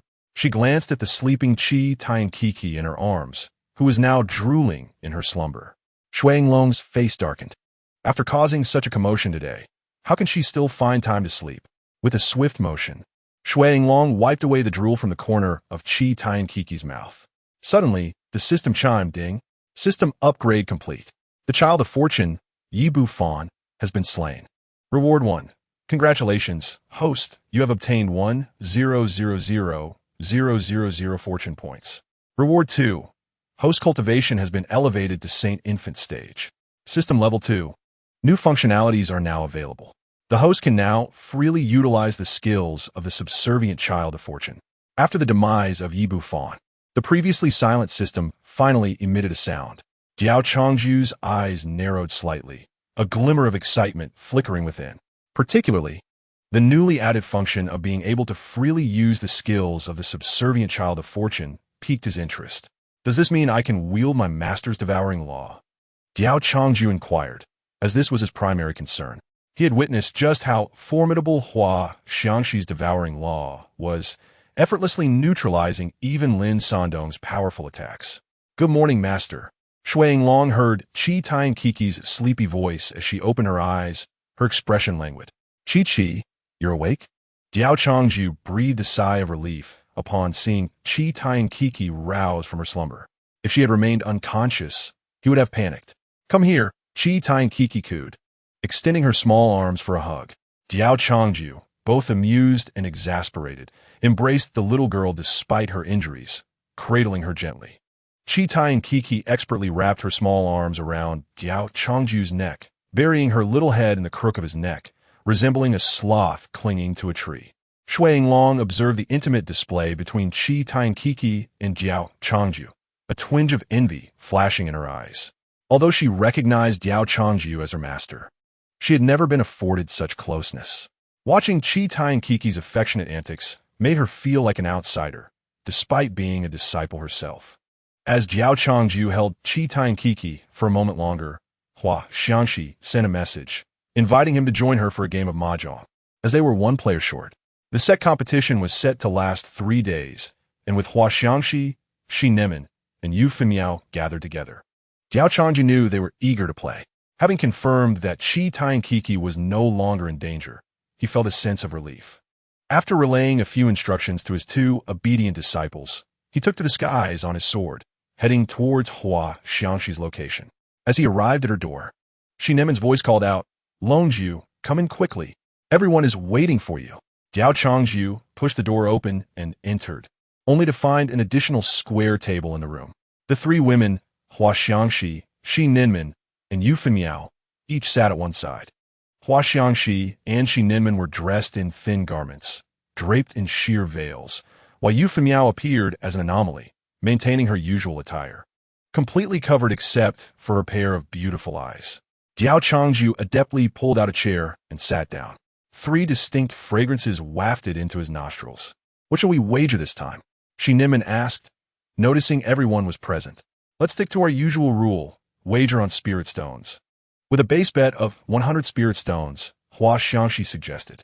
They prefer to play mahjong with the Red Dragon variant, as it was simple and they found intricate games uninteresting.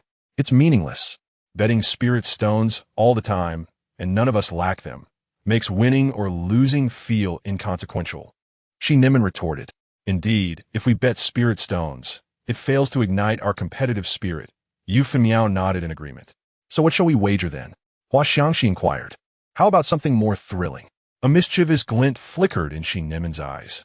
"What do you mean by thrilling?" Hua Xiangxi and Yu Femiao asked curiously. "Let us change the bet to removing clothing. Whoever loses must take off a piece." Shi Nimen laughed. "No way. Absolutely not." Hua Xiangxi and Yu Femiao immediately rejected the idea without hesitation. "What? Are you afraid? You claim betting spirit stones has no competitive spirit, yet when I suggest betting clothing, you refuse," Shi Nimen sneered. "If we were all women, it might be acceptable, but there's Changju here," Yu Femiao said softly, glancing at Diao Changju. "Yes, with Changju present, whether I win or lose, I would be the one at a disadvantage." Hua Xiangxi's face flushed. "TCH, in the end, you're just scared of losing, afraid of having to undress and let Changju take advantage of you." Shi Nimen teased. "Who is afraid of losing? I just can't be as shameless as you to undress in front of Changju." Yu Femiao snapped angrily. Diao Changju wisely kept silent. He dared not interrupt the 3 women at that moment. "All right, how about this? If I lose, I take off a piece. If you 2 lose, you take off half a piece. Surely that's acceptable?" Shi Nimen laughed. Hua Xiangxi and Yu Femiao immediately blushed at her words. "Who is afraid? Let us go for it. Whoever loses must remove a piece." Hua Xiangxi declared boldly. Having previously sat openly with Diao Changju, she felt it no longer mattered. But she could not lose this argument. Seeing Hua Xiangxi agree, Yu Femiao gritted her teeth and nodded in agreement. After all, there were no outsiders here. It was only a matter of time. Thus, a heated game of mahjong commenced. "I win. You all lose." Shi Nimen revealed her cards. "How did you win so quickly?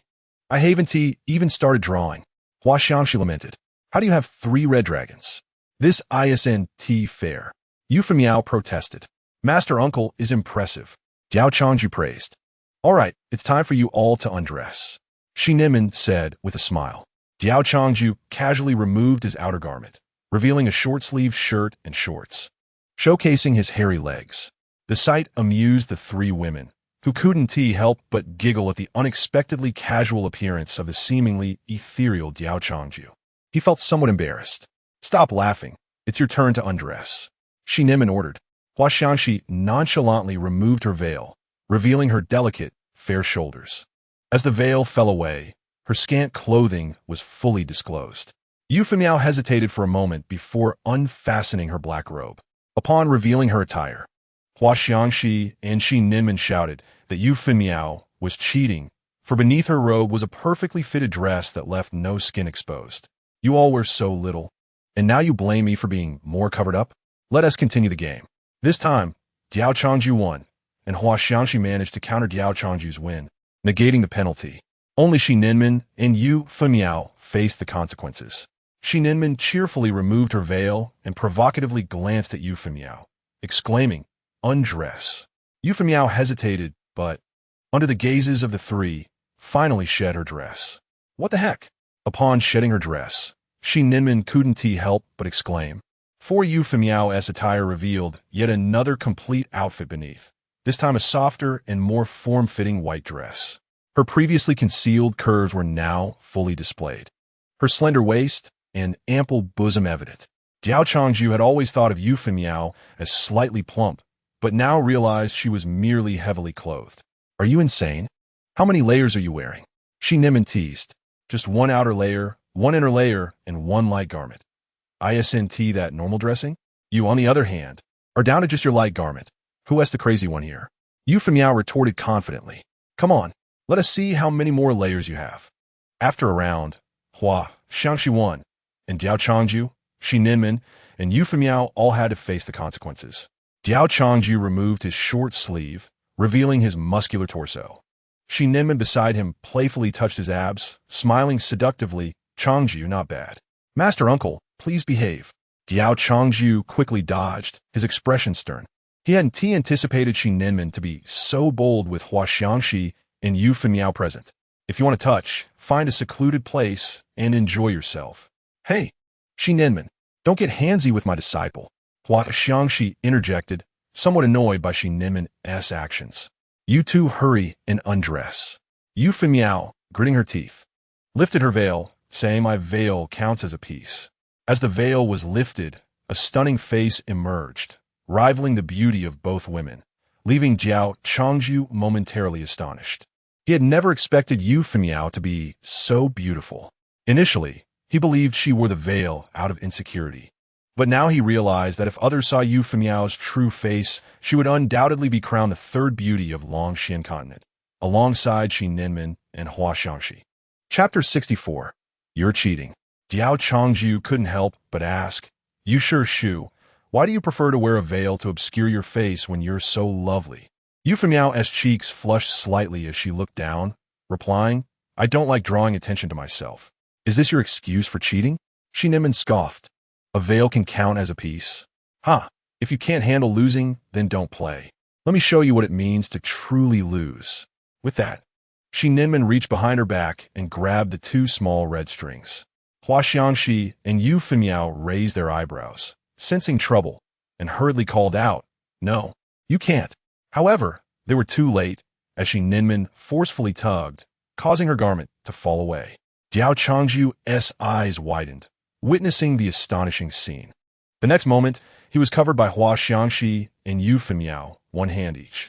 Shi Ninmen, are you serious? Hua Xiangxi exclaimed, quickly adjusting her clothing. You did that on purpose. Yu Miao also positioned herself in front of Shi Ninmen, angrily stating. Shi Ninmen chuckled, I'm not bothered. Why are you two so concerned? After fixing Shi Ninmen's clothing, Hua Xiangxi gave her a firm pinch, saying, No more playing. Let us switch to a different game.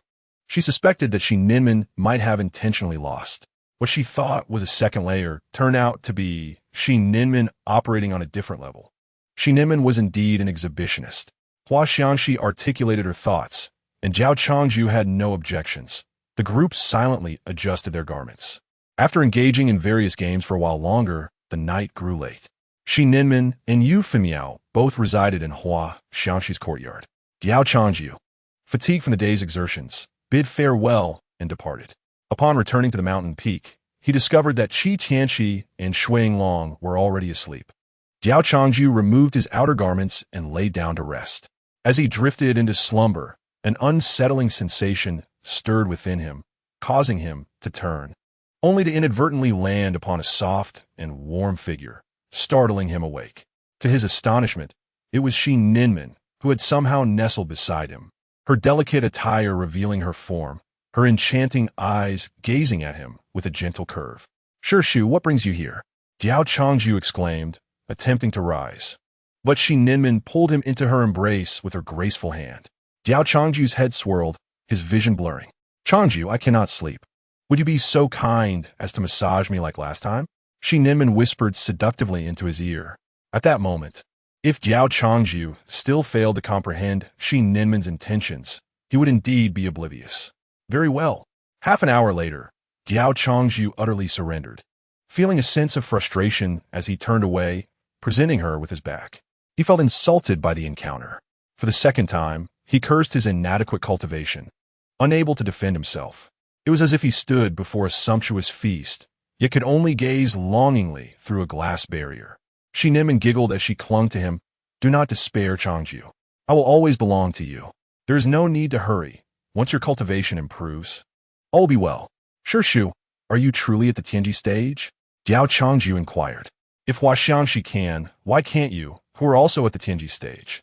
"What do you think?" Shi Ninman replied with a smile. "I do not wish to speculate. I'm going to sleep."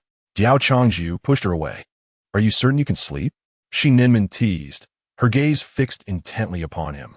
Diao Changju retorted, "Even if I cannot sleep, I must try. What other choice do I have?" "Changju, have you forgotten that I am the head of the Huan sect? Though I lack practical experience, my theoretical knowledge is unparalleled." Shi Ninman playfully licked her alluring lips. "All roads lead to Rome. If one path is blocked, simply choose another. Why not take the less traveled road?" An hour later, Diao Changju embraced Shi Ninman, his eyes closed, surrendering to slumber, emitting weary breaths. Clearly, he was quite exhausted. Shi Ninman propped herself up on Diao Changju's chest, donned a light veil casually, and spoke with calm composure. "Am I inviting you out, or did you come forth of your own accord?"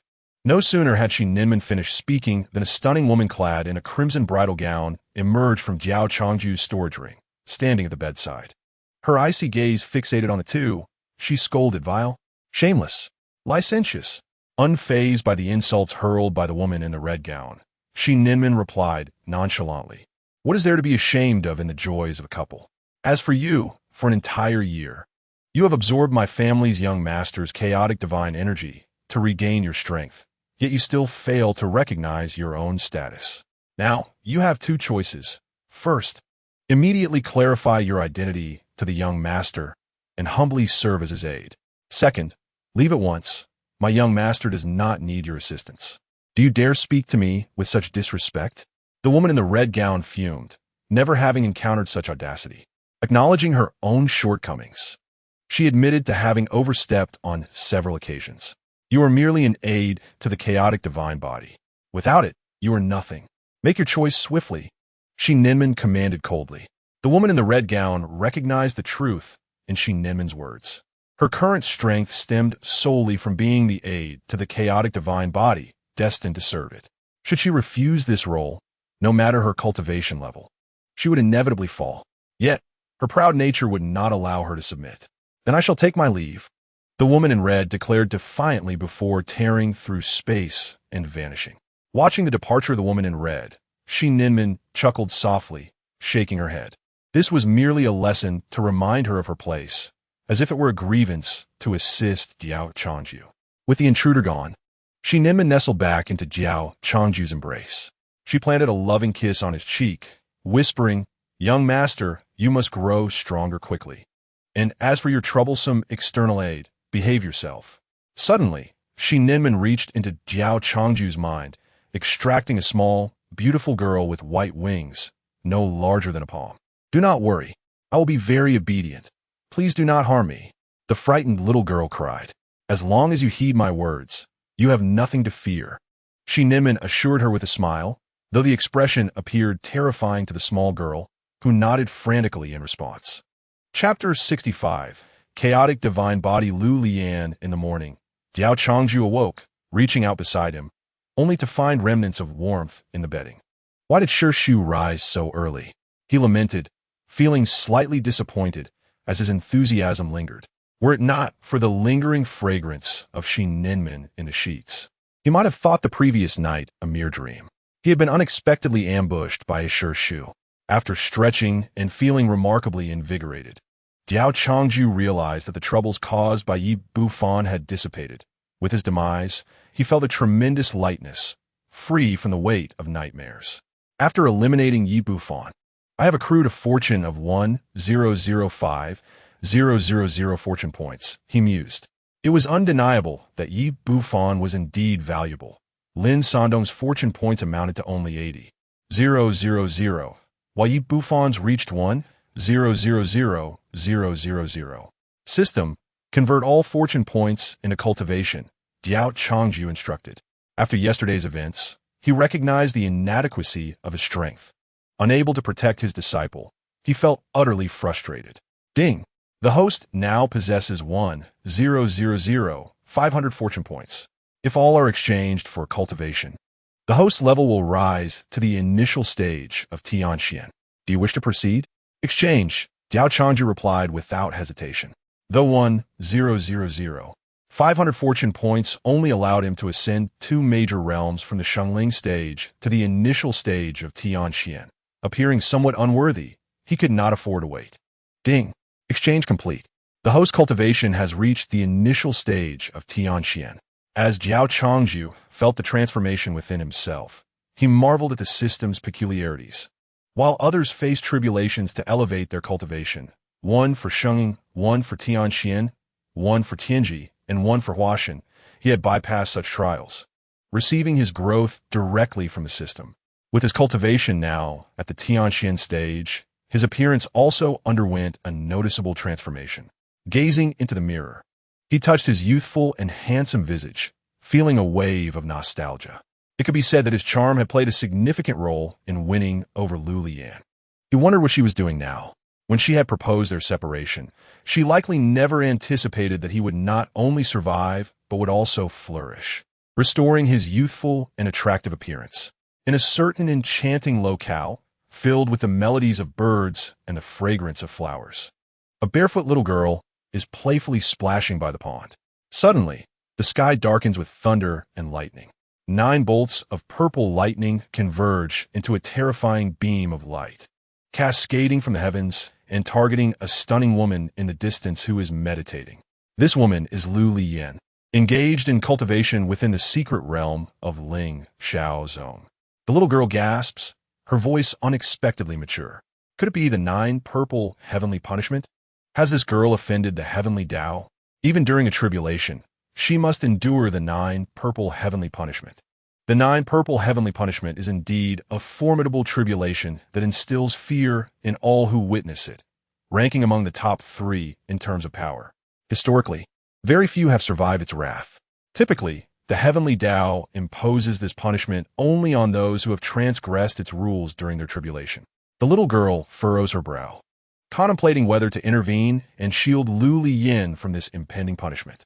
She has developed quite an affection for Liu Liyan, who possesses exceptional talent and insight, grasping concepts effortlessly unlike many of the previous incompetent leaders of Ling Xiao Zone, who often failed to comprehend even after repeated explanations. In recent years, the only other individual with comparable understanding, apart from Liu Liyan, is her master, Huaxiangxi. Unfortunately, at that time, Huaxiangxi's unique physique, the jade vessel devouring heaven body, had not been activated. Otherwise, upon emerging, her cultivation would have certainly reached the fusion stage. Just as the little girl prepares to act, Liu Liyan, still in meditation, lazily raises her hand without even opening her eyes, casually swatting at the enormous purple beam of light. Begone! The colossal purple beam shatters upon contact, and the storm clouds dissipate with a grumbling retreat. The little girl watches in silent astonishment, realizing her worries were unfounded. Truly, as the legendary chaos divine physique, she is indeed formidable. The little girl marvels, having lived for so long, this is her first encounter with the fabled chaos divine physique. However, she finds it peculiar, for legends state that such a physique typically appears in males, yet here she is, witnessing a female embodiment of it. After completing her tribulation, Liu Liyan resumes her cultivation, her mood exceedingly low. Time passes, and she calculates that the deadline for Diao Changju has arrived. Merely a matter of a year or two. She longs to cultivate diligently, grow stronger, and avenge her village before finally resting alongside Diao Changju. Exiting her chamber, Qi Tian Qi is already energetically clinging to her. After taking a breath of Diao Changju's essence, Qi Tian Qi's expression becomes somewhat strange. Why does her master smell like cistern and man? Could it be that cistern and man has finally dropped her facade and clandestinely visited last night? Qi Tian Qi understands X and NMN's feelings. If she does not act soon, Diao Changju will be consumed by other nefarious women. Diao Changju affectionately ruffles Qi Tian Qi's hair, smiling as he inquires, Qi, is your injury healed? Qi Tian Qi, comfortably squinting her eyes, replies, all better. What about your junior sister?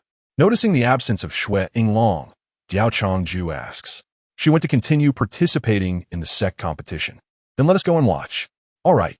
Diao Changju cradles the soft, warm, fragrant form of Qi Tian Qi in his arms and takes to the skies on his sword, departing the peak. Chapter 66. My fate is in the hands of heaven. Not myself. The sect competition commences early in the morning with intense matches. Before Diao Changju's arrival, Shui Yinglong has already taken the stage and won a round against an inner disciple of Ling Shaozong, who is at the Golden Core stage. Meanwhile, Huaxiang Shi, Yu Fun Miao, and Xian and M.N. have also arrived early. Huaxiang Shi glances at Diao Changju before shifting her gaze elsewhere. Yu Fun Miao remains dressed in her previous attire, a black robe and veil that conceal her features, revealing only her enchanting eyes. Her gaze narrows upon seeing Diao Changju holding Qi Tian Qi, noticing how he appears younger, yet his cultivation remains at the sacred spirit stage. Xian N.M.N. greets Diao Changju with a smile, as if nothing occurred the previous night. Good morning, Changju. Good morning, sister N.M.N. Diao Changju replies, feeling slightly uneasy as memories of the previous night flood his mind. You look quite spirited today. It seems you had a restful night. Xian N.M.N. remarks, casting a meaningful glance at Diao Changju. Qi Tian Qi, nestled in his embrace, lowers her head shyly. Is this your precious disciple? Xian N.M.N. asks, gazing at Qi Tian Qi with a smile. I intended for you to assist in guiding her, not to dote on her. Indeed, her name is Qi Tian Qi. Qi, greet your auntie. Diao Changju nudges the bashful Qi Tian Qi. Auntie. Qi Tian Qi whispers, somewhat timidly. Do not call me Annie. It makes me sound old. Just call me sister, N.M.N. She chuckles, playfully squeezing Qi Tian Qi's delicate face. The little girl dares not protest despite the discomfort. Oh no, sister N.M.N. is upset. Had I known, I wouldn't have clung to master in front of her. Changju, your precious disciple is truly adorable. May you hold here? She N.M.N. inquires. You should ask my disciple for her opinion. Diao Changju responds. Qi Tian Qi, being exceptionally cute, is beloved by all. Huaxiang Shi had previously wished to embrace her, but the little girl had declined. Yes. Qi Tian Qi nods eagerly. Did she have a right to refuse? Could she dare to refuse? Xian N.M.N. skillfully scoops Qi Tian Qi in her arms, then begins to playfully pinch and squeeze her. Sister N.M.N., I was wrong. I won't cling to master anymore. I'll keep my distance. Qi Tian Qi pleads telepathically. Yet, Xian N.M.N. shows no signs of relenting. Diao Changju watches as Qi Tian Qi is playfully manipulated by Xian N.M.N., his lips twitching in indecision. However, as Qi Tian Qi does not cry out in discomfort, he hesitates to intervene. Ultimately, it is Yu Fun Miao who can no longer bear to watch. She reaches out and takes Qi Tian Qi from Xian N.'s grasp, softly saying, Amen. Do not go too far. She's still just a child. Yu Fun Miao gently arranges Qi Tian Qi's tousled hair. Qi Tian Qi feels immensely grateful, nuzzling against Yu Fun Miao's neck. Sister Fun Miao is the best. Oomph. King snorts, turning to embrace Diao Changju's arm, proudly declaring, it's still better to be with Changju. Yu Fun Miao smiles, but remains silent. using her spirit energy to alleviate the discomfort from Qi Tian, Qi Qi's slightly swollen face. From her elevated position, Huaxiang, she observes the intimate interactions between Shi In, and Diao Changju, a sense of foreboding creeping into her heart. She feels an unsettling suspicion that perhaps Shi In, and Diao Changju share a deeper connection. However, this closeness has always been their norm. In the past, Shi In would often embrace Diao Changju in front of Liu Liyan without hesitation. Such actions have long been customary, and Liu Liyan has never objected, knowing Diao Changju's heart belongs solely to her, remaining indifferent to Shi In. Even if Shi In were to stand before Diao Changju unclad, she would trust that he would remain unmoved. Yet now, Huaxiang, she senses something amiss. Earlier this morning, she had witnessed Diao Changju yawning incessantly, claiming he had not rested well and felt lethargic. Could it be that this mischievous Shi In had stealthily visited my disciple last night? A bold thought crosses Huaxiang's mind. Given Shi In's nature, she is indeed capable of such antics. Otherwise, why would she be so unusually fatigued? Is this not reminiscent of Huaxiang's experiences in the mysterious realms of the gods? The more Huaxiang contemplated, the more plausible it seemed. No, tonight, while bathing with Xian Ningmen, I must conduct a thorough inspection.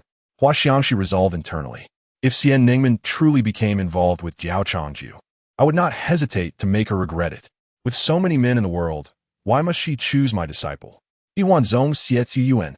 As the referee's voice echoed, Bai Ziyuan cast a cold glance at Bai Wentian and Diao Changju in the distance before descending from the arena, leaving a man on the stage clutching his injured self and howling in pain. The men present inhaled sharply at the sight, feeling a piercing agony from afar. This marked the fifth man she had incapacitated. My goodness, this woman is ruthless. Does she harbor a grudge against men? She always seems to shatter them with a kick. It's absurd to think she is still the holy maiden of Hehuanzong. What? She is the holy maiden of Hehuanzong? One could easily mistake her for a holy maiden of a sect that despises men. As cultivators, even if one suffers the loss of limbs, as long as they are willing to pay the price of a slight decline in cultivation, they can regenerate. However, the pain leaves a lifelong shadow. Bai Ziyuan had already realized that Diao Changju was the cheap husband her sister by Hua Jin frequently mentioned. No wonder she felt a strange familiarity upon first meeting him. It was because Diao Changju had transformed from an elderly man into a middle-aged gentleman, making him unrecognizable. Upon recognizing Diao Changju's identity, Bai Ziyuan immediately sought out Xian Ningmen to inform her that her sister was already Diao Changju's. She suggested that her sister take her place in serving him. Yet, to her astonishment, Xian Ningmen revealed that she had known all along. Both sisters were bound to serve Diao Changju, as they were both of the Liu Li Saint body, and neither could escape. When the Diao family assisted the Bai family, it was precisely for the Liu Li Saint body to mend Diao Changju's chaotic divine body. Had it not been for the need to repair Diao Changju's body, the Diao family would not have intervened to save the Bai family, which would have perished long ago. This realization filled Bai Ziyuan with a mix of anger and helplessness. Chapter 67. Let me take a look. Shui Long observed Bai Ziyuan's performance in the arena with a solemn expression, sensing that her true cultivation far surpassed what was apparent. On the surface, Bai Ziyuan appeared to be at the early stage of Yuanying, but in reality, she might be at the Sheng-Ying stage or even the Dixian stage. A 25-year-old at the Dixian stage? Such talent, even in the upper echelons of the cultivation world, would be considered extraordinary. How could such a phenomenon occur in Long Xian continent? Shui Long understood that her aspiration for the championship had become exceedingly difficult, and she hoped to avoid confrontation with Bai Ziyuan in the upcoming matches. Changju, do you like my disciple? Xian Ningmen playfully asked, wrapping her arms around Diao Changju while pointing at Bai Ziyuan. Not really. Diao Changju felt a chill run down his spine as he recalled Bai Ziyuan's devastating technique. It suited her icy demeanor perfectly. If such a woman were to apply her skills in bed, it would be perilous. Bai Wentian breathed a sigh of relief. If he did not like her, that was good enough. One daughter entangled was sufficient. There was no need for both. The subsequent battles were unremarkable, with Bai Ziyuan and Xue Yinglong easily defeating their opponents. Both women emerged as contenders for the championship, and spectators were abuzz with curiosity over which of the two would prevail. Soon, the sun dipped below the horizon, marking the end of the day's sect tournament, with the championship bout scheduled for the following day. Upon returning home, the ever-suspicious Hua Xiangxi wasted no time in dragging Xian Ningmen to the bathhouse. There were matters she could not afford to leave unverified. Ouch, Xiangxi, what are you doing? Let me take a look. Xiangxi, no, let me take a look. Hua Xiangxi soaked in the bath, scrubbing her hands, her mind swirling with confusion. How could this still be happening? It was impossible. Or had things gone awry? Before she could ponder further, Xian Ningmen enveloped her in a hug. Not this. Hua Xiangxi gasped, refusing without hesitation. She could not bear to see. One glance would shatter her pristine image. Unfortunately, Xian Ningmen was undeterred and pressed on. Ouch, Ningmen, what are you doing? Let me take a look. Ningmen, no. Let me take a look. What game are you playing? A bear Yufeng Miao entered, observing the scene with a perplexed expression as she spotted Hua Xiangxi, looking utterly defeated in Xian Ningmen's embrace. Oh, little Bai has come. Come here. Xian Ningmen beckoned with a smile. Yufeng Miao, somewhat bewildered, stepped into the bath and approached them. What is going on? As Yufeng Miao slowly approached, Hua Xiangxi and Xian Ningmen exchanged knowing glances, sharing a mischievous smile born of unspoken understanding. They both lunged at Yufeng Miao simultaneously.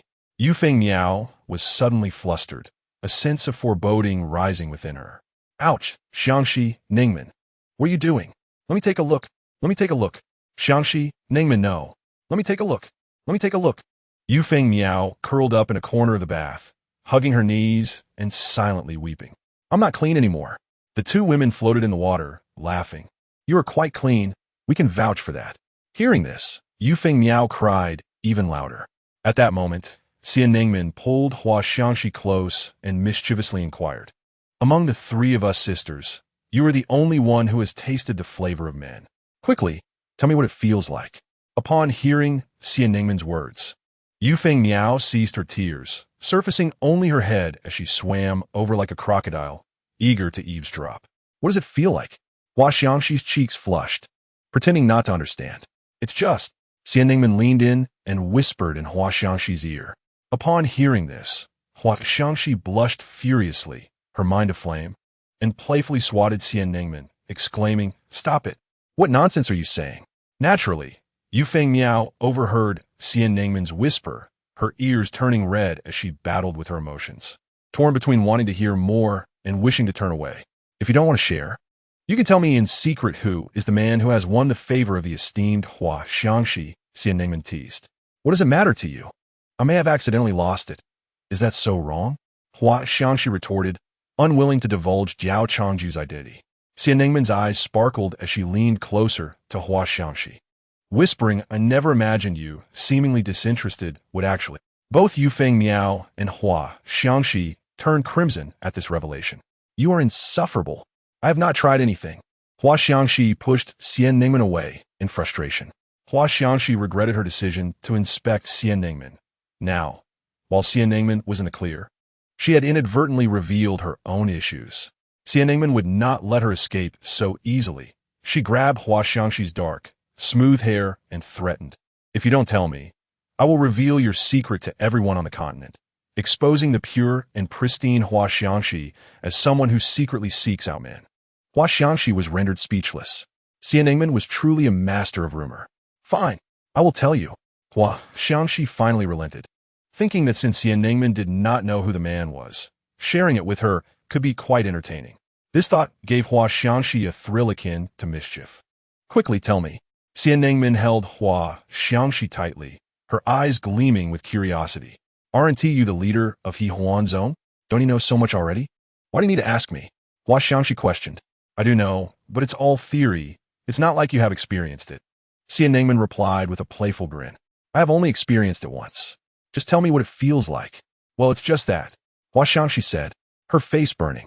Shi Nung Man displayed an expression of lingering desire, lamenting the sudden conclusion. Yufeng Miao, her cheeks flushed, covered her face as if she had committed a wrongdoing. What else do you wish to know? I wanted to inquire. leaning towards Shi Neng Man to whisper in her ear. "How dare you ask such things?" "Hua Xiang," she exclaimed, playfully swatting Shi Neng Man. "Come on, tell me." "I'm exceedingly curious," Shi Neng Man insisted, nuzzling against Hua Xiang Shi. "All right, I shall speak." Hua Xiang Shi relented, having already divulged everything that needed to be said. In Chapter 68, the young master Diao Changju lay restlessly on the bed, pondering why his master had not arrived that night. He had anticipated that she would come to visit him under the cover of darkness. However, as midnight approached, there was still no sign of her. Suddenly, he sensed a presence nearing. A figure slipped into the room, and he sat up excitedly, only to discover that it was not Shi Neng Man, but her disciple, Onska Yuan. He found it peculiar that there had been a change in the visitor for the night. "Is there a reason the saintess comes to see me at this hour?" Diao Changju queried. "Surely she isn't here to confront Kai Su Kuan at such a late hour?" The cool night air brushed against him. Shi Chu Yuan regarded Diao Changju with a somewhat frigid gaze, stating, "Elder Diao, I have important matters to discuss with you. This is not an appropriate place for conversation. May we move to another location?" Of course, Diao Changju nodded, albeit puzzled by Shi Chu Yuan's nocturnal summons. Being merely at the early stage of the Yuaning, he felt no fear of her, who was still in the early stages of her cultivation. Shi Chu Yuan soared away on her sword, and Diao Changju followed suit. Not long after their departure, another figure took to the skies behind them, Shuang Long, who had sensed Shi Chu Yuan's arrival. She concealed her presence, eavesdropping on their conversation with clarity. Upon hearing the suggestion to relocate, her unease compelled her to follow. Diao Changju remained oblivious to Shi Chu Yuan's true capabilities, while Shuang Long was acutely aware. Concerned for Diao Changju's safety, she recognized that Shi Chu Yuan might pose a threat. Diao Changju had merely attained the Saint Spirit stage, whereas Shi Chu Yuan could very well be at the Saint Infant stage, or even the Earth Mystic stage. Should Shi Chu Yuan intend harm against him, Shuang Long would not hesitate to use her abilities, even at a cost, to rescue him and eliminate Shi Chu Yuan. Shi Chu Yuan led Diao Changju to a secluded peak within the Lingxiao sect. As he landed, Diao Changju furrowed his brow, noticing the array of advanced formations meticulously laid out around the peak, rendering it an area of entry without exit, shrouded in concealed energy and sound. "What is the meaning of this, Saintess?" he inquired. If Shi Chu Yuan had brought him here, then these formations must have been her doing. "I intend to kill you," Shi Chu Yuan replied coldly, summoning a sword of sacred quality. This peak had been scouted by her beforehand, and the formations she had set were imperceptible even to those at the fusion stage. Only her father, Bai Wen Tian, could sense something amiss in the Lingxiao sect. After learning of Diao Changju's identity and having a fierce argument with Shi Neng Man, she conceived this plan. If Diao Changju could survive her onslaught, she might begrudgingly accept him as a husband. If he proved weaker than her, then why should she and her sister serve him? Better to eliminate him altogether. Diao Changju, perplexed, asked, "We have no grievances between us. Why must you seek my life?" Shi Chu Yuan remained silent, and at that moment, her cultivation surged, unleashing the full power of the Tianji stage towards Diao Changju. Tianji stage. Diao Changju was utterly astonished to discover that this woman, merely 25 years old, was a powerful practitioner at the Tianji stage. How extraordinary. Beep. Detected the daughter of fortune. Name, Shi Chu Yuan. Age, 25. Cultivation, early Tianji. Fortune value, 200,000 by the heavens. Why has this wretched system only now informed me that Shi Chu Yuan is the daughter of fortune? Diao Changju erupted in frustration at the system. This is disastrous. Early Tianji. If I had known of her true cultivation level, I would never have been so foolish as to follow her here. The system's avatar, a small girl with white wings, appeared in his mind, looking utterly wronged. Her wings drooped helplessly, arms crossed, gazing upwards with a pouting expression, trying desperately to hold back her tears. "Do you think I did not wish to warn you sooner? But I dare not issue such a warning without Shi Neng Man's permission. If I did, my life will be forfeit. This system has its own difficulties, you know. Devour." Diao Changju decided to abandon all pretense of concealment, enveloping himself in a radiant golden aura as he drew his sword to clash with Shi Chu Yuan. Early Tianxian? Shi Chu Yuan was somewhat surprised at his cultivation level.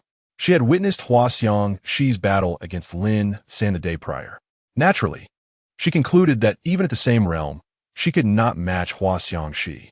However, now she was at the early Tianji stage, while Diao Changju remained merely at the early Tianxian stage, a disparity of two major realms. Meanwhile, Xue Yinglong, who had stealthily followed, arrived just in time to see Shi Chu Yuan confronting Diao Changju. Duyanyi, Tianxian. Her expression twitched upon witnessing the struggle between the two. What was the purpose of her following them? She could not intervene in their battle. Even if she unleashed the powers of the 9 nether demon body, she would only reach the earth mystic stage at best. Xue Yinglong's presence caught the attention of both Diao Changju and Shi Chu Yuan. Yet they were too embroiled in their clash to acknowledge her. Through the powers of Devour, Diao Changju managed to withstand the relentless onslaught from the early Tianji Shi Chu Yuan, which only served to aggravate her. The longer he resisted, the higher the likelihood of being discovered by others. Liuli release. Lily Bloom. Shi Chu Yuan activated her secret technique, awakening her Liuli sacred body. Instantly, she was enveloped in pure, sacred light, which coalesced to form a tight-fitting white armor around her figure. Her originally black hair transformed to white, and even her eyebrows and pupils took on a similar hue. At this moment, her cultivation surged from early Tianji to the peak of late Tianji. Can you still transform like the little magical fairy? Diao Changju felt a heavy weight in his heart as he beheld Shi Chu Yuan at the peak of late Tianji. Previously, he could still contend with her using the powers of Devour, with neither side able to gain the upper hand, waiting for Huaxiang Shi and Xining Man to arrive. But now that she had reached the peak of late Tianji, he could only wonder if his Devour could withstand her onslaught. Without further ado, Shi Chu Yuan unleashed a wave of sword energy towards Diao Changju. He hastily employed the powers of Devour to defend himself, yet the technique could not fully absorb the sword energy. A portion of the overflowed damage struck him, creating a gash across his chest, blood seeping forth. Master, Xue Yinglong cried out in alarm. She had been continuously sending out distress signals for support from the moment she arrived. Unfortunately, the formations had isolated them, rendering her unable to transmit any messages. She could not escape either. In Chapter 69, Master, how truly beastly you are, by Wen Tian, seated in meditation, suddenly opened his eyes, a look of confusion crossing his face as he sensed a familiar aura emanating from the peak, where Diao Changju and Shi Chu Yuan were. How strange. Why do I feel the presence of the Liuli sacred body over there? What is that girl doing? The owner of that voice was Xineng Man Xiang Shi. Have you, in your beloved man, ever experienced something like this? On the bed, Xineng Man struck a playful pose. You must be joking, Huaxiang Shi exclaimed. Her face flushed as she attempted to restore Xineng Man's composure. Xineng Man has been teasing her incessantly tonight. Yu Fen Miao, though silent, quietly took note of it. How about this? No. This. No. This. Please, Xineng Man, spare me. Huaxiang Shi pulled the blanket over her head. She has only one way of expressing herself. What else could she say? Forget it. Time to sleep. Xineng Man burrowed into the blanket, embracing Huaxiang Shi. How about this? That's enough. Master, uncle, why haven't you come to save me yet? Diao Changju was in a dire situation, continuously dodging by Chu Yuan's attacks. His clothes were tattered, and numerous wounds adorned his body. Indeed, I possess a 5-minute experience card at the pinnacle of the later stage of Tianji. Diao Changju almost forgot about this treasure gifted by the system years ago. As Bai Chu Yuan struggled to subdue Diao Changju, she decided to get serious. Liu Liaoyi, shine forth. Bai Juding, Bai Chu Yuan exclaimed, unleashing a fearsome energy attack shaped like a lily towards Diao Changju. Even someone at the transformation stage could not withstand this move. Sensing the terrifying power of Bai Chu Yuan's Bai Juding, Diao Changju anxiously spoke to the system. Quick, use the 5-minute experience card at the pinnacle of the later stage of Tianji. Ding! The 5-minute experience card at the pinnacle of the later stage of Tianji has been successfully activated. Master, Xue Yinglong also recognized the terrifying might of Bai Chu Yuan's attack, her small face paling as she shouted. In her eyes, Diao Changju was doomed. The next moment, a cold voice echoed.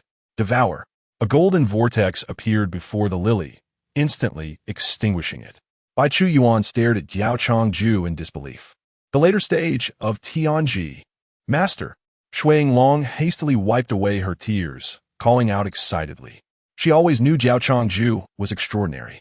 There was no way he could die so easily. I didn't anticipate you were hiding your strength so deeply. Your cultivation is at the pinnacle of the later stage of Tianji. Bai Chu Yuan felt an immense weight in her heart. Diao Changju, uninterested in further conversation with Bai Chu Yuan, knew he must act decisively within these 5 minutes. He immediately launched an attack on Bai Chu Yuan. Now at the pinnacle of the later stage of Tianji, Diao Changju, combined with the principle of devouring, found Bai Chu Yuan no match for him. Soon, he effortlessly subdued Bai Chu Yuan, sealing her cultivation and dropping her onto the soft grass. Oomph. If you wish to kill me, just do it swiftly, Bai Chu Yuan coldly snorted. Although she acknowledged in her heart that Diao Changju was worthy of being her man, she refused to submit verbally. How could Bai Chu Yuan confess her feelings to Diao Changju? After capturing Bai Chu Yuan, Diao Changju contemplated that she was still Shinan Man's direct disciple and thought of handing her over to Shinan Man once they were outside. Speak. We have no grudges between us. Why did you try to kill me? Dia Hang you incurit. If you want me to speak, that would be quite embarrassing for me. Bai Chu Yuan retorted with a mocking smile. If you choose not to speak, so be it. I'm not particularly interested. Diao Changju shrugged nonchalantly. Regardless, when Shinan Man arrived, she would make Bai Chu Yuan confess. Master, are you all right? Shui Long rushed over, concern etched on her face. I'm fine. Diao Changju replied, his injuries minor, just some superficial wounds. At that moment, the time for his 5-minute experience card at the pinnacle of the later stage of Tianji had already expired. But master, why is your face so red? You're entirely flushed. Shui Long exclaimed. Just then, she caught sight of something she should not have, her face turning crimson as she stepped back a few paces. Diao Changju also realized something was amiss with his body. In a panic, he asked the system, what happened? I can't let my disciple see this. This is a side effect of the 5-minute experience card at the pinnacle of the later stage of Tianji. Side effect? Why didn't you mention this earlier? Diao Changju was on the verge of exploding. I forgot to mention it. This is not my fault. I was forced into this. The system, now in the form of a little girl with white wings, pouted, trying not to let her little pearls of tears fall. I've lost my authority. I had to resort to such means to survive. Boo-hoo. Diao Changju's gaze bore into Bai Chu Yuan like a wolf. What are you doing? Don't come near me. Bai Chu Yuan, sitting on the ground, sensed Diao Changju's unusual demeanor and fearfully retreated, her jade legs kicking in desperation. Now that her cultivation was sealed, escape was impossible. Although she internally acknowledged Diao Changju as her man, that did not mean she accepted him in a romantic context. There was still no emotional foundation between them. Shui Long, witnessing the scene before her, collapsed onto the ground. She wanted to flee but found herself unable, merely watching in a daze. Help! Master is truly a beast. Chapter 70. The acting is too fake. 2 hours later, Diao Changju finally returned to normal. Congratulations, host. You have successfully compelled the Daughter of Destiny, Shi Chu Yuan, to submit. Shi Chu Yuan submission value 0. The host receives the following rewards. Reward 1. The host's Chaos Divine Body is restored to 60%. Reward 2. The host's cultivation is elevated to the mid-stage of Tianxian. Reward 3. The host receives a 10-minute experience card at the initial stage of transformation. Submission value of 0. Diao Changju looked unexpectedly at the despondent Bai Chu Yuan, who silently shed tears. Clearly, Shi Chu Yuan was dissatisfied with his performance. He took out a soft sheet from his storage ring and covered her with it. Glancing at the slumped Shui Long, who feared Diao Changju would turn on her, her small face turned pale as she shouted, "Don't come closer. Having witnessed Biku Yuanis miserable et fatieux." Shui Long had developed a psychological barrier against Diao Changju. She could no longer regard him as her master. The shock from the past 2 hours was far too great. It left her speechless.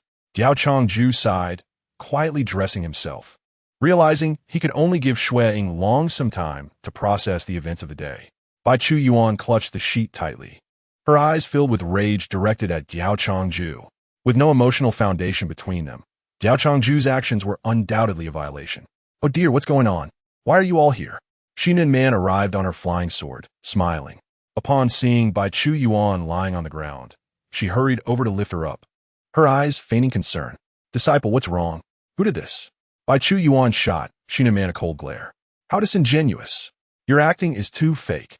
She suspected Xinan Man knew about the day's events.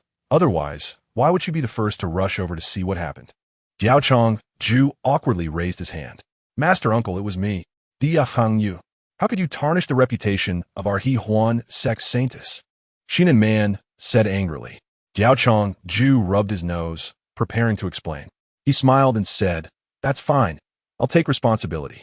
After all, he was in need of a vessel lately. It seemed Xinan Man was on his side. However, why did Xinan Man have such an extraordinarily talented disciple?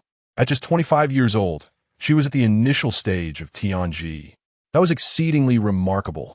Bai Chu Yuan, enduring the pain, donned a new dress as her previous one had been torn to shreds.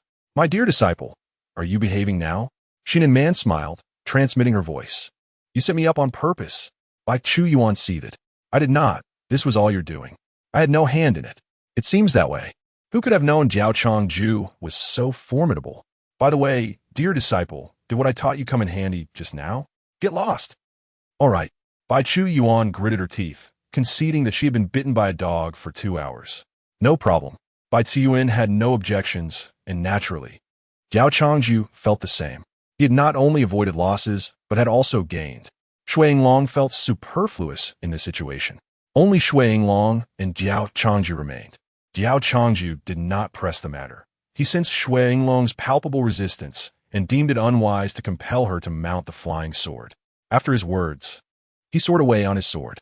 Once Diao Changju departed, Shui Long collapsed onto the ground, hugging her knees, lost in thought. After today's events, she was uncertain how to confront Diao Changju in the future. Just the sight of him would evoke memories of his helpless expression. After a long pause, she lifted her head and took a deep breath. It is only natural for one to desire. My master is no saint. How could he be devoid of desires? Today, I merely witnessed something I should not have. The reason for my master's behavior could likely be attributed to the side effects of a sudden surge in cultivation. He did nothing wrong. While it is Xie Yuan who is at fault, I should not distance myself from my master because of this. Upon returning to the peak, Shui Long acted as if nothing had transpired, yet she deliberately maintained distance from Diao Changju. Diao Changju, in turn, found himself helpless in this regard. Following last night's events, both Shui Long and Bai Yuan had no inclination to participate in the sect competition. Thus, the day passed in such a manner. The sect competition concluded, and Shi Ninman and Yu Femiao subsequently took their leave. Bai Wentian saw no reason to linger at Lingshao's sect and wished to depart hastily. Before his exit, Shi Ninman warned Bai Wentian not to reveal Diao Changju's identity to Bai Huajin. Bai Wentian nodded in agreement. Chapter 71. Qi Shengfei at this moment. A mysterious guest arrived at the Shao family in Longxian continent. A petite girl, around 1.60 meters and strikingly beautiful, sat gracefully in the main seat of the Shao family hall. An elderly woman stood silently beside her with closed eyes. Xiao Zhan and the elders of the Shao family knelt before the girl, trembling with fear. Their apprehension was not directed at the girl, but rather at the elderly woman beside her. The woman emanated an unfathomable aura, instilling an overwhelming sense of dread as she stood there. The girl delicately lifted a teacup, gently blowing on the steam before sipping it leisurely. The atmosphere was eerily silent. Had Yi Bufan still been alive, upon seeing this girl, his system would have undoubtedly erupted with notifications declaring her a top-tier beauty.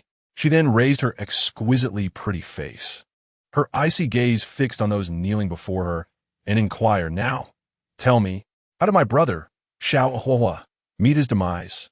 Before Xiao Zhan could respond, the elder of the Shao family hastily interjected, Fairy, this is not my doing. I was merely passing by. I am not a member of the Shao family. I have no connection to Xiao Hua. Xiao Zhan and the others were taken aback, incredulously staring at their elder. No, elder, not again. The elder of the Xiao family was indeed a man of misfortune. Previously, when Xiao Huahua had offended Ling Xiao's sect, he had been innocently dragged into the fray and humiliated. This time, he had done nothing wrong. He had merely wished to find a concubine for pleasure, only to be seized by the elderly woman and forced to kneel here. Truly, the elder of the Xiao family was down on his luck. Had he known the Xiao family would encounter such ill fate, he should have fled after the incident with Xiao Huahua and established a new family elsewhere. Silence. The elderly woman opened her eyes and, with a wave of her hand, sent the elder's head crashing to the ground. Blood trickled from his head and tears streamed down his cheeks. Why is it always me who suffers? You speak. The elderly woman commanded, pointing at Xiao Zhan. At least he appeared somewhat reliable. Xiao Zhan recounted the events that had transpired. Upon hearing this, the girl could not suppress her laughter. What a Ling Xiao sect! What a Diao Changju! How delightful to be possessed by evil spirits! You fools believe whatever others say. Xiao Zhan and the others were bewildered by the girl's words. Was there something amiss? Xiao Zhan asked in confusion. The so-called evil spirit pill you speak of was deliberately arranged by my brother, Xiao Huahua's master. Tell me, is Danshin an evil spirit? Did he possess my brother's body? The girl shouted in indignation. This girl, named Qi Xingfei, was the young master of the Qi family from Tiansheng Xinzhou. At only 23 years of age, she had already reached the mid-stage of earthly mechanism. In Tiansheng Xinzhou, she was second only to Bai Ziyuan in talent. Years ago, she had traveled through Longxin continent and chanced upon Xiao Huahua, although they had only traveled together for a day and exchanged few words. Qi Xingfei had become hopelessly infatuated with him. Xiao Huahua possessed an indescribable charm, and being around him felt effortless. However, she was acutely aware of the vast disparity in their statuses. She was a young master of the Qi family, possessing profound cultivation at a young age, while Xiao Huahua was several years her senior and had yet to reach the Yuanying stage. Thus, a relationship between them was impossible. Consequently, Qi Xingfei exerted tremendous effort to help Xiao Huahua grow stronger, hoping he might one day be worthy of her. Through her machinations, a spatial ring containing Danshen's dormant soul found its way to Xiao Huahua. Believing that under Danshen's protection, Xiao Huahua's cultivation would flourish, Qi Xingfei felt secure enough to enter seclusion. Little did she know that upon emerging, she would discover Xiao Huahua's life talisman had shattered. Enraged, she immediately journeyed to the Xiao family in Longxin continent to uncover the truth and avenge her brother Xiao Huahua. What? Fairy? Are you saying my son has not been possessed? Xiao Zhan exclaimed in shock. The two mysterious powerhouses before them had no reason to deceive him. Yet, Xiao Huahua's cultivation had indeed been inexplicably declining year after year. Xiao Zhan furrowed his brow. It is not wrong to call you all foolish. Qi Xingfei retorted with fury. She then explained the reasons behind Xiao Huahua's decline in cultivation and the sudden awakening after his coma, during which his cultivation had transformed to the heavenly Xian stage. After listening to Qi Xingfei's words, Xiao Zhan's expression turned a ghastly shade of pale, and he fully believed her. The realization that he had unwittingly encouraged Ling Xiao's sect to kill his own son filled him with rage. He knew this was merely an excuse concocted by Diao Changju to eliminate Xiao Huahua. It was precisely because the Xiao family had offended by Hua Jin. Xiao Zhan knelt before Qi Xingfei, deeply bowing. This little girl clearly had a close relationship with Xiao Huahua. Furthermore, Xiao Zhan could discern that they were not from Longxin continent, but rather powerful beings from a higher realm of cultivation. Only they would not fear Ling Xiao's sect and could avenge Xiao Huahua. You need not speak. I will surely avenge this. Find an excuse to summon Diao Changju here. I will kill Diao Changju first, and then annihilate Ling Xiao's sect to honor my brother, Xiao Huahua. Qi Xingfei declared with a fierce expression. Thank you, fairy. I shall go and lure Diao Changju here at once. Xiao Zhan replied, filled with excitement. At Ling Xiao's sect, Diao Changju lay in a rocking chair, basking in the sun alongside Qi Tianqi. Meanwhile, Xue Yinglong sat beneath a tree, meditating and cultivating. The two tacitly chose not to mention the events that had transpired. System. I have suddenly realized something, Diao Changju remarked. What issue? Isn't she Ninman already willingly submissive to me? Why is it that I seem unable to utilize her fortune or abilities? Diao Changju inquired. He could simultaneously harness the devouring principles of Hua, Xiangxi, and the transformation of Shi Ziyuan. This question left the system, Xiao Shi, momentarily baffled. Xiao Shi inwardly cursed. That madwoman possesses an astonishingly high fortune. Who would dare to grant you full access? If I did, I would be obliterated by her the next moment. He opened a panel of Bai Hua Jin. Name, Bai Hua Jin. Age, 25, cultivation, early stage of Di Xian. Submissiveness, 95, physique, Liu Li holy body activated, fortune value, 200. 000. Long ago, Diao Changju discovered that the fortune value of those endowed with luck would increase with their cultivation. Initially, Bai Hua Jin's fortune value was merely 10,000, but has now grown 20-fold. If memory serves, that Shi Chu Yuan is also a Liu Li holy body and of the same age as Xiao Hua Jin. What a coincidence. Were it not for the stark difference in appearance, he might have suspected they were twin sisters. One is Hua Jin, the other is Chu Yuan. He clicked on Shi Chu Yuan's panel. Name, Shi Chu Yuan. Age, 25, cultivation, mid-stage of Tianji. Submissiveness, 0, physique, Liu Li chaos divine body, activated. Fortune value, 500. 000. Chapter 72. Supplementing chaos energy, Liu Li chaos divine body. Fortune value, 500. 000. Diao Changju questioned his memory. When he previously checked, Shi Chu Yuan was clearly a Liu Li holy body. How had she transformed into a Liu Li chaos divine body? Moreover, her fortune value had inexplicably soared from 200,000 to 500,000. A bold idea emerged in Diao Changju's mind. Yet, why had Bai Hua Jin, also a Liu Li holy body, not transitioned into a Liu Li chaos divine body? How strange. In He Huan's sect, Bai Chu Yuan opened her eyes while meditating, her gaze filled with joy. Had she known of such benefits, she would have seized command with fervor. Do you know the name of your current physique? Si Nen Man In Guit? I don't know. It feels like a Liu Li holy body, yet it is not, but my cultivation speed has increased at least 5-fold, Bai Chu Yuan pondered, frowning. Remember, I will only say this once. Your current physique is called the Liu Li chaos divine body, Shi Nun Man stated solemnly. Liu Li chaos divine body? This was the first time Bai Chu Yuan had heard of such a physique, and the name sounded remarkably impressive. Indeed, the Liu Li chaos divine body is formidable, but without the chaos divine body, it amounts to nothing, Shi Nun Man elucidated. Chaos energy? Bai Chu Yuan's face flushed deeper. Whether you wish to supplement your chaos energy is up to you. Cultivate diligently. I must step out for a while. After Shi Nun Man spoke, she turned to leave. In due time, you will obediently seek to supplement your chaos energy. Diao Changju's communication talisman glowed, revealing a message from Li Chenglu Revival. Diao Changju frowned. His first instinct was disbelief. Xiao Hua was not Yibu Fan. Yibu Fan was exceedingly difficult to kill, possessing a fortune value of 1,000,000, while Xiao Hua had only 10,000 and was already as dead as one could be. It was likely that the Xiao family was deceiving him, or perhaps someone was impersonating Xiao Hua. Regardless, their aim was to lure him to the Xiao family. Contemplating the engagement retraction, Xiao Hua and Dan Lao. He wondered if Xiao Hua had a sibling named Xiao Sunair who would seek revenge upon discovering Xiao Hua's demise. The more he pondered, the more plausible it seemed. Even with the transformation card at the initial stage of Hua Shun, he hesitated to visit the Xiao family. Who knew if Xiao Sunair had a powerful protector by her side? To go or not to go? Diao Changju found himself in a quandary.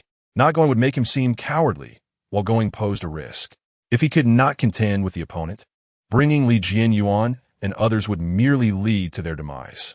Just as he was torn, a fragrant breeze wafted into his nostrils. A pair of delicate hands covered his eyes. Changju, guess who your master aunt is? This was a riddle that required no guessing. There was no need for self-introduction. This unique fragrance could only belong to Shi Nun Man Master Aunt. I cannot guess who you are. Then do not open your eyes. I am your master. Shi Nun Man, she said playfully, planting a kiss on Diao Changju's cheek. Startled, he realized they were in the presence of Qi Tian Chi and Shui Yinglong. How bold of Xin and Man. What if their relationship were to be exposed? Qi Tian Qi, aware of Xin Nun Man's arrival, discreetly turned over, signaling that she had seen nothing. Shuang Long cast a glance at Xin and Man before resuming her meditation. Master truly knows how to play. I saw nothing. I saw nothing. Master Ant, what brings you here? Diao Changju sat up and poured tea for Xin and Man. She made herself comfortable, resting her chin on her hands as she sat across from him. I missed you. Can I not come to see you? Diao Changju chuckled, of course. Master Ant can visit any time, preferably at night. Daytime visits are inconvenient. Changju, what were you so lost in thought about just now? Xin and Man asked. Nothing much. Diao Changju replied, pouring her a cup of tea. Observing Xin Nun Man elegantly savoring her tea, a bold thought crossed his mind. Master Ant, is your cultivation truly only at the initial stage of Tianji? Diao Changju inquired. What do you think? Xin and Man cast a flirtatious glance at Diao Changju. He had no choice but to consult the system. System, are you certain my Master Ant's cultivation is merely at the initial stage of Tianji?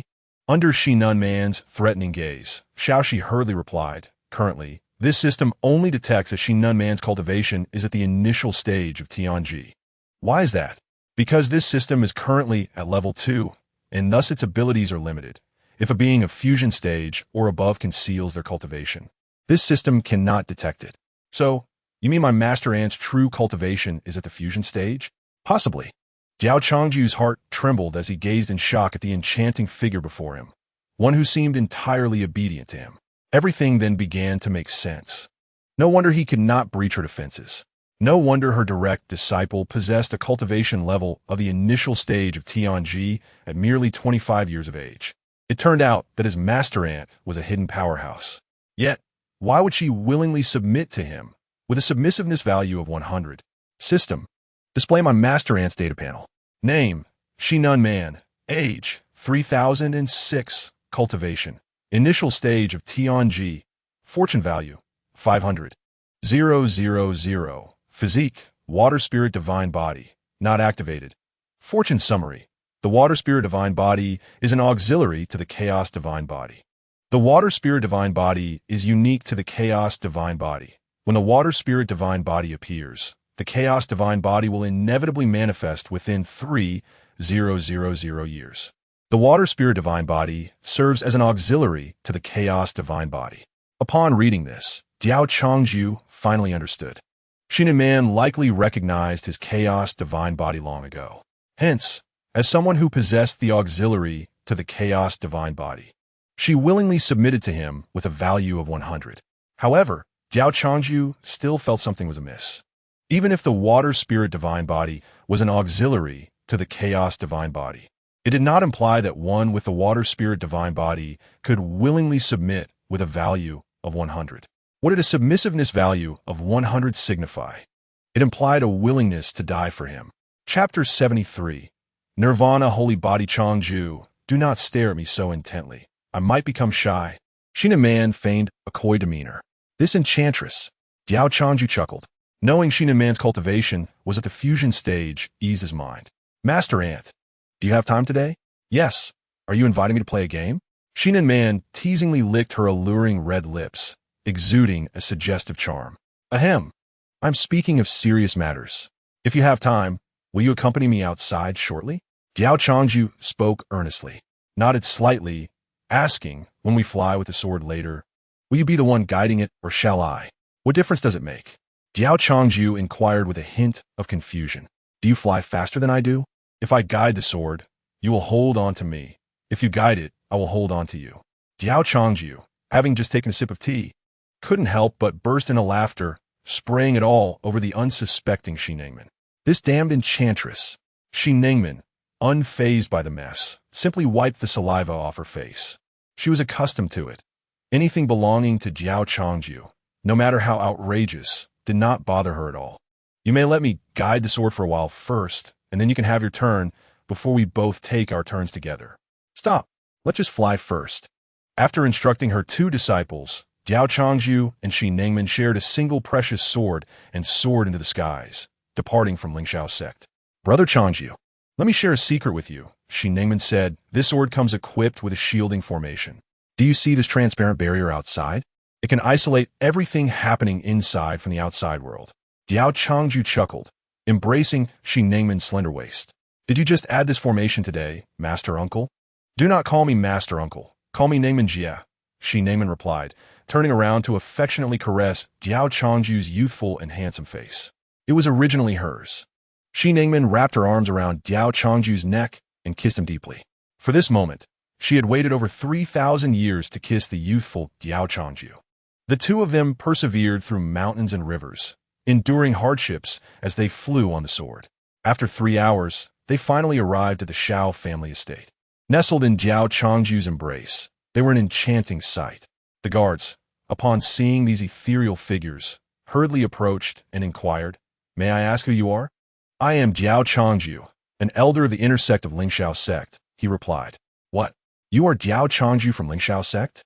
The guard, upon hearing this, immediately gestured for them to enter. "Please, Elder Diao, the family head has been waiting for you in the reception hall," the guard said respectfully. Prior to this, Xiaozhan had instructed the guards that upon Diao Changju's arrival, they should not announce him, but take him directly to the reception hall. Here we are. In the midst of sipping tea, Qi Xingfei put down her cup and coldly remarked, one at the mid-stage of Dixian, and another at the early stage of Tianji. An elderly woman next to her spoke with disdain. Early stage of Tianji. The members of the Shao family kneeling on the ground were taken aback by her words. They had never encountered a master of the early stage of Tianji in their lives. Indeed, Lingxiao sect is impressive. They sent a master of the early stage of Tianji right away. Qi Xingfei sneered, recognizing Diao Changju's caution in bringing along an early stage Tianji master. In the lower tier small realm of Longxian continent, a master at the early stage of Tianji could indeed be considered a top-tier powerhouse. In other lower-tier realms, the highest cultivation they encountered was merely at the early stage of Tianji. However, it was unfortunate that Diao Changju was not cautious enough. His decision to come here sealed his fate. Qi Xingfei crushed her teacup with a sharp sound. They were from the Qi family of Tian Sheng Shenzhou. In Tian Sheng Shenzhou, aside from the three major families, Yi Lu and Bai, the Qi family was considered the fourth major family. A small Lingxiao sect from the lower-tier realm of Longxian continent was beneath their notice. A master at the early stage of Tianji might be formidable in Longxian continent, but in Tiansheng Shenzhou, they were plentiful. The most renowned was the prodigy Bai Ciyuan of the Bai family, who broke through to the early stage of Tianji at the mere age of 22. Meanwhile, in these lower-tier realms, reaching the early stage of Tianji could take a millennium. Qi Xingfei's expression was one of utmost arrogance. At the age of 23, she had achieved the mid-stage of DG and was hailed as a prodigious talent, second only to Bai Ciyuan in Tiansheng Shenzhou. A saying circulated in Tiansheng Shenzhou, the Qi family will rewrite its destiny with the emergence of the super genius Qi Xingfei, establishing it as the fourth major family. Diao Changju, embracing Xi Ningmen, felt fearless. As long as Xi Ningmen was by his side, he could confront the heavens and the earth, doing as he pleased. The guard led them to the entrance of the reception hall and respectfully announced, "Family head, Elder Diao has arrived." "Very well, you may leave." "Elder Diao, please enter," came Xiao Zhan's voice from within. Once the guard stepped away, Diao Changju and Xi Ningmen pushed open the door. Upon entering, they beheld the members of the Shao family kneeling on the ground, with Qi Xingfei seated in the main position. The moment Diao Changju laid eyes on Qi Xingfei, a system notification rang out, detected the daughter of fate. Name, Qi Xingfei, age, 23, cultivation, mid-stage DG, fate value, 1000000, physique, Nirvana sacred body, inactive, fate description, the Nirvana sacred body is a unique physique. Even if the physical body and the primordial spirit are destroyed, as long as a remnant of hair, nail, or flesh remains, resurrection is possible. The cultivation level remains unchanged upon resurrection. Diao Changju's pupils constricted sharply. This Nirvana sacred body is exceedingly formidable, truly an indestructible roach. No wonder she is the daughter of fate with a value of 1000000. System, if I forcibly subdue Qi Xingfei, Can I acquire her Nirvana sacred body ability? Diao Changju eagerly inquired of the system. He thought that since he could use the devouring rule to transform with the little magic fairy, then resurrection through Nirvana should also be achievable. Yes. Xiaoxi answered without hesitation. This is inherently your ability. With the system's affirmation, Diao Changju's gaze towards Qi Xingfei became fervent. Chapter 74. You shameless wretch. Qi Xingfei furrowed her brows slightly, sensing that Diao Changju's gaze was far from ordinary. It resembled a wolf eyeing its prey. You are Diao Changju? Qi Xingfei demanded. Indeed, you summoned me here, Diao Changju replied with a smile. Very astute. Since you are so clever, let me send you to your demise. Without a moment's hesitation, Qi Xingfei launched an attack. Return my brother Xiao Huohua's life. In an instant, Qi Xingfei's mid-stage DG cultivation erupted. Though Diao Changju was only at the mid-stage of Tianxian, he was not intimidated by Qi Xingfei. He turned to Xi Nengmin and instructed, handle that old woman. Then, with a thunderous shout, he declared, Gaia. This was essentially the Liuli liberation of Bai Tiyuan's Liuli's sacred body, but Diao Changju found it amusing to shout it this way. In an instant, a platinum energy armor enveloped him, raising his cultivation level to the mid-stage of DG. Simultaneously, as the energy armor formed, Diao Changju employed the devouring rule, a layer of golden energy waves enveloping the armor. At this moment, fortified by both the Liuli liberation and the devouring rule, Diao Changju felt completely unafraid of Qi Xingfei, who was merely at the mid-stage of DG. After a fierce clash, the reception hall of the Xiao family was reduced to ruins. Xiao Zhan and the others no longer knelt and hastily retreated. Such a level of combat was beyond their comprehension. What a day! What have we done to deserve this? The ancestor of the Xiao family hurriedly took the opportunity to flee.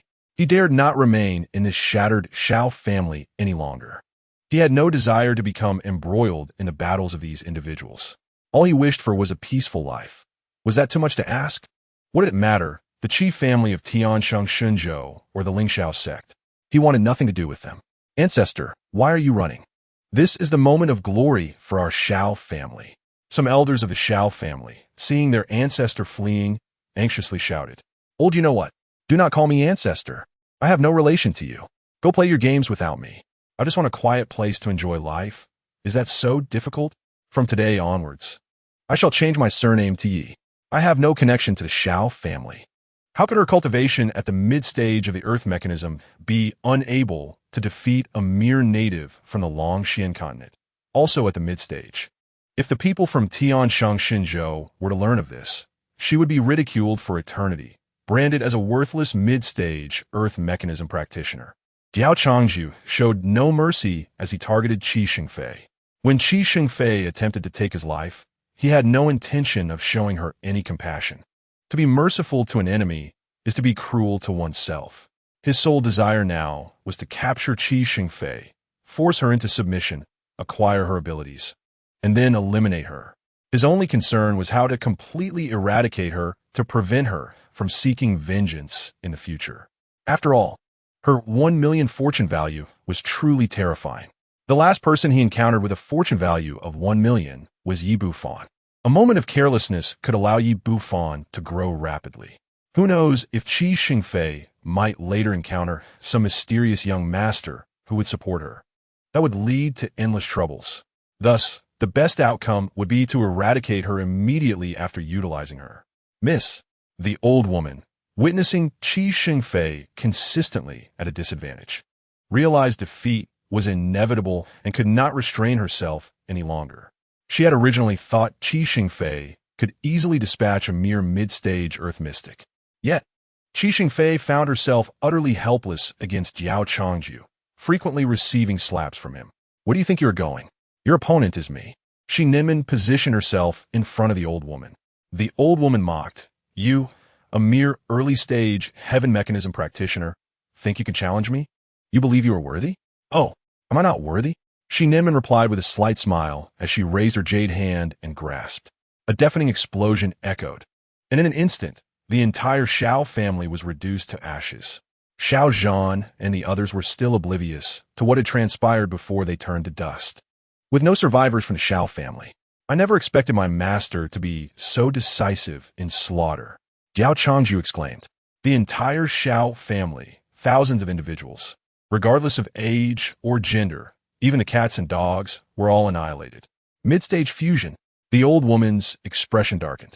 She had only just reached mid-stage fusion herself. Believing that this small, long Xian continent could hardly contain even a handful of transformation stage practitioners, and thus there could not possibly be any mid-stage fusion practitioners, coupled with the regulation that forbade those above the fusion stage from intervening in lower realms. She thought her mid-stage fusion capabilities would suffice to accompany Qi Xingfei to Long Xian continent. Yet, unexpectedly, a mid-stage fusion practitioner appeared before her. Qi Xingfei is the future of the Qi family. Nothing must happen to her here. Consequently, the old woman unhesitatingly shattered a jade pendant, summoning help from the Qi family. However, she soon discovered that the space had been severed, and her message could not escape. Panic surged within her. Who exactly are you? You cannot be merely a mid-stage fusion practitioner. Me? I am the leader of the Hahuan sect on Long Xian continent. What else could I be? Shi Ninman chuckled, covering her mouth. The fleeing ancestor of the Xiao family turned back to witness a scene that would haunt him for life. With a resounding crash, the massive Xiao family was reduced to ashes. He patted his chest in fear, saying, "Fortunately, I ran fast. What business do we insignificant figures have in a battle between immortals? Do we wish to be cannon fodder? Henceforth, I shall rename myself Yi Fan, living a mundane life." The ancestor of the Xiao family lamented. Just as he finished speaking, a colossal handprint emerged from the void, obliterating him into blood mist. I initially intended to spare your life for your discernment, but you chose to court death by renaming yourself Yi Fan. Young master, flee quickly. I will hold her off. The old woman screamed in panic at Qi Xingfei. Aware of the gravity of the situation, Qi Xingfei turned and fled without hesitation. Where do you think you're going? Diao Changju would not allow her to escape. This was an opportunity handed to him on a silver platter. You think you can stop me? Shi Ninman struck the old woman from afar, sending her crashing to the ground, bloodied and incapacitated. Elder He, upon seeing the old woman fall so easily, with her life hanging in the balance, Qi Xingfei cried out with reddened eyes. Seizing the moment, Diao Changju approached her, sealing her cultivation, capturing her like prey. He examined her closely, remarking, "Not bad, though only 1.60 meters, there's still some flesh. Let go of me, you shameless scoundrel."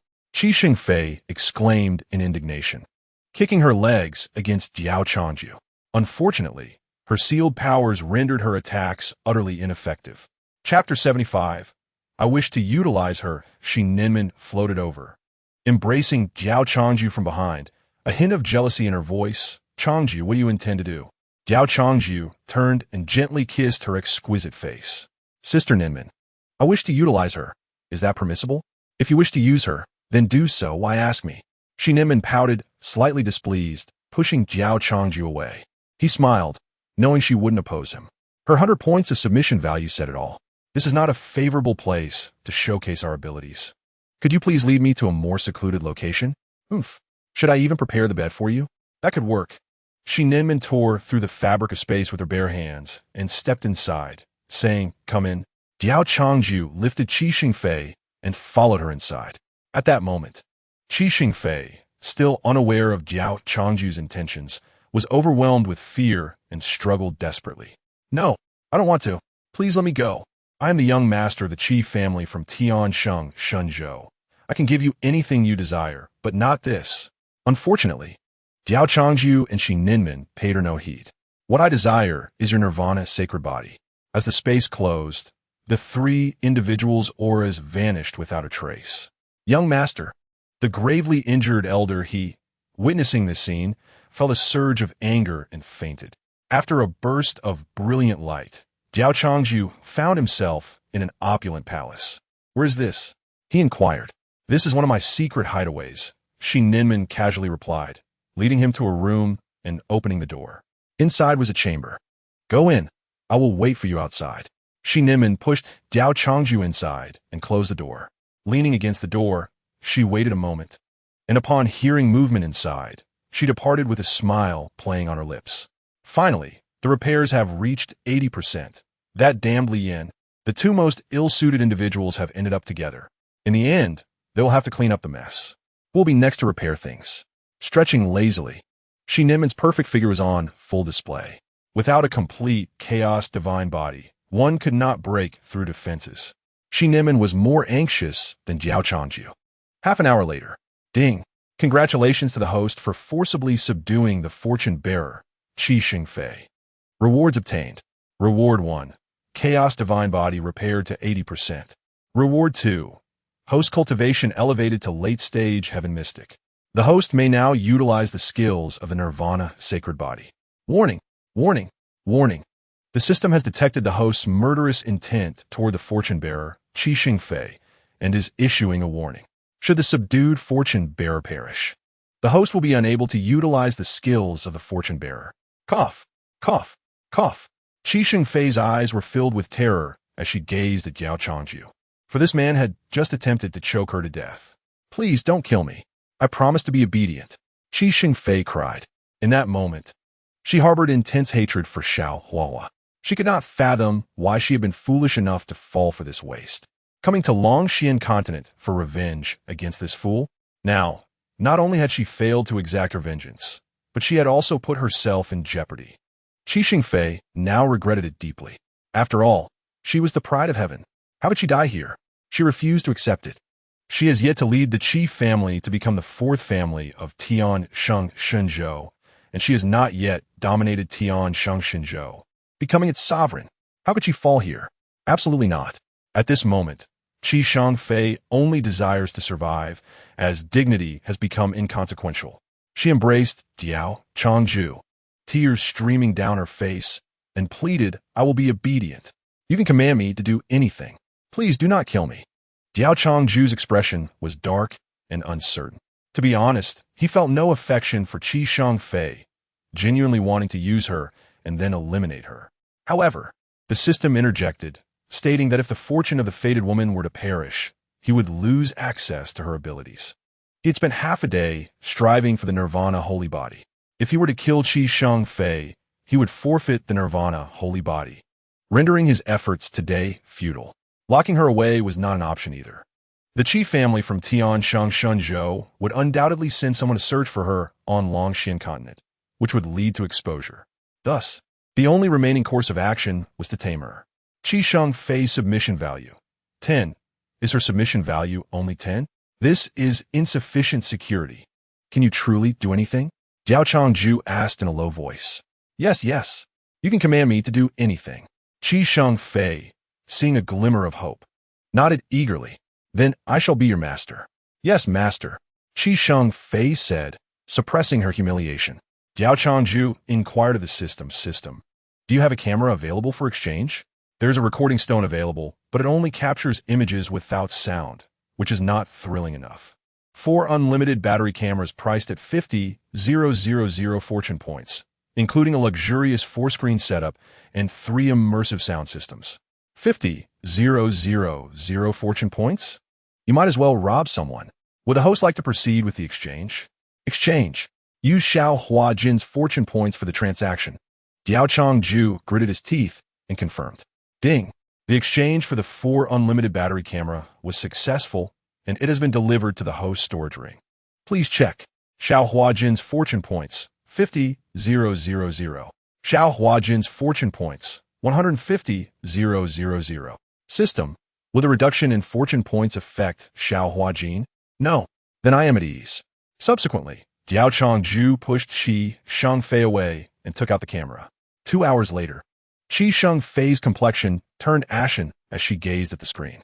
If this were to get out, she would be utterly disgraced and unable to face anyone again. If you do not wish for others to see this footage, you must obey me. After today, we shall have no further relations.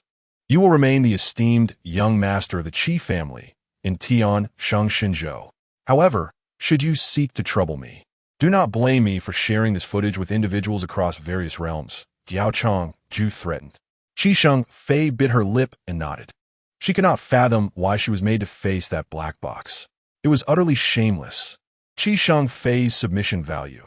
10. Qi Xingfei's submission value. 20 Chapter 76. You have been transformed by me. Having struck her with a rod, it was only natural to provide her with a bit of sweetness. Qi Shengfei was unaware that her constitution was the nirvana holy body. Since she did not know, this nirvana holy body was effectively bestowed upon her by Diao Changju. He sees Qi Shengfei's delicate, creamy white arm. A flicker of fear crossed her eyes. More? Now, she was in pain. Without hesitation, Diao Changju transformed his finger into a blade and made a cut on her pristine arm. It hurts. Qi Shengfei cried out in pain, cursing inwardly this sadistic fiend. What new trick is this? At the next moment, her expression froze. Instead of blood, her arm radiated a cerulean glow, and in mere seconds, the wound healed as if it had never been made. Excellent. It appears my transformation was quite successful, Diao Changju remarked, a brazen satisfaction evident in his tone. Stunned, Qi Shengfei asked, "What do you mean by that? What transformation?" "Your current constitution has been transformed into the nirvana holy body." Diao Changju proceeded to explain the characteristics of the nirvana holy body. Upon hearing this, Qi Shengfei was astounded. "You're not deceiving me? I have no need to deceive you. You will discover the truth when you cultivate yourself in the future." Diao Changju replied enigmatically. Qi Shengfei was filled with joy. If what Diao Changju said was true, then with the limitless rebirth granted by the nirvana holy body, she would be invincible. With a mere disagreement, she could self-destruct, instilling fear in everyone. Despite Diao Changju's somewhat sadistic tendencies, he was undeniably handsome. It seemed she had not lost out by acquiring such a formidable nirvana holy body without cost. Contemplating this, Qi Shengfei's animosity towards Diao Changju diminished significantly. Qi Shengfei's submission value. 30. Qi Shengfei's submission value. 50. Diao Changju nodded in satisfaction. A submission value of 50 indicated that Qi Shengfei posed no threat to him. A small hand grasped his. Qi Shengfei lowered her head, her cheeks flushed, and softly requested, "Master, can we stay here a little longer?" An hour later, Qi Shengfei submission value. 4. Qi Shengfei submission value. 54. Qi Shengfei trudged behind Diao Changju as they exited the room. In the hall, Xinan Man, reclining on a soft couch, yawned and remarked, "Finally, you're out. I thought I would have to wait until the sea runs dry and the stones rot." Diao Changju smiled and introduced the obedient Qi Shengfei to Xinan Man, saying, "Sister Nan, this is Qi Shengfei, my maid." "Greetings, Sister Nan." Qi Shengfei croaked, hastily greeting her. She vividly recalled how Xinan Man had knocked Elder He unconscious with a single slap, indicating her cultivation was far beyond the mere harmonization phase appearance. "Sister Shengfei is truly obedient," Xinan Man said as she stood up, embracing the petite Qi Shengfei, who stood at just 1.6 meters tall and playfully ruffling her hair. Standing at 1.75 meters, Xinan Man towered over Qi Shengfei. After the trio exited, they remained within the confines of the Xiao family. Poor Elder, he was still unconscious on the ground. He harbored no feelings for Qi Shengfei. As long as she lived and allowed him to utilize the nirvana holy body, that was sufficient. "Yes, master." Qi Shengfei looked at Diao Changju's back, feeling somewhat aggrieved. She glanced at her delicate form and then at Xinan Man, realizing she had lost utterly and had been rejected by Diao Changju. No wonder it was said not to seek him out for trivial matters. "As if I were eager to find you." "Oomph." Qi Shengfei snorted softly. With the nirvana holy body, she felt she was not far from dominating Tian Shenzhou. Approaching Elder He, she roused him from his stupor. "Young master, are you all right?" The first thing Elder He did upon waking was to anxiously check Qi Shengfei's condition. Upon seeing her ashen face, he cursed vehemently. "This beast. The young master is only 1.6 meters tall. How could Diao Changju lay a hand on her?" "Enough." Qi Shengfei interrupted Elder He's words, her expression devoid of emotion as she commanded, "Elder He, swear by the heavenly Tao that all that transpired today shall be kept secret." Elder He, perceiving her expression, felt a chill run down his spine, sensing the ominous premonition. If he refused, Qi Shengfei would not hesitate to kill him. Hurriedly, Elder He vowed by the heavenly Tao. After Elder He completed his oath, Qi Shengfei departed alongside him. As they exited, the previously sealed space was reopened. In Xingyu Xingzhou, Linjia. Mother, that Ling Xiao sect is truly too much. Not only did they kill my extraordinary brother, but they also severely injured me. Lin Si-ting cried uncontrollably, clutching a woman. Old Lin, you ought to speak up. Did you not see your daughter's injuries? The woman angrily rebuked the middle-aged man seated in the main seat, holding Lin Si-ting close. This middle-aged man was Lin Jia's patriarch, Lin Qiankuan. Lin Qiankuan quietly sipped his tea, remaining silent. Lin San moved his lips, but did not speak. To speak honestly, Lin Sandong's heart still leaned towards Ling Xiazong. For Huxian GX, the sect leader, was indeed captivating. He contemplated finding an opportunity to slip away to Ling Xiazong to pursue Huxian GX. The prowess she exhibited was ample qualification for her to become his wife. As the saying goes, one must first engage in combat to truly know one another. Before encountering Huxian GX in battle, Lin Sandong regarded her merely as a lowly woman from an inferior dimension who could be trifled with. However, after her victory over him, she had earned the right to be considered his spouse. He feared that Lin Qiankuan, in a fit of rage, might dispatch a powerful figure to annihilate Ling Xiazong. As the tea reached its dregs, Lin Qiankuan set the cup down upon the table, raised his head, and fixed a stern gaze upon Lin Sandong, commanding him to recount in detail what transpired on Longshan continent, insisting that he speak the complete truth. Lin Sandong was taken aback, not expecting Lin Qiankuan to doubt the fabricated tale spun by Lin Sitian. Moments ago, Lin Sitian had launched into a tirade, painting Ling Xiazong as the villain. Father, what do you mean by that? Are you implying that you do not believe my words? You do not trust me? Lin Sitian exclaimed, pointing at Lin Qiankuan like a madwoman. Lin Mu, witnessing her daughter's blatant disrespect towards Lin Qiankuan, panicked and hurriedly attempted to intervene. As the head of the Lin family, Lin Qiankuan's authority was unassailable, even against his own daughter. Typically, Lin Sitian was too intimidated to speak in his presence. Yet now, she dared to shout at him. Lin Sandong was also somewhat astonished by Lin Sitian's behavior. He was aware that her intelligence had diminished after meeting Yi Bufan, but he had not anticipated it to such an extent. Before Lin Mu could finish her words, Lin Qiankuan struck Lin Sitian with an invisible hand, sending her crashing to the ground, blood trickling from the corner of her mouth.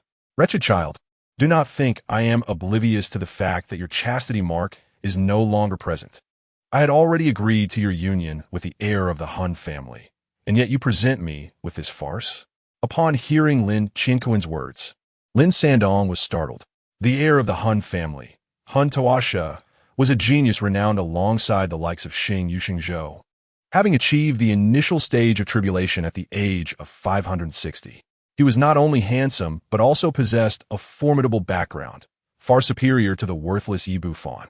For a long time, Lin Sandong had been an ardent admirer of Lin Sitian, striving to win her affection. Yet, Lin Sitian seemed to possess a peculiar aversion to Han Tuasha, ignoring him completely. Lin Qiankuan had long harbored intentions of an alliance with the Han family. What alliance? Father, I refuse to marry. Who would wish to wed that tall and handsome Han Tuasha? He does not even compare to a single toe of my brother Bufan. If you want to marry him, do it yourself. Despite having been slapped, Lin Sitian continued to shout defiantly. Sitian. Lin Mu quickly covered Lin Sitian's mouth. Her heart filled with hatred towards Yi Bufan. She could not comprehend what kind of spell Yi Bufan had cast on her once obedient daughter, turning her into a madwoman. Oof, what fine daughter you've raised. Lin Qiankuan did not spare Lin Sitian a glance and turned to Lin Sandong, commanding him to speak. Lin Sandong, unwilling to withhold the truth, recounted all events that transpired on Longshan continent, including his assessment of Yi Bufan's character. All lies. It's all fabricated. How could you slander my brother Bufan in such a manner? Lin Sandong. Father, do not listen to his nonsense. Lin Sitian erupted with fury at Lin Sandong's accusations against Yi Bufan. Brother Bufan is dead, and you still cannot let go of him? You must defame him? At this point, Lin Mu could no longer restrain herself and struck Lin Sitian across the face. Silence. Do you truly believe we are all fools? Incapable of discerning right from wrong? Lin Sitian's left cheek bore the mark of Lin Qiankuan's slap, while her right cheek bore the mark of Lin Mu's. leaving her looking like a swollen pig's head. In that moment, she felt as though the entire world had betrayed her, convinced that she alone possessed wisdom while the rest were foolish. You do not believe me? Not even you believe me. Mother. Lin Sitian pointed at Lin Mu, tears streaming down her face as she wailed in agony. And you, Lin Sandong, do not think I am unaware.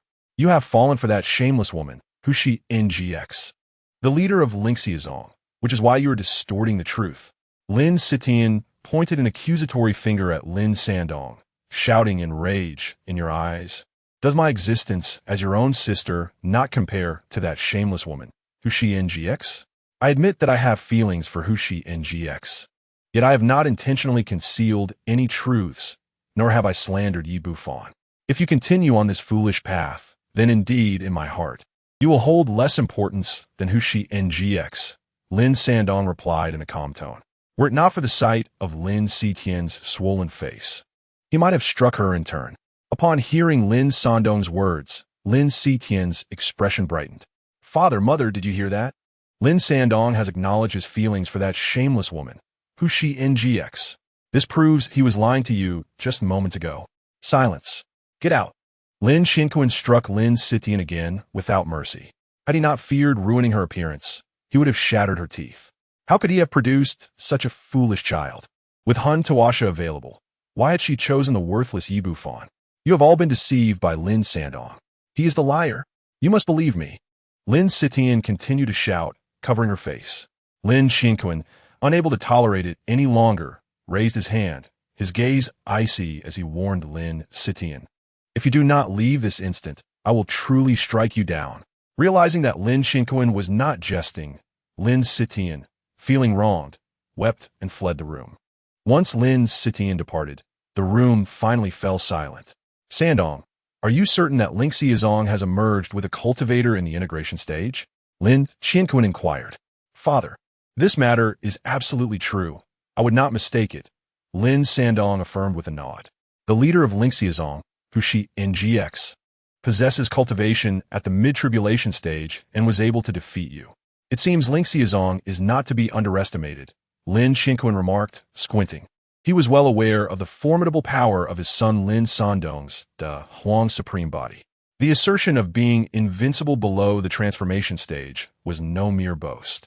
The Domain Lord had established regulations prohibiting cultivators of the integration stage and above from interfering with lower-tier dimensions, which meant that Lingxiazong was an invincible entity on Longshan continent. It was no wonder that Lingxiazong had shown no deference to the Lin family of Xing Yuxing Zhou, daring to injure Lin Sitian. Regardless of how deranged Lin Sitian may be, she remained the fourth young lady of the Lin family. This debt would not be forgotten. Once the time limit imposed by the Domain Lord on this regulation expired, the Lin family would ensure that Lingxiazong would pay the price. And that day was less than a millennium away. Indeed, Father, Lin Sandong's eyes sparkled with excitement. At that time, not only Hu Shi and GX, but also Yu Femiao and X Ninman, I shall claim them all. How infuriating. Why does no one believe my words? They truly are exceedingly foolish. Lin Sitian stormed into the garden, wielding a sword and furiously hacking at the flowers to vent her frustrations. At that moment, a handsome young man approached, smiling as he asked, Sitian, why are you here alone, sulking? Have you encountered something displeasing? Upon seeing him, Lin Sitian's expression turned to one of disgust. Can you not follow me around like a pesky shadow? Are you not tiresome? This young man was none other than Lin Sitian's betrothed, Hun Tawasha. Had grown accustomed to Lin Sitian's insults. Indeed, if she did not scold him, he would feel out of place. Sitian, your father has agreed to our union. You are now my fiancée, Hun Tawasha declared cheerfully. Who is your fiancée? I tell you, Hun Tawasha, you might as well abandon all hope. I, Lin Sitian, will never marry you. Lin Sitian's eyes revealed no hint of concealing her disdain for Hun Tawasha. Hun Tawasha maintained his cheerful demeanor, seemingly impervious to her words.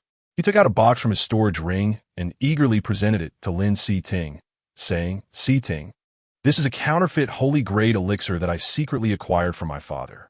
I hope you will accept it. Oomph. Lin Siting coldly snorted. snatching the box without hesitation and stowing it away in her storage ring. Have you consumed the more than 10 counterfeit holy-grade elixirs I gave you before? What flavor were they? Did they yield any effects?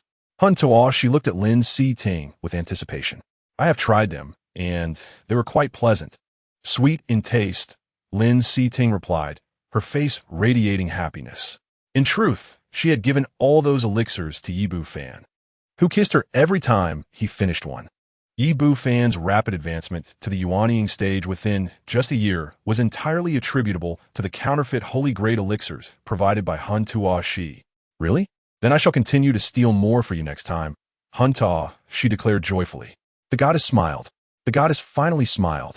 How beautiful the goddess looks when she smiles. Oomph. I did not ask you to steal. That was your own decision, Lin Si-ting retorted, her smile vanishing. The more she looked at Hun Tuo Shi, the more repulsive he became.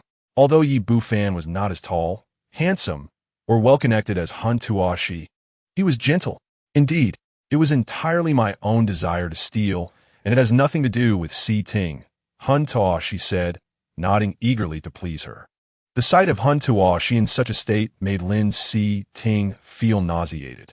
The thought of marrying Hun Tuo Shi and waking up to his repulsive face at night was unbearable.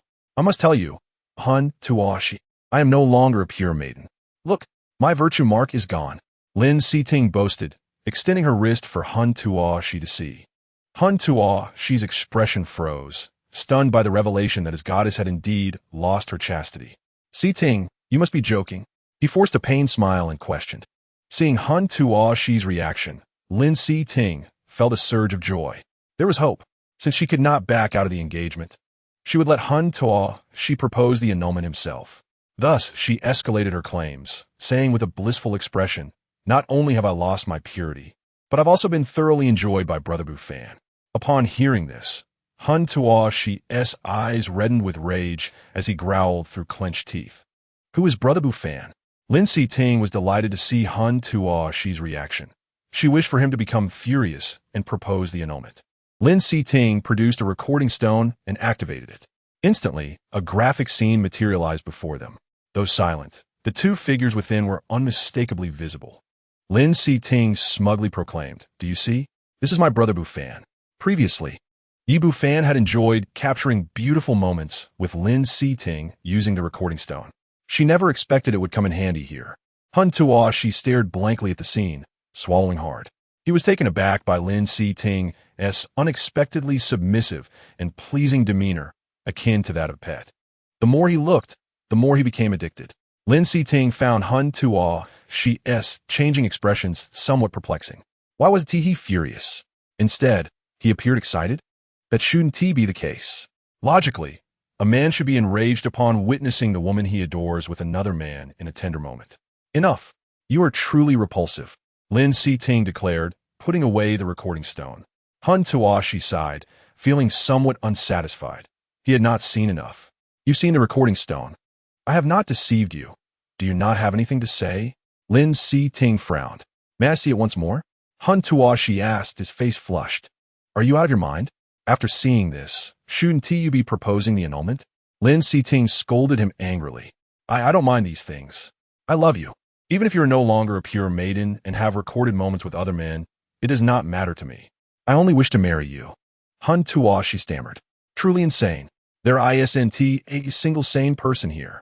Lin Si-ting was at a loss for words. Si-ting, I genuinely love you. I am unperturbed by your Brother Bu-fan. All I desire is for you to marry me. As long as you agree to marry me, I will do anything. Hun Tuo Shi pleaded humbly. Oh, you will do anything for me? Lin Si-ting's eyes lit up. Indeed, Hun Tuo Shi affirmed. Then go to Longxian continent and kill a few people. If you do, I will agree to marry you, Lin Si-ting said with a cold smile. Lin Qiankuan did not believe her words and refused to send anyone to annihilate the small Ling Shao sect, so she could only send Hun Tuo Shi. A mere Ling Shao sect could easily be wiped out by a casual elder sent by her father, yet he chose not to act. What kind of father was he? His daughter was gravely injured, and yet he remained indifferent, not believing her claims. From the beginning, Lin Qiankuan had never regarded her as his own daughter. Since Lin Qiankuan would not help her seek revenge, she would find someone else to do it. Whom should we kill? Hun Tuo, she asked without hesitation. Kill Diao Changju, Hua Xiangxi, Shui Yinglong, and Qi Tian Qi Qi, Lin Siting declared with eyes filled with hatred. She then recounted the events that transpired on Long Xian continent. Hun Tuo Shi, upon hearing this, was enraged, cursing, what a Ling Xiao sect. What a Diao Changju. Especially that shameless Hua Xiangxi. How dare she injure Siting? When he learned that Yi Bu Fan had perished, he felt an inexplicable sense of loss. Moments ago, he had wanted to witness the affection between Yi Bu Fan and Lin Siting firsthand, to see how he managed to tame her and learn from him. Upon hearing Hun Tuo Shi's words, Lin Siting found him more agreeable. Finally, she had found someone who believed her. Finally, someone understood her. It was as though she had found a confidant. She recounted the earlier events to Hun Tuo Shi once more. Hun Tuo Shi, equally indignant, denounced Lin Qiankuan, Lin San, and Lin Mu. Lin Siting's esteem for Hun Tuo Shi grew ever more favorable. The two of them exchanged insults for an entire day until nightfall. All right, Lin Siting said proudly, nodding. They arrived at the door of the room, and Lin Siting halted Hun Tuo Shi, who was about to take his leave. Tuo Shi, it is still early. Would you join me for a drink? Lin Siting suddenly embraced Hun Tuo Shi's arm. He trembled with excitement at her touch. After pursuing Lin Siting for over 500 years, it was the first time she had called him Tuo Shi, the first time they had such intimate contact, and the first time she invited him into her room. Previously, she had always denied him entry. All right, Hun Tuo Shi eagerly nodded. Lin Siting's eyes flickered with disdain. Had she not feared Hun Tuo, she would not wholeheartedly assist her in avenging Yi Bu Fan. She would not have allowed him to take advantage of her. Nevertheless, she found him more agreeable now. So what harm was there in letting him stay for a while? Half an hour later, get off. Lin Siting kicked Hun Tuo Shi out of bed. Why can't you be as efficient as my brother Bu Fan? He never takes more than 15 minutes. And you lack the gentleness of my brother Bu Fan. Fearing you might hurt me, you exert no strength at all. Lin Siting berated him. Soda. I will improve. I don't want to either, but I can't manage 15 minutes. I promise to do better next time. Hun Tuo Shi apologized humbly. Next time? Wait until you bring me the heads of those wretched girls before there will be a next time. Lin Siting shouted. All right, I will definitely bring their heads to you. Hun Tuo Shi exclaimed excitedly. He then hurriedly dressed and ran outside, just like a dog. Lin Siting mocked as she watched Hun Tuo Shi's retreating figure, laughing at him for treating the holy great elixir given by Wen Tian as if it were mere candy. A month has swiftly passed, and all the sacred pills have been consumed by Diao Changju, whose cultivation has now ascended to the late stage of Tianxian. The cultivation speed, enhanced by the chaos divine body in conjunction with the sacred pills, is extraordinarily rapid. The system opened my panel. Name, Diao Changju. Age, 996. Cultivation, late stage of Tianxian. Physique, chaos divine body, 80. Fortune value, Euro. Number of submissive fortune maidens, 5. Next, I open Qixing Fei's data panel. Name, Qixing Fei. Age, 23. Cultivation, mid-stage of earth mechanism. Submissive value, 54. Fortune value, 1000. 000. Physique, Nirvana Sacred Body. Fortune summary. The Nirvana Sacred Body is a unique physique, even if both the physical body and the primordial spirit are annihilated. As long as a remnant, such as a nail, hair, or flesh remains, resurrection is possible. The cultivation level remains unchanged after resurrection, with a submissive value of 54. This implies that Diao Changju can utilize 54 of her fortune value, equivalent to 540,000. System, exchange Qixing Fei's entire fortune value for my cultivation. The current host can use Qixing Fei's 540,000 fortune value for cultivation. The host cultivation will rise to the initial stage of Tianji. Confirm exchange? Confirmed. Diao Changju nodded without hesitation. Since it wasn't his fortune value, he felt no remorse in spending it. Congratulations, host, the exchange was successful, and the host cultivation has been elevated to the initial stage of Tianji. Qixing Fei's fortune value, 540,000. Qixing Fei's total fortune value, 1000. Fido, actual usable, 460,000. Diao Changju sensed the transformation in his cultivation and felt a surge of combat strength. Now, with the initial stage of Tianji and the Liuli liberation, his cultivation could reach the pinnacle of the late stage of Tianji, coupled with the law of devouring. He would not falter even against the peak of the late stage of Huaxin. He pushed open the door and stepped outside. Qi Tianqi was still basking in the sun, lost in slumber. Strangely, her cultivation had inexplicably reached the sacred spirit stage. Shui Yinglong, meditating beneath the tree, opened her eyes, and a flicker of surprise crossed her face upon seeing Diao Changju. She sensed that his cultivation had grown even stronger. At this moment, Shui Yinglong's own cultivation had also reached the Yuanying stage. "Congratulations, Master, on your further advancement," she respectfully said to Diao Changju. Diao Changju nodded. Both chose not to mention past events. "Yinglong, have you finished your pills?" Diao Changju inquired. "I've finished," Shui Yinglong replied softly, her head bowed. "Come here." Diao Changju waved her over to sit beside him at the stone table. Shui Yinglong hesitated before slowly approaching, unable to meet his gaze, for the more she looked, the more she saw his shadow in her mind. For an entire month, she had been tormented by nightmares featuring Diao Changju. Diao Changju, unbothered by Shui Yinglong's peculiar demeanor, took out 10 bottles of pills from his spatial ring and placed them on the table, saying, "Finish these and come to me for more." "Thank you, Master." Shui Yinglong expressed her gratitude as she stored the pills in her spatial ring. "Such a wonderful person as my master. How could I?" She scolded herself inwardly. "Bequaiwen, why has your cultivation speed slowed?" She lamented in the training room. Over the past month, she had grown accustomed to her previous cultivation speed and had become addicted to it. In the courtyard pavilion, Shi Ninman was respectfully preparing tea for a noble woman. At this moment, Shi Ninman had shed her usual alluring demeanor and appeared quite serious. The noble woman's presence exuded an air of regal authority that compelled Bequaiwen to feel an overwhelming urge to kneel upon first glance. Both the noble woman and Shi Ninman turned their attention to Bequaiwen, the former's gaze bearing a scrutinizing quality. "Bequaiwen, you arrived just in time. The task of preparing tea is now yours," Shi Ninman said with a smile. Though Bequaiwen initially intended to turn and leave, she felt compelled to approach when called. The lowly demeanor of Shi Ninman indicated the noble woman's esteemed status. Bequaiwen cautiously prepared tea for the two, her heart racing with anxiety at the prospect of making a mistake. "Xiaomei, I do not care what plans you are concocting, but ensure you maintain proper boundaries. I do not wish for Changju to become a debauched individual." The noble woman spoke in a calm, yet slightly reproachful tone. "Rest assured, our primary aim is to liberate Changju from his dependence on Liu Liyan. He is not the kind to be captivated by every beautiful woman," Shi Ninman respectfully replied. "Alas," the noble woman sighed, "it is merely Liu Liyan who suffers." "In what way is she suffering?" "Her pure light divine body has replaced Changju's chaos divine body. Were it not for her, we would not need to expend such effort to help Changju restore his chaos divine body." Shi Ninman spoke with a tinge of grievance. "She has not even made her entrance yet, and has already stolen home." She lamented. "She is the most wronged one. However, perhaps there is a silver lining.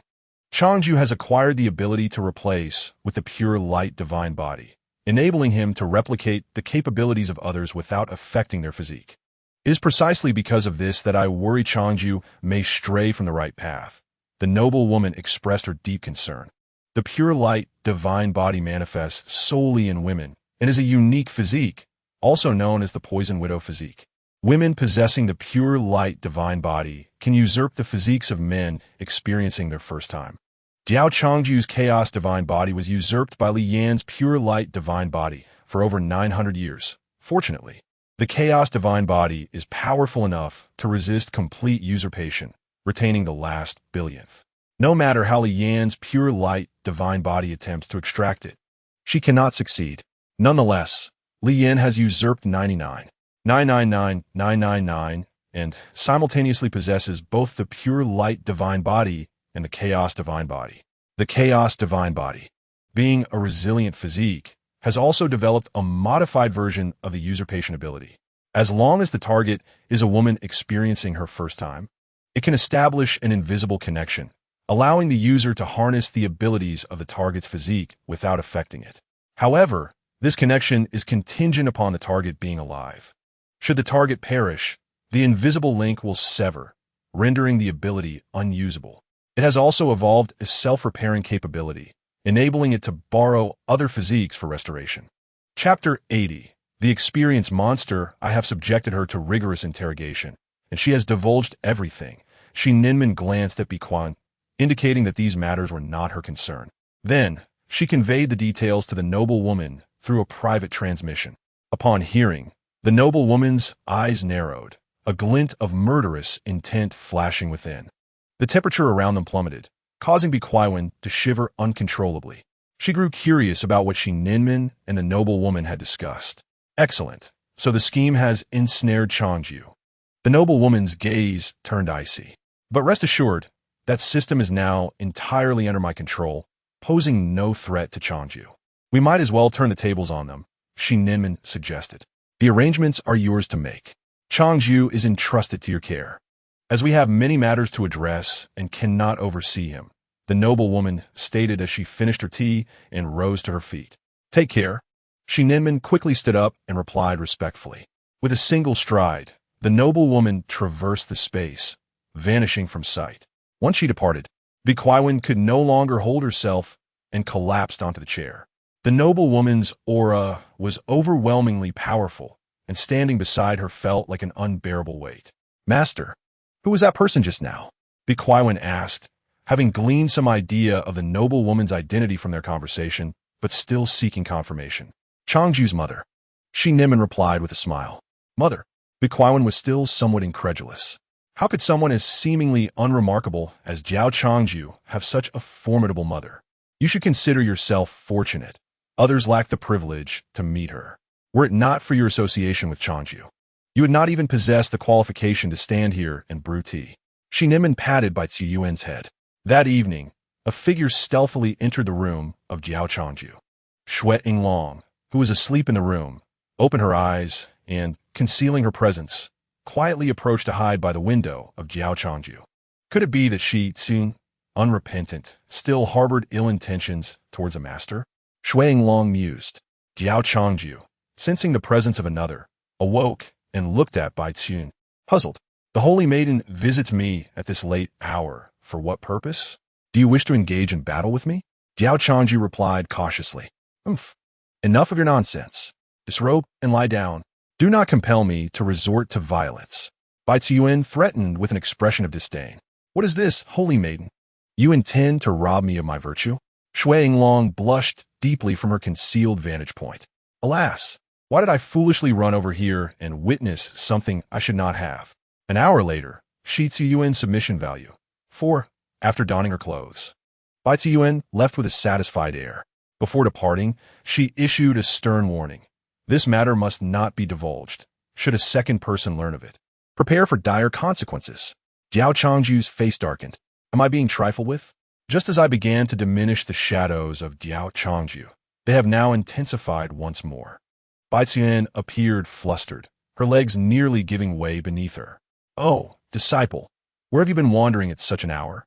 Shi Ninman embraced Bai Ziyuan to prevent her from collapsing, smiling as she inquired. I went out for a brief stroll to clear my mind, Bai Ziyuan stammered, fabricating an excuse. A stroll that fills the chaotic energy to the brim? It is nearly overflowing, Shi Ninman remarked with a knowing glance. Realizing Shi Ninman had seen through a ruse, Bai Ziyuan ceased to explain, firmly pushing Shi Ninman away, stating, Master, I shall go practice. Shi Ninman waved her off playfully, saying, Off you go. Remember to replenish that chaotic energy when it runs low. Bai Ziyuan nearly stumbled upon hearing Shi Ninman's words. Be careful not to spill. Shi Ninman laughed heartily. Embarrassed, Biquan fled. The following day, Diao Changju awoke, intending to venture outside Lingxiao sect to scout for other adversaries among the fortunate. The threat posed by Yi Bufan, who once possessed 1,000,000 fortune points along with a system, was far greater than the current situation. There was no urgency to eliminate him. With his mere 80,000 fortune points, even should he cultivate for another 100 years, he would only reach the late stages of tribulation. Once her own cultivation reached a higher level, she would deal with him effortlessly in Xingyu Holy Continent. He paled in comparison to her two junior brothers, Li Jianyuan, born with a sore body, and Zue Mengsheng, the embodiment of the dreaming saint. Were it not for the scarce spiritual energy of Longxian Continent, both would have long since achieved the god transformation stage.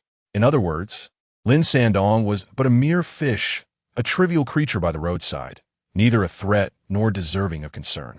The true threats were those fortunate ones with high fortune points. Not long after Diao Changju departed Lingxiao sect, a man followed closely behind. Finally out. I thought you would remain at Lingxiao sect for eternity, Diao Changju. Hun Tuo, she exclaimed with excitement. What he saw was not Diao Changju, but rather Lin Siding's grandbed. Hun Tuo, she, at the early tribulation stage, was aware of the many strong figures within Lingxiao sect. He was not foolish enough to charge and recklessly to confront Diao Changju and the others. Thus, he opted for a strategy of patience, lying in wait at the mountain gate of Lingxiao sect, anticipating the emergence of his target. First and foremost, he could not contend with Hua Xiangxi. If he could not even defeat Lin Sandong, how could he approach her? Therefore, his focus remained solely on Diao Changju, Shuang Long, and Qi Tianqiqi.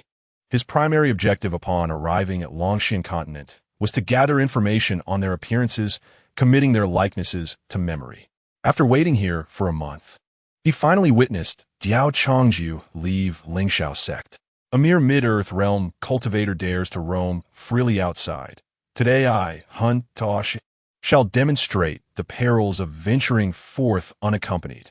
Diao Changju, concealing her true cultivation, appeared as a mere mid-earth realm figure to others. Chapter 81. The Death of Hun Tuo Shi. Ding. Detected hostile fortune child. Name, Hun Tuo Shi. Age, 555 years. Cultivation, early tribulation stage. Physique, celestial dog, saint body. Fortune points, 70,000. Celestial dog, saint body? Diao Changju found herself amused. She had long sensed someone trailing her. A 555-year-old in the early tribulation stage, clearly an outsider, with a vendetta against her. The only suspects were Lin Sandong and Lin Siding. Thus, it was highly probable that Hun Tuo Shi hailed from Xingyu Holy Continent. System. Does Hun Tuo Shi have other powerful allies? Diao Changju inquired, her foremost concern. Alone Hun Tuo Shi posed little threat. Her fear lay in the possibility of him bringing reinforcements. In that case, she would have to request support. No. Fortune points delivered to her doorstep were, of course, to be seized. Therefore, Diao Changju deliberately flew toward isolated areas. Hun Tuo, she was overjoyed by her apparent compliance. I was just pondering how to lure this Diao Changju to a desolate place for a covert strike, and here she is, graciously leading me there, much to my delight. Upon reaching a monster forest, Diao Changju feigned a pause to rest. Hun Tuo Shi, brimming with excitement, emerged from the shadows, rubbing his hands together as he laughed maniacally, proclaiming, Diao Changju, today marks your demise. Diao Changju's gaze fixated solely on the 70,000 fortune points walking before her. Is that so? I remain unconvinced. Untuoshi, perplexed by Diao Changju's calm demeanor, felt a chill of foreboding. This cannot be.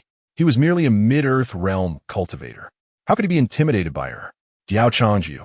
Remember, the one who seeks to end your life is the fiancé of Lin Siding from Xingyu Holy Continent. Hun Tuo Shi. Hun Tuo Shi roared, bolstering his confidence. He was a genius from Xingyu Holy Continent. How could he fear a mere earth realm cultivator from Longxian Continent? Oh, isn't Lin Siding already entangled with Yi Bufan? Your status as a fiancé surely casts a shadow. Diao Changju mocked. Silence. Do not use such derogatory terms to insult my goddess. My goddess is genuinely in love with Yi Bufan. Hun Tuo, she bellowed in outrage. Do you even hear what you're saying? Your points of anger are rather peculiar. Your fiancé, Yi, is entangled with another man, and you proclaim their love is sincere? What purpose do you serve as a fiancé? To nudge him along? Hun Tuo, she's reaction indicated he was indeed aware of Lin Siding and Yi Bufan's relationship. Was he seeking revenge for Yi Bufan? I have no grievances with you. What brings you here to confront me? Furthermore, Yi Bufan is one we assisted in eliminating. Shouldn't you be thanking me instead? Yi Bufan is the beloved of Siding. and thus he is also dear to me.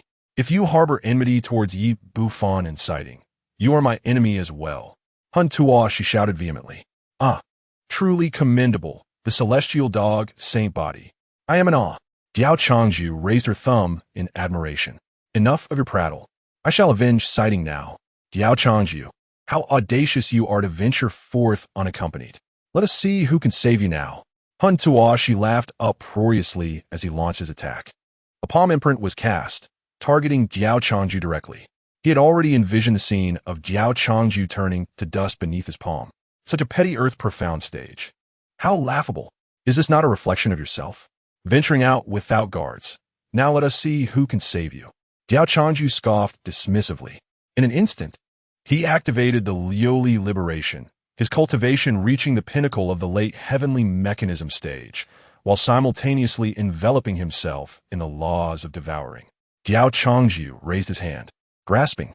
The palm imprint emitted by Hun Tuo was instantly extinguished by him. Pinnacle of the late heavenly mechanism stage. Hun Tuo's expression revealed surprise. He had not anticipated that you had concealed your cultivation. However, do you truly believe that your mere late heavenly mechanism stage can allow you to survive under my novice transcendent stage?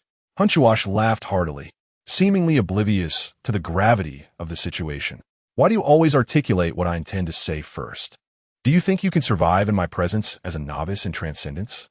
Diao Changju replied with a smile, utterly arrogant. Today, I shall make you aware of what it means to be a genius of Xingyu Xingzhou. I am an existence beyond your reach, a mere character from the Longxian continent. Congratulations, host, for slaying the child of fortune, Hun Tuo. Host has gained 70,000 fortune points. Host's fortune points, 70,000. Diao Changju spat. Huh. And this is the so-called genius of Xingyu Xingzhou? Such a small fry speaks so much nonsense. At the Soul family's life token guarding ground in Xingyu Xingzhou, a crisp sound echoed as Hun Tuo's life token shattered. The disciples guarding the tokens were startled, not expecting the life token of the Soul family's young master to suddenly break. This is a grave matter. The young master's life token has shattered. The disciple guarding the token shouted in terror as he fled outside. What? The young master's token is broken? Isn't he at the Lin family? Are you certain you did not make a mistake? The entire Soul family descended into chaos, everyone rushing to the life token guarding ground to ascertain the situation. Upon witnessing the shattered token labeled with Hun Tuo's name, their faces turned pale with disbelief. Hun Tuo was indeed the next successor of the Soul family, already in the transcendence period at such a young age. Who could have foreseen such an incident? At this moment, a terrifying aura descended from the heavens, crashing into the Soul family's token guarding ground, creating a hole in the roof. The newcomer was a middle-aged man, the current head of the Soul family, Hun Tuo. When Hun Tuo confirmed the shattering of Hun Tuo's token, he let out a mournful wail. Tur, my Tur. The disciple guarding the token, with a face full of grievance, knelt and pleaded for mercy. Head, it has nothing to do with me. I did not break the young master's token. It shattered all by itself. Upon hearing this, Hun Tuo, in a fit of rage, struck the disciple guarding the token, causing his head to explode. The disciple could not fathom why Hun Tuo would kill him. He was merely a token guard. What did the shattering of Hun Tuo's token have to do with him? Should he have rushed to protect the token from shattering when he saw it about to break? Hun Tuo merely sought someone to vent his fury, and the disciple guarding the token happened to be in his line of fire. Chapter 82. A world of ignorance and stupidity. Tor had been residing at the Lin family. Yet now his token was shattered. What a fine Lin family. They had only recently decided to unite with us through marriage, and now they have killed my Tor? Hun Tuo's eyes turned bloodshot. Although Hun Tuo had numerous wives and concubines, Tur was his only flesh and blood. The higher the cultivation, the more difficult it became to conceive. Hun Tuo had finally managed to have a son, whom he had spoiled to the heavens. Where are the 5 elders? Hun Tuo roared. Instantly, 5 elders emerged from the void. What are your orders, head? Accompany me to the Lin family. I shall discover how my Tur met his demise. Hun Tuo declared, filled with rage. As you command. The five elders responded in unison. Hun Chuotian then propelled himself, with a resounding explosion, soaring into the sky like a cannonball, leaving the floor cracked and sunken. A violent shock wave swept outwards, toppling all disciples present. A cacophony ensued as chaos erupted in the token guarding ground. The five elders followed closely behind. At the Lin family of Xingyu Shengzhou, in a pavilion, Lin Siding gently caressed her slightly protruding belly, radiating happiness. This was the offspring of her beloved Yubufan, already 3 months along. Had her belly not begun to show, she might not have realized her pregnancy. Yubufan truly was remarkable. While others might take thousands of years to conceive, he had accomplished it in just a year. Lin Siding fondly stroked her belly, as if caressing Yubufan himself. If I were to have a son, I would name him Yefan. I do not desire you to be as extraordinary as your father, but simply to grow up to be an ordinary person. She then shifted her tone, her voice turning icy as she cursed. Just as Lin Siding finished speaking, a tremendous explosion erupted from the Lin family. The grand entrance was reduced to rubble. Dozens of disciples perished, while a multitude lay on the ground, maimed and wailing in agony. Lin Qianquan, come out! Hun Chuotian, accompanied by the five elders, hovered in the air, bellowing in rage. His voice echoed throughout the entire city. A peak late-stage transformation realm expert from the Lin family soared forward, angrily demanding, "Who dares to cause chaos in my Lin family?" Before he could finish speaking, Hun Chuotian flashed before him, delivering a palm strike that turned him into a mist of blood. "I am a chaos. You wretched scum dare to shout at me?" The arriving Lin family disciples turned pale at the sight of the peak late-stage transformation realm expert being obliterated, hastily distancing themselves in fear. "Hun Chuotian, what madness drives you to my home at this hour?" A deep voice echoed as a dignified middle-aged man appeared before Hun Chuotian. This man was Lin Qianquan, and his face was ashen with fury. "Madness? You say I am mad?" Hun Chuotian burst into laughter, as though hearing the most absurd joke in the world. Lin Qianquan furrowed his brows, perplexed by Hun Chuotian's sudden aggression. For centuries, due to Hun Chuotian's affection for Lin Siding, the Lin and Soul families had maintained a favorable relationship. Just months prior, they had finalized the union, celebrating with drinks and merriment together. Now, Hun Chuotian was attacking their family without cause. Truly baffling. "Hun Chuotian, you cannot strike at my Lin family without giving me a reason," Lin Qianquan replied coldly. Their families were roughly equal in strength. If a conflict arose, it would only lead to mutual destruction, benefiting other families. "Reason? You Lin family have committed your own misdeeds. And yet you question me for a reason?" Hun Chuotian retorted with sheer rage. "What do you mean by that? What have we Lin family done?" Lin Qianquan was utterly bewildered. It seemed he had not commanded anyone to target the Soul family. Had he? Could it be that the ancestors intended to act against the Soul family, secretly instructing him to do so? Meanwhile, at a distance, Lin Sandong and Lin Siding had also arrived to witness the scene. "Sister," Lin Sandong exclaimed, astonished at Lin Siding's slightly rounded belly. Lin Siding had remained secluded in her courtyard since being struck by Lin Qianquan, and he had not expected to find her pregnant upon seeing her again. Lin Sandong could easily deduce that this was Yubufan's child. Lin Siding, with a face full of happiness, proudly caressed her belly. "Are you envious? This is the flesh and blood of my Yubufan. You are courting death. Do you not realize you were to be wed to Hun Chuotian?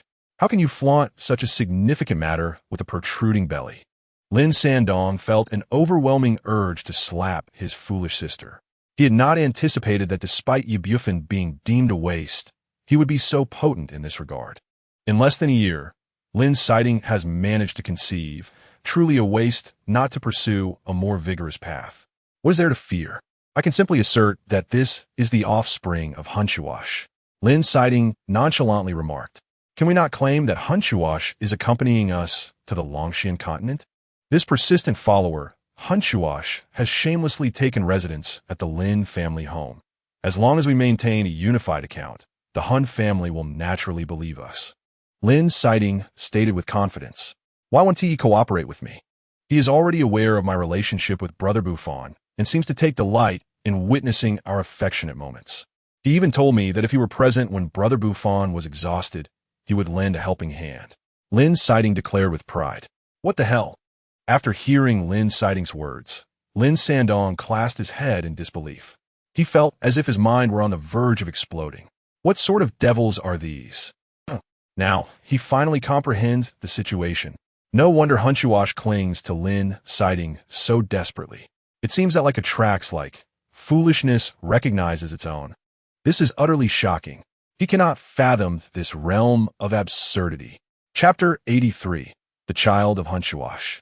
Upon overhearing the conversation between Lin Qinquan and Hun Tiandi, Lin Sandong felt an ominous premonition.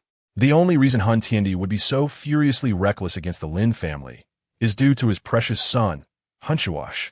Lin Sandong anxiously inquired of Lin Siding, "Have you sent Hunchuash to the Longshan continent to avenge Brother Buffon?" Lin Siding, still unaware of the gravity of the situation, nodded, affirming yes. Upon hearing this, Lin Sandong's heart sank. It was over. Something must have happened to Hunchuash. Are you out of your mind? Hunchuash has only just begun to overcome his tribulation. You send him to Lingxiazong to kill?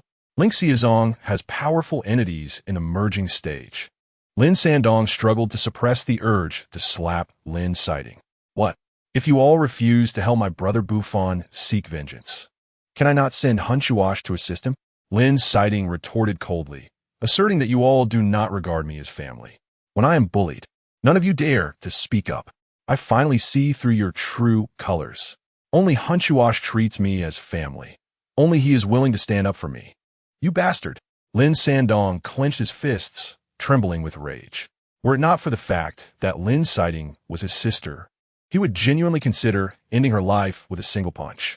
Before encountering Yi Buffon, Lin Siding was relatively normal.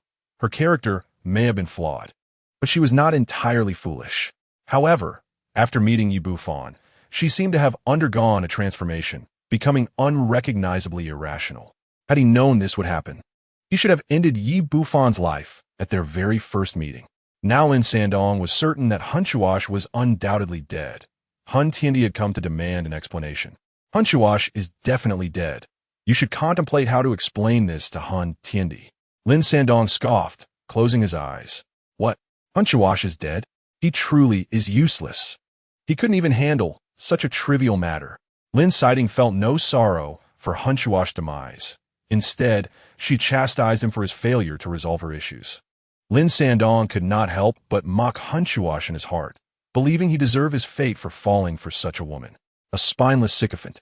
Even if he perished for his goddess, she would feel not an ounce of grief. Lin Sandong was well aware of Hunchuash's foolish habit of stealing family treasures to present to Lin Siding. He had warned him more than once to cease such foolishness. Despite their friendship, Hunchuash remained impervious to reason. Such a sycophant deserves his fate. No one will mourn his loss. What have you done? My son Hunchuash's life token has shattered. What have you done? Hun Tiandi roared in fury. What? Hunchuash is dead? Lin Qinquan was equally taken aback. Hunchuash had always been at the Lin family home. How could he possibly die? If someone had intended to harm him, how could they have remained unaware? Lin Qinquan recalled how Lin Siding had been incessantly demanding that he allow Hunchuash to seek vengeance for her brother Buffon, and he had refused her. However, Hunchuash, devoted as he was to Lin Siding, would have obeyed her every whim.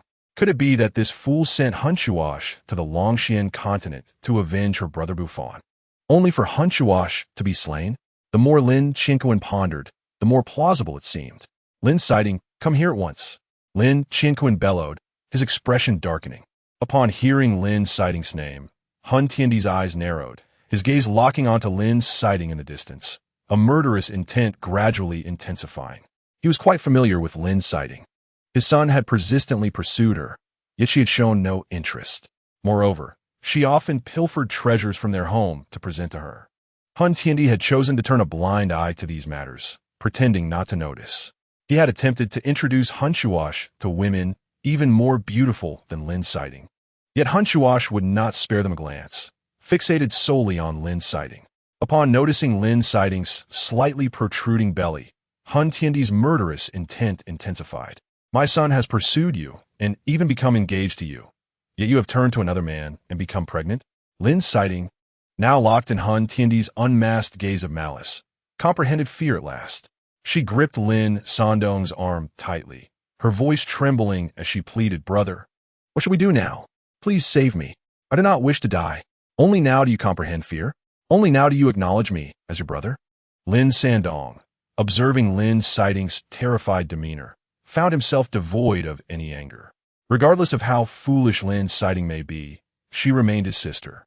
In her current state, she would undoubtedly expose herself the moment she stood before Lin Qingquan and Han Tiandi, spouting nonsensical and illogical excuses. Lin Sandong could not abandon Lin Sighting in her time of need. "Do not speak recklessly. Leave everything to me," Lin Sandong instructed Lin Sighting. "Yes." Lin Sighting nodded gratefully. Lin Sandong and Lin Sighting approached Lin Qingquan and Han Tiandi. During this time, Lin Sandong communicated with Lin Qingquan, coordinating their accounts. Upon seeing Lin Sighting's swollen belly, Lin Qingquan immediately discerned that she was carrying Yi Bufan's child. His face turned an alarming shade of pale. After learning the full story through Lin Sandong's messages, he nearly suffered a cerebral hemorrhage. How could he have produced such a foolish daughter? However, with Han Tiandi now confronting him, if he were to reveal Lin Sighting's actions, the Lin and Han families would undoubtedly plunge into conflict, resulting in mutual destruction. Han Tiandi may not flinch, but Lin Qingquan certainly would. Therefore, he could only follow Lin Sandong's advice and shift the blame onto the Lingxiazong on the Longshan continent. Room? Upon hearing Lin Qingquan's words, Han Tiandi furrowed his brow. When did Han Chuash climb into this woman's bed? Looking again at Lin Sighting's bulging belly, a disbelieving thought arose. Could this child belong to Han Chuash? Lin Sighting, despite being somewhat prepared, was taken aback by Lin Qingquan's intensity, stammering and unsure of how to respond. Lin Sandong quickly interjected, "Father, do not frighten Sighting. It would be detrimental to the fetus. It belongs to Han Chuash," Lin Sighting murmured, lowering her head. She repeatedly apologized to Yi Bufan in her heart. "I am sorry, Brother Bufan. I have no choice. I can only subject our child to this predicament." Chapter 84. Be Rational. Han Tiandi swiftly regained his composure, analyzing the situation before fixing a cold, piercing gaze upon Lin Sighting. Lin Sighting was instantly alarmed, having not anticipated that Han Tiandi would see through her. She found herself at a loss for words, unable to mount a defense. Lin Sandong immediately stood up and said, "Senior Han, you may not be aware that during our training excursion, my sister and I were accompanied by Brother Tuashi. Many events transpired during that time, and my younger sister, Si Ting, accepted Brother Tuashi. They even shared a bed after a night of revelry, ultimately becoming inseparable, spending each day together." Lin Sandong's words were flawless and left no room for doubt. Upon hearing this, Han Tiandi's heart was almost convinced. He had previously proposed to Lin Qingquan on numerous occasions regarding Han Tuashi, but each time Lin Qingquan respectfully declined, citing his regard for Lin Siting. Yet, this time, Lin Qingquan readily agreed. It turned out that Lin Siting and Han Tuashi had already become involved without his knowledge. Is what Lin Sandong said true? Han Tiandi asked Lin Qingquan, still feeling uneasy. If I had not received Siting's consent, how could I possibly agree to the union with your Han family?" Lin Qingquan, with a demeanor resembling that of a loving father whose daughter had been taken away by a young rogue, displayed his shrewdness. Han Tiandi's expression improved considerably. Since Lin Siting was already pregnant with Han Tuashi's child, it was unlikely that the Lin family would take any adverse actions against him. Lin Siting had memorized the lines prepared by Lin Sandong. At this point, she suddenly broke down, embracing Lin Sandong and weeping uncontrollably. "Brother Bufan, your death was so tragic." Upon hearing Lin Siting's words, Han Tiandi's brows furrowed deeply. Her utterly devastated expression did not seem feigned. "Who dares to harm my Tu?" Han Tiandi shouted, his eyes ablaze with fury. He suspected that other families from Xingyu Shengzhou were envious of the union between the Han and Lin families, leading to the assassination of Han Tuashi. "Sister, you didn't tell Brother Tuashi about that incident, did you?" Lin Sandong suddenly interjected. "What incident?" Han Tiandi narrowed his eyes. The Ling Shao sect possesses experts in the fusion realm. Under the Domain Lord's decree forbidding those above the transformation stage from acting against lower planes, the Ling Shao sect is an invincible force. My father had no choice but to endure this grievance. At that time, my sister was already pregnant, fortunate not to have suffered a miscarriage. We thought Brother Tuo, she had also swallowed his anger. But it seems he must have ventured to Longxian continent alone to seek retribution against the Lingxiao sect, only to be killed by their powerful members, Lin Sandong lamented. It's my sister's fault for revealing this to Brother Tuo Shi. She is the one who caused his demise. Han Tianyi gritted his teeth in fury, roaring, what a Lingxiao sect. He knew his son's temperament all too well. If his wife had been gravely injured while pregnant, he too would not have been able to tolerate it. But why did Han Tuo Shi seek vengeance against Lin Si-ting instead of confiding in him? Han Tianyi seethed with rage. Where's Longxian continent? He demanded angrily. Lin Xinquan sensed the gravity of Han Tianyi's demeanor and felt uneasy. Did he intend to personally annihilate the Lingxiao sect? He quickly interjected, Brother Han, be reasonable. The Domain Lord's rules have not yet expired. Just endure for a while longer. When 1,000 years are up, a mere Lingxiao sect can be extinguished at will. There is no need to violate the Domain Lord's regulations. Lychee? How can you talk about lychees? What lychee can I have? My only son has been killed. And you want to talk about lychees? I do not have a multitude of sons like you. Han Tianyi screamed. Lin Xinquan realized that anything he said would be futile. So he suggested, the highest cultivation of the Lingxiao sect is merely at the fusion stage. We can send some fusion stage death servants to eliminate the Lingxiao sect. There is no need for us to act personally. Death servants are the most loyal individuals within each family, and when ordered to die, they would not hesitate for a moment. They are also the most esteemed family assets. Difficult to cultivate as they must possess both loyalty and high cultivation. Fusion stage death servants are essentially the trump cards of the Lin and Han families. If possible, Lin Xinquan would prefer not to waste his family's fusion stage death servants in this way. However, feeling guilty, he reluctantly decided to dispatch one fusion stage death servant. The fact that Lin Si-ting was not carrying Han Tuo Shi's child would eventually be uncovered by Han Tianyi, so before that, Lin Si-ting should suffer a miscarriage. Lin Xinquan's main objective was to shift the blame, attributing Han Tuo Shi's death solely to the Lingxiao sect. The matter concerning Tuo Shi is partly our Lin family's responsibility. We are willing to send a fusion stage death servant to assist. And you should also send a fusion stage death servant. That will be sufficient to eliminate a small Lingxiao sect. There is no need for us to personally intervene and disrupt the Domain Lord's established rules. Han Tianyi's expression darkened as he contemplated this, eventually finding it reasonable. The authority of the Domain Lord must not be infringed upon. Chapter 85. An unexpected encounter with Huang Yuxuan. After eliminating Han Tuo Shi, Diao Changju wandered to a nearby grand city, Longxian City, in search of any wild, opposing fated children. Acquiring fate value by slaying opposing fated children is a much quicker method to enhance one's cultivation than through self-training. Unfortunately, after wandering the streets all day, he encountered no wild, opposing fated children. Senior brother, what brings you to Longxian City? A voice filled with surprise called out. Diao Changju turned to find Huang Yuxuan. It had been a while since they last met, and Huang Yuxuan had finally broken through to the initial stage of the Earth Profound Realm. Xuanzi, what are you doing here? Diao Changju replied, somewhat astonished. He had not expected to run into his junior disciple in Longxian City.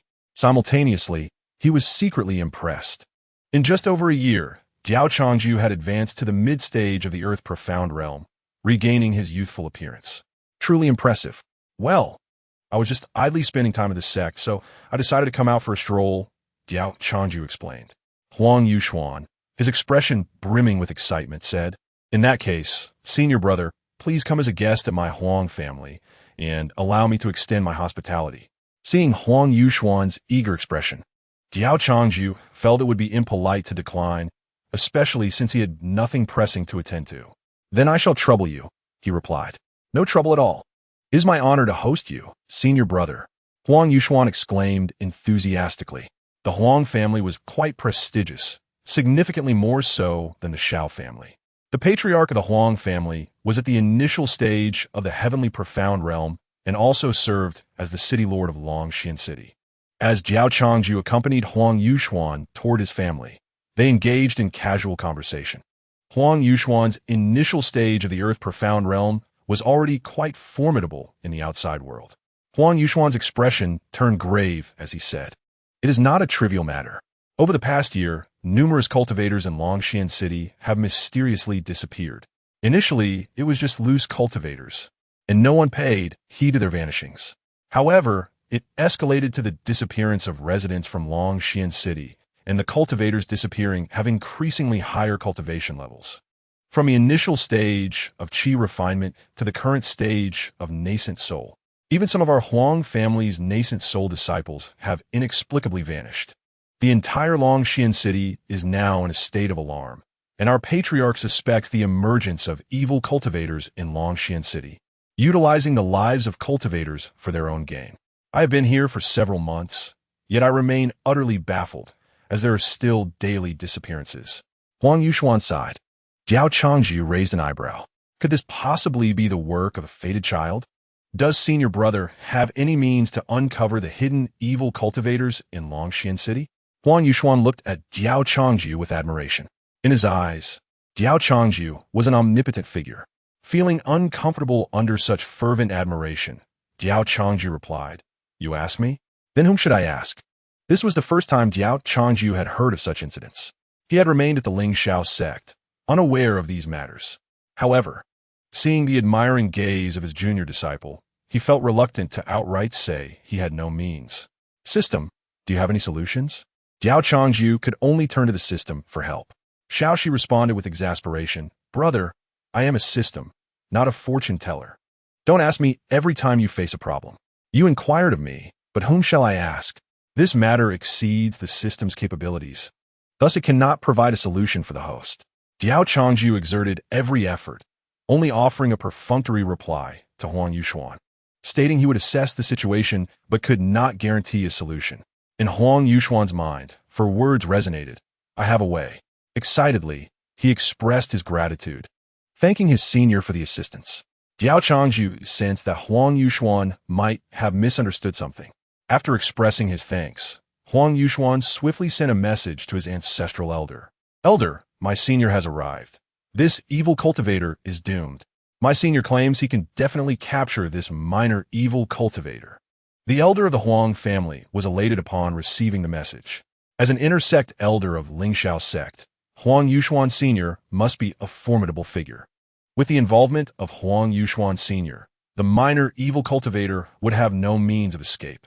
The elder of the Huang family immediately issued orders to prepare a banquet. "Let's feast. Yuxuan Sr. has come to eradicate the evil cultivator. We must express our gratitude." "What? Huang Yuxuan Sr. is coming to exterminate the evil cultivator? What? Huang Yuxuan Sr. has located the evil cultivator? What? The evil cultivator has already been slain by Yuxuan Sr.? What? A banquet is being held to thank him?" Suddenly, the Huang family became a flurry of activity, bustling to arrange the venue. A beautiful woman emerged from a room, observing the lively atmosphere of the Huang family, and inquired of a maid, "What is happening?" "Huang Yuxuan's elder brother has slain the evil cultivator?" The woman's expression reflected confusion. Her name was Huang Suilio, the eldest daughter of the Huang family, aged 200 years, with cultivation in the mid-Yuaning stage, regarded as a genius. In Longxian continent, talented disciples from each family were sent to major sects for training, while those with decent potential but not selected by major sects were retained for individual cultivation within their families. For powerful families, if disciples could not enter major sects, it was preferable for them to cultivate within their clan. Huang Zuilio was a disciple meticulously nurtured by the Huang family. Years ago, she had passed the 3 trials of Lingxiao sect, but could only become a servant disciple. Rather than serve as a servant disciple in Lingxiao sect, it was more advantageous to cultivate within her family. Thus, she chose not to join Lingxiao sect. Simultaneously, she was hailed as the foremost genius and beauty of Longxian City, the dream companion for countless suitors. Unfortunately, her lofty aspirations led her to dismiss those who sought her hand, deeming them unworthy. The ideal husband in her heart must not only possess striking looks, but also high cultivation talent and a powerful background. Otherwise, she would be compromising herself. Given her beauty and extraordinary cultivation potential, why should she settle for an ordinary individual? According to lineage, Huang Yuxuan was Huang Zuilio's cousin, yet their interactions were minimal. When she attended the assessment at Lingxiao sect, Huang Yuxuan was merely an ordinary intersect disciple. Although Huang Yuxuan knew many within Lingxiao sect, his integrity prevented him from leveraging connections for Huang Zuilio, leading her to harbor grievances against him. Especially after Huang Yuxuan became an intersect elder, her resentment only deepened. She often pondered that had Huang Yuxuan facilitated her entry into Lingxiao sect as an outer sect disciple, her cultivation would not merely be at the mid-Yuaning stage. Huang Yuxuan's elder brother? He must possess considerable cultivation. I wonder if he is handsome. If he is, I might begrudgingly permit myself to become acquainted with him. Huang Zuilio mused. Upon their arrival, the elder of the Huang family and others bowed in unison, calling out, "Welcome, Elder Diao." Diao Changju felt a twinge of embarrassment, akin to having one's toes pinched. Huang Yuxuan beamed, giving a thumbs up behind Diao Changju, exclaiming, "Well done." Onlookers speculated about the identity of the young, handsome man who warranted such an esteemed welcome from the city lord of Longxian. Many recognized Huang Yuxuan, a notable figure in Longxian city and an intersect elder of Lingxiao sect. Seeing Huang Yuxuan standing behind Diao Changju indicated the respect he held for the young man. The crowd connected the dots, realizing that this young man was referred to as Elder Diao, implying he was a significant figure within Lingxiao sect. Soon, messages spread throughout Longxian city, announcing the arrival of a prominent figure from Lingxiao sect to the Huang family. Huang Yuxuan introduced the elder of the Huang family. "This is our ancestral elder, Huang Chunxiu." Huang Chunxiu, with graying hair and faint wrinkles, appeared to be around 70, yet his vitality was remarkable. Huang Yuxuan then introduced Diao Changju. "This is my senior, Diao Changju, also an intersect elder of Lingxiao sect." However, his background is exceptional. He is the direct disciple of the previous sect leader, Hua Xiangxi, and the current sect leader. Liu Liyan is his junior sister. My senior is upright, kind-hearted, and exceedingly handsome, with a discerning eye and a way with words. Huang Yuxuan excitedly enumerated his praises. As Huang Chunxiu and others listened, their admiration for Diao Changju grew. Conversely, Diao Changju felt increasingly embarrassed, wishing to find a hole to hide in. He promptly interjected, "All right, Xiao Su, such trivial matters need not be discussed." Huang Yuxuan acquiesced, reflecting, "My senior truly favors humility. Elder Diao, the banquet is ready. Please follow me." Huang Chunxiu said respectfully. Diao Changju had no choice but to follow Huang Chunxiu. As he passed the lined-up disciples, each greeted him with enthusiastic shouts of Elder Diao. This overwhelming reception left Diao Changju at a loss for words, pondering who conceived such an extravagant welcome. Soon, he entered the banquet hall, taking his seat at the head table. The audience, composed of Huang family's disciples, filled the seats based on their status, all gazing fervently at Diao Changju. This was indeed a person of great significance. At that moment, a striking woman entered the banquet hall. It was none other than Huang Zuilio. Upon seeing her, Huang Chunxiu exclaimed joyfully, "Zuilio, come here to greet Elder Diao." "Elder Diao?" Huang Zuilio's gaze shifted to the handsome young man in white seated at the head table. "Delicately sipping tea." Instantly, her heart, which had remained calm for 200 years, began to race erratically. How handsome! He possesses high cultivation and a formidable background. This is exactly the ideal husband she envisioned. Diao Changju slightly raised his head, also gazing at Huang Zuilio, a hint of appreciation flickering in his eyes. She was quite lovely, exuding a gentle demeanor, reminiscent of Shui Long, though slightly less so. Huang Chunxiu, who had been observing Diao Changju, noted the admiration in his eyes and smiled. It seemed Elder Diao was fond of beauties like Huang Zuilio. He thought to himself, if Diao Changju and Huang Zuilio were to become one, the Huang family would surely soar to new heights, given Diao Changju's formidable status within Lingxiao sect. Huang Zuilio lowered her head, her cheeks flushed, and approached Diao Changju with a flustered heart, softly declaring, "This humble woman, Huang Zuilio, has come to pay her respects to Elder Diao." Huang Chunxiu cast a knowing glance at the gathering and remarked, "Chui Lu, You shall entertain elder Diao Chang together with your cousin Yuxuan. As young individuals, you surely have much in common, whereas we, the older generation, struggle to keep pace with your youthful minds and shall refrain from intruding. With that, Huang Chunqiu and the others withdrew, leaving Diao Changju, Huang Yuxuan, and Huang Chui Lu together. Huang Chui Lu, perceptive to the situation, took on the task of pouring tea and serving water. Huang Yuxuan understood his elder's intention well. He too hoped that Diao Changju would take an interest in his cousin. Consequently, he steered the conversation towards Huang Chui Lu. Throughout the exchange, Huang Chui Lu attempted several intimate gestures, which he deftly evaded. Diao Changju acknowledged his own numerous romantic entanglements, admitting to a certain fickleness in his affections.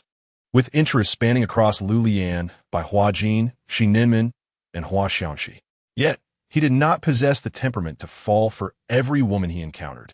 He recognized Huang Chui Lu's evident attraction towards him and thus wished to deny her any opportunity. After the banquet, Diao Changju expressed his fatigue and requested Huang Yuxuan to arrange for him to rest. Observing Diao Changju's retreating figure, Huang Chui Lu's expression turned despondent. She was accustomed to being pursued by other men, often appearing indifferent, but Diao Changju's disregard left her feeling rejected. Huang Yuxuan, noticing Huang Chui Lu's gloomy demeanor, offered a comforting smile, saying, "Cousin, do not be disheartened. My senior brother has always been this way. He is exceptionally virtuous, having never engaged in any intimate actions with women, making him a rare gem. His indifference toward you mirrors his treatment of all women. Keep your spirits high." Huang Yuxuan encouraged her, conveniently overlooking Shi Ninmen and Shi Tianqi, one being the leader of Yihuan's sect and the other his disciple, whose occasional close interactions were hardly unusual. "Is that so?" Huang Chui Lu inquired, her resolve reigniting. Rarely encountering a man of such quality, she was determined not to let this opportunity slip away. She resolved to take bold action, believing that Diao Changju's upright character would ensure he took responsibility for her. Chapter 87. I am merely a passerby on your path to immortality. Upon returning to his room, Diao Changju intended to rest when a knock echoed at the door. He opened it to find Huang Chui Lu standing there. Diao Changju raised an eyebrow. At that moment, Huang Chui Lu had indulged in considerable drink, her cheeks flushed and her attire scant. The implications of her late-night visit were unmistakable. She was clearly attempting to seduce him. "I have important matters to discuss with young Master Diao. May I enter for a detailed conversation?" Huang Chui Lu said shyly. "It is late, and the presence of a lone man and woman in a room may lead to misunderstandings that could tarnish your reputation, Miss Huang. We can speak here." Diao Changju replied coldly, unwilling to permit her entry. If Huang Chui Lu were oblivious to Diao Changju's intentions, it would indeed be foolish. Tears welled in her eyes as she asked, "Am I ugly?" Diao Changju sighed. Were it not for Huang Chui Lu being Huang Yuxuan's cousin, he would not waste words with her and would simply tell her to leave. "You are not unattractive, but I'm not your ideal choice. I feel no affection for you. Just because you like someone does not mean that person will reciprocate your feelings. You will encounter better men in the future. That man will be your true match, while I am merely a transient figure on your journey to immortality," Diao Changju said matter-of-factly. He had delivered this speech countless times before. In his youth at Lingshao's sect, many of his junior sisters had harbored crushes on him, and he had always rejected them in this manner. Huang Chui Lu could no longer contain her tears, sobbing uncontrollably as she choked out. "But why did I have to meet you? A man as exceptional as you stands out like a firefly in the dark. Other men pale in comparison. How could I ever encounter someone of your caliber again?" "You will," Diao Changju assured her. Those junior sisters he had previously turned away had also said similar things. Yet they eventually found their destined partners. Diao Changju never believed that his rejections would lead them to perpetually pine for him. Once they left, could they not love again? Such occurrences belonged solely to fairy tales. Wan Nukui Liu fled in tears. A man, having stealthily arrived, witnessed her disheveled state, hands concealing her face. As she ran from Diao Changju's courtyard, crying loudly, he felt as though the sky had collapsed. He hurried after her, asking, "Sister Chui Lu, what happened?" Huang Chui Lu only cried louder, ignoring him as her pace quickened. The man, realizing something, grew increasingly furious. Just imagine, in the dead of night, a disheveled woman crying her heart out as she fled a man's quarters. Was it not evident that she had just been wronged by him? Diao Changju of Lingxiao sect. The man's eyes blazed with intense hatred. He yearned to storm in and kill Diao Changju on the spot. Yet that would not suffice. Diao Changju had humiliated the woman he had long admired, Huang Chui Lu. Simply killing him would not quench his thirst for vengeance. He intended to ruin Diao Changju's reputation before putting an end to him.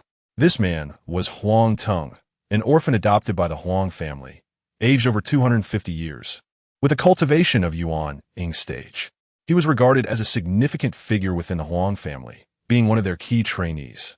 He had met Huang Chui Lu on a task, and from that day forth, he had viewed her as a goddess, secretly harboring feelings for her.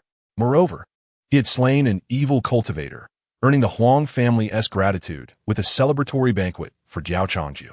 This struck Huang Teng as utterly laughable. It was clear that Diao Changju was deceiving everyone. What did it mean that Diao Changju had slain an evil cultivator? Diao Changju had done nothing of the sort. Huang Teng himself was the so-called evil cultivator spoken of in Longxian City, still very much alive. That was not a slaying. Huang Teng had once been an ordinary disciple, his talent unremarkable, and had remained at the foundation building stage for 100 years.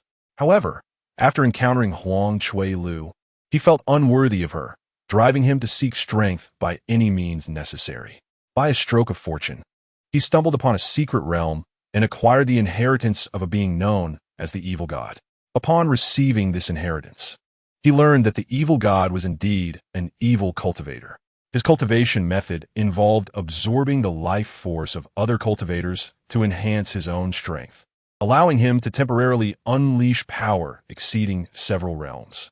Initially, he was hesitant, reluctant to practice this nefarious technique, the star absorption method, fearing he would become a pariah. He had hoped to advance steadily and earnestly. Unfortunately, reality dealt him a heavy blow. His mediocre talent left him stagnating at a certain realm for over a decade. And watching his gap with Huang Chui Lu widen, he ultimately succumbed to the allure of the star absorption method. At first, he only dared to covertly absorb and refine inconspicuous loose cultivators. However, once he tasted the sweet rewards of rapid advancement, he began to grow bolder. As Huang Teng's cultivation rose, his ability to absorb lower-tier cultivators diminished, compelling him to target those of higher cultivation. In recent years, as the number of missing cultivators in Longxian City grew, suspicions arose regarding the presence of evil cultivators. As for the missing disciples of the Huang family, some bore grudges against Huang Teng. Others had witnessed him absorbing and refining corpses within his room, and still others were enamored with Huang Chui Lu, constantly speaking of her. He felt a peculiar sense of curiosity and intended to ascertain the truth. To his astonishment, upon arriving outside the courtyard of Diao Changju, he witnessed Huang Cuilio, disheveled and resembling a victim of bullying, weeping as she fled from the premises. He had taken countless lives to cultivate his nefarious arts solely to be worthy of Huang Cuilio. His intent was to propose to her, seeking her hand from the Huang family's elder. Yet this shameless Diao Changju of the Lingxiao sect had thwarted his path to happiness. The thought that he had never even held Huang Cuilio's delicate hand, while she had been sullied by Diao Changju, filled Huang Teng with unbridled rage. He vowed to make Diao Changju pay dearly for this transgression. The following day, the Huang family hosted yet another banquet for Diao Changju. This time, an event open to the public. Notable figures from all of Longxian City gathered, eager to catch a glimpse of this prominent figure from the Lingxiao sect, hoping for a chance to forge connections with him. Diao Changju sat expressionless at the head of the table, sipping tea in silence. Had he known that attending the Huang family would entail so many trivial matters, he would have refused to come. He felt as though he were a mere spectacle, with each guest approaching him for a moment before taking their seats. Huang Yuxuan, noticing Diao Changju's displeasure, felt a twinge of awkwardness. The banquet had been arranged by Huang Chunxiu, who was entirely unaware of the underlying tensions. Meanwhile, Huang Cuilio had managed to compose herself. After a night of contemplation, she had come to terms with the reality of her feelings. The one she cherished might not reciprocate her affections. Suppressing her admiration for Diao Changju, she quietly assumed the role of pouring tea beside him. Truly, Diao Changju, a young elder of the Lingxiao sect, had already reached the mid-stage of the earthly realm, appearing even younger than Huang Yuxuan, who was, in fact, his junior. Upon his arrival in Longxian City, Diao Changju had swiftly eradicated a malevolent cultivator. Was it true? Could he boast of such feats? Huang Teng had witnessed it firsthand. In his flowing white robes, Diao Changju had single-handedly cleaved the grotesque, three-headed demon in twain with a single strike of his sword. The guests continued to extol Diao Changju's prowess. However, unbeknownst to them, Diao Changju had concealed his true cultivation level, which was in fact the early stage of the heavenly realm, leading others to perceive him merely as a mid-stage earthly realm cultivator. As he listened to the exaggerated praises, he felt a sense of bewilderment. When had he vanquished any malevolent cultivator? He, the very subject of these rumors, was entirely oblivious to them. Who was responsible for such baseless fabrications? Suddenly, an indignant shout reverberated through the hall, drawing attention to a somewhat handsome young man striding into the venue. His fierce gaze was fixed on Diao Changju, brimming with fury. The sight of Huang Sulio, who had clearly suffered at Diao Changju's hands yet now feigned indifference while serving him, deepened his anguish. The assembly was thrown into a state of astonished silence. Huang Teng, what madness has seized you? Barked a middle-aged man in the sacred infant stage, who was none other than Huang Suilio's father, Huang Tianba. In the hierarchy of the Huang family, he stood just beneath Huang Chunqiu. Diao Changju slowly raised his head, looking down upon Huang Teng. At that moment, the system alerted him with a notification. Ding, hostile fate bearer detected. Name, Huang Teng. Age, 251. Cultivation, late Yuan infant, fate value, 300. 000. Fate synopsis. An ordinary Huang Teng unexpectedly inherits the legacy of an ancient malevolent deity known as the star absorption technique, allowing him to enhance his cultivation by absorbing and refining others, thereby unleashing power that transcends his original realm, with the disparity being more pronounced the lower his opponent's cultivation. Thus begins his invincible path. Star absorption technique? Is that not the very technique of the malevolent cultivator from Longxian City? Diao Changju thought, amused by Huang Teng's audacity. How dare he act so arrogantly when he was merely at the late Yuan infant stage? Why not focus on his own growth instead? What madness are you spouting? You claim Diao Changju has slain the malevolent cultivator, yet do you possess any proof? Huang Teng retorted, his anger palpable. Preposterous! How dare you question Elder Diao's actions? Huang Tianba thundered. Nevertheless, Huang Teng's words began to stir doubt among some attendees. Indeed, we have yet to see the malevolent one's remains. You claim to have witnessed Elder Diao's victory. Why do you not speak up now? Would I ever say that? Do not fabricate lies. Huang Teng protested. You explicitly stated that you saw Elder Diao, clad in white, dispatch the grotesque, malevolent being with a single strike. The crowd murmured in agreement, a wave of uncertainty washing over them. Huang Tianba's brow furrowed as he absorbed the surrounding chatter. He firmly believed in Diao Changju's account. Huang Yuxuan, perplexed, pondered how Diao Changju had never openly claimed to have vanquished the malevolent cultivator, who was spreading these falsehoods about his elder brother. Silence. I witnessed Elder Diao slay the malevolent being with my own eyes. Who are you to challenge him?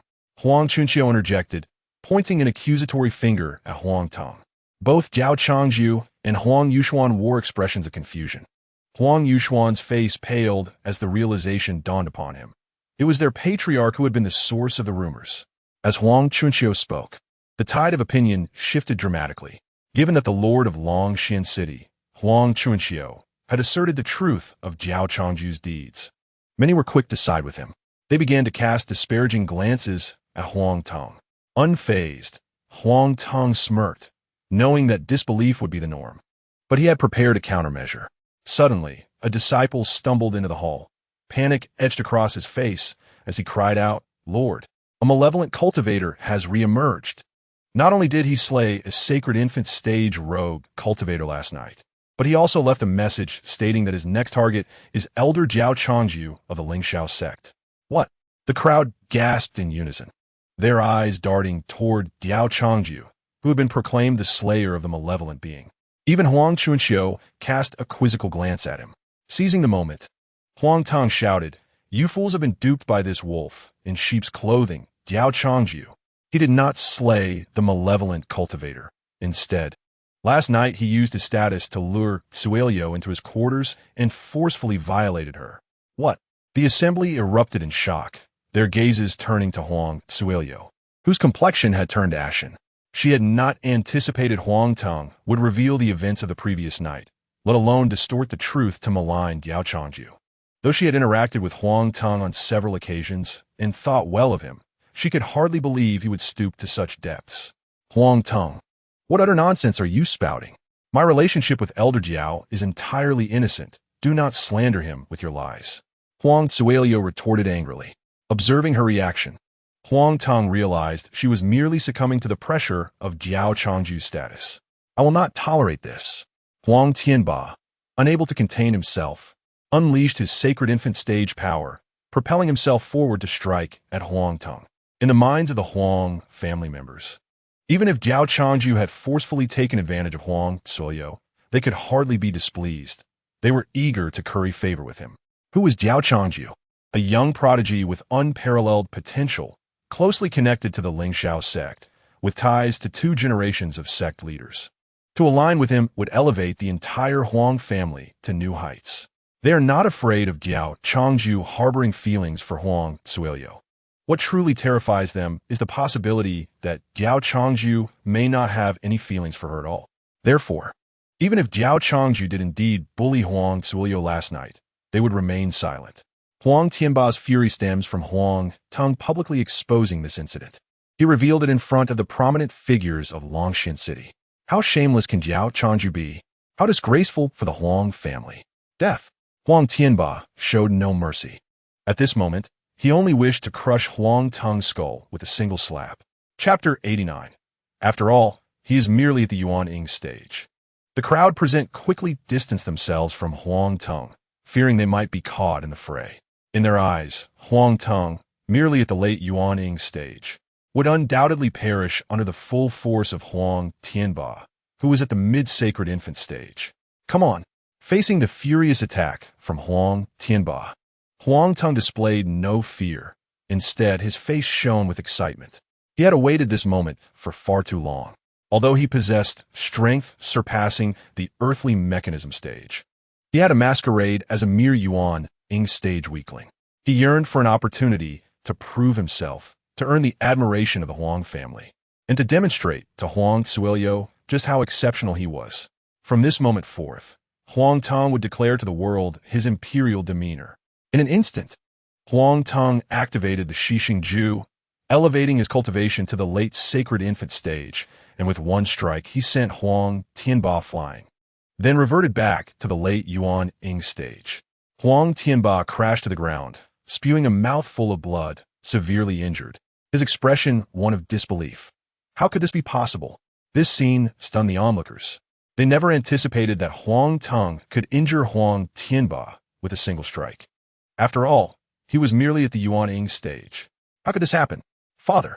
Huang Suelio hurried over to assess Huang Tianba's injuries. If it weren't for your connection to Suelio, that strike would have already killed you, Huang Tang boasted. He thought to himself that Huang Suelio must now be harboring feelings for him, having witnessed his power in incapacitating her father. Then, Huang Tang's gaze fell upon Diao Changju, who was elegantly sipping tea, seemingly indifferent to the chaos. This made him feel like a mere clown. Huang Tang pointed at Diao Changju and declared, "Now it's your turn." Impudence. Before Diao Changju could respond, Huang Chunxiu, his face a mask of fury, shouted. Today, the Huang family had lost all face. Before Huang Chunxiu could act, Diao Changju's young admirer, Huang Yuxuan, could no longer contain himself and launched himself forward. "You dare to call out my senior brother's name?" Huang Yuxuan, filled with rage, struck out. His earthly mechanism initial stage cultivation weighed heavily on those present, leaving them gasping for breath. Here, few possess cultivation at the earthly mechanism stage or above. Haha, Huang Tang has truly stirred up a storm. An earthly mechanism expert has entered the fray. He is but a lowly Yuan Ying stage cultivator. How could he withstand the attack of an earthly mechanism expert? I concede that Huang Tong took advantage of Huang Tianba's negligence to injure him, demonstrating some skill, but alas, against an earthly mechanism practitioner, he could no longer rely on luck. Huang Tong's defeat was inevitable. Yet again, the outcome astonished the crowd. Huang Tong met Huang Yuxuan's attack with a strike of his own. Huang Yuxuan let out a muffled groan, flying backward, severely wounded. Yuxuan, Huang Chunxiu, witnessing this scene, could no longer underestimate Huang Tong. If Huang Tong's victory over the sacred infant stage Huang Tianba could be attributed to luck, then defeating the earthly mechanism stage Huang Yuxuan proved it was no mere coincidence. It was genuine strength. This young man is extraordinary. Huang Chunxiu's expression turned grave. Huang Tong's cultivation was merely at the late Yuan Ying stage. No matter what, Huang Tong must lie on the ground today. Huang Chunxiu stood up, preparing to take action. As he did, the crowd erupted in excitement. The city lord was about to make a move. The city lord is a practitioner at the initial stage of the heavenly mechanism. I admit Huang Tong is impressive, but is he not being excessively arrogant? Is he not courting death? Diao Changju's teacup clattered as he slammed it down on the table, producing a sharp, resonant sound. All eyes turned to him, and not a soul dared to breathe. The atmosphere became eerily silent. Diao Changju rose, his expression impassive as he spoke. First, I have never claimed to have slain the evil cultivator. Second, I have never used my status to bully Huang Zuoyo. Third, I have already identified the evil cultivator. Huang Chunxiu quickly asked, "Does this mean you have found the evil cultivator?" Diao Changju, standing elevated, pointed at Huang Tong and declared loudly, "The evil cultivator is him." The gaze of the crowd shifted from Diao Changju to Huang Tong. Huang Tong's eyes filled with panic. He had never anticipated that Diao Changju would uncover his identity as an evil cultivator. However, as long as he firmly denied it, what could Diao Changju do? Thus, Huang Tong feigned calmness and indignantly retorted, "Nonsense. Just because you say I am an evil cultivator, does that make it true? Is this the conduct of a distinguished inner elder of Ling Xinzong? To invert right and wrong, to slander the innocent, and to wantonly besmirch another's reputation." Upon hearing Huang Tong's words, the crowd began to avert their gazes, questioning whether Diao Changju sought to frame Huang Tong, thereby absolving himself of his own misdeeds. Diao Changju smiled faintly and replied, "Then how do you explain your late Yuan Ying stage cultivation injuring those at the sacred infant and earthly mechanism stages? If I am not mistaken, you practice Shixingju. The Shixingju is a nefarious technique that enhances one's cultivation by absorbing and refining the essence of other cultivators, allowing one to wield power that surpasses their own realm. However, the technique has a flaw. The greater the power one exerts beyond their own level, the more intense the bloodlust becomes, and one's appearance grows increasingly monstrous. This is the side effect of the Shixingju." Upon hearing Diao Changju's words, Huang Tong felt an overwhelming sense of panic. He could not understand how Diao Changju knew so much about the Shixingju. Utter nonsense. Huang Tong would never admit it. Whether it is true or false can be proven. Diao Changju swiftly moved forward to take action. "Be careful, Elder Diao," Huang Chunxiu shouted anxiously. Diao Changju was merely at the mid-earthly mechanism stage, while Huang Tong had severely injured Huang Yuxuan, who was at the initial earthly mechanism stage, with a single blow. If Diao Changju were to sustain any injuries, the Huang family would be unable to bear the consequences. After all, Diao Changju's status and influence within Ling Xinzong were formidable. At this moment, Diao Changju was personally confronting Huang Tong, which thrilled him. Ever since he learned that Diao Changju had bullied Huang Zuoyo, he had harbored resentment towards him. Now, as Diao Changju approached, it presented Huang Tong with a golden opportunity. He thought to himself, "Fortune favors me." He had been troubled about how to find an opportunity to eliminate this detestable figure, and now Diao Changju had unwittingly presented himself. Huang Tong secretly vowed to make Diao Changju pay the price. Essence of the Shixingju. Huang Tong unleashed a powerful strike, his palm generating a force akin to a surging tide. At that moment, the might of his attack approached that of the late heavenly mechanism stage, causing the surrounding air to grow intensely heated. Huang Tong's eyes sparkled with confidence and pride. In his view, This strike was sufficient to turn an insignificant, mid-earthly mechanism practitioner into mere pulp, leaving no room for doubt. After all, the disparity in strength between the earthly mechanism stage and the late heavenly mechanism stage was vast, akin to the difference between an ant and an elephant. Chapter 90. Those who can challenge realms beyond their own are not limited to you alone. Now, at the initial heavenly mechanism stage, Diao Changju found no need to employ the devouring laws against Huang Teng. With a single palm strike, he sent Huang Teng reeling backward, blood spewing forth. How could this be? Huang Teng's eyes brimmed with disbelief.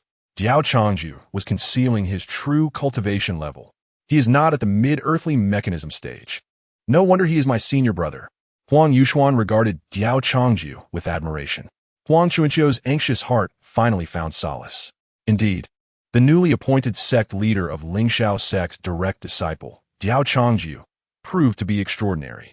Diao Changju must have concealed his true strength, as even Huang Teng, who was at the Tianxian stage, could not see through it.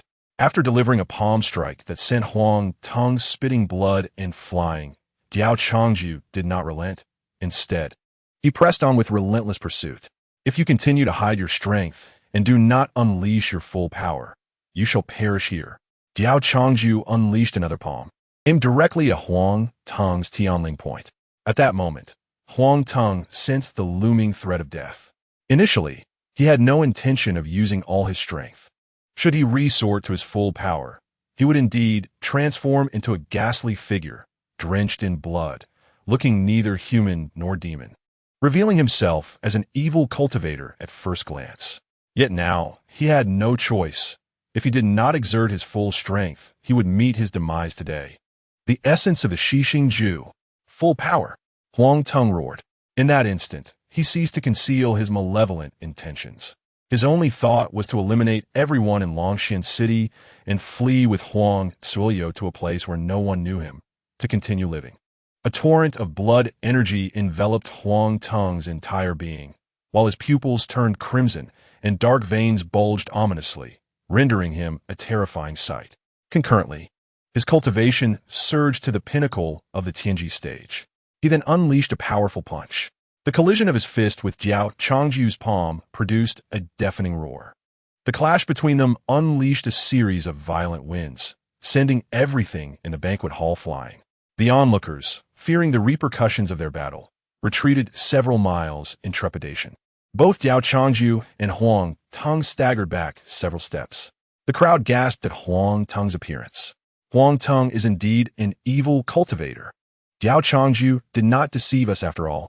Unexpectedly, Huang Teng had concealed himself so deeply. This seemingly honest lad was, in truth, a remorseless killer. Huang Teng, return my son's life. What have you done to my wife? Upon realizing Huang Teng's identity as an evil cultivator of Longxian City, the crowd erupted in furious denunciations. Hearing their scornful remarks, Huang Teng sneered, "A bunch of trash. Once I slay this Diao Changju, none of you will escape. You will all become nourishment for my rise in power." Ha ha!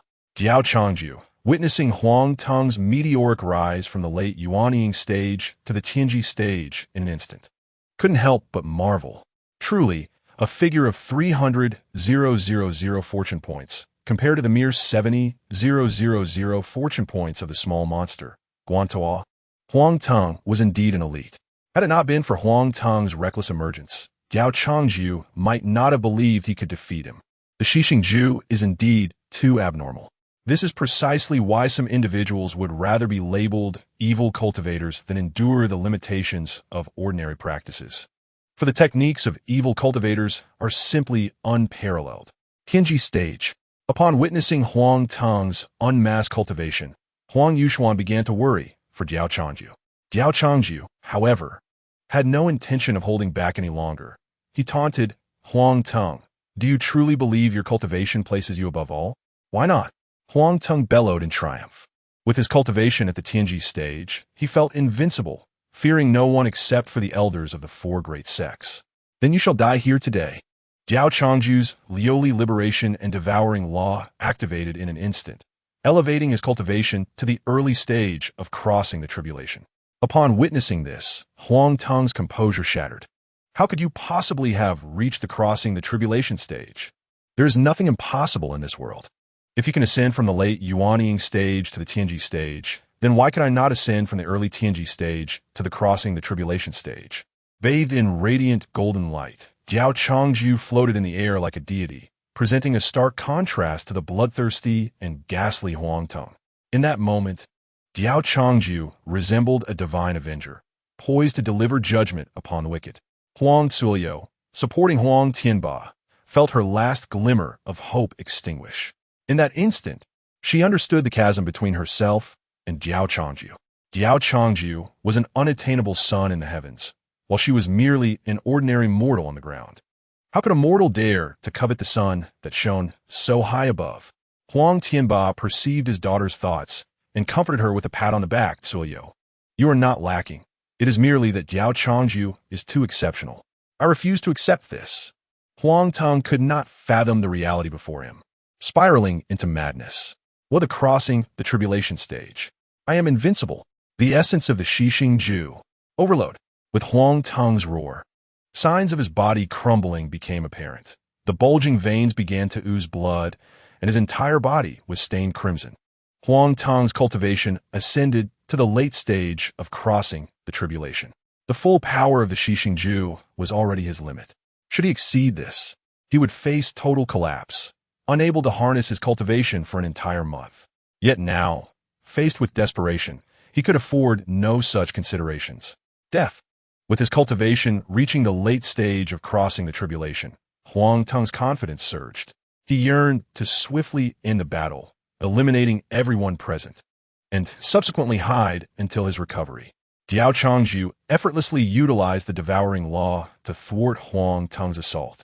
Huang Tong's seemingly formidable attack dissipated into nothingness. The moment you recklessly emerged, your fate was sealed. How could this be? How could you possibly withstand my attack? I am at the late stage of crossing the tribulation. Huang Tong's eyes brimmed with astonishment. You are merely at the early stage of crossing the tribulation. What gives you the right to block my attack? Why? Huang Tong could not accept this truth and launched into a frenzied onslaught. There are others in this world who are formidable, and not just you alone. There are others capable of challenging their betters.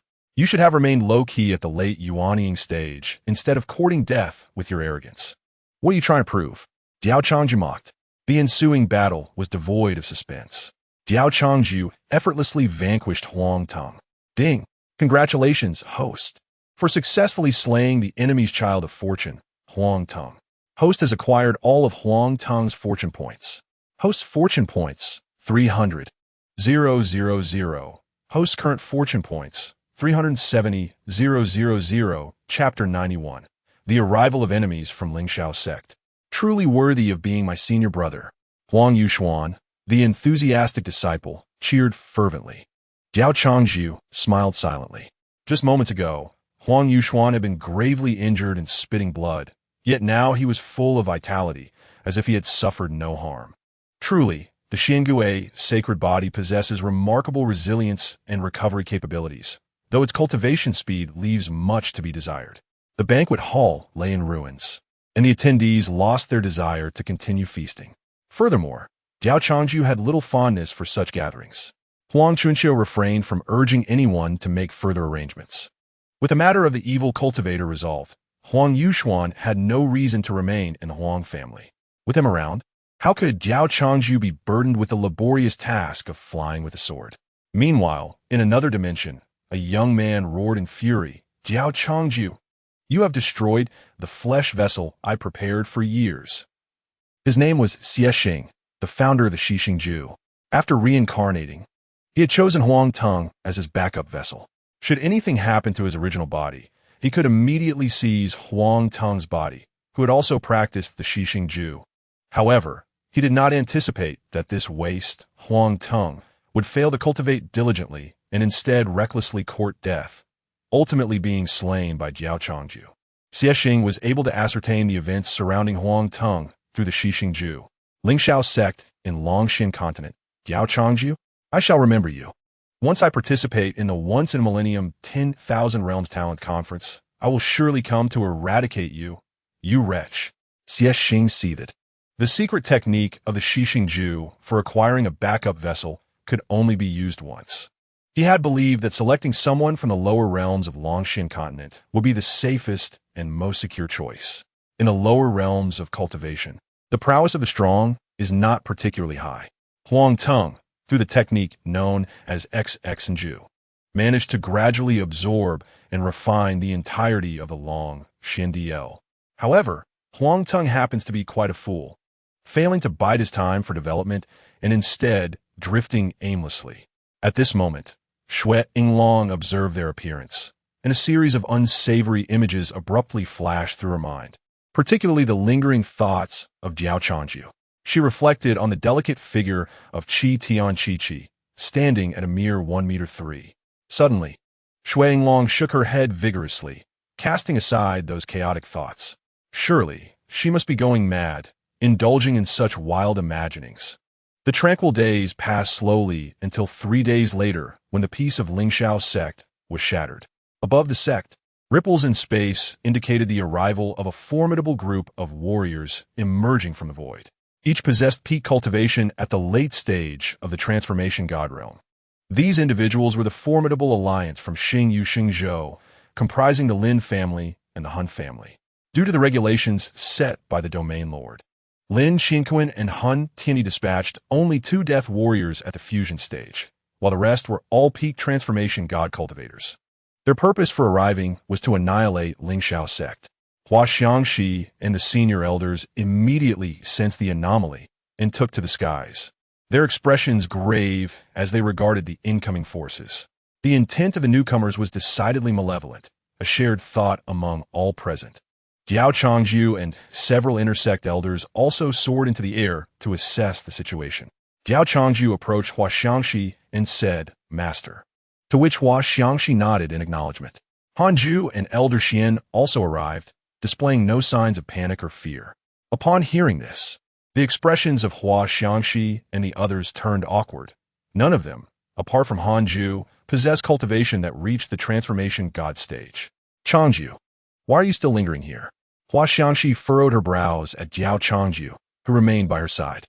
"Master, I possess a secret technique that can temporarily elevate my cultivation to the transformation god stage," Diao Changju replied, primarily worried for Hua Xiangxi's safety. Although Hua Xiangxi, during her tribulation stage, could theoretically match a fusion stage cultivator with her devouring laws, he still could not relinquish his concern for her well-being. After all, he had the ability of rebirth, so death held no fear for him. "What nonsense are you spouting?" Hua Xiangxi clearly did not believe him and retorted with a hint of anger. "What have I ever deceived you, master?" Diao Changju whispered close to her ear. Hua Xiangxi's ears flushed crimson, and she quickly distanced herself from him, scolding him while feeling a mix of embarrassment and annoyance. "Whatever you say, I won't take responsibility for any mishaps." The long-dormant protective array of the sect activated, enveloping Lingxiao sect in a golden shield. Meanwhile, Lin Qinquan and Hun Tianyi, accompanied by Lin Sandong, Lin Sighting, and 2 fusion stage warriors, were the last to emerge from the spatial rift. The spatial fluctuations ceased, revealing the full force of the alliance from Xingzhou, comprising 100 peak transformation god cultivators, excluding the 2 fusion stage warriors and the leaders. "Today, Lingxiao sect shall pay the price," Lin Sighting exclaimed, her laughter echoing with excitement as her gaze swept over Hua Xiangxi and the others, ultimately locking on a Hanju. "It was this old woman who killed my brother Yibu Fan." Beep. Detected hostile child of fate. Name, Yi Fan. Age, 4 months. Cultivation, early earth mechanism stage. Physique, ancient Dao physique. Fate value, 600,000. Fate summary, a generation's devil lord reborn with memories. Cultivating from the womb, he witnessed the murder of Yi Bufan and thus harbored a deep-seated hatred for Lingxiao sect, vowing to annihilate it for vengeance. Yi Fan, born at the fusion stage, shocked the entirety of Xingzhou. He also inherited his father Yi Bufan's charm, attracting countless romantic pursuits on his path. Friendly reminder, Yi Fan, in fetal form, is at his most vulnerable. Host must eliminate him swiftly. A fate value of 600,000 for Yi Fan? Diao Changju's expression grew serious.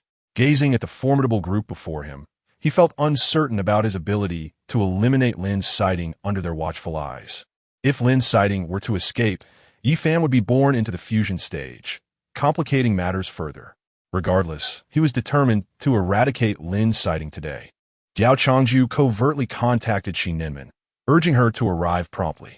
Chapter 92. Arriving and Departing at Will? Hua Xiangxi also recognized Lin Sandong and Lin's sighting. She smiled and remarked, "What is this? Are you two here seeking parental intervention for revenge?" Lin Sandong chuckled awkwardly and replied, "Xiangxi, my father has promised that if you surrender peacefully, he will spare your life." "Xiangxi is what you call me? That's the biggest joke I've ever heard. If it's war, then let it be war. I, Hua Xiangxi, have never been afraid." Hua Xiangxi retorted coldly. Lin Sandong attempted to speak again, but Lin Qinquan gestured for him to be silent. Lin Qinquan, astonished, addressed Xian. "I never anticipated that a mere lower realm of cultivation could harbor a peak fusion stage cultivator. This truly astonishes me." He had assumed that the transformation god cultivator Lin Sandong mentioned was at most at the early fusion stage, never expecting them to be at the peak. Hun Tiandi's expression darkened as he contemplated the situation. The two fusion stage death warriors they had brought were only at the mid-fusion stage, which posed a risk of failing to eliminate this peak fusion stage cultivator, or worse, being killed in return. Elder Xin calmly added, "I did not anticipate that you would dare to breach the rules, bringing along two peak fusion stage cultivators to threaten Lingxiao's sect. Fusion stage, synchronization stage, exceeding stage. Do not dwell on the names of the realms. They are not to be guessed. My only son was killed by your Lingxiao sect. Do you think I should not seek revenge? Rules? My only son is dead, and I care not for your rules." Hun Tiandi exclaimed in fury. "Hun Tuashi, my son was named Hun Tuashi. Do you dare deny that your Lingxiao sect killed him?" Hun Tiandi shouted. Upon hearing this name, Diao Changju was taken aback. He had not expected Hun Tuashi, despite his lackluster ability, to have such an imposing father. Elder Xian, noticing Diao Changju's subtle change in expression, had already drawn his conclusions.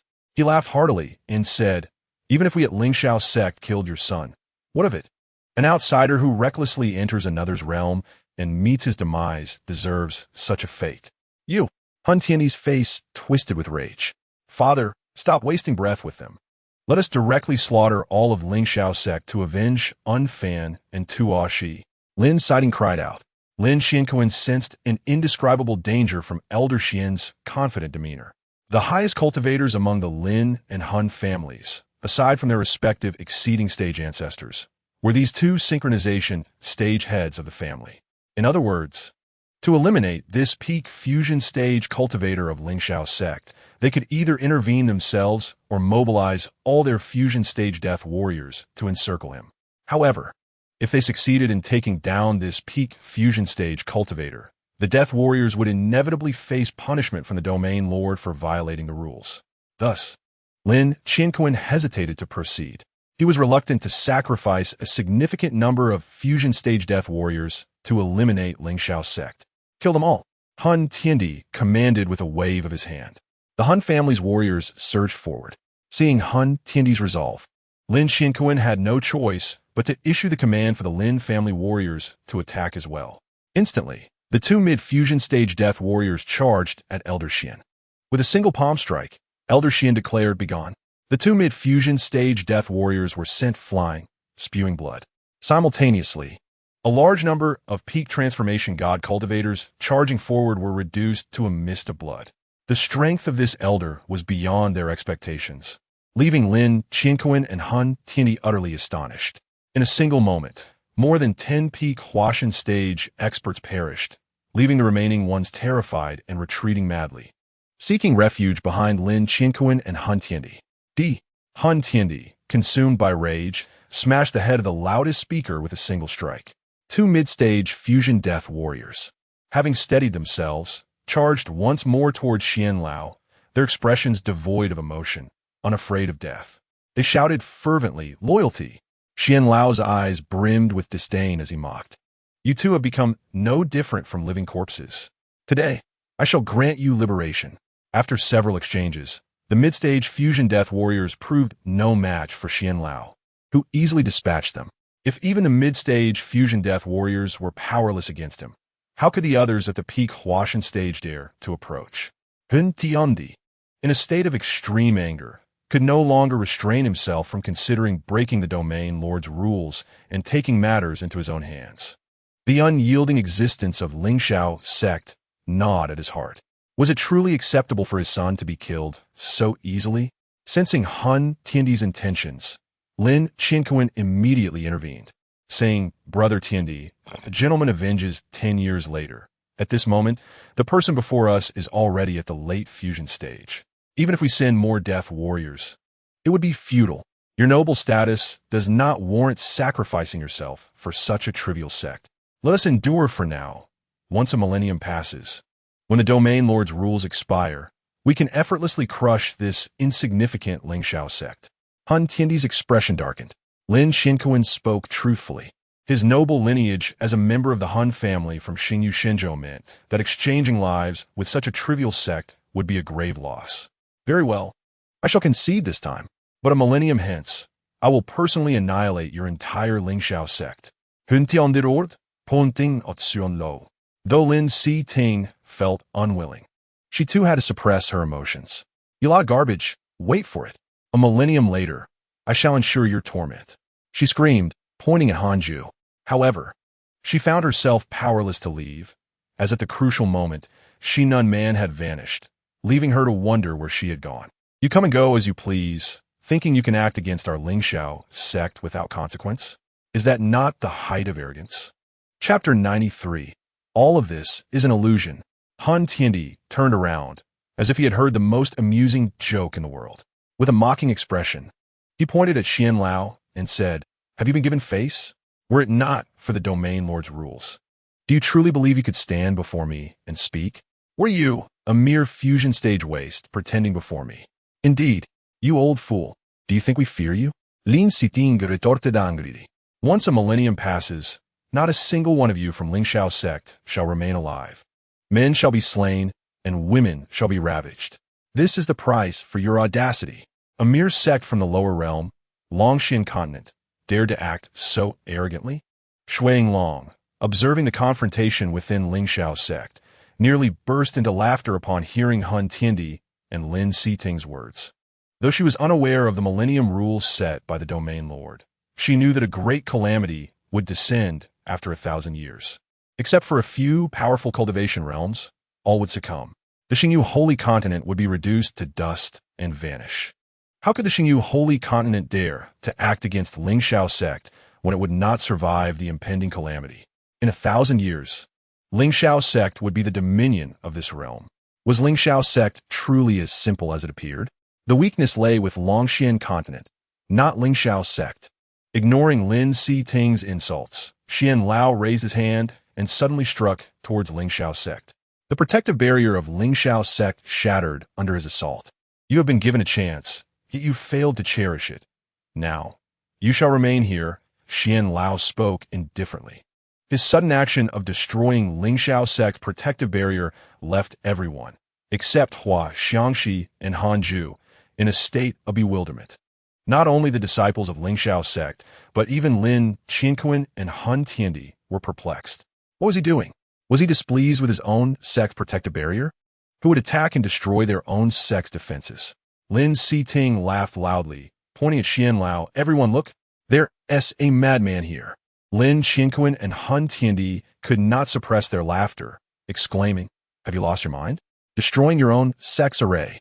After shattering the protective barrier, Xian Lao fell silent.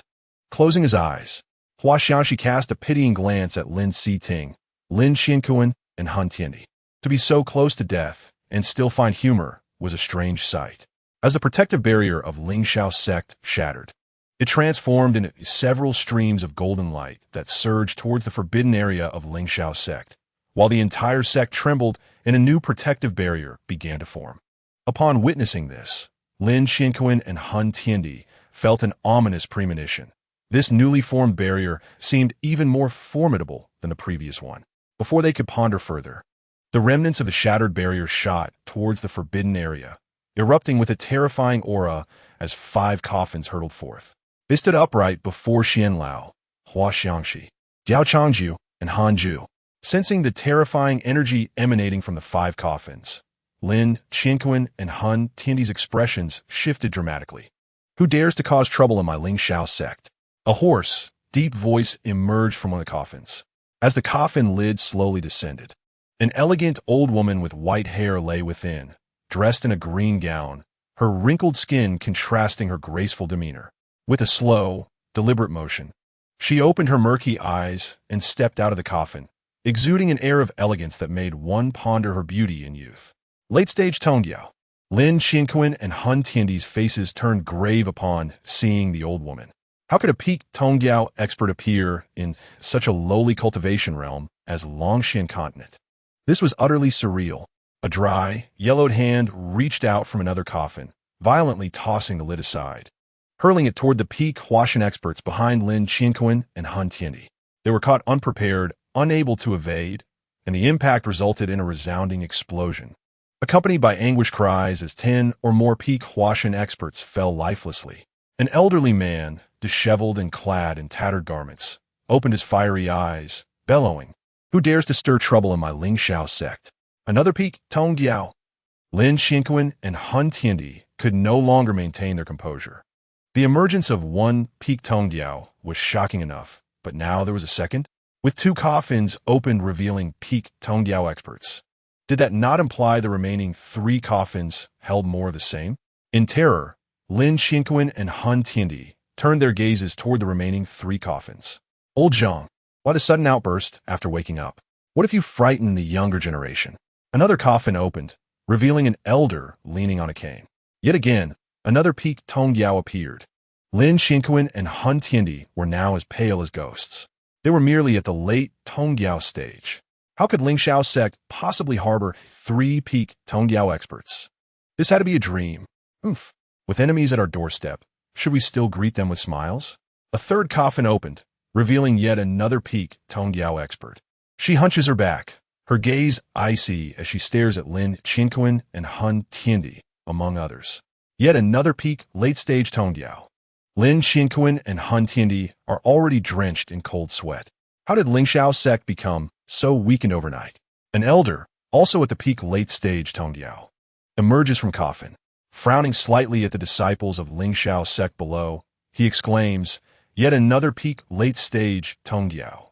Lin Qinquan and Han Tiandi's expressions become numb, their legs trembling uncontrollably.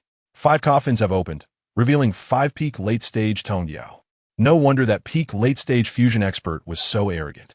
He clearly looked down upon these 2 clowns at the late-stage Tongdiao. Peak late-stage Tongdiao, not only in Longshan continent, but even within Xingyu Holy Continent, are formidable figures. This is impossible. It must be an illusion. How can mere trash sect possess 5 peak late-stage Tongdiao experts? This must be an illusion. We have fallen into a mirage array, Lin Sighting shouted, pointing at the 5 peak late-stage Tongdiao experts. Chapter 94. We are so afraid. Shut up. Shut up. 2 furious voices cried out simultaneously. Lin Sighting let out a shriek as she was slapped on both sides of her face by Lin Qinquan and Han Tiandi. She flew backward, and Lin Sandong quickly caught his foolish sister with disdain. Can't the 2 late-stage Tongdiao experts see that this is an illusion? How could a mere initial stage Tianji discern it? Blood trickling from her mouth, Lin Sighting glared resentfully at the 5 peak late-stage Tongdiao experts before her. It was because of them that Lin Qinquan and Han Tiandi had struck her. Honorable elders, greetings. I am Hua Xiangxi, the acting sect master of Ling Xiao sect. Hua Xiangxi respectfully approached the 5 elders and bowed. Xian Lao also stepped forward, congratulating his senior brothers and sisters on awakening. The 5 elders nodded in acknowledgement to Xian Lao and Hua Xiangxi. The elegantly poised elder lady looked at Hua Xiangxi with some surprise and said, "So it is the Yuhu Tunshan body. What a pity to be born in such an era. It is not easy to cultivate to mid-transformation in this time of scarce spiritual energy. However, this new generation of Ling Xiao sect disciples is quite commendable. If not for the lack of spiritual energy, their cultivation would be far superior." Another elder gazed at the disciples within Ling Xiao sect, particularly at Li Jianyuan and Zui Mengsheng, and nodded in satisfaction. especially this dashing young man. The aura he exudes is beyond my comprehension. Another elder lady pointed at Hua Xiangxi's disciple, Diao Changju, and laughed. He appears to be at mid-earthly level, yet in reality, his strength far exceeds mid-earthly level. Even we cannot discern his true cultivation. Truly, the new generation surpasses the old. Hua Xiangxi looked at Diao Changju with confusion. What? Her disciple is hiding his cultivation? His strength exceeds mid-earthly level? Well done. Even her master has been deceived. Hua Xiangxi felt a surge of discomfort. She genuinely believed Diao Changju was merely at mid-earthly level. It turns out he was not boasting. Hua Xiangxi had thought Diao Changju was joking. Changju, you must come to my room later. Hua Xiangxi transmitted her displeasure to Diao Changju. Diao Changju's heart sank. Oh no. Master is angry. He couldn't help but admire the five-peak late-stage Tongdiao experts before him for being able to detect his extraordinary cultivation. Honorable elders, I am Diao Changju, the direct disciple of acting sect master Hua Xiangxi. Diao Changju respectfully introduced himself. What do you mean by acting sect master? Where is the current sect master? Another elder inquired curiously. The current sect master of Lingxiao sect is Liu Liyan, also my direct disciple. Several years ago, she entered the sect's secret realm for cultivation. So I'm temporarily managing the sect's affairs, Hua Xiangxi explained. I see.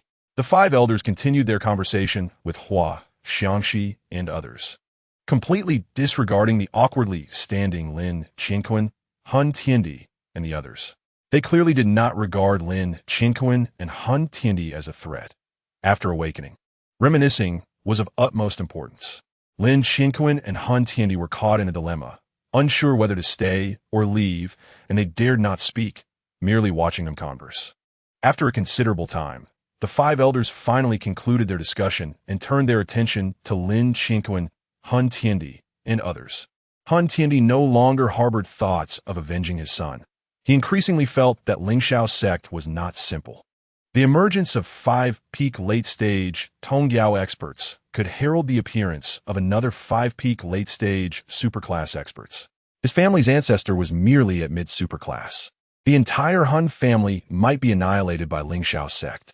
He could die without concern, but he feared for the entire Han family. Thus, Hun Tiandi had to swallow the resentment of his son's murder. Lin Qinquan finally saw an opportunity to speak and quickly forced a smile, saying, "This is all a misunderstanding. We were blind to the situation and offended you all. I apologize on behalf of my sect.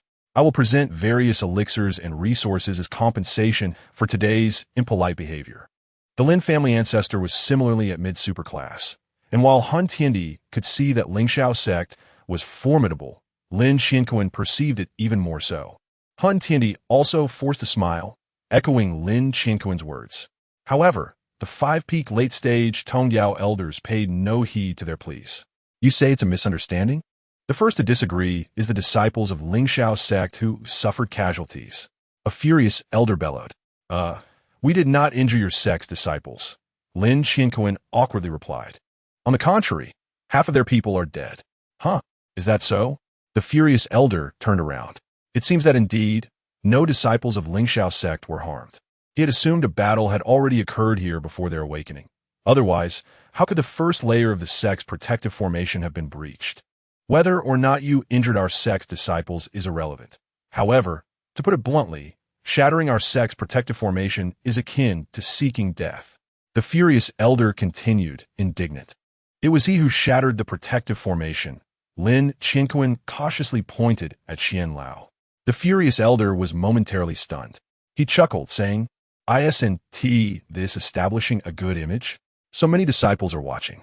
Lin Qinquan and Hun Tiandi, seeing their resolve to kill, no longer wore smiles. We are members of the Lin family, one of the four great clans of Xingyu Holy Continent, and the head of the Han family. If you kill us, our superclass ancestors will not let you off lightly.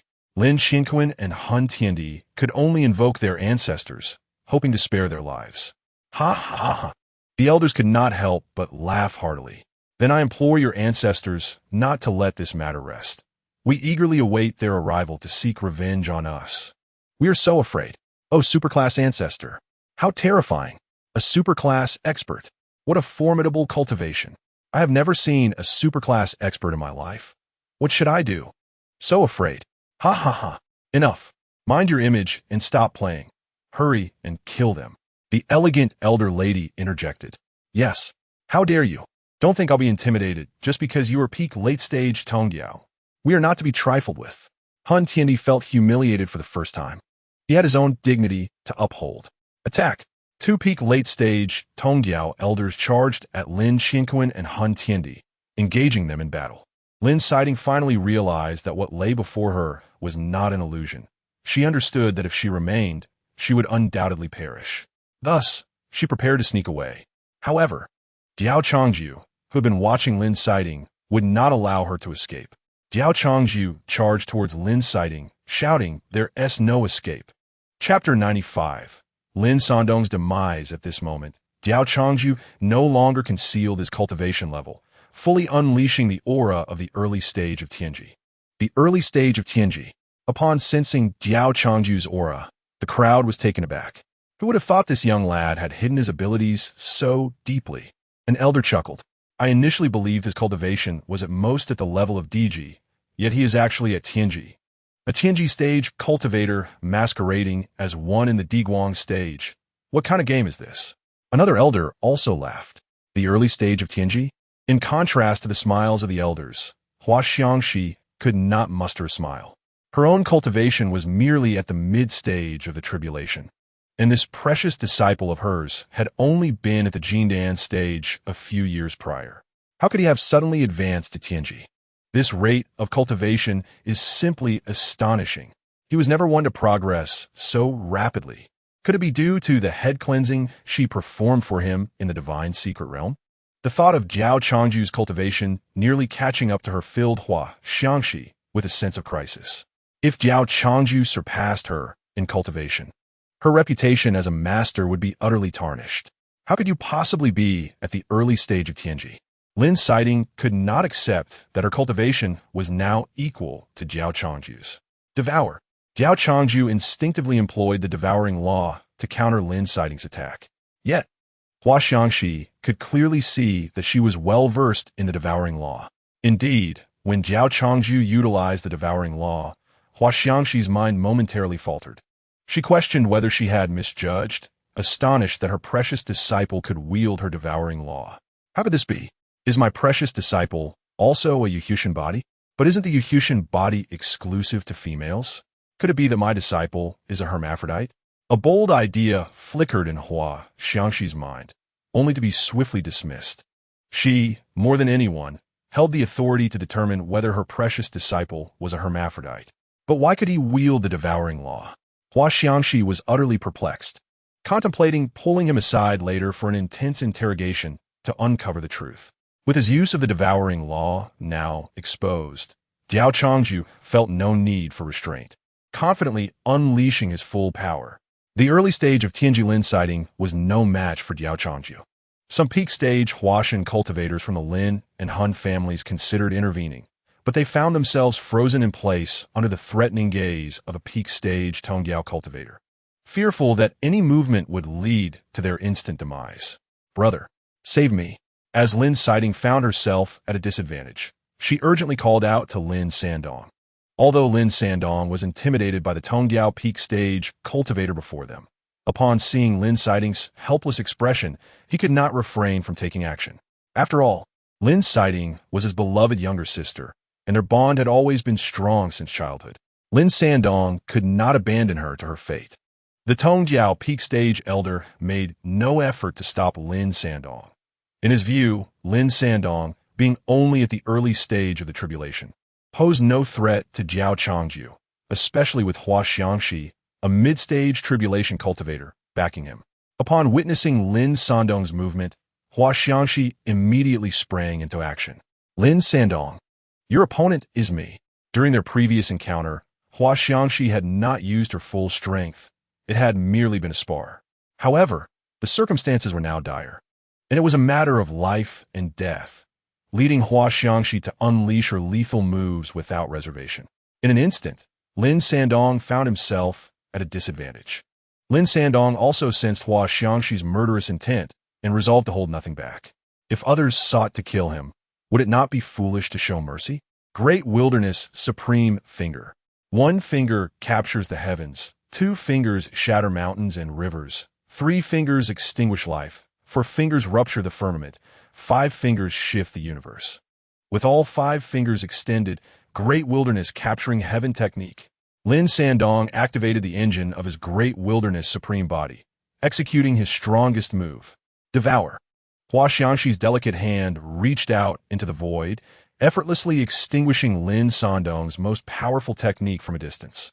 Diao Changju, who had been observing Hua Xiangxi from the corner of his eye, could not help but marvel at her mastery of the devouring law.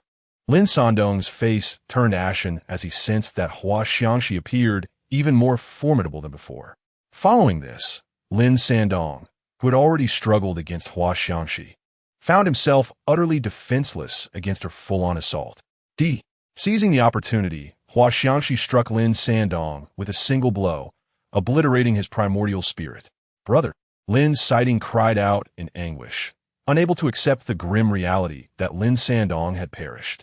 Memories of Lin Sandong's tender affection for her flashed through her mind. Though Lin Sandong was not the most virtuous of individuals, he had always treated his sister with the utmost kindness. Whatever she desired, he would go to great lengths to fulfill her wishes. Sandong, upon witnessing Lin Sandong's death, Lin Xinquan was consumed with rage. Lin Sandong had been his favorite son. While his cultivation talent might not have surpassed that of his brothers, he was undoubtedly the most intelligent among them. Are you distracted while fighting me? As Lin Xinquan battled the elder, the latter seized the opportunity to strike, reducing Lin Xinquan's head to a bloody pulp. With Lin Xinquan's cultivation at the peak of the Tongyao stage, he had already been at a disadvantage against the elder of the same stage, struggling to maintain his position. A momentary lapse in focus could lead to injury. Yet, Lin Xinquan was now distracted. This was tantamount to courting death. The elder's strike not only shattered Lin Xinquan's head, but also obliterated his primordial spirit. The once magnificent patriarch of the Lin family, Lin Xinquan, met his end in this manner. His decapitated body crumpled to the ground, rolling a few times. Father, Lin Sighting cried out in despair. In that instant, she felt as if she had awakened from a dream. She realized how foolish she had been. Why had she not heeded Lin Sandong's advice and insisted on pursuing a worthless Yefufan? She had even committed many absurd acts for the sake of that worthless individual. She could not fathom why she had acted so. It was precisely because of her that both Lin Sandong and Lin Xinquan had met such tragic fates. Regrettably, her realization came too late. If given another chance, the moment she encountered Yefufan, she would have swiftly eliminated that worthless character. But alas, there exists no remedy for regret. Detected the death of the adversarial child of destiny, Lin Sandong. Congratulations, host, for acquiring all of Lin Sandong's fortune points. Fortune points, 80,000. Current fortune points, 450,000. Chapter 96. Yefufan's demise. Qinquan brother. Upon witnessing Lin Qinquan's demise, Han Tiendi was gripped by fear. He lost all desire to fight, turning without hesitation to flee. With Lin Qinquan slain, Han Tiendi took to his heels, leaving behind the peak stage Huashan cultivators who were now in a state of panic, scattering in all directions. Could they escape? For peak stage Tongyao elders struck simultaneously. They had initially intended to offer a one-on-one opportunity to avoid accusations of bullying the weak. But since you failed to appreciate their mercy, you shall meet your end. 3 peak stage Tongyao elders attacked Han Tiendi in unison. Han Tiendi had no means of retaliation, perishing with a wail as his primordial spirit was extinguished. Meanwhile, another peak stage Tongyao elder effortlessly annihilated a group of peak stage Huashan cultivators. The elegant elder woman remained floating in the air, making no move, quietly observing the unfolding chaos. Kill me.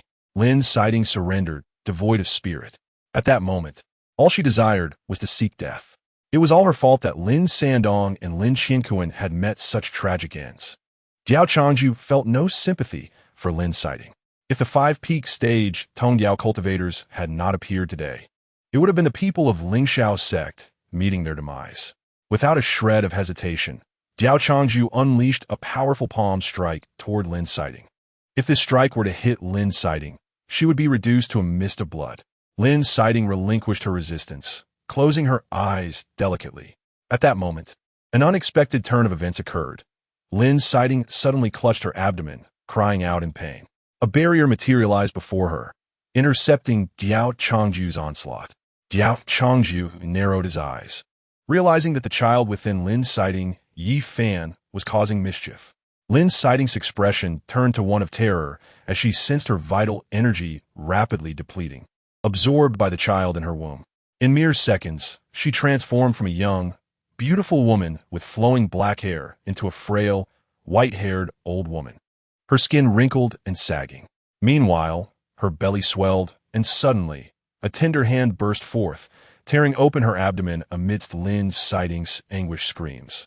A newborn with stark white eyes and crimson pupils crawled out from her body. He swiftly severed the umbilical cord and tied it off. "You monster!" Lin's sighting exclaimed in horror, unable to believe that this was her son. The infant, with a chilling gaze, struck Lin's sighting's head with a force that shattered it into a mist of blood. "If even your own son seems a monster, you have no right to be a mother," the infant coldly declared. He was Yi Fan. Lin's sighting met her demise at the hands of her own son, Yi Fan. A tragic end indeed, slain by her own flesh and blood.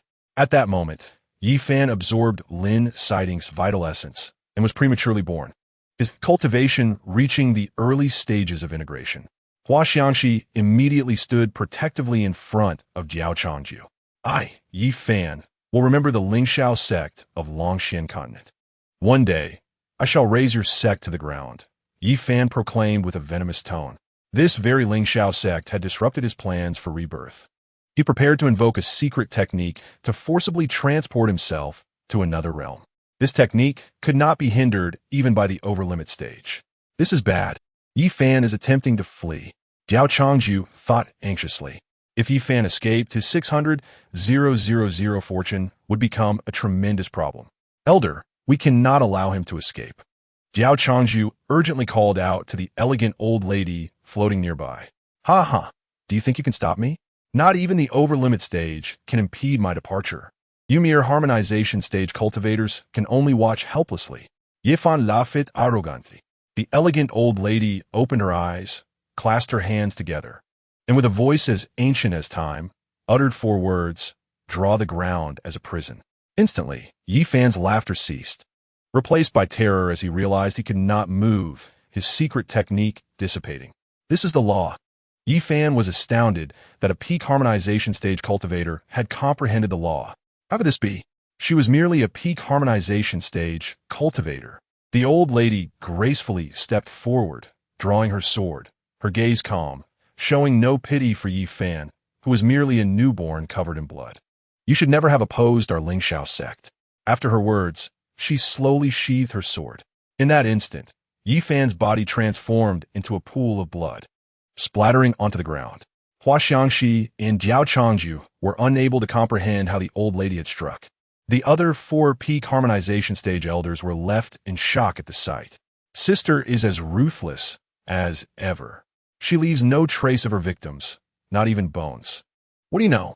This is the art of killing." Detected the death of the adversarial child of destiny, Yi Fan. Congratulations to the host for acquiring all of Yi Fan's fortune.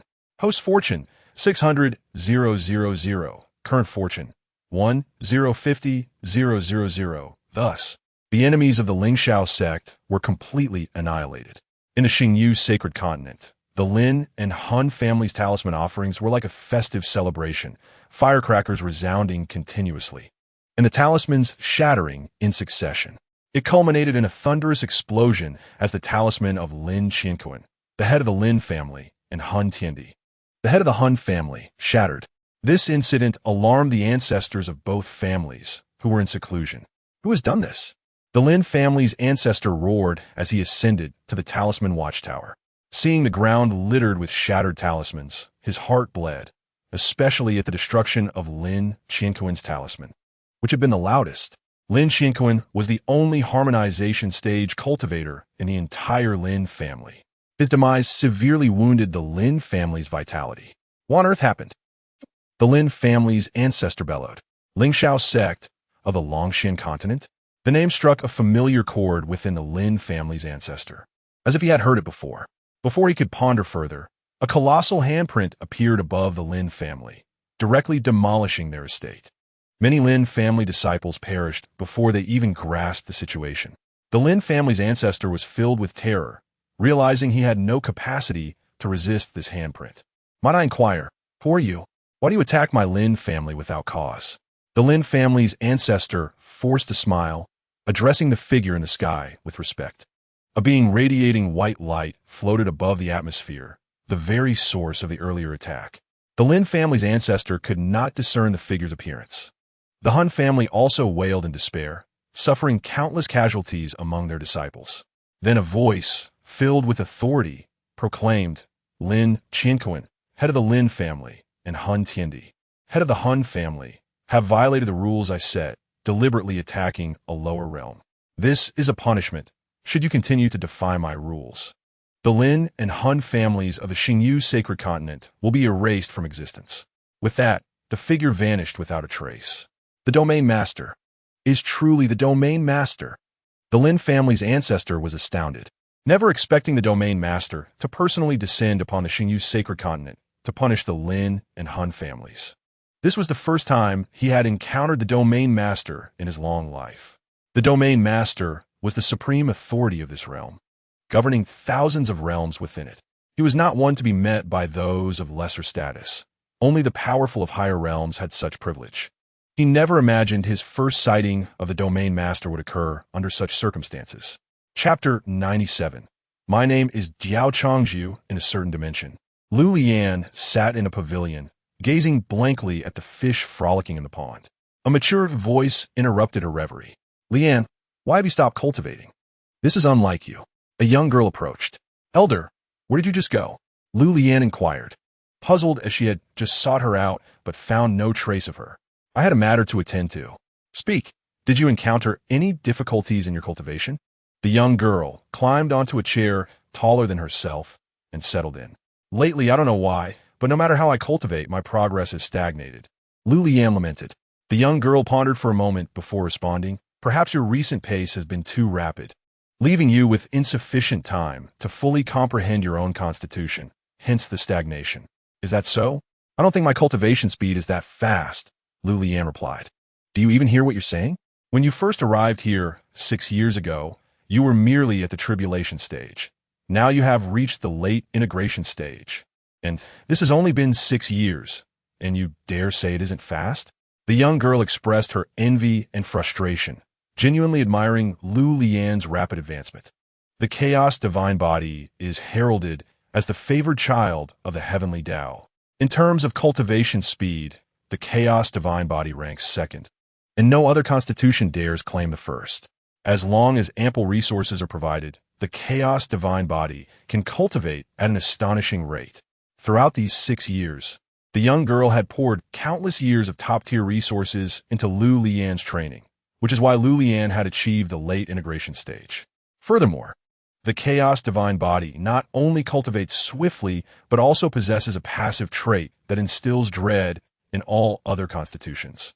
Secondly, the attack of the HNDing disregards all defensive treasures, techniques, and so forth from the opponent, with damage calculated based on the opponent's true physical defenses corresponding to their real cultivation level. The assault from it can effortlessly reduce the opponent's treasures to mere scrap metal. Thirdly, it possesses the ability to harness the nuances of chaos, allowing one to temporarily elevate their cultivation level by 2 significant realms. This is an essential capability of all divine bodies. Fourthly, it is immune to all laws and negative effects, unless the opponent surpasses the by at least 3 major realms. There remains an invincible entity. This is why he is often referred to as the favored child of the heavenly Tao. Engaging in combat with thee is akin to confronting the heavenly Tao itself. The belonging to Diao Changju was seized by Liu Liyan, as her attacks are not energy-based, which they cannot evade. What should be done? Liu Liyan inquired. This is not a significant issue. Your predicament arises primarily from a lack of practical combat experience. Engage in a few battles with others to refine your physical prowess and continue your cultivation, the young girl suggested. Liu Liyan fixed her gaze upon the young girl. The girl quickly declined, stating, "Do not involve me.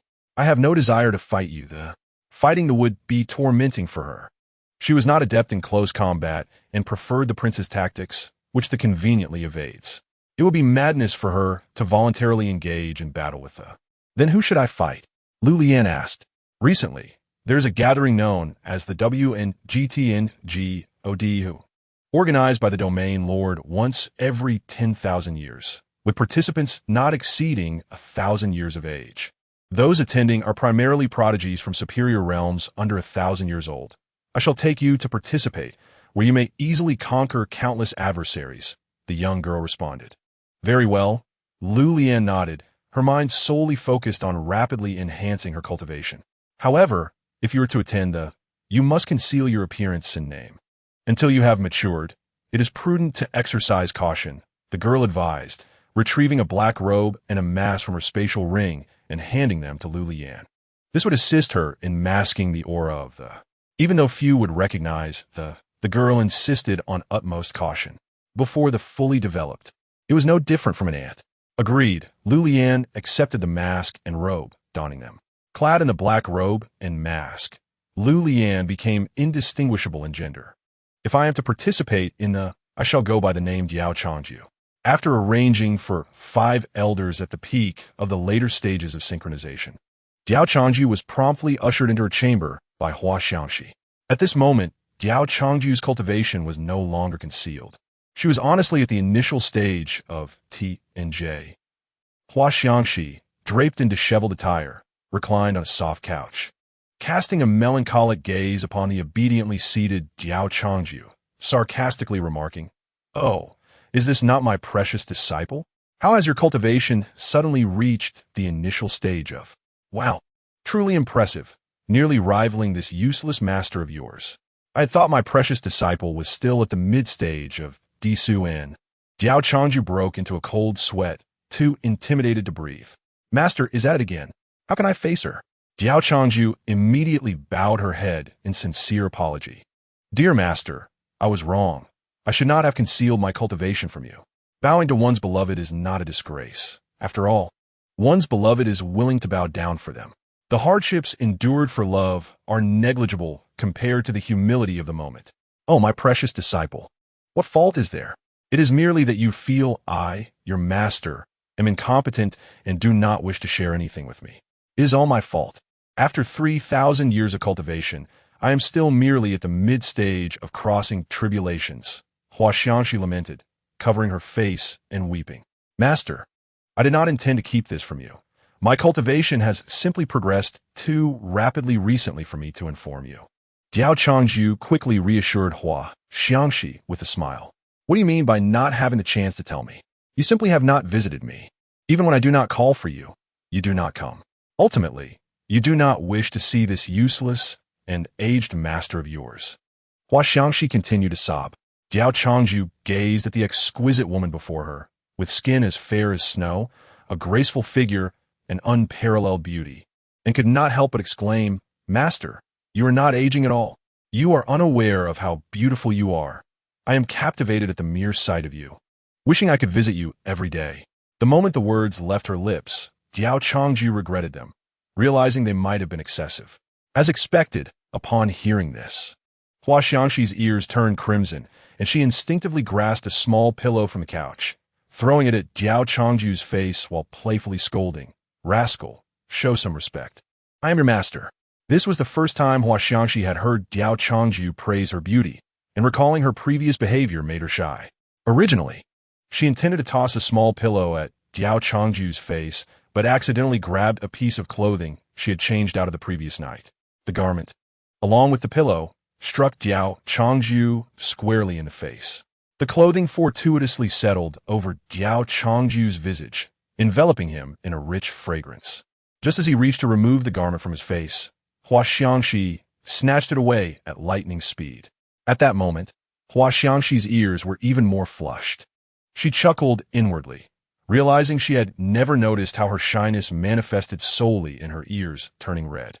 Although Hua Xiangxi maintained an expression of seriousness, her ears betrayed her. Diao Changju chose not to expose Hua Xiangxi's embarrassment and respectfully took his leave. Chapter 98. Midnight in the Maple Grove, Shui Yinglong secretly observed Diao Changju. Her mind engulfed in confusion. She distinctly remembered her master spending each day either lounging in a rocking chair under the sun or napping in it. How could her cultivation have reached the initial stage of? And what of her senior sister, Qi Tianqi? Despite not witnessing her practice, her cultivation soared. Could it be that lounging in a rocking chair under the sun or napping was a more effective method of cultivation? The more Shui Yinglong pondered, the more plausible it seemed. Otherwise, why would her master and sister consistently favor the rocking chair for sunbathing and napping? To verify this theory, she cautiously retrieved a rocking chair, placing it beside Diao Changju, before reclining in it and closing her eyes. Sunbathing is truly delightful. Diao Changju caught a whiff of the fragrance and opened his eyes, discovering Shui Yinglong beside him, mimicking his sunbathing. He wondered, what has prompted Yinglong to adopt my laid-back approach to cultivation? He contemplated offering her guidance against such self-destructive behavior. Yet upon seeing the serene expression on her exquisitely beautiful face, the words failed to form. Diao Changju chuckled softly and resumed his sunbathing, recognizing that Shui Yinglong had always been diligent in her practice. Given the recent events, her expression had been perpetually tense, and now that she had the rare opportunity to relax, he did not wish to disrupt her peace. Balancing effort with leisure is entirely reasonable. Indulging in idleness occasionally is justifiable. After a while, Shui Yinglong opened her eyes. While lounging comfortably in the rocking chair was pleasant, it bore no benefits for her cultivation. It was truly perplexing. What could be the reason? Shui Yinglong was exceedingly bewildered, casting a glance at her senior sister, Qi Tianqi, who was sprawled out nearby, sound asleep. At that moment, Qi Tianqi had reached the Holy Spirit stage. Shui Yinglong was baffled. Despite her relentless efforts in cultivation, Qi Tianqi, who spent her days reclining in a rocking chair, basking in the sun and napping, was advancing far more swiftly than she. How is it that she, a practitioner of the nine nether demon body, finds herself lagging behind? Shui Yinglong sighed helplessly. Perhaps it is best to remain steadfast in my practice without seeking shortcuts or unorthodox methods. However, it does seem quite comfortable to cultivate while lying down. Shui Yinglong decided to recline in the rocking chair, soaking up the sun while continuing her cultivation. As she was engrossed in her cultivation, Shui Yinglong suddenly opened her eyes, her expression one of astonishment. How could this be possible? She realized she had been lying beside the rocking chair, basking in the sunlight while cultivating, and her progress was astonishingly faster than usual. Could it be that her proximity to her master, Diao Changju, was the reason for this remarkable acceleration? The thought grew more plausible in her mind. Typically, she maintained a distance from Diao Changju, practicing under a large tree far away. This was the first time she had cultivated so close to him after activating her geodemon body. As she resumed her practice, her speed soared to several times that of her usual pace. No wonder Qi Tianqi always clung to Diao Changju like a shadow. It turned out that being near him enhanced her cultivation speed. Sister, you certainly kept this secret well, Shui Yinglong thought, gritting her teeth at Qi Tianqi. However, she was not ready to accept this conclusion outright. She needed to conduct an experiment to verify her hypothesis. Regrettably, it was not the case. Nevertheless, she hugged the rocking chair and settled beside Diao Changju once more, lying down to cultivate, and once again, her speed exceeded her normal pace by several times. Shui Yinglong felt a surge of delight. It appeared her assumption was indeed correct. Even sitting on the ground, her cultivation speed remained several times faster than usual. Thus, she concluded that as long as she was near Diao Changju, her cultivation speed would invariably increase. This realization sparked a sense of regret within her for not discovering this sooner, allowing her sister to monopolize the benefits for so long. Her sister was truly despicable. She must have known about this advantage that even their master was unaware of, secretly enjoying her solitary gains while feigning indifference. Yet, it was not too late to realize this now. Shui Yinglong retrieved the rocking chair once more, placing it beside Diao Changju as she closed her eyes to cultivate.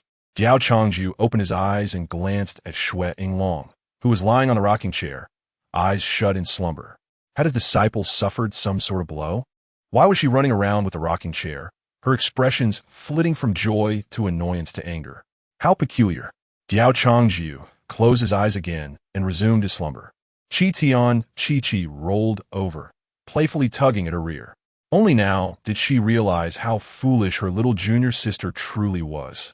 As a being of the chaos divine body, Diao Changju emitted a chaotic aura that was far more nourishing than spiritual energy. The closer one was to him, the faster their cultivation speed became. This was precisely why Chi always preferred to stay close to him. In just one afternoon of cultivating beside Diao Changju, Xuanglong achieved what would typically take her several days. She turned to look at Diao Changju, who was still in a deep slumber. The more she gazed upon him, the more handsome he appeared. She had to admit that Diao Changju, restored to his youthful form, was the most striking man she had ever seen. Yet, why did his name have to be so unappealing? The thought sent a shiver down her spine. Diao Changju was truly intimidating. Just as Xuanglong was lost in her musings, Diao Changju suddenly opened his eyes and gazed at her. Startled, her eyes widened, and her face flushed as she hurriedly sat up, her voice soft and meek. "Master, have you awoken?" Caught off guard for peering at her master, Diao Changju nodded, sensing something unusual about his chief disciple today. As night fell, a scene unfolded on Diao Changju's bed. "Ah, how delightful! Master uncle, please stop ruffling my hair. It won't grow any bigger." Diao Changju pushed away Shi Ningman's delicate hand with a serious expression. "How would I not know whether it will grow or not?" She giggled. "Master uncle, don't push it. Don't provoke me into action." Diao Changju retorted, his voice tinged with irritation. "Fine, I won't provoke you." Shi Ningman replied, feigning fear. "Too late. Take this. Great wilderness prison heaven finger. 1 finger to imprison the heavens. 2 to shatter mountains and rivers. 3 to extinguish all life. 4 to break the firmament. 5 to stir the cosmos." With all 5 fingers extended, he unleashed the great wilderness prison mountain claw with a furious shout. Employing a newly learned ultimate skill, Shi Ningman scoffed dismissively. "With your low cultivation, you can't even break through my physical defenses. How laughable. Today, I shall stand still and let you attack. Don't get too complacent. It's better to channel your efforts into self-improvement than to engage in this fruitless debate," she taunted, her laughter echoing. "Can you endure this? Here it comes, star absorption technique." The following day, Xuanglong and Chi greeted Diao Changju in unison. "Good morning, master." Xuanglong caught a whiff of the feminine fragrance lingering on Diao Changju and frowned slightly. Could it be that the shameless saintess of the Hahuan sect had coerced him again the previous night? She could not fathom what was appealing about someone as intimidating as Diao Changju. Thus began a splendid day for the trio as they reclined neatly on the rocking chairs, basking in the sun. Meanwhile, on a fragrant mountain peak, Shi Ningman enjoyed tea brewed from the flowers. "Why did you come to see me so early, Xiao Ningman?" Hua Xiangxi inquired, puzzled. "I missed you. Can I come find you?" Shi Ningman smiled, setting down her teacup as she leaned in to embrace Hua Xiangxi's delicate waist, planting a kiss on her stunning face. "You can do nothing but leave me drenched in saliva." Hua Xiangxi pushed her away, her expression one of disdain. "Oh, that stings. Now that you have a little man. You started to dismiss your sister." Shi Ningman lamented, clutching her chest dramatically. "Go away. You tease me about this every day." Hua Xiangxi chuckled, bemused as she playfully swatted Shi Ningman. After some light-hearted chatter, Hua Xiangxi suddenly asked, "Xiao Ningman, why did you have my disciple assist your disciple in cultivation?" Diao Changju's rapid progress made her, as his master, quite uneasy, especially since he could wield the devouring law. She recalled the swift cultivation of Liu Liyan and Bai Hua Jin, as well as the current Chi and Xuanglong, particularly Xuanglong, who had been a waste before becoming Diao Changju's disciple, but had now transformed into a prodigy. Despite Diao Changju's outwardly innocent interactions with Chi and Xuanglong, who knew what schemes he might be hatching behind the scenes, Hua Xiangxi had spent the entire night restless, her mind racing. Truth often surfaces disguised as jest. She recalled how Shi Ningman had long been vocal about her desire for Diao Changju's body. It seemed she genuinely craved him. As the leader of the Hahuan sect, Shi Ningmen must have conducted extensive research on the furnace physique. If she claimed Diao Changju was a top-tier furnace, it had to be true. Do you think I will believe that? As his master, I certainly know what kind of physique my precious disciple possesses. Hua Xiangxi pretended to be skeptical. Shi Ningmen's lips curled into a sly smile, having caught her off guard. I have something for you. Shi Ningmen retrieved a book of techniques from her spatial ring, presenting it to Hua Xiangxi with an impish grin. This is the chaos dual cultivation technique. If you want to know the truth, simply practice this technique and experiment with your precious disciple. You'll find out soon enough. Stop spouting nonsense. Diao Changju is my disciple. If you keep speaking like this, I'll be angry, Hua Xiangxi asserted, her voice laced with irritation. All right, I won't bring it up again. But you previously promised that your precious disciple would assist mine in cultivation. When you plan to have a meet with my disciple? Shi Ningmen casually tossed the technique book onto the table. No way. I've changed my mind. My precious disciple has already reached the early stage of the heavenly mechanism and doesn't need your disciple's dubious methods to assist him with cultivation. Hua Xiangxi refused outright. What if her precious disciple were to be ruined? That would be truly regrettable, Shi Ningmen thought, stifling a laugh inwardly. Your reluctance is of no consequence. Your precious disciple has already engaged in multiple training sessions with my disciple. The two young ladies continued their playful banter until dusk descended, at which point X and N finally rose to depart. Before leaving, Hu Xing X called out to her, inquiring whether she would take her cultivation method, the HNDN Shu Ing Shi Ju, which was left on the pavilion. This method is merely a replica, of which there are plenty. I'll leave one for you to secretly study under the covers tonight. X and N chuckled. Who would want to sneakily study such a thing under the covers at night? Hu Xing X exclaimed in frustration, tossing the method at X and N. With a swift motion, X and N took flight on her sword, narrowly avoiding the throw. What a blabbermouth you are, X and N. Hu Xing X teased with a laugh. As she gazed at the bold characters on the method, Hu Xing X's ears turned slightly red, and she muttered to herself that a few secretive glances should go unnoticed. The entire night passed without sleep, and the more she pondered the HNDN Shu Ing Shi Ju, the more her heart raced with desire to cultivate it. Should she seek CH Ing J to attempt it? A daring thought emerged in her mind. No. How could a master like her actively pursue such a thing with her disciple? That would be utterly shameful. Yet, Hu Xing X considered her prolonged cultivation, which yielded little progress compared to the potential rapid advancement through direct interaction with DOCH Ing J. Her heart began to stir with temptation. After all, inviting her precious disciple for a mere visit could enhance her cultivation. Moreover, DOCH Ing J had been engaged by many others. She wouldn't be missed. Additionally, she could render him unconscious beforehand, leaving him oblivious to the events that would transpire, all while maintaining her role as his esteemed master. The more she contemplated, the more her resolve solidified. Watching her two disciples surpass her in skill left her feeling somewhat embarrassed as a master. Coupled with recent events that made her feel utterly inadequate, she was desperate to elevate her own capabilities. Forget it. She had already ventured into the realm of the divine once. Doing so again would hardly make a difference. With a clenched jaw, Hu Xing X closed the HNDN Shu Ing Shi Ju. She returned to the pavilion and retrieved the odorless, colorless drug she had acquired previously, pouring it all into a teapot. With her heart racing, she sent a message to DOCH Ing J. CH Ing J, come visit me. The next morning, DOCH Ing J, reclining on a rocking chair with his two disciples basking in the sun, received the message and glanced at it with some confusion. Why did his master summon him again? You two keep an eye on the house. I'll step out for a bit, he instructed. As soon as DOCH Ing J departed, Su Wying Elling lost interest in her cultivation, watching him leave on his sword with longing. The addiction was too strong to resist. Upon arriving at Hu Xing X's mountain peak, he found her nervously seated in the pavilion with flushed cheeks. As soon as she saw him, her gaze darted away, as if she were guilty of some misdeed. Master, you are indeed peculiar, DOCH Ing J mused inwardly. Greetings, master. he said respectfully, standing before her. Ching J, Hu Xiying X stammered, her cheeks growing even warmer. Clearing her throat to steady her racing heart, she finally managed to speak calmly. Sit.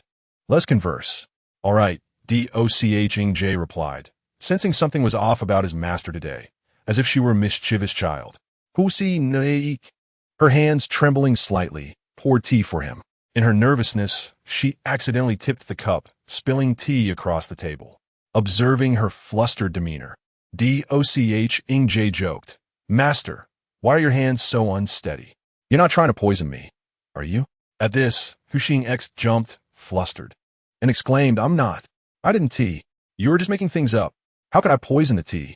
Ching J noted her reaction with surprise. Wait, Master, you wouldn't actually poison me, would you? I was only joking. He reassured her. Hu Xing X, more than anyone, knew how well she treated herself. She would never harm herself. Even if she did, it would be a poison that was beneficial to him. Oomph, she huffed, regaining her composure. After the earlier chaos, she calmly poured him another cup of tea without trembling. Drink, she commanded, pushing the cup toward him with an authoritative tone. Can I drink it without problem? Don't be angry, Master, he replied with a grin, before downing the tea in one gulp. Immediately after drinking, Ching J felt Hu Xing X's unwavering gaze fixated upon him. What is wrong? Is there something on my face? He asked, puzzled. Hu Xing X felt perplexed. Was tea the drug supposed to render him unconscious upon consumption? Why was her precious disciple still so alert? Keep drinking, she insisted, believing he hadn't tea consumed enough, pouring him another cup. Ching J felt confused. The tea tasted harmless. Yet, why was his master still drinking? Oh, he obediently took another sip. Master, I've finished it, he announced. Do you feel anything? Aren't you dizzy? No, it's just ordinary tea, he replied nonchalantly. Impossible. Keep drinking, she urged, pouring him yet another cup. Could it be that the drug had lost its potency after sitting too long? Ching J, unsure of his master's intentions, complied and continued to drink. Before long, he had consumed the entire pot of tea. Both he and Hu Xing X exchanged bewildered glances, the silence growing unbearably tense. So what now? Ching J finally broke the silence awkwardly. Ahem, let us chat for a bit. Have you eaten yet? Hu Xing X said in a serious tone. In truth, it was not that the drug had lost its effect. Rather, Ching J's HND divine body was immune to all negative effects, including the drug's influence. At this moment, his HND body had been restored to 80%, thus rendering him immune to 80% of the drug's adverse effects. He merely felt a bit fatigued. Just then, a system prompt rang out. Detected that the host has been affected by a drug. The system has automatically eliminated its effects. Host's fortune value, 20,000. Current fortune value, 1,030,000. Ching J was taken aback. Wait, Master, you truly did poison me. And with a drug, no less. What on earth are you trying to achieve? Thankfully, the system had assisted in clearing the drug's effects, or he would have collapsed right there. But why would his master administer such a drug? Was she after his essence? Ching J was utterly baffled. However, since the drug's effects had been nullified, he decided to play along and feign unconsciousness to discern his master's true intentions. Thus, he began to showcase his acting skills, engaging in casual conversation with Hu Xing X until, suddenly, he slumped over the table.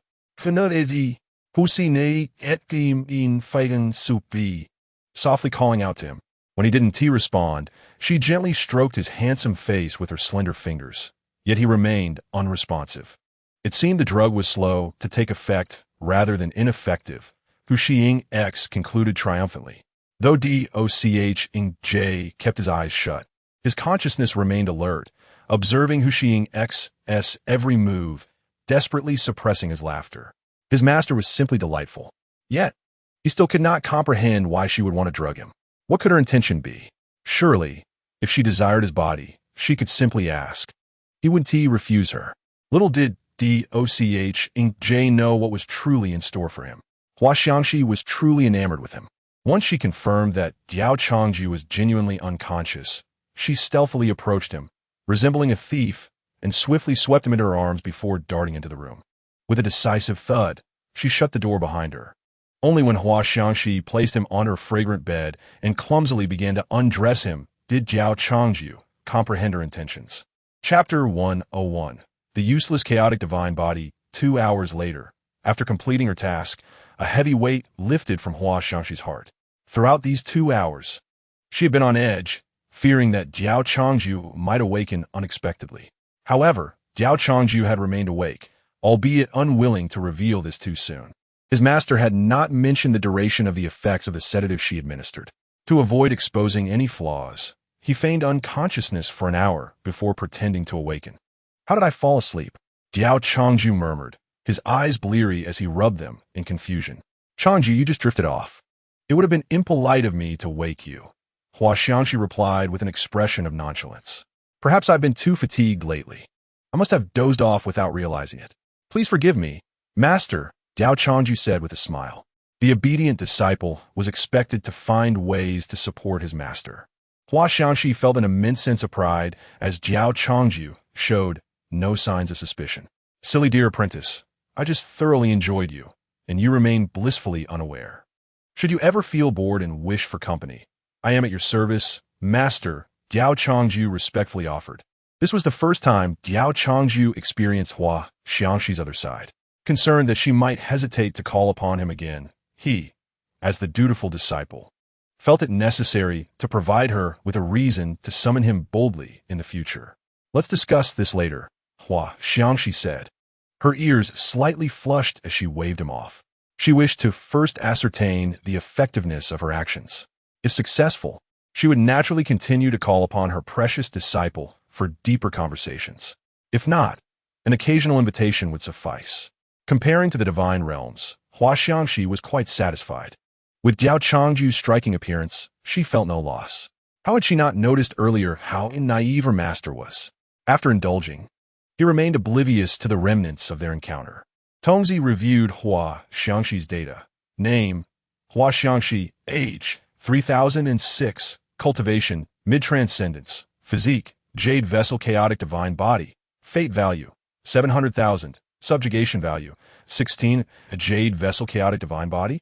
Diao Changju furrowed his brow upon seeing her physique. Why was this so peculiar? The Liuli sacred body of Shi Tzuan transformed into the Liuli chaotic divine body.